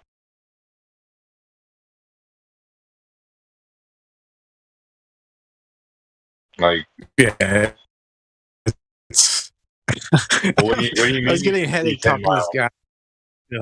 He was giving me like Hebrew scripture, and then he was saying this word means this, but then when he read it out, it was completely like didn't make any sense. And then I was just like, dude, I was just like, I just give up. Like, you're just so fucked. But yeah, he's a hardcore anti-flat earther, so I was like, yeah, there's no point other than a couple of observers.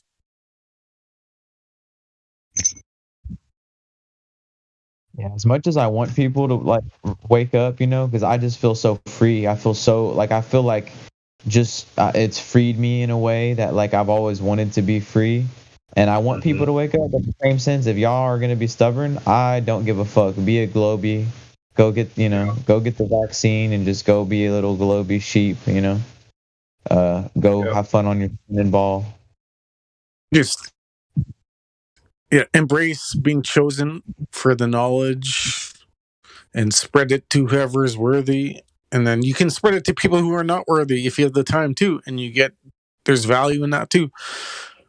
So it could be a seed, you know. Like what's crazy is I remember the guy who planted the seed for me, like probably I don't even remember, probably like at least 8 or 10 years ago. I got into an argument with him, but at the time I was just like, oh, he's a dumb fucking flatter. I'm like, that guy's crazy. Can you believe that happened today? Anyway, I just brushed it off. But like, you know, all these years later, I'm like, fuck, that was the first conversation I ever had with the flat earther, and that dude was fucking right. You know what I mean? So like, even though I was that stubborn dude, you know, like it planted a seed for me all these years later. So yeah, you're right. Like even someone who's stubborn, you know, it might be that seed for them. Yeah, your best bet is just to drop the seeds, drop the memes, and move on. Spend the 20 minutes if you have the 20 minutes to kill.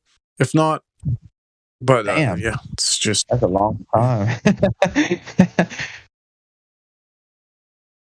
Shit. But the rewards for spreading truth are pretty much immeasurable. You can't be measured in money. You can't be measured in status. So it's our own individual, whatever. It's our own individual achievements or goals or path or whatever. Like, yeah. I said some people don't have the time. So like they don't have the time. They're busy. They made the choices and.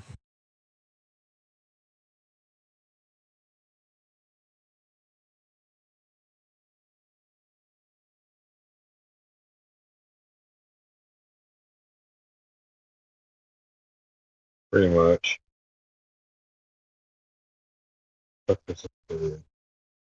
Yeah, it's like the server. Like you want people to stay around and spread truth, but things happen, jobs change, and life changes, and you can't be on. And some people are fortunate they can. And if you can spread truth, spread truth. It's not a financial reward, but there's other rewards waiting if you spread full truth. So.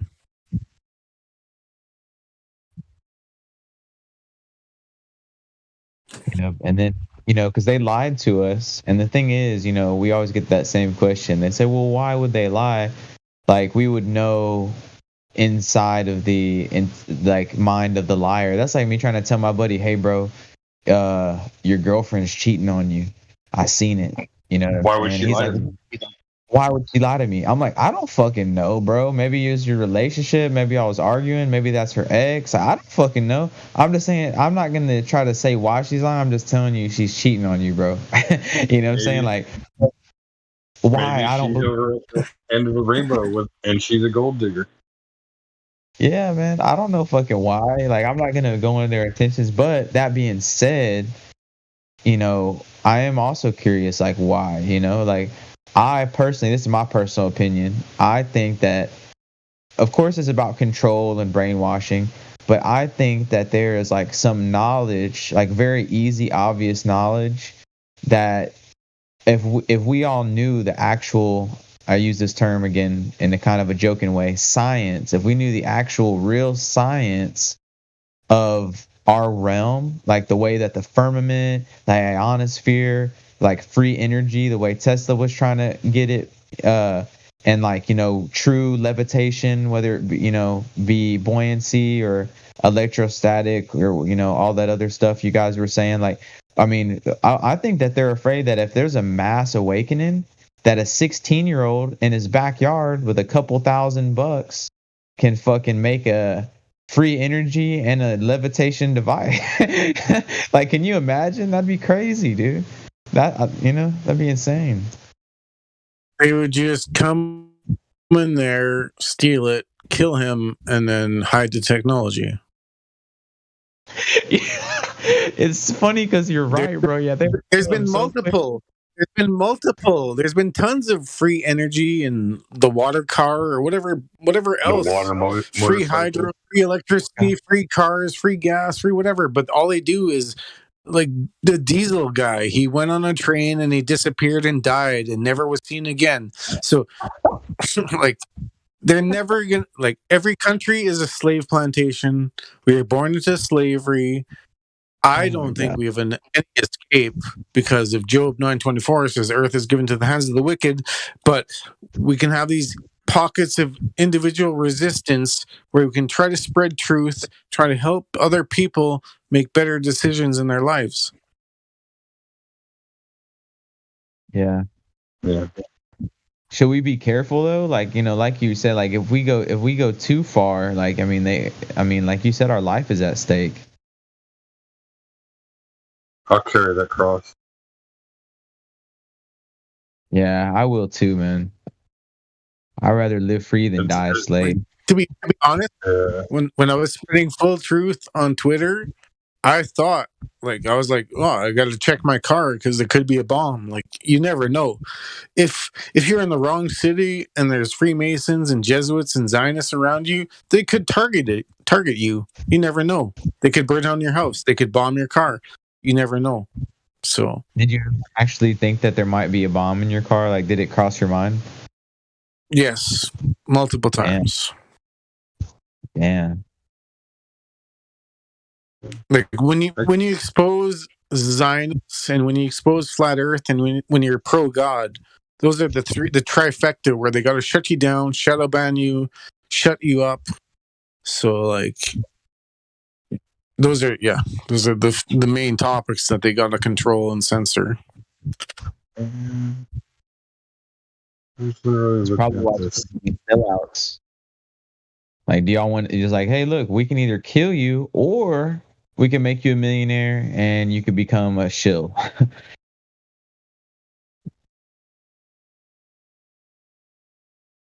Yeah, like for me, I was on Twitter from 2011 to 2017. I took a 2 to 3 year break, and then something happened in March of 2020, and I got some free time.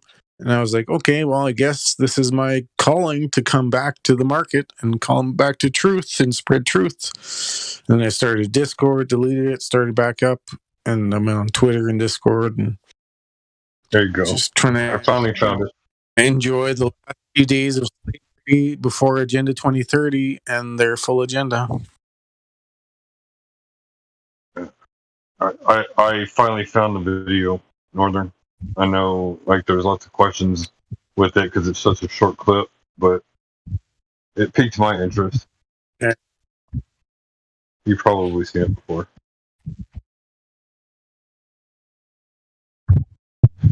Yeah, like there was because I saw a video of a guy. I saw a video of a guy. He was like putting gas into his like roller skates, rollerblades. I don't know if it's true or not, but there's Well, I know in this video it talks about Tartaria and everything like that. And, I mean, I don't know. I never went down the Tartaria route. I read snippets, and, I mean, it's curious. It piqued my curiosity a little bit. But I personally think it's a dead end going down that route. You find more information going down the Egyptian.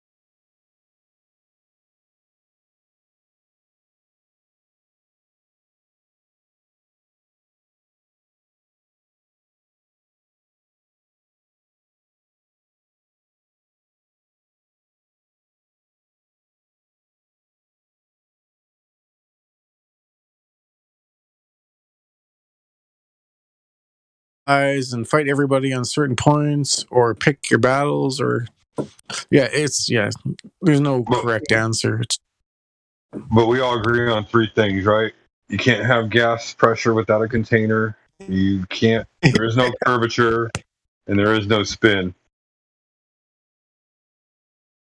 Exactly. The foundation. The foundation's like. But then, as long as if they deny that, then I'd be like, okay, well, like I said, I would make a mental note and say, oh, this guy denied the spin or whatever. Like I make mental notes, and I may not attack everybody, but I make mental notes, and people say crazy stuff, and I remember. Like how you said, each flat earther has his own like timeline of history, has like his own thing, and it's kind of like it's almost like a big responsibility. Like each of us is kind of gifted with, a piece of the puzzle. You know what I mean? And like some of us have more pieces or different pieces, but we all like I think it's almost like we have a responsibility. See, one of the deciding factors is how triggered do you get in the exchange of information.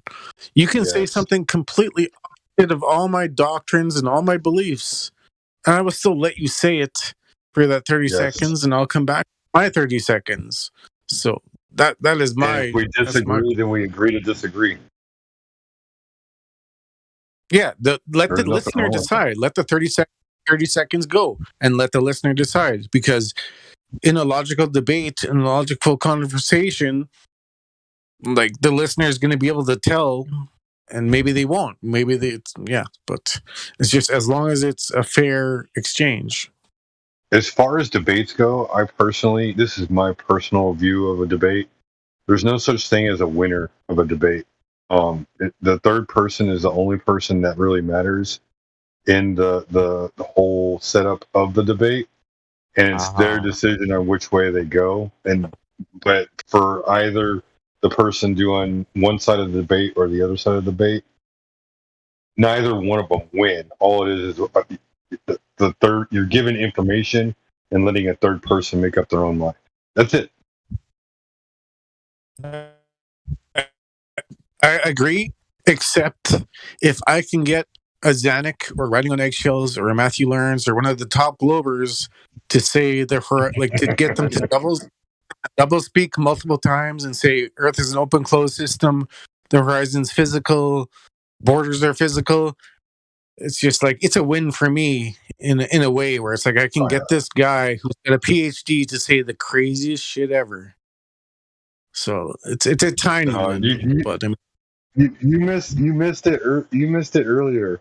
Orion got to hear the question, so he got to repeat the question to Matthew. But a couple weeks ago, I asked Matthew if NASA came out today, all the documents dropped, every photo, video out there that was out there. Hey, I'm sorry, world. I just want to let you know we screwed up. We've been lying to you this entire time. You really live inside a closed environment. God loves you. We're a bunch of losers. Just like on and on and on. Earth is flat and stationary. There's no outer space. We're losers. Would you believe NASA then and there if they just declassified everything and explained it all in plain English? And he said, no, at that point I'd call them liars. At that point, he'd call them liars. I was just like, oh, because he believes that there's just too much evidence for the globe. And I'm just like, oh, man. Like, he keeps showing that clear sunset picture, but the truth is, I've seen that video before, and it's a green sunset video, but so the camera lens that's doing the recording of that video is there's no filter on it. It's just shining straight out into the sun.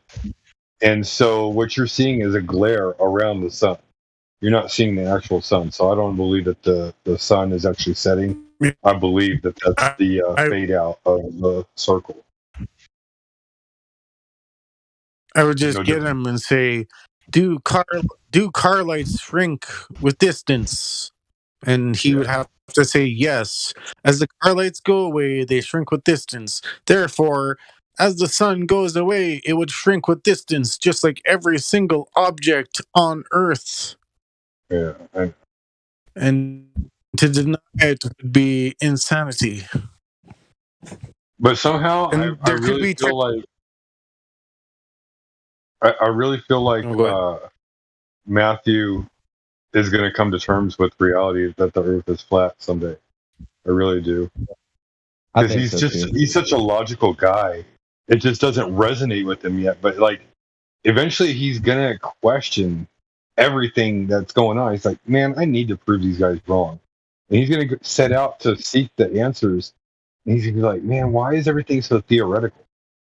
Why is there no explanation, like physical example? And I mean, he knows all our arguments. He knows that Earth has topography, dirt has topography. So anything you do can't be done over dirt or grass or whatever because there's elevation involved. But he's going to go out and make his own experiments on water. When I was talking to him, he kept talking about satellites, satellite imaging, measurements from satellites, like. I think once he realizes satellites are not the way that they claim, but I mean, he's just trusting in that authority of like, they have satellite imaging. Who does? Yeah. Where did you hear that? Where did you get that? Well, and like I know satellites don't point straight up. They point at an angle so they can hit the towers. They just give the appearance of pointing up, but they point at a maximum angle elevation to look like they're pointing up when really they're just pointing to the next tower. Yeah, and he's like, at the equator they point up, and then I'm thinking, at the equator, dude, like why would that even matter You see what I'm saying? Yeah. But yeah, satellites, man, I don't know. And then his other thing is sunsets, but go get a camera and put a filter on it and do the same thing. I guarantee you won't get the same result. Check out what I just posted in live stream voice text. The Glober is saying Flat Earth has already won because we're having the debate, and we already win. Anytime we're debating, we've won the debate. That's why YouTube has to censor us. That's why Discord has to censor us, because anytime the conversation happens, more Flat Earthers are created.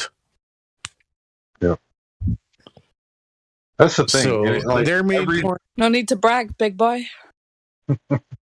Oh yeah.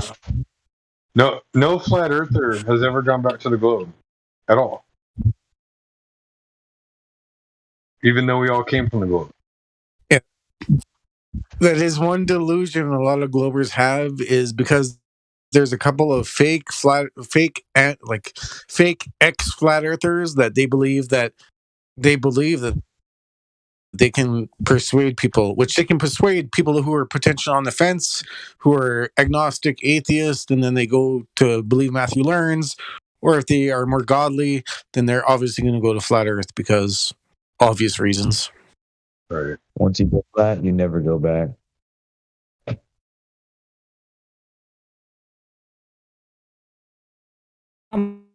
Yeah, Fight the Flat Earth has 6 videos of supposed ex-flat earthers, but they are all bullshit. Blue, Shanji, Speak Truth.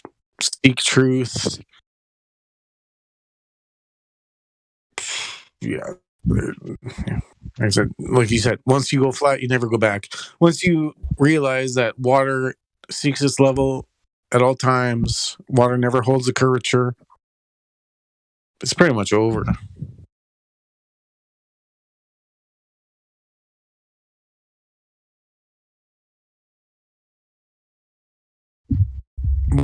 Water never sticks to a spinning ball. Gas pressure is the antecedent, a container is the antecedent to gas pressure. Here's my thing. Like, they keep bringing up centrifugal forces. Has anybody never been on the Gravitron?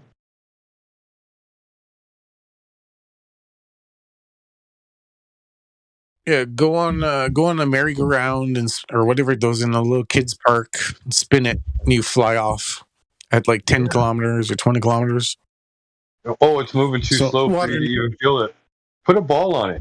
Put a ball in the center of it, and then start the spin real slow. No, water never sticks to a spinning ball ever. If you can show me water sticking to a spinning ball right now in video, I'll delete my account.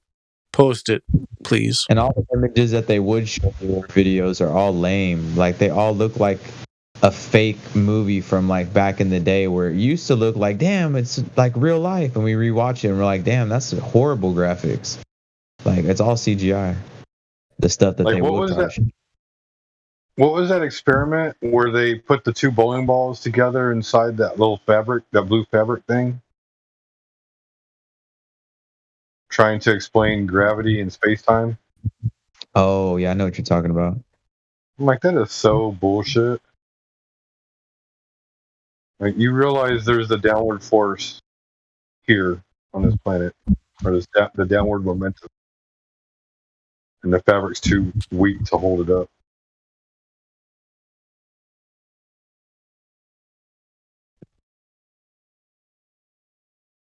Yeah, have you seen my video of Highlander, the hardcore anti-flat earther, admitting that pretty much atheists hate flat Earth because or atheists hate God. So yeah, that and all pretty much every debate comes down to atheism versus God. So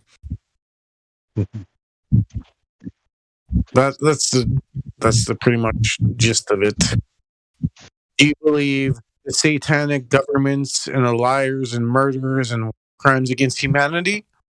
Or do you believe the Abrahamic God, which believes in justice and accountability for your deeds and actions? You choose.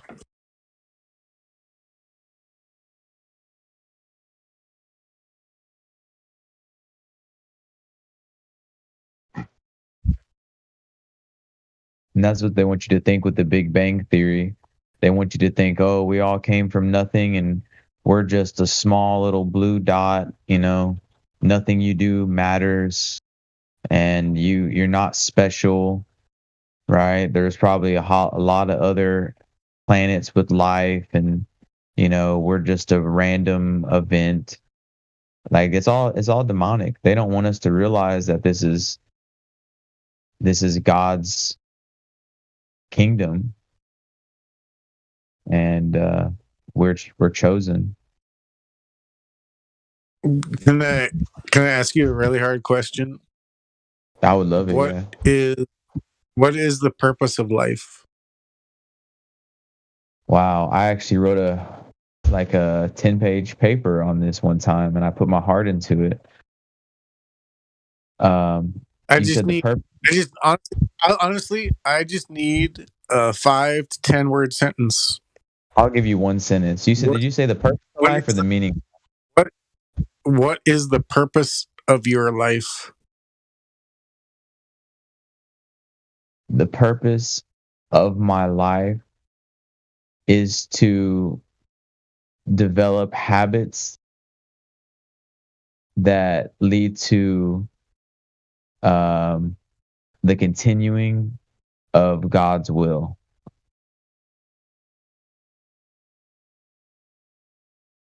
No, I can accept it. I'll tell you mine. If my answer to that is my purpose in life is to further God's kingdom, which yours was pretty close to mine. Like the same, yeah. We're just saying it different. Yeah, I like that. Yeah. I'll say it in a different way. I don't care about. Yeah, go ahead. Okay. My purpose in life is to love everybody I interact with and to love God.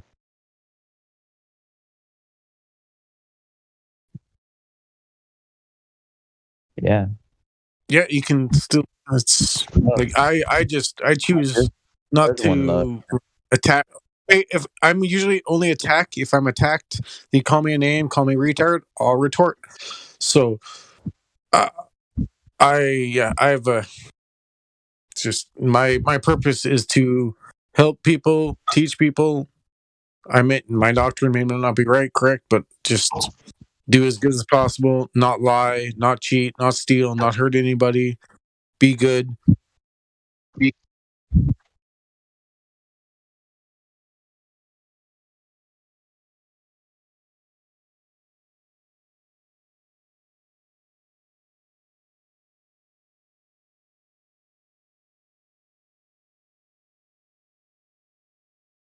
Yeah, love really is the answer.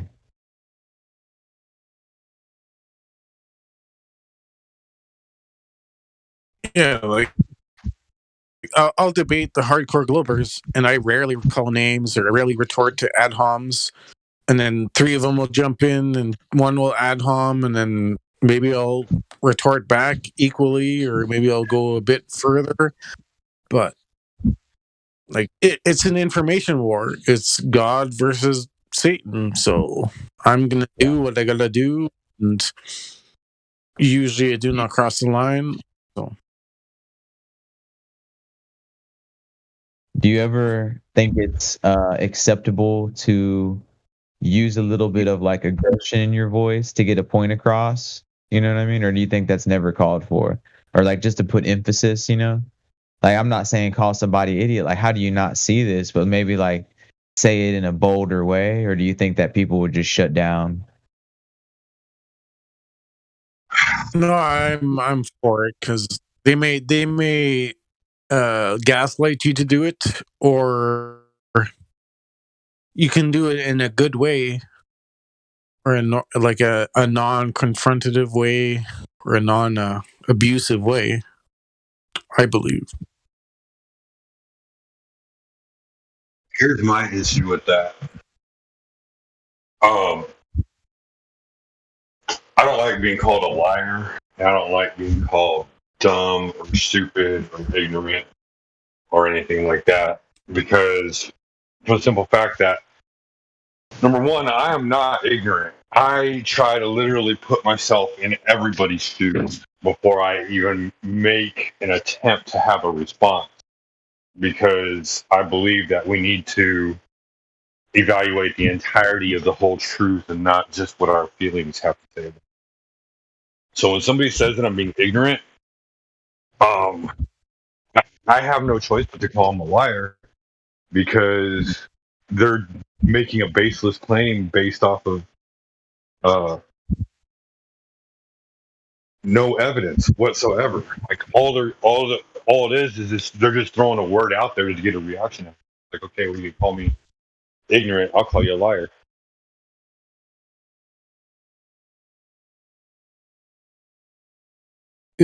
Yeah, I would say they're gaslighting, because they're like, well, the government statist and trust the government, and you're just crazy, or like they're going to try all these gaslighting tactics. What about this one when they say all of you flat earthers just answer questions with another question? They try to loop us all together like, oh, you flat earthers are all the same. You'll never get a direct answer out of a flat earther.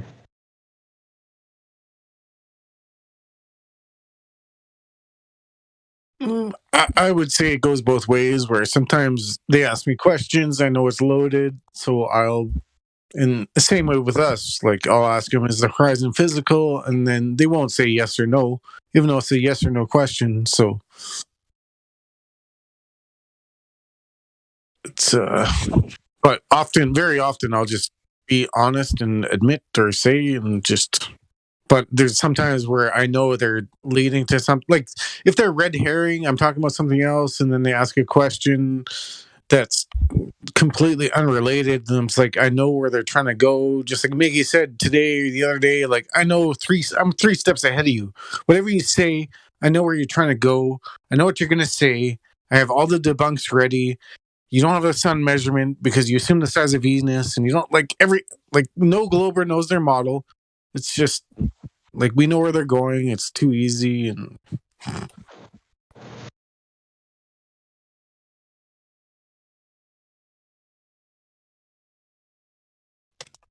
yeah, you can lead a horse to the water, but you can't make that water curved.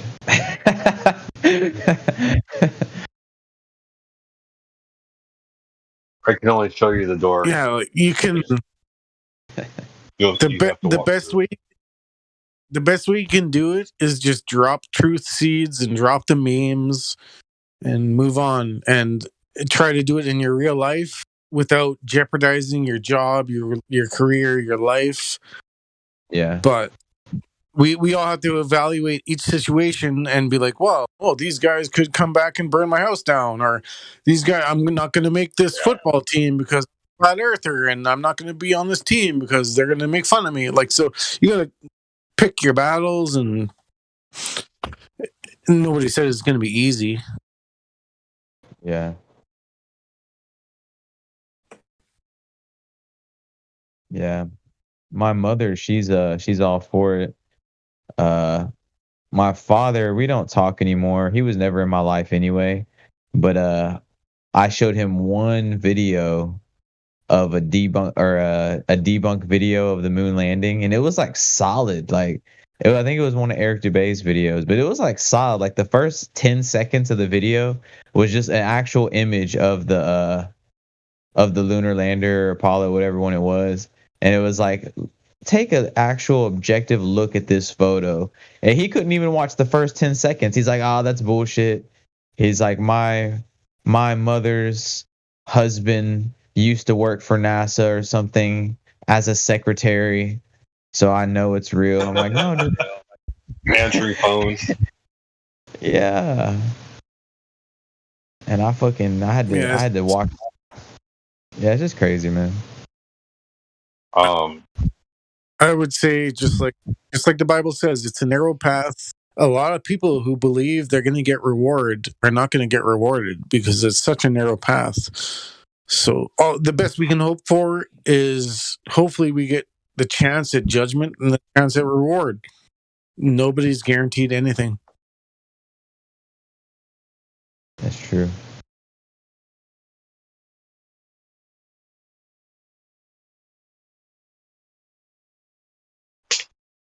Yeah, and that's the scariest thought for people is like, wow, I'm going to be accountable for everything I did. I had sex with these 20 people out of wedlock. I cheated on 2 women. I beat up these 3 guys at the bar. Like, hopefully you do not have those skeletons in your closet. Some people do. I definitely do have skeletons like that.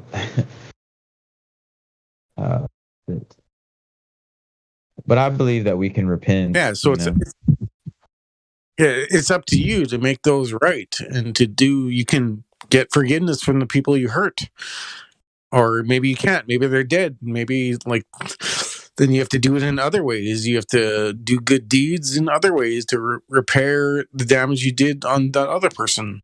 And maybe good enough. Maybe it's not. But that goes to the say where you should just not hurt anybody and not oppress anybody. Then you do not have to make up for it. I accept whatever. Yeah, some people are lucky. I accept whatever judgment is coming my way, and I accept that judgment will be righteous and just, and I'm okay with that because I love God with all my heart, regardless of that judgment. Wow. Yeah, that was well said, dude. I love that. Exactly. And even though we all sin, I'm going to sin in 2 days or 5 days. You're going to sin in 7 days or 1 day, 10 days.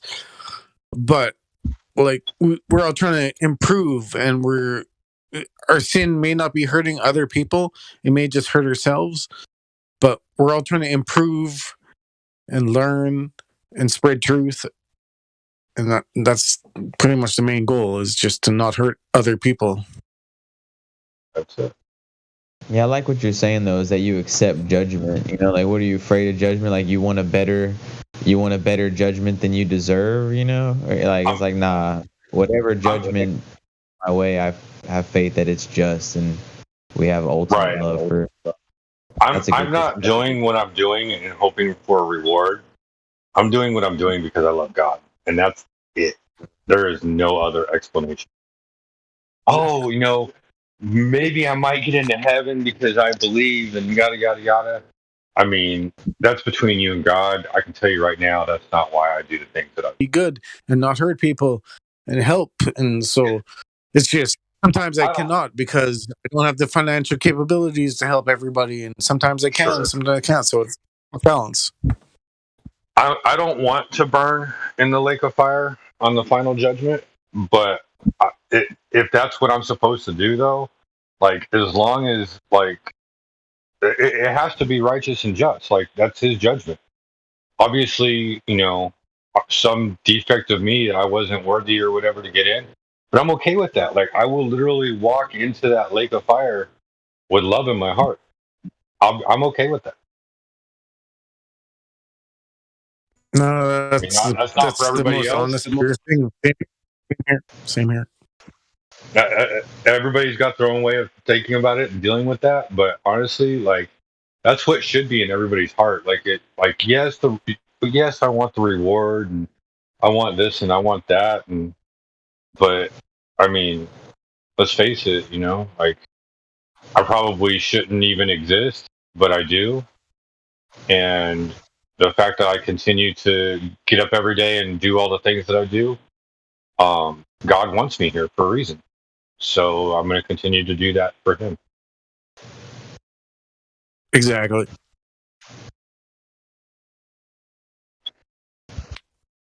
Oh, and by the way, you live in a terrarium, and you're the center of the universe, and God loves you.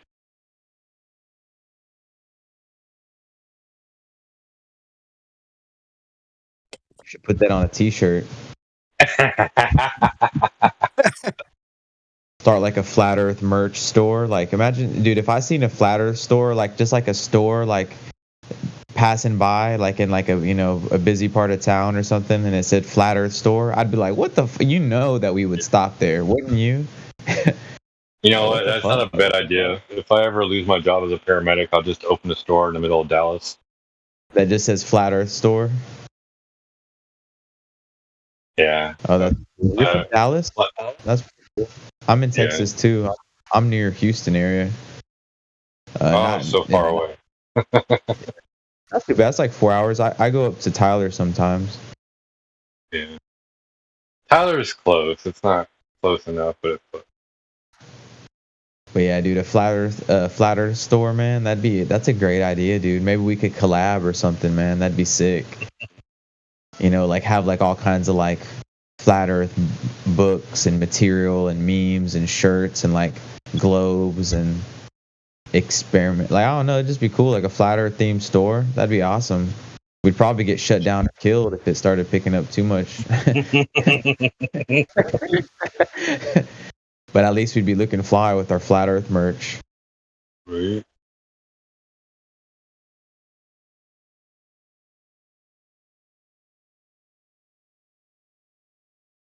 You gotta have a shirt that says, when I have a shirt that says, when I drink, I lean 23.4 degrees to the left.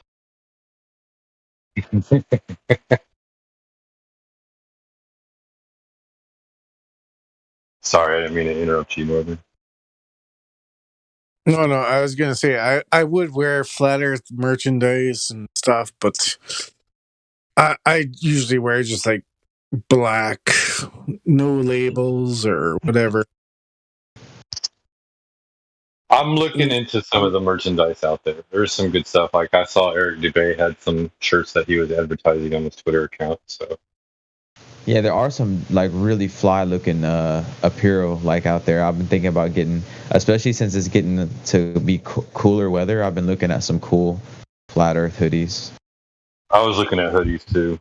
Yeah, start with hoodies and go from there. Huh? Yeah, I said it's that time of year, man. We might as well, support a fellow flat earther, or we could design our own too. Yeah. No, I thought about doing that too, like creating my own design, get a Photoshop thing going, and just put it on a shirt. Yeah, I'm over here like 30 minutes from like the NASA Space Center. Like I could like go out there and like sell t-shirts, flat Earth t-shirts. I wish I lived down there, because you know what? I'd link up with you and be like, dude, we need to make some, like, not just business cards, but like just some cards like research flat Earth or research ships shrink or whatever, Dude, the NASA branding is strong down here, dude. Like, oh yeah. I don't know if it's like it's that. It's liberal down there, dude. Like Austin and Houston is like ridiculous. I would say, yeah, I lived in Austin for a little while. Down here, man, I wouldn't say it's really liberal down here. At least not where I'm at. Maybe Houston, but I'm not in Houston. I'm about like an hour away. I'm just in this area. Where do you live at, McAllen? Bay Area, like on the coast. All right. But yeah, the NASA branding is strong. Like it's so many crazy like I told a bad joke one time. I thought it was funny. Maybe you guys would like it, but there was somebody wearing a a NASA jacket or something, and I was like, I hope you're wearing that in spite. And they gave me the craziest fucking look, like what? No.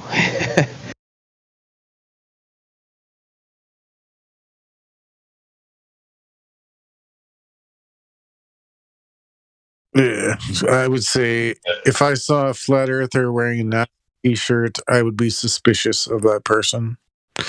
I don't use their symbols. I don't use their numbers. I don't use their logos. We're not taking it back. We don't use satanic logos and say, "Oh, I'm taking it back." In my opinion. There's a McDonald's down here that If you has. come in here, I was gonna say, if you come in here with a Billy 666 name, you're exposing yourself. So. Oh yeah. Well, there was a group of people that came in here the other night. Like, I don't know if you saw that. It was like, I think I saw you the night after or something like that, or you were in there for like a little while. But there was like a whole group of people that had like either Satan or Lucifer or, you know, all these different names, and everybody in their profile pictures were all wearing like balaclava masks. And I'm like, man, y'all are like literally exposing yourself for who you are. Like, even if you say you're a flat earther, I know you're not. You're just faking it just to I don't know. Like, maybe you're trying to lobby or something. If you support the Triangle or Freemasons or anything, like, I've got my eye on you, and I recognize your post saying that you support Freemasonry, and I make a mental note, whether you're a gold, a silver, or a mod. Like, once you say you support Freemasonry, I've got you locked, and I know that you're suspicious. What were these people talking about? Voice chat?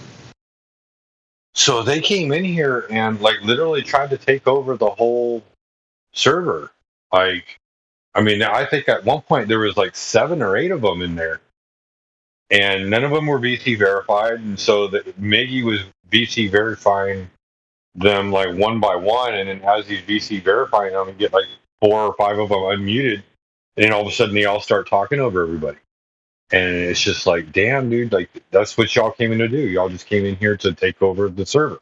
That was it. It was meant for, you were just waiting for enough people to get unmuted so you could all get rowdy and hijack the server. Yeah. It reminds me of like the ops that are out there. Yeah. It doesn't matter if you're It's not. To be honest, I don't. Is that like important? I don't think I never got verified. Oh, I don't know. Somebody verified you if you're talking. Oh, is that how that? Okay. All right. Maybe somebody had to unmute your mic. Northern checked me in a year ago on October 31st.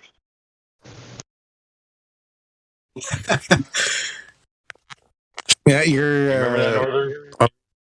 Yeah, I remember. I actually remember that. But like I said, like I tell anybody, I hope that you stay around and spread truth, and I hope you get silver and gold and mod, and I want to see you fighting beside me, and you are. So I appreciate that. Yeah, like I said, I'm here one day you got silver. Go ahead.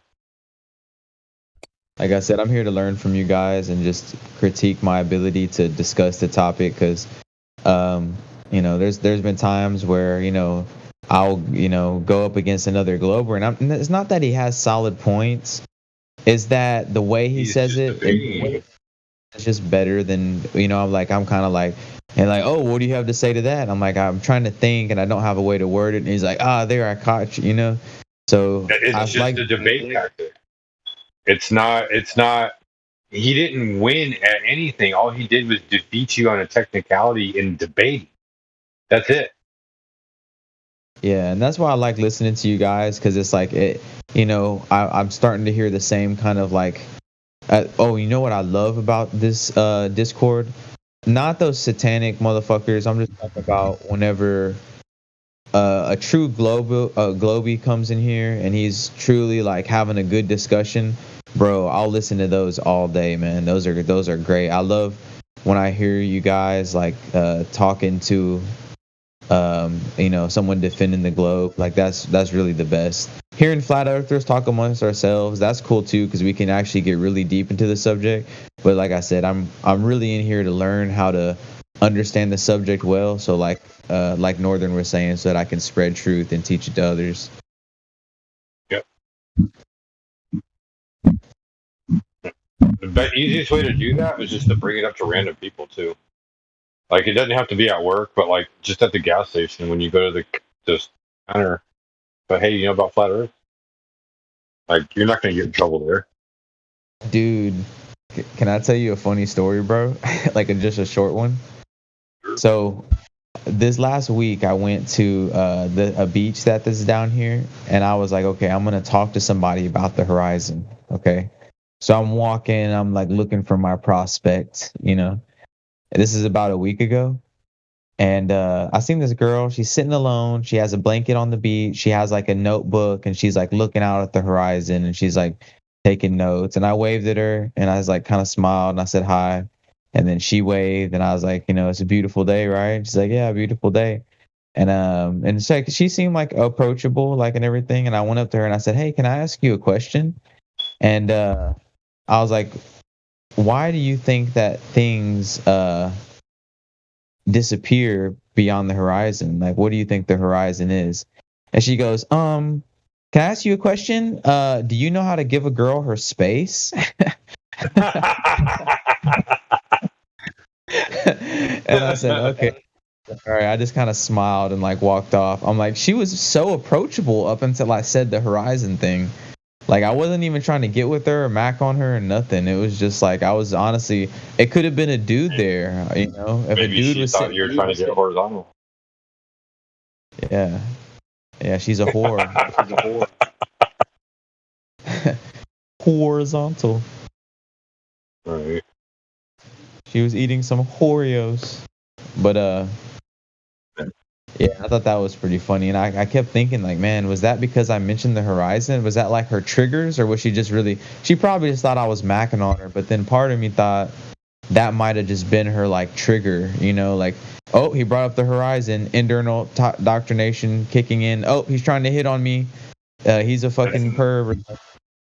And I was like, yeah, I was like 15 feet away. I wasn't even close to her. She's like, can you know how to give a woman her space? I'm like just walking by her like 15 feet away at the beach. Like, and she, it's not even that.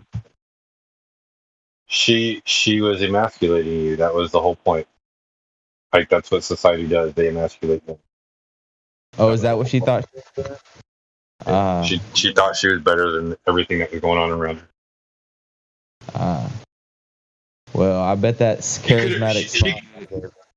She could have humored you and just seen where the conversation would have gone, giving you 2 minutes or whatever the case may be. You know? Yeah. Like, I mean, I entertain people for at least 2 minutes any chance I can. You got something interesting to say? If not, we'll move on. Yeah, but I like see, there's a big difference between a big city like Dallas or Houston versus a small town with 2,000 people, where if you mention flat Earth, everybody knows you're the flat earther. They know where you live. They can do positive or negative to you. But in a big city, you can go to a different store. You can go 5 miles and go to a different store, and nobody knows you. Wow. That's a really good point. I live in a town of about 2,600 people, and nobody knows me. If I go buy groceries in certain towns, like they know what you buy. She's like, oh, this guy buys 2 bags of chips every time, or it depends if it's the same worker or not. Like in small towns, they recognize you. In big cities, you're just another number, another person. You're like, they don't recognize you. But in small towns, it's a little bit different. It's a game changer in a small town. Yeah, wow, yeah, it's more putting your reputation. Whether it be true, everything changes in a small town because everybody knows that's where you live.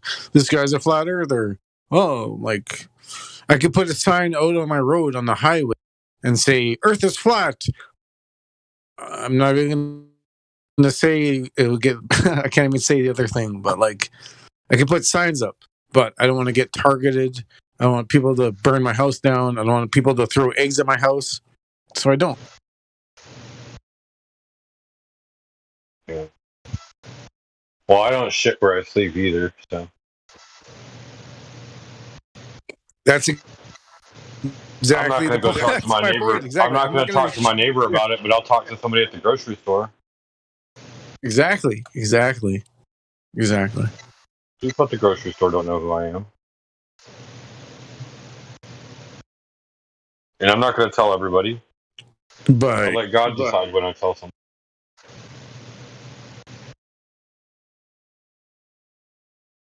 I think the beach. Yeah, like I said, we pick our spots. The horizon at the beach, I feel like that's a good spot just because the horizon is right there. Like it's like an easy, like, hey, look at, and people are often looking out at the horizon, at the beach. They're like sitting at the beach, and that they're already looking at that's what the subject to discuss is what we're all looking at, right? We're at the beach and we're all looking out. You know what you should do next time? Instead of you walking around, you should get a blanket and sit down on the beach. And as people walk by, say, hey, come here real quick. Let me ask you a question. And then when they come over, be like, what do you think about that horizon? And just start the conversation. You know what I mean? That's a good idea. Yeah. That way you don't look like you're in search of the woman. You're just asking a random person passing by. That's a good idea. And I can just give him the finger, like, hey, come here. Like, and I can have like a seductive, like laying down on my side, Yeah, it doesn't matter. It doesn't matter what you do. You can go to the beach, you can go to the bar, you can do whatever. But when you're at the judgment or the gates, like God's going to say, well, you're here, but who did you bring?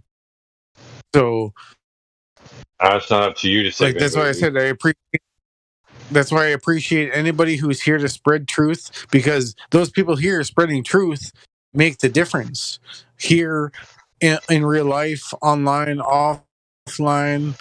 Like, if you're spreading God's truth, then you're on my team.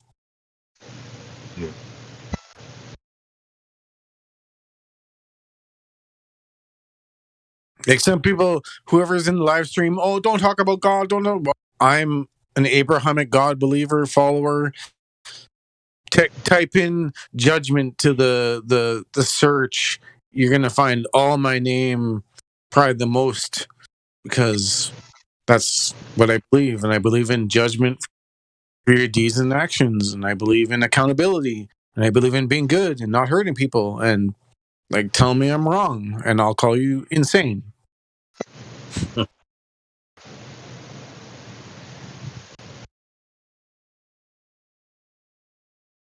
But it is true, though, like every day more and more people are waking up to the reality of the ball not being a globe, or the earth not being a globe. The ball is fake.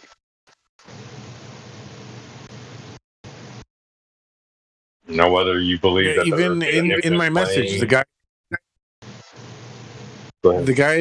admitted that even just the having a conversation is a win for flat Earth, because all the globe has is damage control. All they have is Zanuck and Kosho and Matthew Learns lying or saying like the globe arguments. Yet anybody with a logical brain can obviously see that water always seeks and finds its level. They cannot demonstrate gas pressure without a container. And like, if you trust the government, it's pretty much a done deal. Like, my first question to any glober is, do you trust the government? Yeah, I do. Well, you lost the debate right there. You trust the government? You trust murderers and liars? Okay, you lost.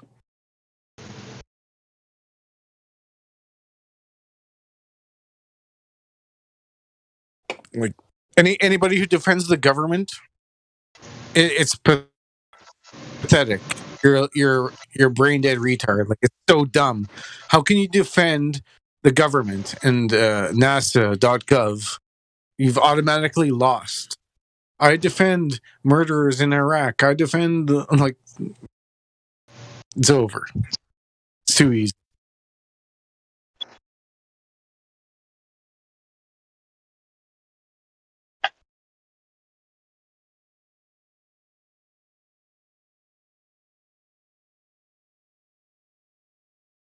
Yeah, because in the end, all the Globers will defend the government. They're going to defend the Prussian education system. They're going to be statist, Marxist, atheist Globers, subjective truth believers.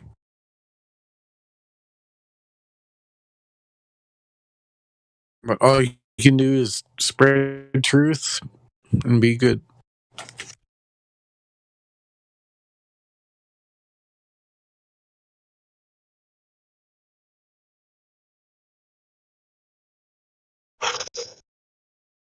That's it.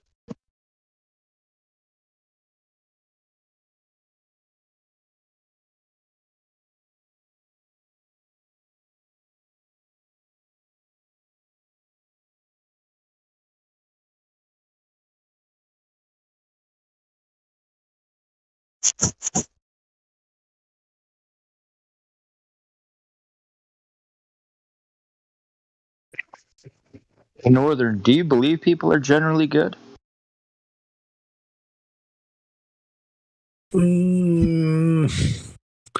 I would believe that people are probably generally good because that's why humanity isn't completely degenerate, because God will always overpower the evil. So even like some of the atheists I know are good people, but they do believe in like abortion and crazy things, but they're really good people.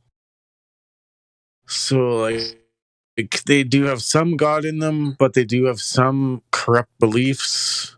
So I believe that since they've been trying to destroy the Bible and Abrahamic God for 100, 200 years, that they've struggled to. They've tried to burn the books. They've tried to kill people, hang them, burn them, torture them, but it still survives. So, like, I don't know what percentage I'd put, but there is always going to be a proportion of good in the world.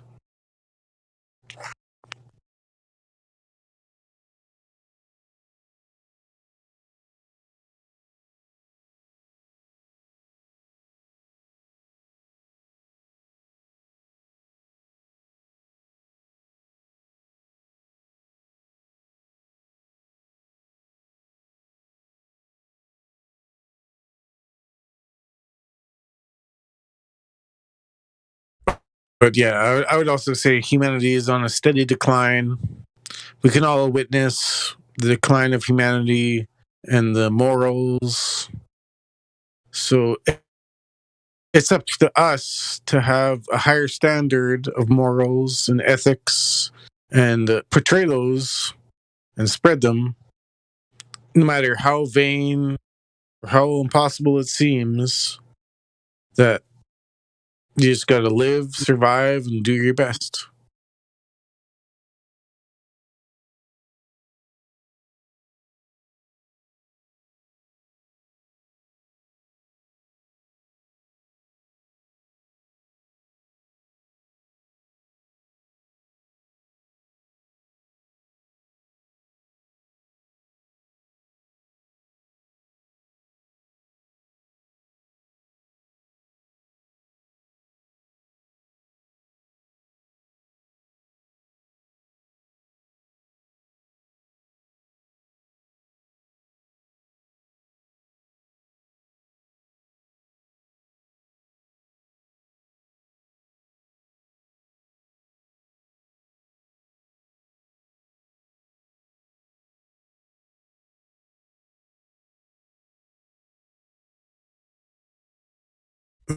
My big boy, you still there? I got a question for you. Yeah, I'm still here. Yeah, I'll ask you, what would be your best way to convert an atheist to God? My best way to convert an atheist to God.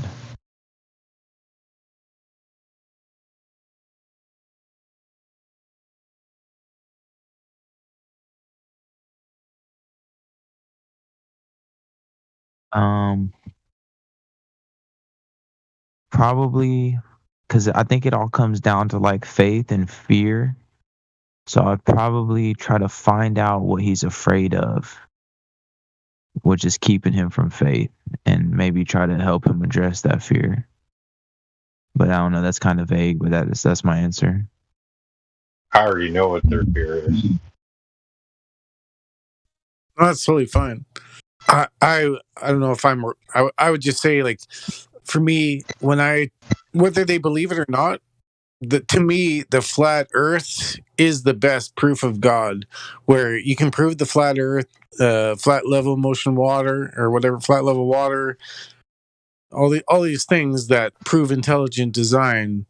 So, like, you can't talk to an atheist about the Bible because he's just going to reject it, say it's made by man, even though the atheist will believe in every story of man 14.5 billion years. So they accept stories of man, but then they deny stories of man. But the flat Earth is observable, measurable, repeatable. Whether they accept it or not is a different story, but...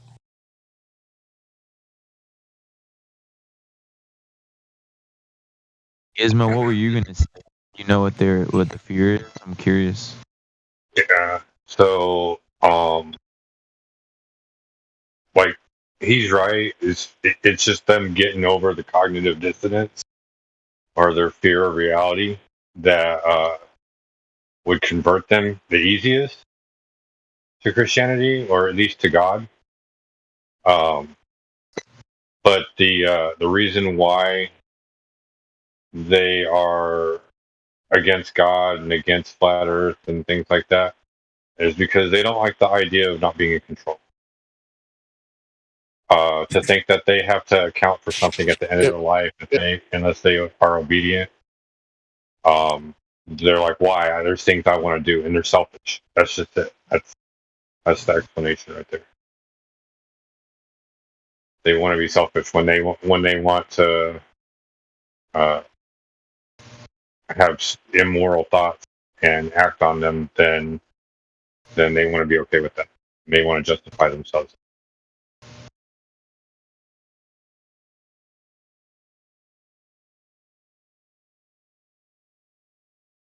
Yeah, if you check out the video I posted in the live stream, I'm gonna tag you. If I didn't have slow mode, but we all have slow mode. Well, if you're golden up, you don't.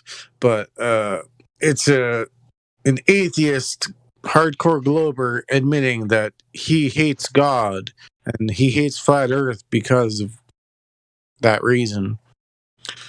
So, like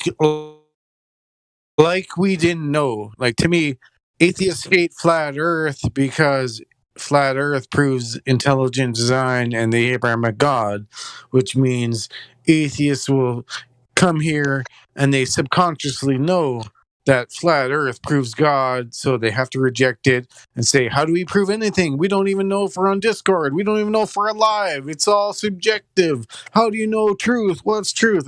It's all retarded. So, to me, truth is objective. We know that starving your child is never good. It's never right.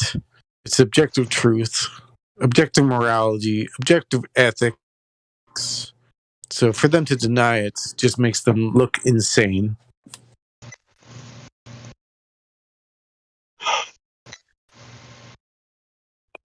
But one of the things that like just out of like a quick response to someone who's an atheist and talking to them about God, and they say, "Well, why do you believe in God?" Just a quick response, like a general response that still like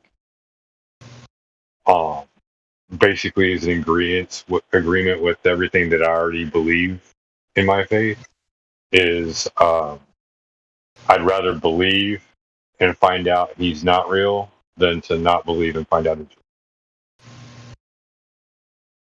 real. Yep. They're like, to me, and they don't want to. They don't want to live like that. There's They're no okay harm. with. They want to blank out when they die because they don't. I have they a don't high want to live. standard where I'll never I'll never hurt anybody. If you call me a name, I'll call you a name back. It's equal retaliation. But rarely am I the first antagonizer. Rarely, yeah.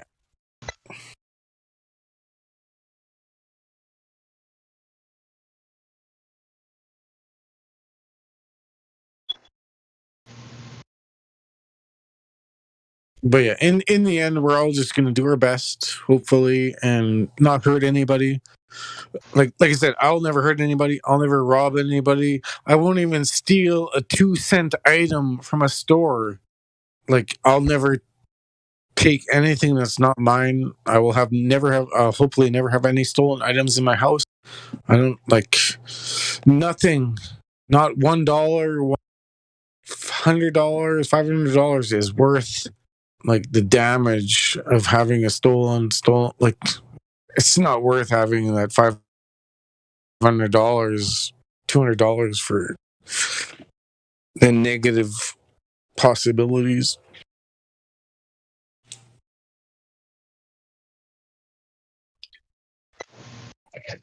So Northern, you generally just want to be good. Is that what you're saying?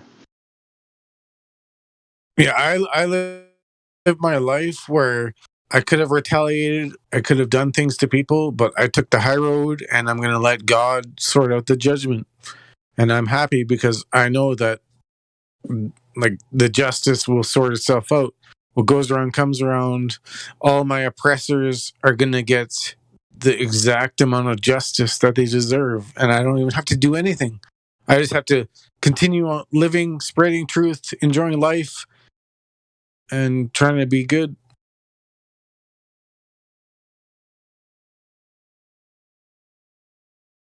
Where does that come from then? Trying to be good. Where are you getting that from?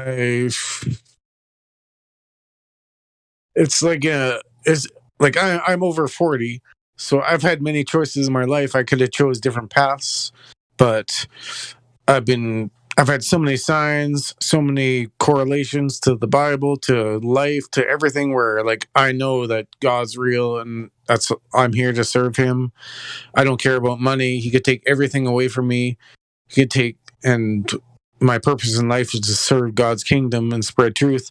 So anything bad that happens, it could be bad in the moment, but maybe God took your leg away so that you'd have time to spread truth, or like I don't know. It's in a way like we never know what our true purpose is and what God's path is, but just try to be good.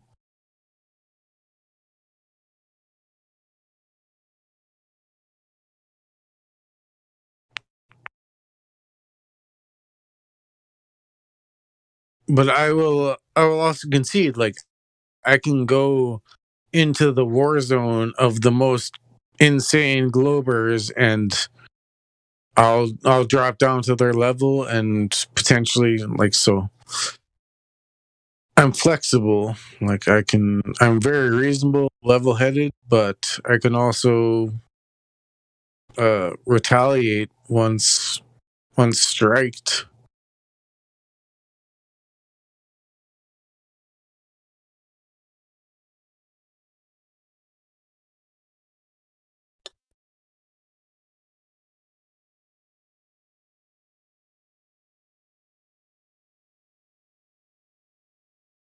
But also, one thing I'd say is everything you do has your name attached to it. So, like, I don't know, be cautious and do as good as you can, because your name has purpose, your name has meaning, and everything lasts. Everything you do, you're going to be accountable for. So every that's why atheists would say, like, what does it matter? It's just like everything you do matters. Everything you say, every word, all your purpose, your intent, like it all has a cumulative value.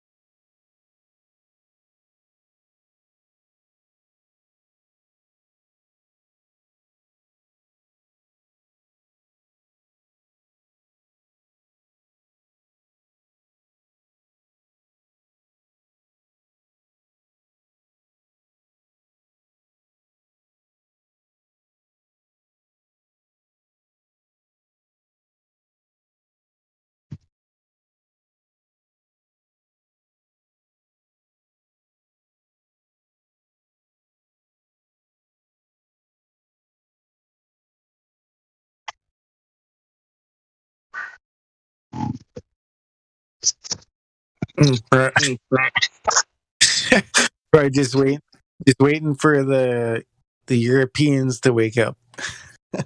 Then I get busy.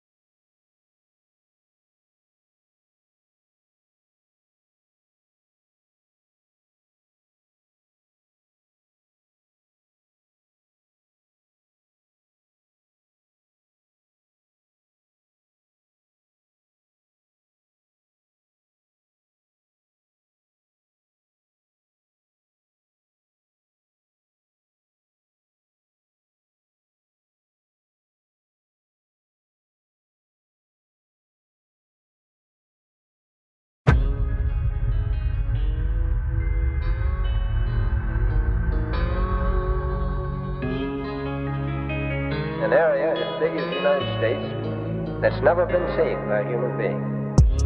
Since late 2014, one of the biggest things I've heard, the Earth is flat.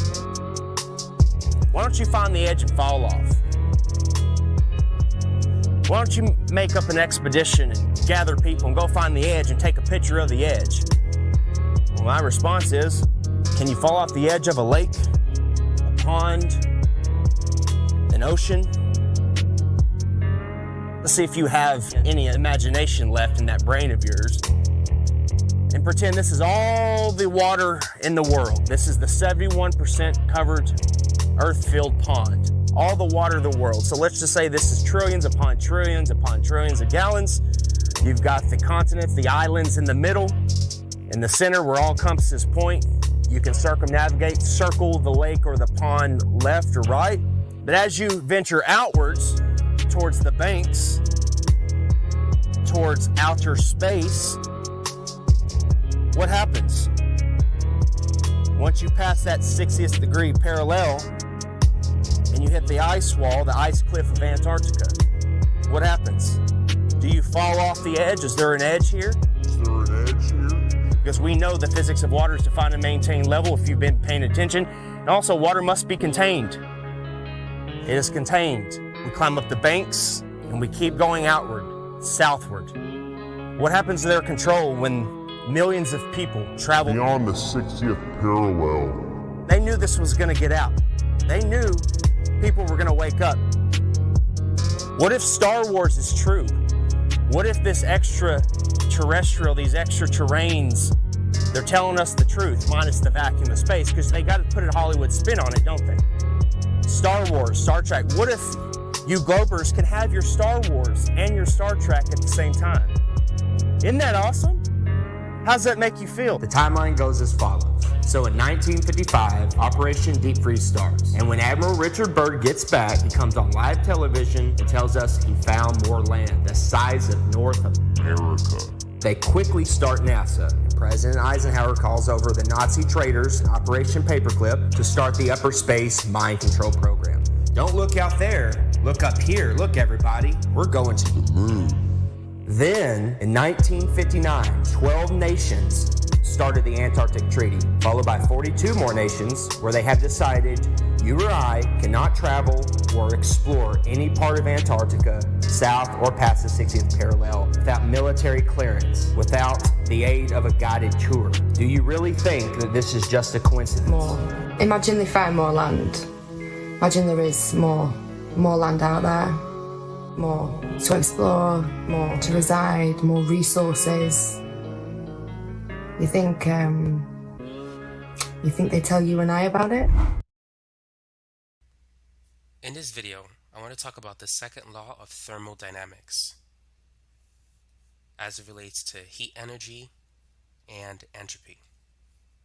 So let's say if we have a metal rod placed between a hot object and a cold object. Heat will naturally flow from hot to cold. That's a simple natural process. It's spontaneous. It occurs on its own. Heat doesn't naturally flow from cold to hot. It just doesn't happen. The only way for you to make it happen is if you were to pump energy into the system. So, for example, a refrigerator will take out heat energy from inside the fridge and pump it outside of it. And that's how a refrigerator can cool the stuff on the inside. But it takes energy to do that. It doesn't happen naturally. A good way to illustrate this is, imagine if, let's say if you have a ball on top of the hill. The ball will naturally flow in a downward direction, the same way as heat flows from hot to cold. Heat flows from a high temperature naturally to a low temperature. And this ball is going to flow from a high position to a low position. Now, if you place the ball at a low position, it won't naturally go towards a higher position. It just doesn't happen. The only way for you to make it happen is you got to put energy into it to get it over that hill. And the same is true for heat. Heat doesn't flow naturally from cold to hot. Now, you could make it happen. You can pump heat to warm up a certain environment. Heat pumps do that. However, it costs energy to do so. Now, as heat flows from hot to cold, this is a spontaneous process. And for a spontaneous process, the entropy increases. It's going to be greater than zero. And that's another statement of the second law of thermodynamics. For natural processes, the change in entropy will be greater than zero. Now, if you have an ideal reversible process, at best, the entropy can be equal to zero. However, most systems do not behave perfectly, so a natural spontaneous process will tend to lead to higher disorder. So for natural processes, the change in entropy is positive. It's greater than zero. And so that's the basic idea behind the second law of thermodynamics as it relates to entropy. Natural systems tend to go towards disorder. So for example, let's say if you take your room, it takes energy and effort to clean your room. Naturally, your room will tend to get messy and dirty and things like that. But it takes effort to clean it. Even if you were to leave it alone, things will get old, houses worn down. Let's say if you leave your car out in the open for 10 years, it's not going to become newer, it just gets worse. And so natural systems, they tend to go towards a state of disorder rather than a state of order. For example, let's say if you drop a glass cup, it's going to break into pieces. Now those broken pieces are not going to naturally just fix themselves together. It doesn't happen. So it's very difficult to take something in a disorderly state and turn it into an orderly state. It takes energy to do that. Naturally, things tend to go towards a disorderly state. And so for a natural spontaneous process, the entropy of a system tends to increase. And that's the general idea behind the second law of thermodynamics.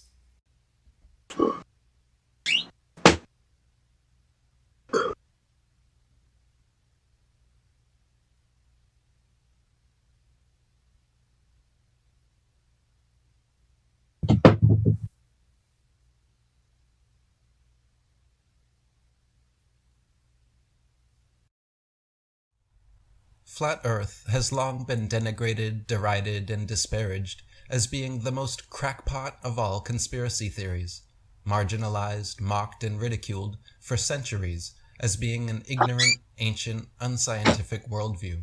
But the facts of the matter are far from what you have been told.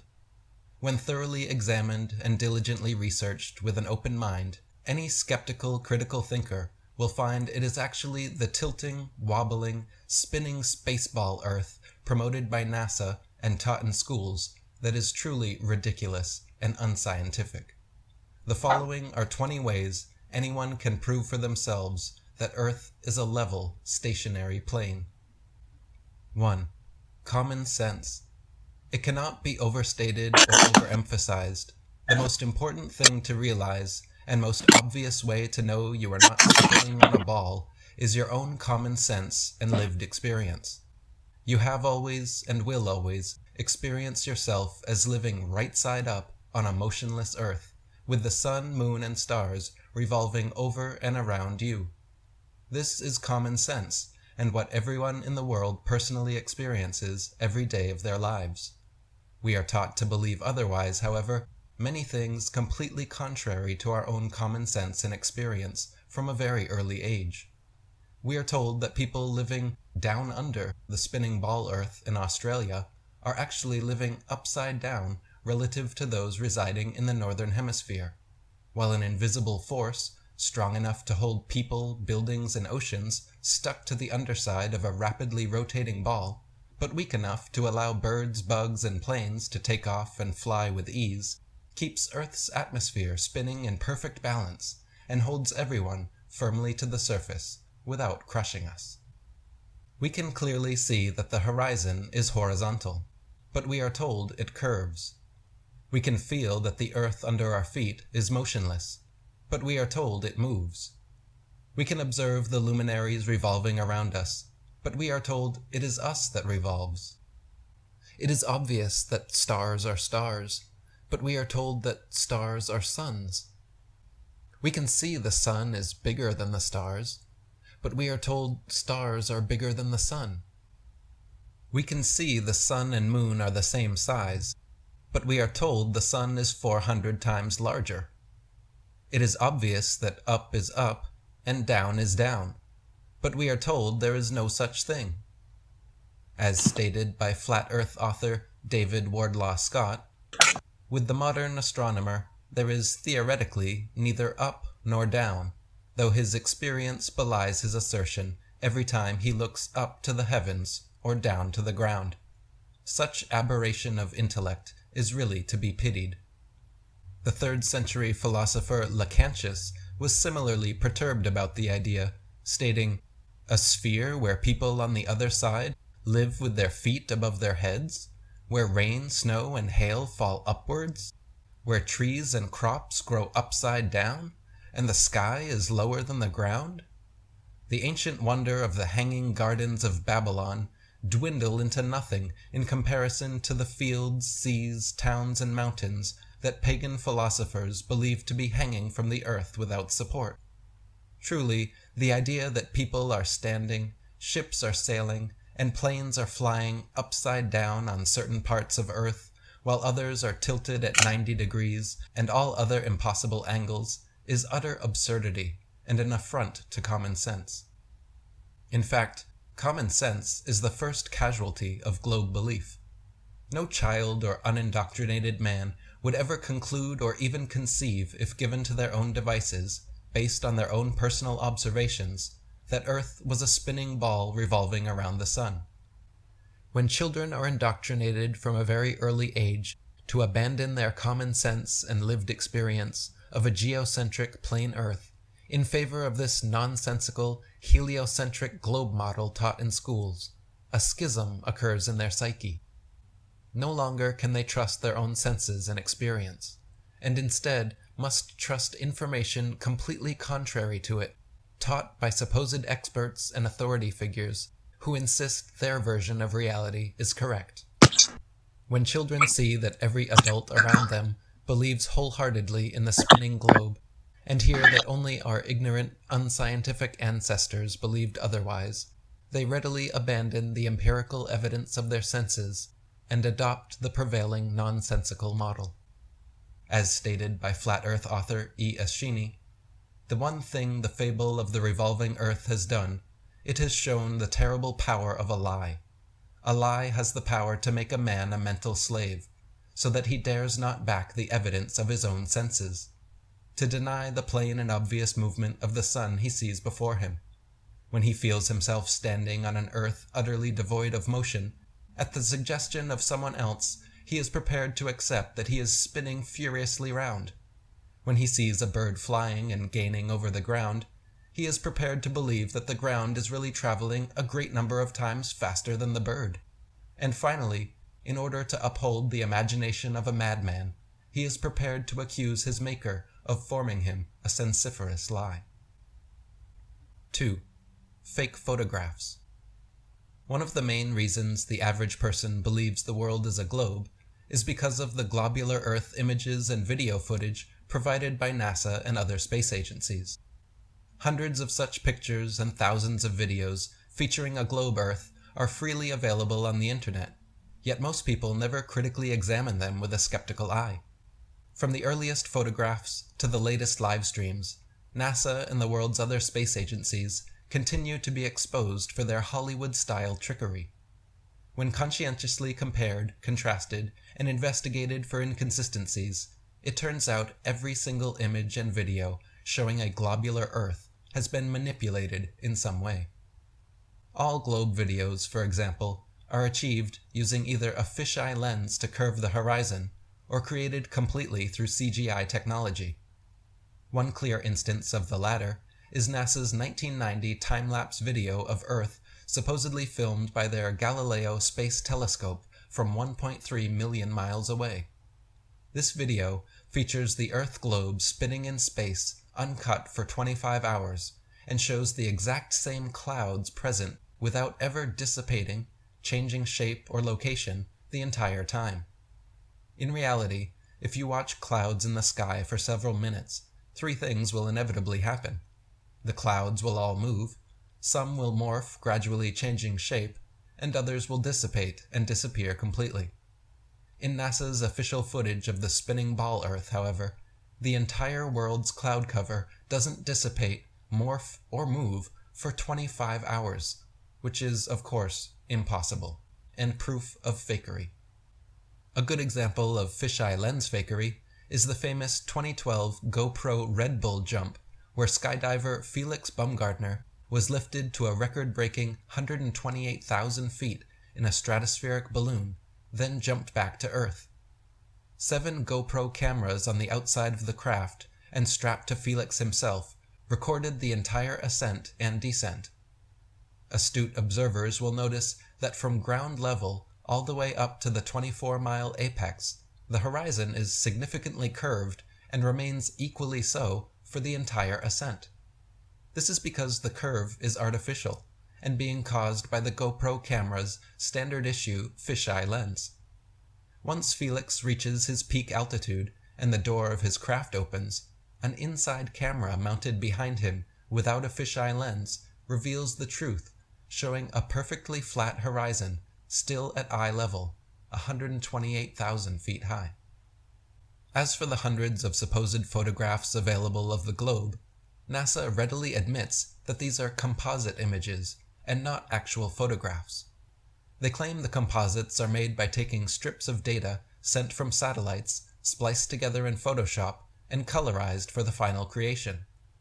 NASA's senior program analyst and lead data visualizer, Robert Simon, admitted in an interview that they are photoshopped because they have to be. When compared side by side and viewed with a discerning eye, the inconsistencies become obvious. The coloration of the land and oceans and relative size of the continents drastically changes between images, and they often feature far too little land mass for 50% of a globe.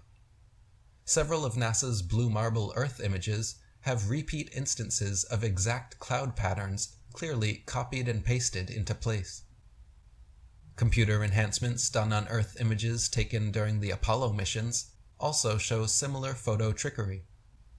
When hues are removed from the black backgrounds and brightness enhanced, distinct rectangular artifacts appear around the globe where they were pasted in, again proving them to be doctored composites.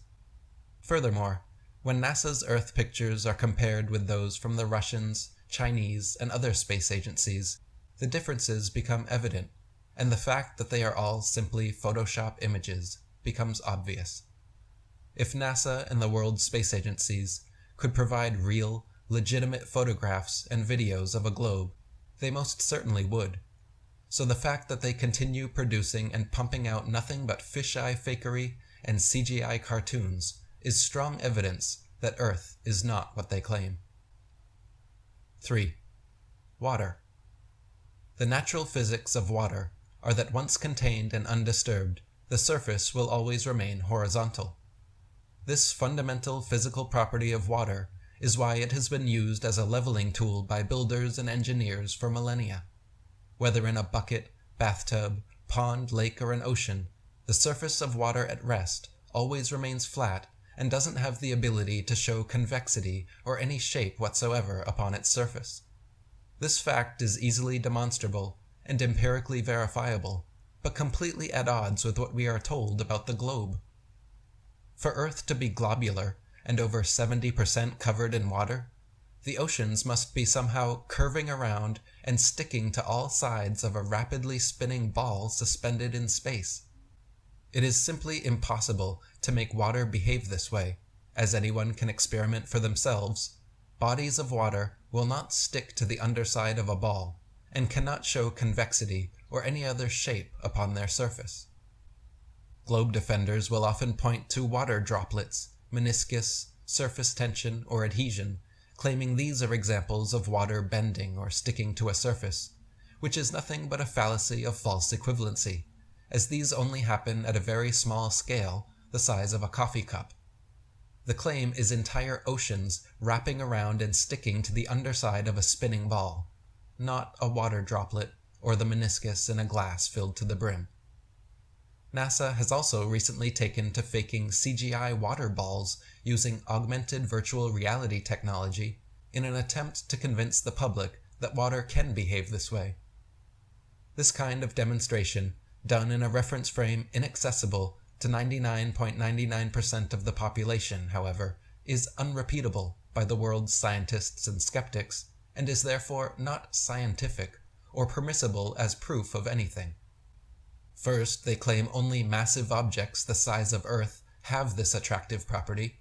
Then, as evidence, they show a phenomenon allegedly outside of our earthly reference frame. In other words, they are claiming bodies of water can bend around, stick to a ball, and show curvature upon their surface, but only at a scale too big for the public to recreate. Then they are claiming water can ball up and float suspended in air, but only in a reference frame too far for the public to recreate. As for water level, globe defenders have actually attempted to completely redefine the term level just to fit with their dogma. The true definition of level is a flat horizontal plane with no deviation in elevation along its surface. Water always reliably seeks and maintains its own level, and that is why it has been used in spirit levels and construction projects from time immemorial to create perfectly horizontal structures, no matter their size. Globe zealots, however, unsatisfied with this obvious truth and clear definition, have attempted to redefine level to instead mean curved. Their globe-friendly version of level means equal heights around a ball when measured from a central point. The fact of the matter is, however, that nobody has ever reached this hypothetical center point of the hypothetical Earth globe, so their redefined term cannot be tested or falsified. Until that day, rest assured there is good reason we call it sea level and not sea curve. 4. The horizon. The horizon is always perfectly horizontal, 360 degrees around the observer, regardless of altitude. If Earth was actually a globe, no matter how large, as an observer ascended, the horizon would remain fixed in position and fall below the observer the higher climbed.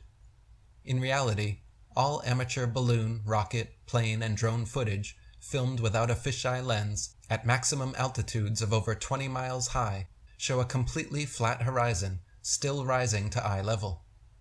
Only in NASA and other space agency footage does the horizon ever curve or appear below the observer's eye level.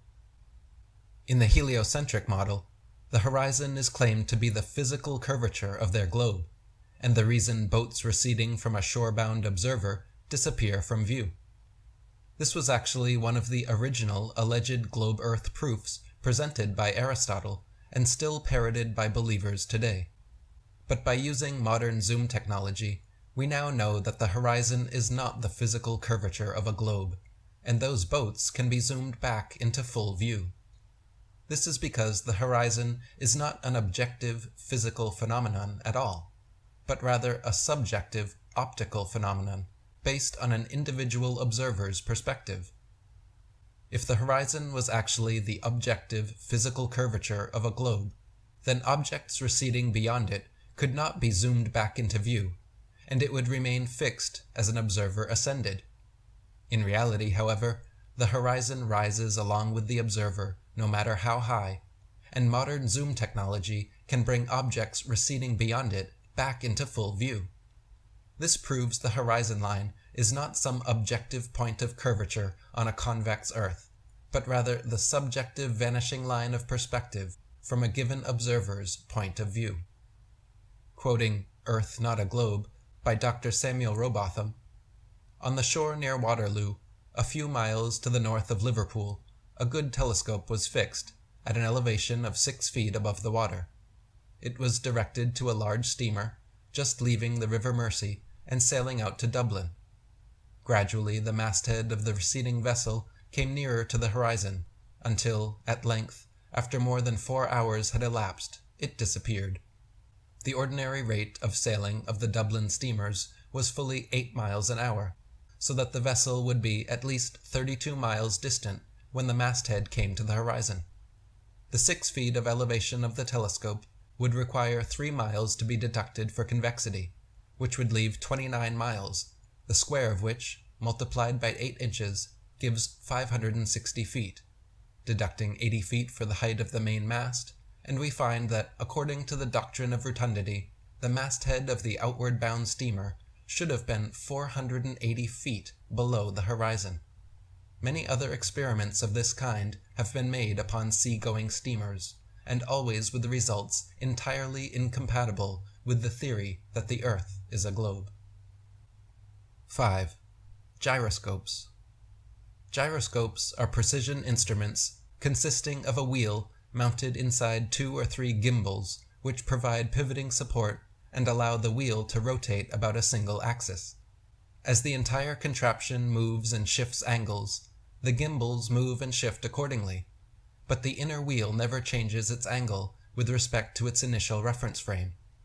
This unique property is called rigidity in space, meaning the inner wheel maintains its orientation and axis of rotation in relation to space and not to the surface of the Earth.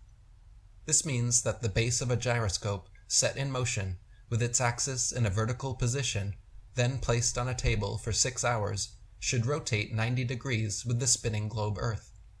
As the globe turns under the gyroscope for 6 hours, the axis should slowly turn from vertical to horizontal. This experiment has been tested many times with several full-length videos available online, and never does the gyroscope's vertical axis shift whatsoever. If the heliocentric model were true, not only would the gyroscope detect the alleged 1,000-mile-per-hour spin of the globe, but also the 67,000-mile-per-hour revolution around the sun, the entire solar system's 500,000-mile-per-hour spiral around the Milky Way galaxy, and the entire galaxy's multi-million-mile-per-hour journey through the universe. Since these hypothetical motions never register on precision gyroscopes, it is clear that they, just like the spinning ball Earth they're based on, do not exist. Gyroscopes are also the technology behind inertial guidance systems and airplane artificial horizon indicators. When military jets are performing loops, barrel rolls, and other dogfighting maneuvers, the artificial horizon allows pilots to easily see their exact orientation relative to Earth without having to rely on looking out the window. If Earth was truly a sphere, by simply flying level, airplane artificial horizon indicators should show a steady decline unless pilots constantly correct their altitudes downwards so as not to fly straight off into so-called outer space. For example, a pilot traveling 500 miles per hour over a globe Earth 24,900 miles in circumference would have to descend an average of 2,777 feet, or over half a mile per minute. Otherwise, in 1 hour's time, the plane would be 31.5 miles higher than desired. In fact, if Earth was really a ball, there should be no reason to use rockets for flying into outer space, because simply flying an airplane straight at any altitude for long enough would already inevitably send you there. 6. Compasses. The mariner's compass is another precision instrument which can only work on a level plane Earth, and is an impossible and nonsensical tool for use on a globe. It simultaneously points north and south over a flat surface, and must be held flat to work, yet claims to be pinpointing 2 constantly moving geomagnetic poles at opposite ends of a spinning sphere originating from a hypothetical molten metal core. If compass needles were actually drawn to the North Pole of a globe, the opposing south needle would actually be pointing up and off into outer space. Likewise, observers holding a compass in Antarctica would be at the bottom of the ball, so to show north, the needle would have to point down at their feet. If the so-called South Pole in Antarctica were truly the southern pole of a magnet, observers would be able to walk in a circle with their backs to the South Pole and have their compass needles show north being in front of them in every direction. This feat has never and will never be achieved because the so-called South Pole is simply an arbitrary point along the Antarctic ice marked with a red and white barbershop pole and topped with a little metal ball Earth. The actual type of magnetism present on Earth is similar to a ring magnet found in loudspeakers, which have a central North Pole, with the opposite South Pole being all points along the outer circumference. This perfectly describes the magnetism of our flat Earth. whereas the alleged source of magnetism in the globe model is emitted from a hypothetical molten magnetic core in the center of the ball, which they claim conveniently causes both poles to constantly move and thus forever evade independent verification at their two ceremonial poles. 7. Plain sailing. Ship captains in navigating great distances at sea never need to factor the supposed curvature of the Earth into their calculations. Both plain sailing and great circle sailing, the most popular navigation methods, use plane, not spherical trigonometry, making all mathematical calculations on the assumption that the Earth is perfectly flat. If the Earth were in fact a sphere, such an errant assumption would lead to constantly glaring inaccuracies. Plain sailing has worked perfectly fine in both theory and practice for thousands of years, and plane trigonometry has time and again proven more accurate than spherical trigonometry in determining distances across the oceans. It is so commonly used at sea, Navigation in Theory and Practice states that, in practice, scarcely any other rules are used but those derived from plain sailing. The great and serious objection to plain sailing is that longitude cannot be found by it accurately, although in practice it is more frequently found by it than any other method. So both latitude and longitude are found most often and most accurately by assuming Earth to be flat, more accurately even than assuming the Earth to be spherical. Quoting 100 Proofs Earth is Not a Globe by William Carpenter, "If the Earth were a globe, a small model globe would be the very best, because the truest, thing for the navigator to take to sea with him. But such a thing as that is not known. With such a toy as a guide, the mariner would wreck his ship of a certainty. This is a proof that Earth is not a globe." 8. Construction.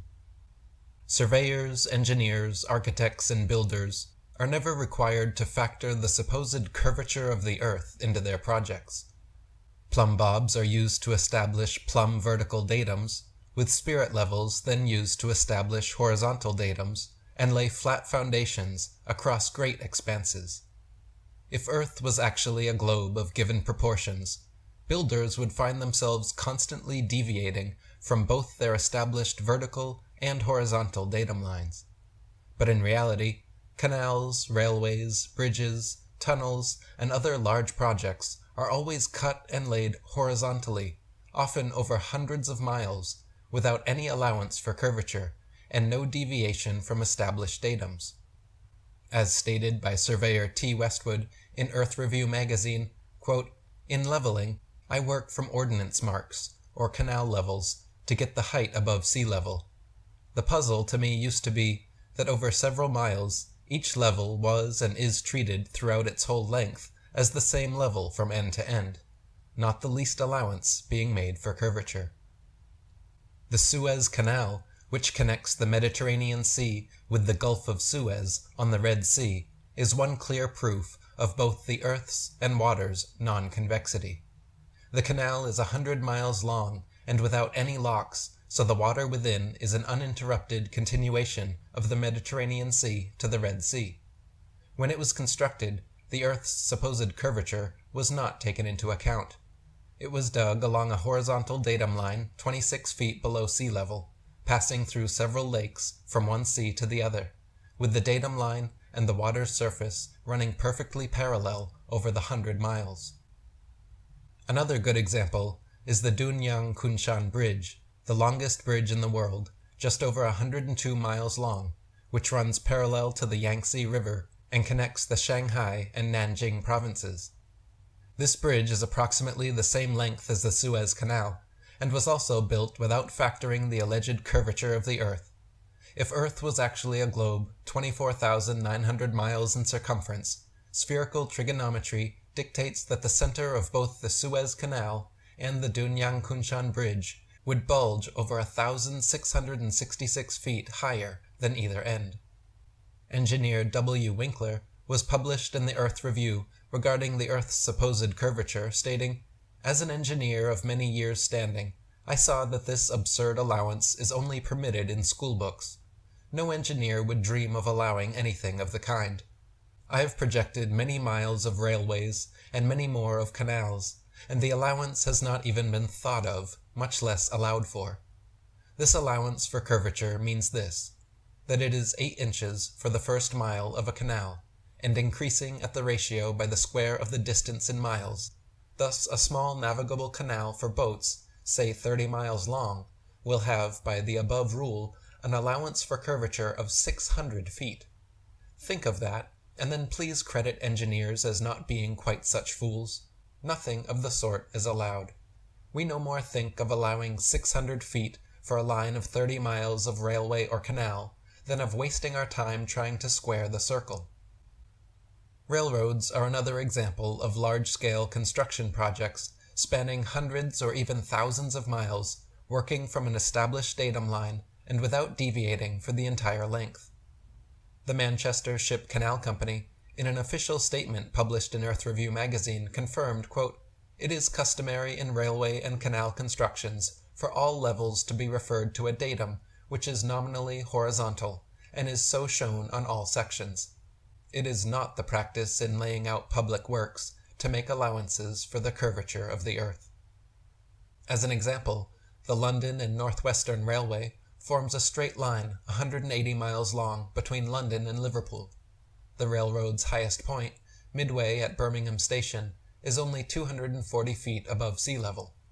But if Earth was actually a globe of given proportions, the 180-mile stretch of rail would form an arc with its center point at Birmingham raising over a mile, a full 5,400 feet above London and Liverpool. A surveyor and engineer of 30 years, published in the Birmingham Weekly Mercury, stated, "I am thoroughly acquainted with the theory and practice of civil engineering. However bigoted some of our professors may be in the theory of surveying according to the prescribed rules, yet it is well known amongst us that such theoretical measurements are incapable of any practical illustration. All our locomotives are designed to run on what may be regarded as true levels or flats. There are, of course, partial inclines or gradients here and there, but they are always accurately defined and must be carefully traversed.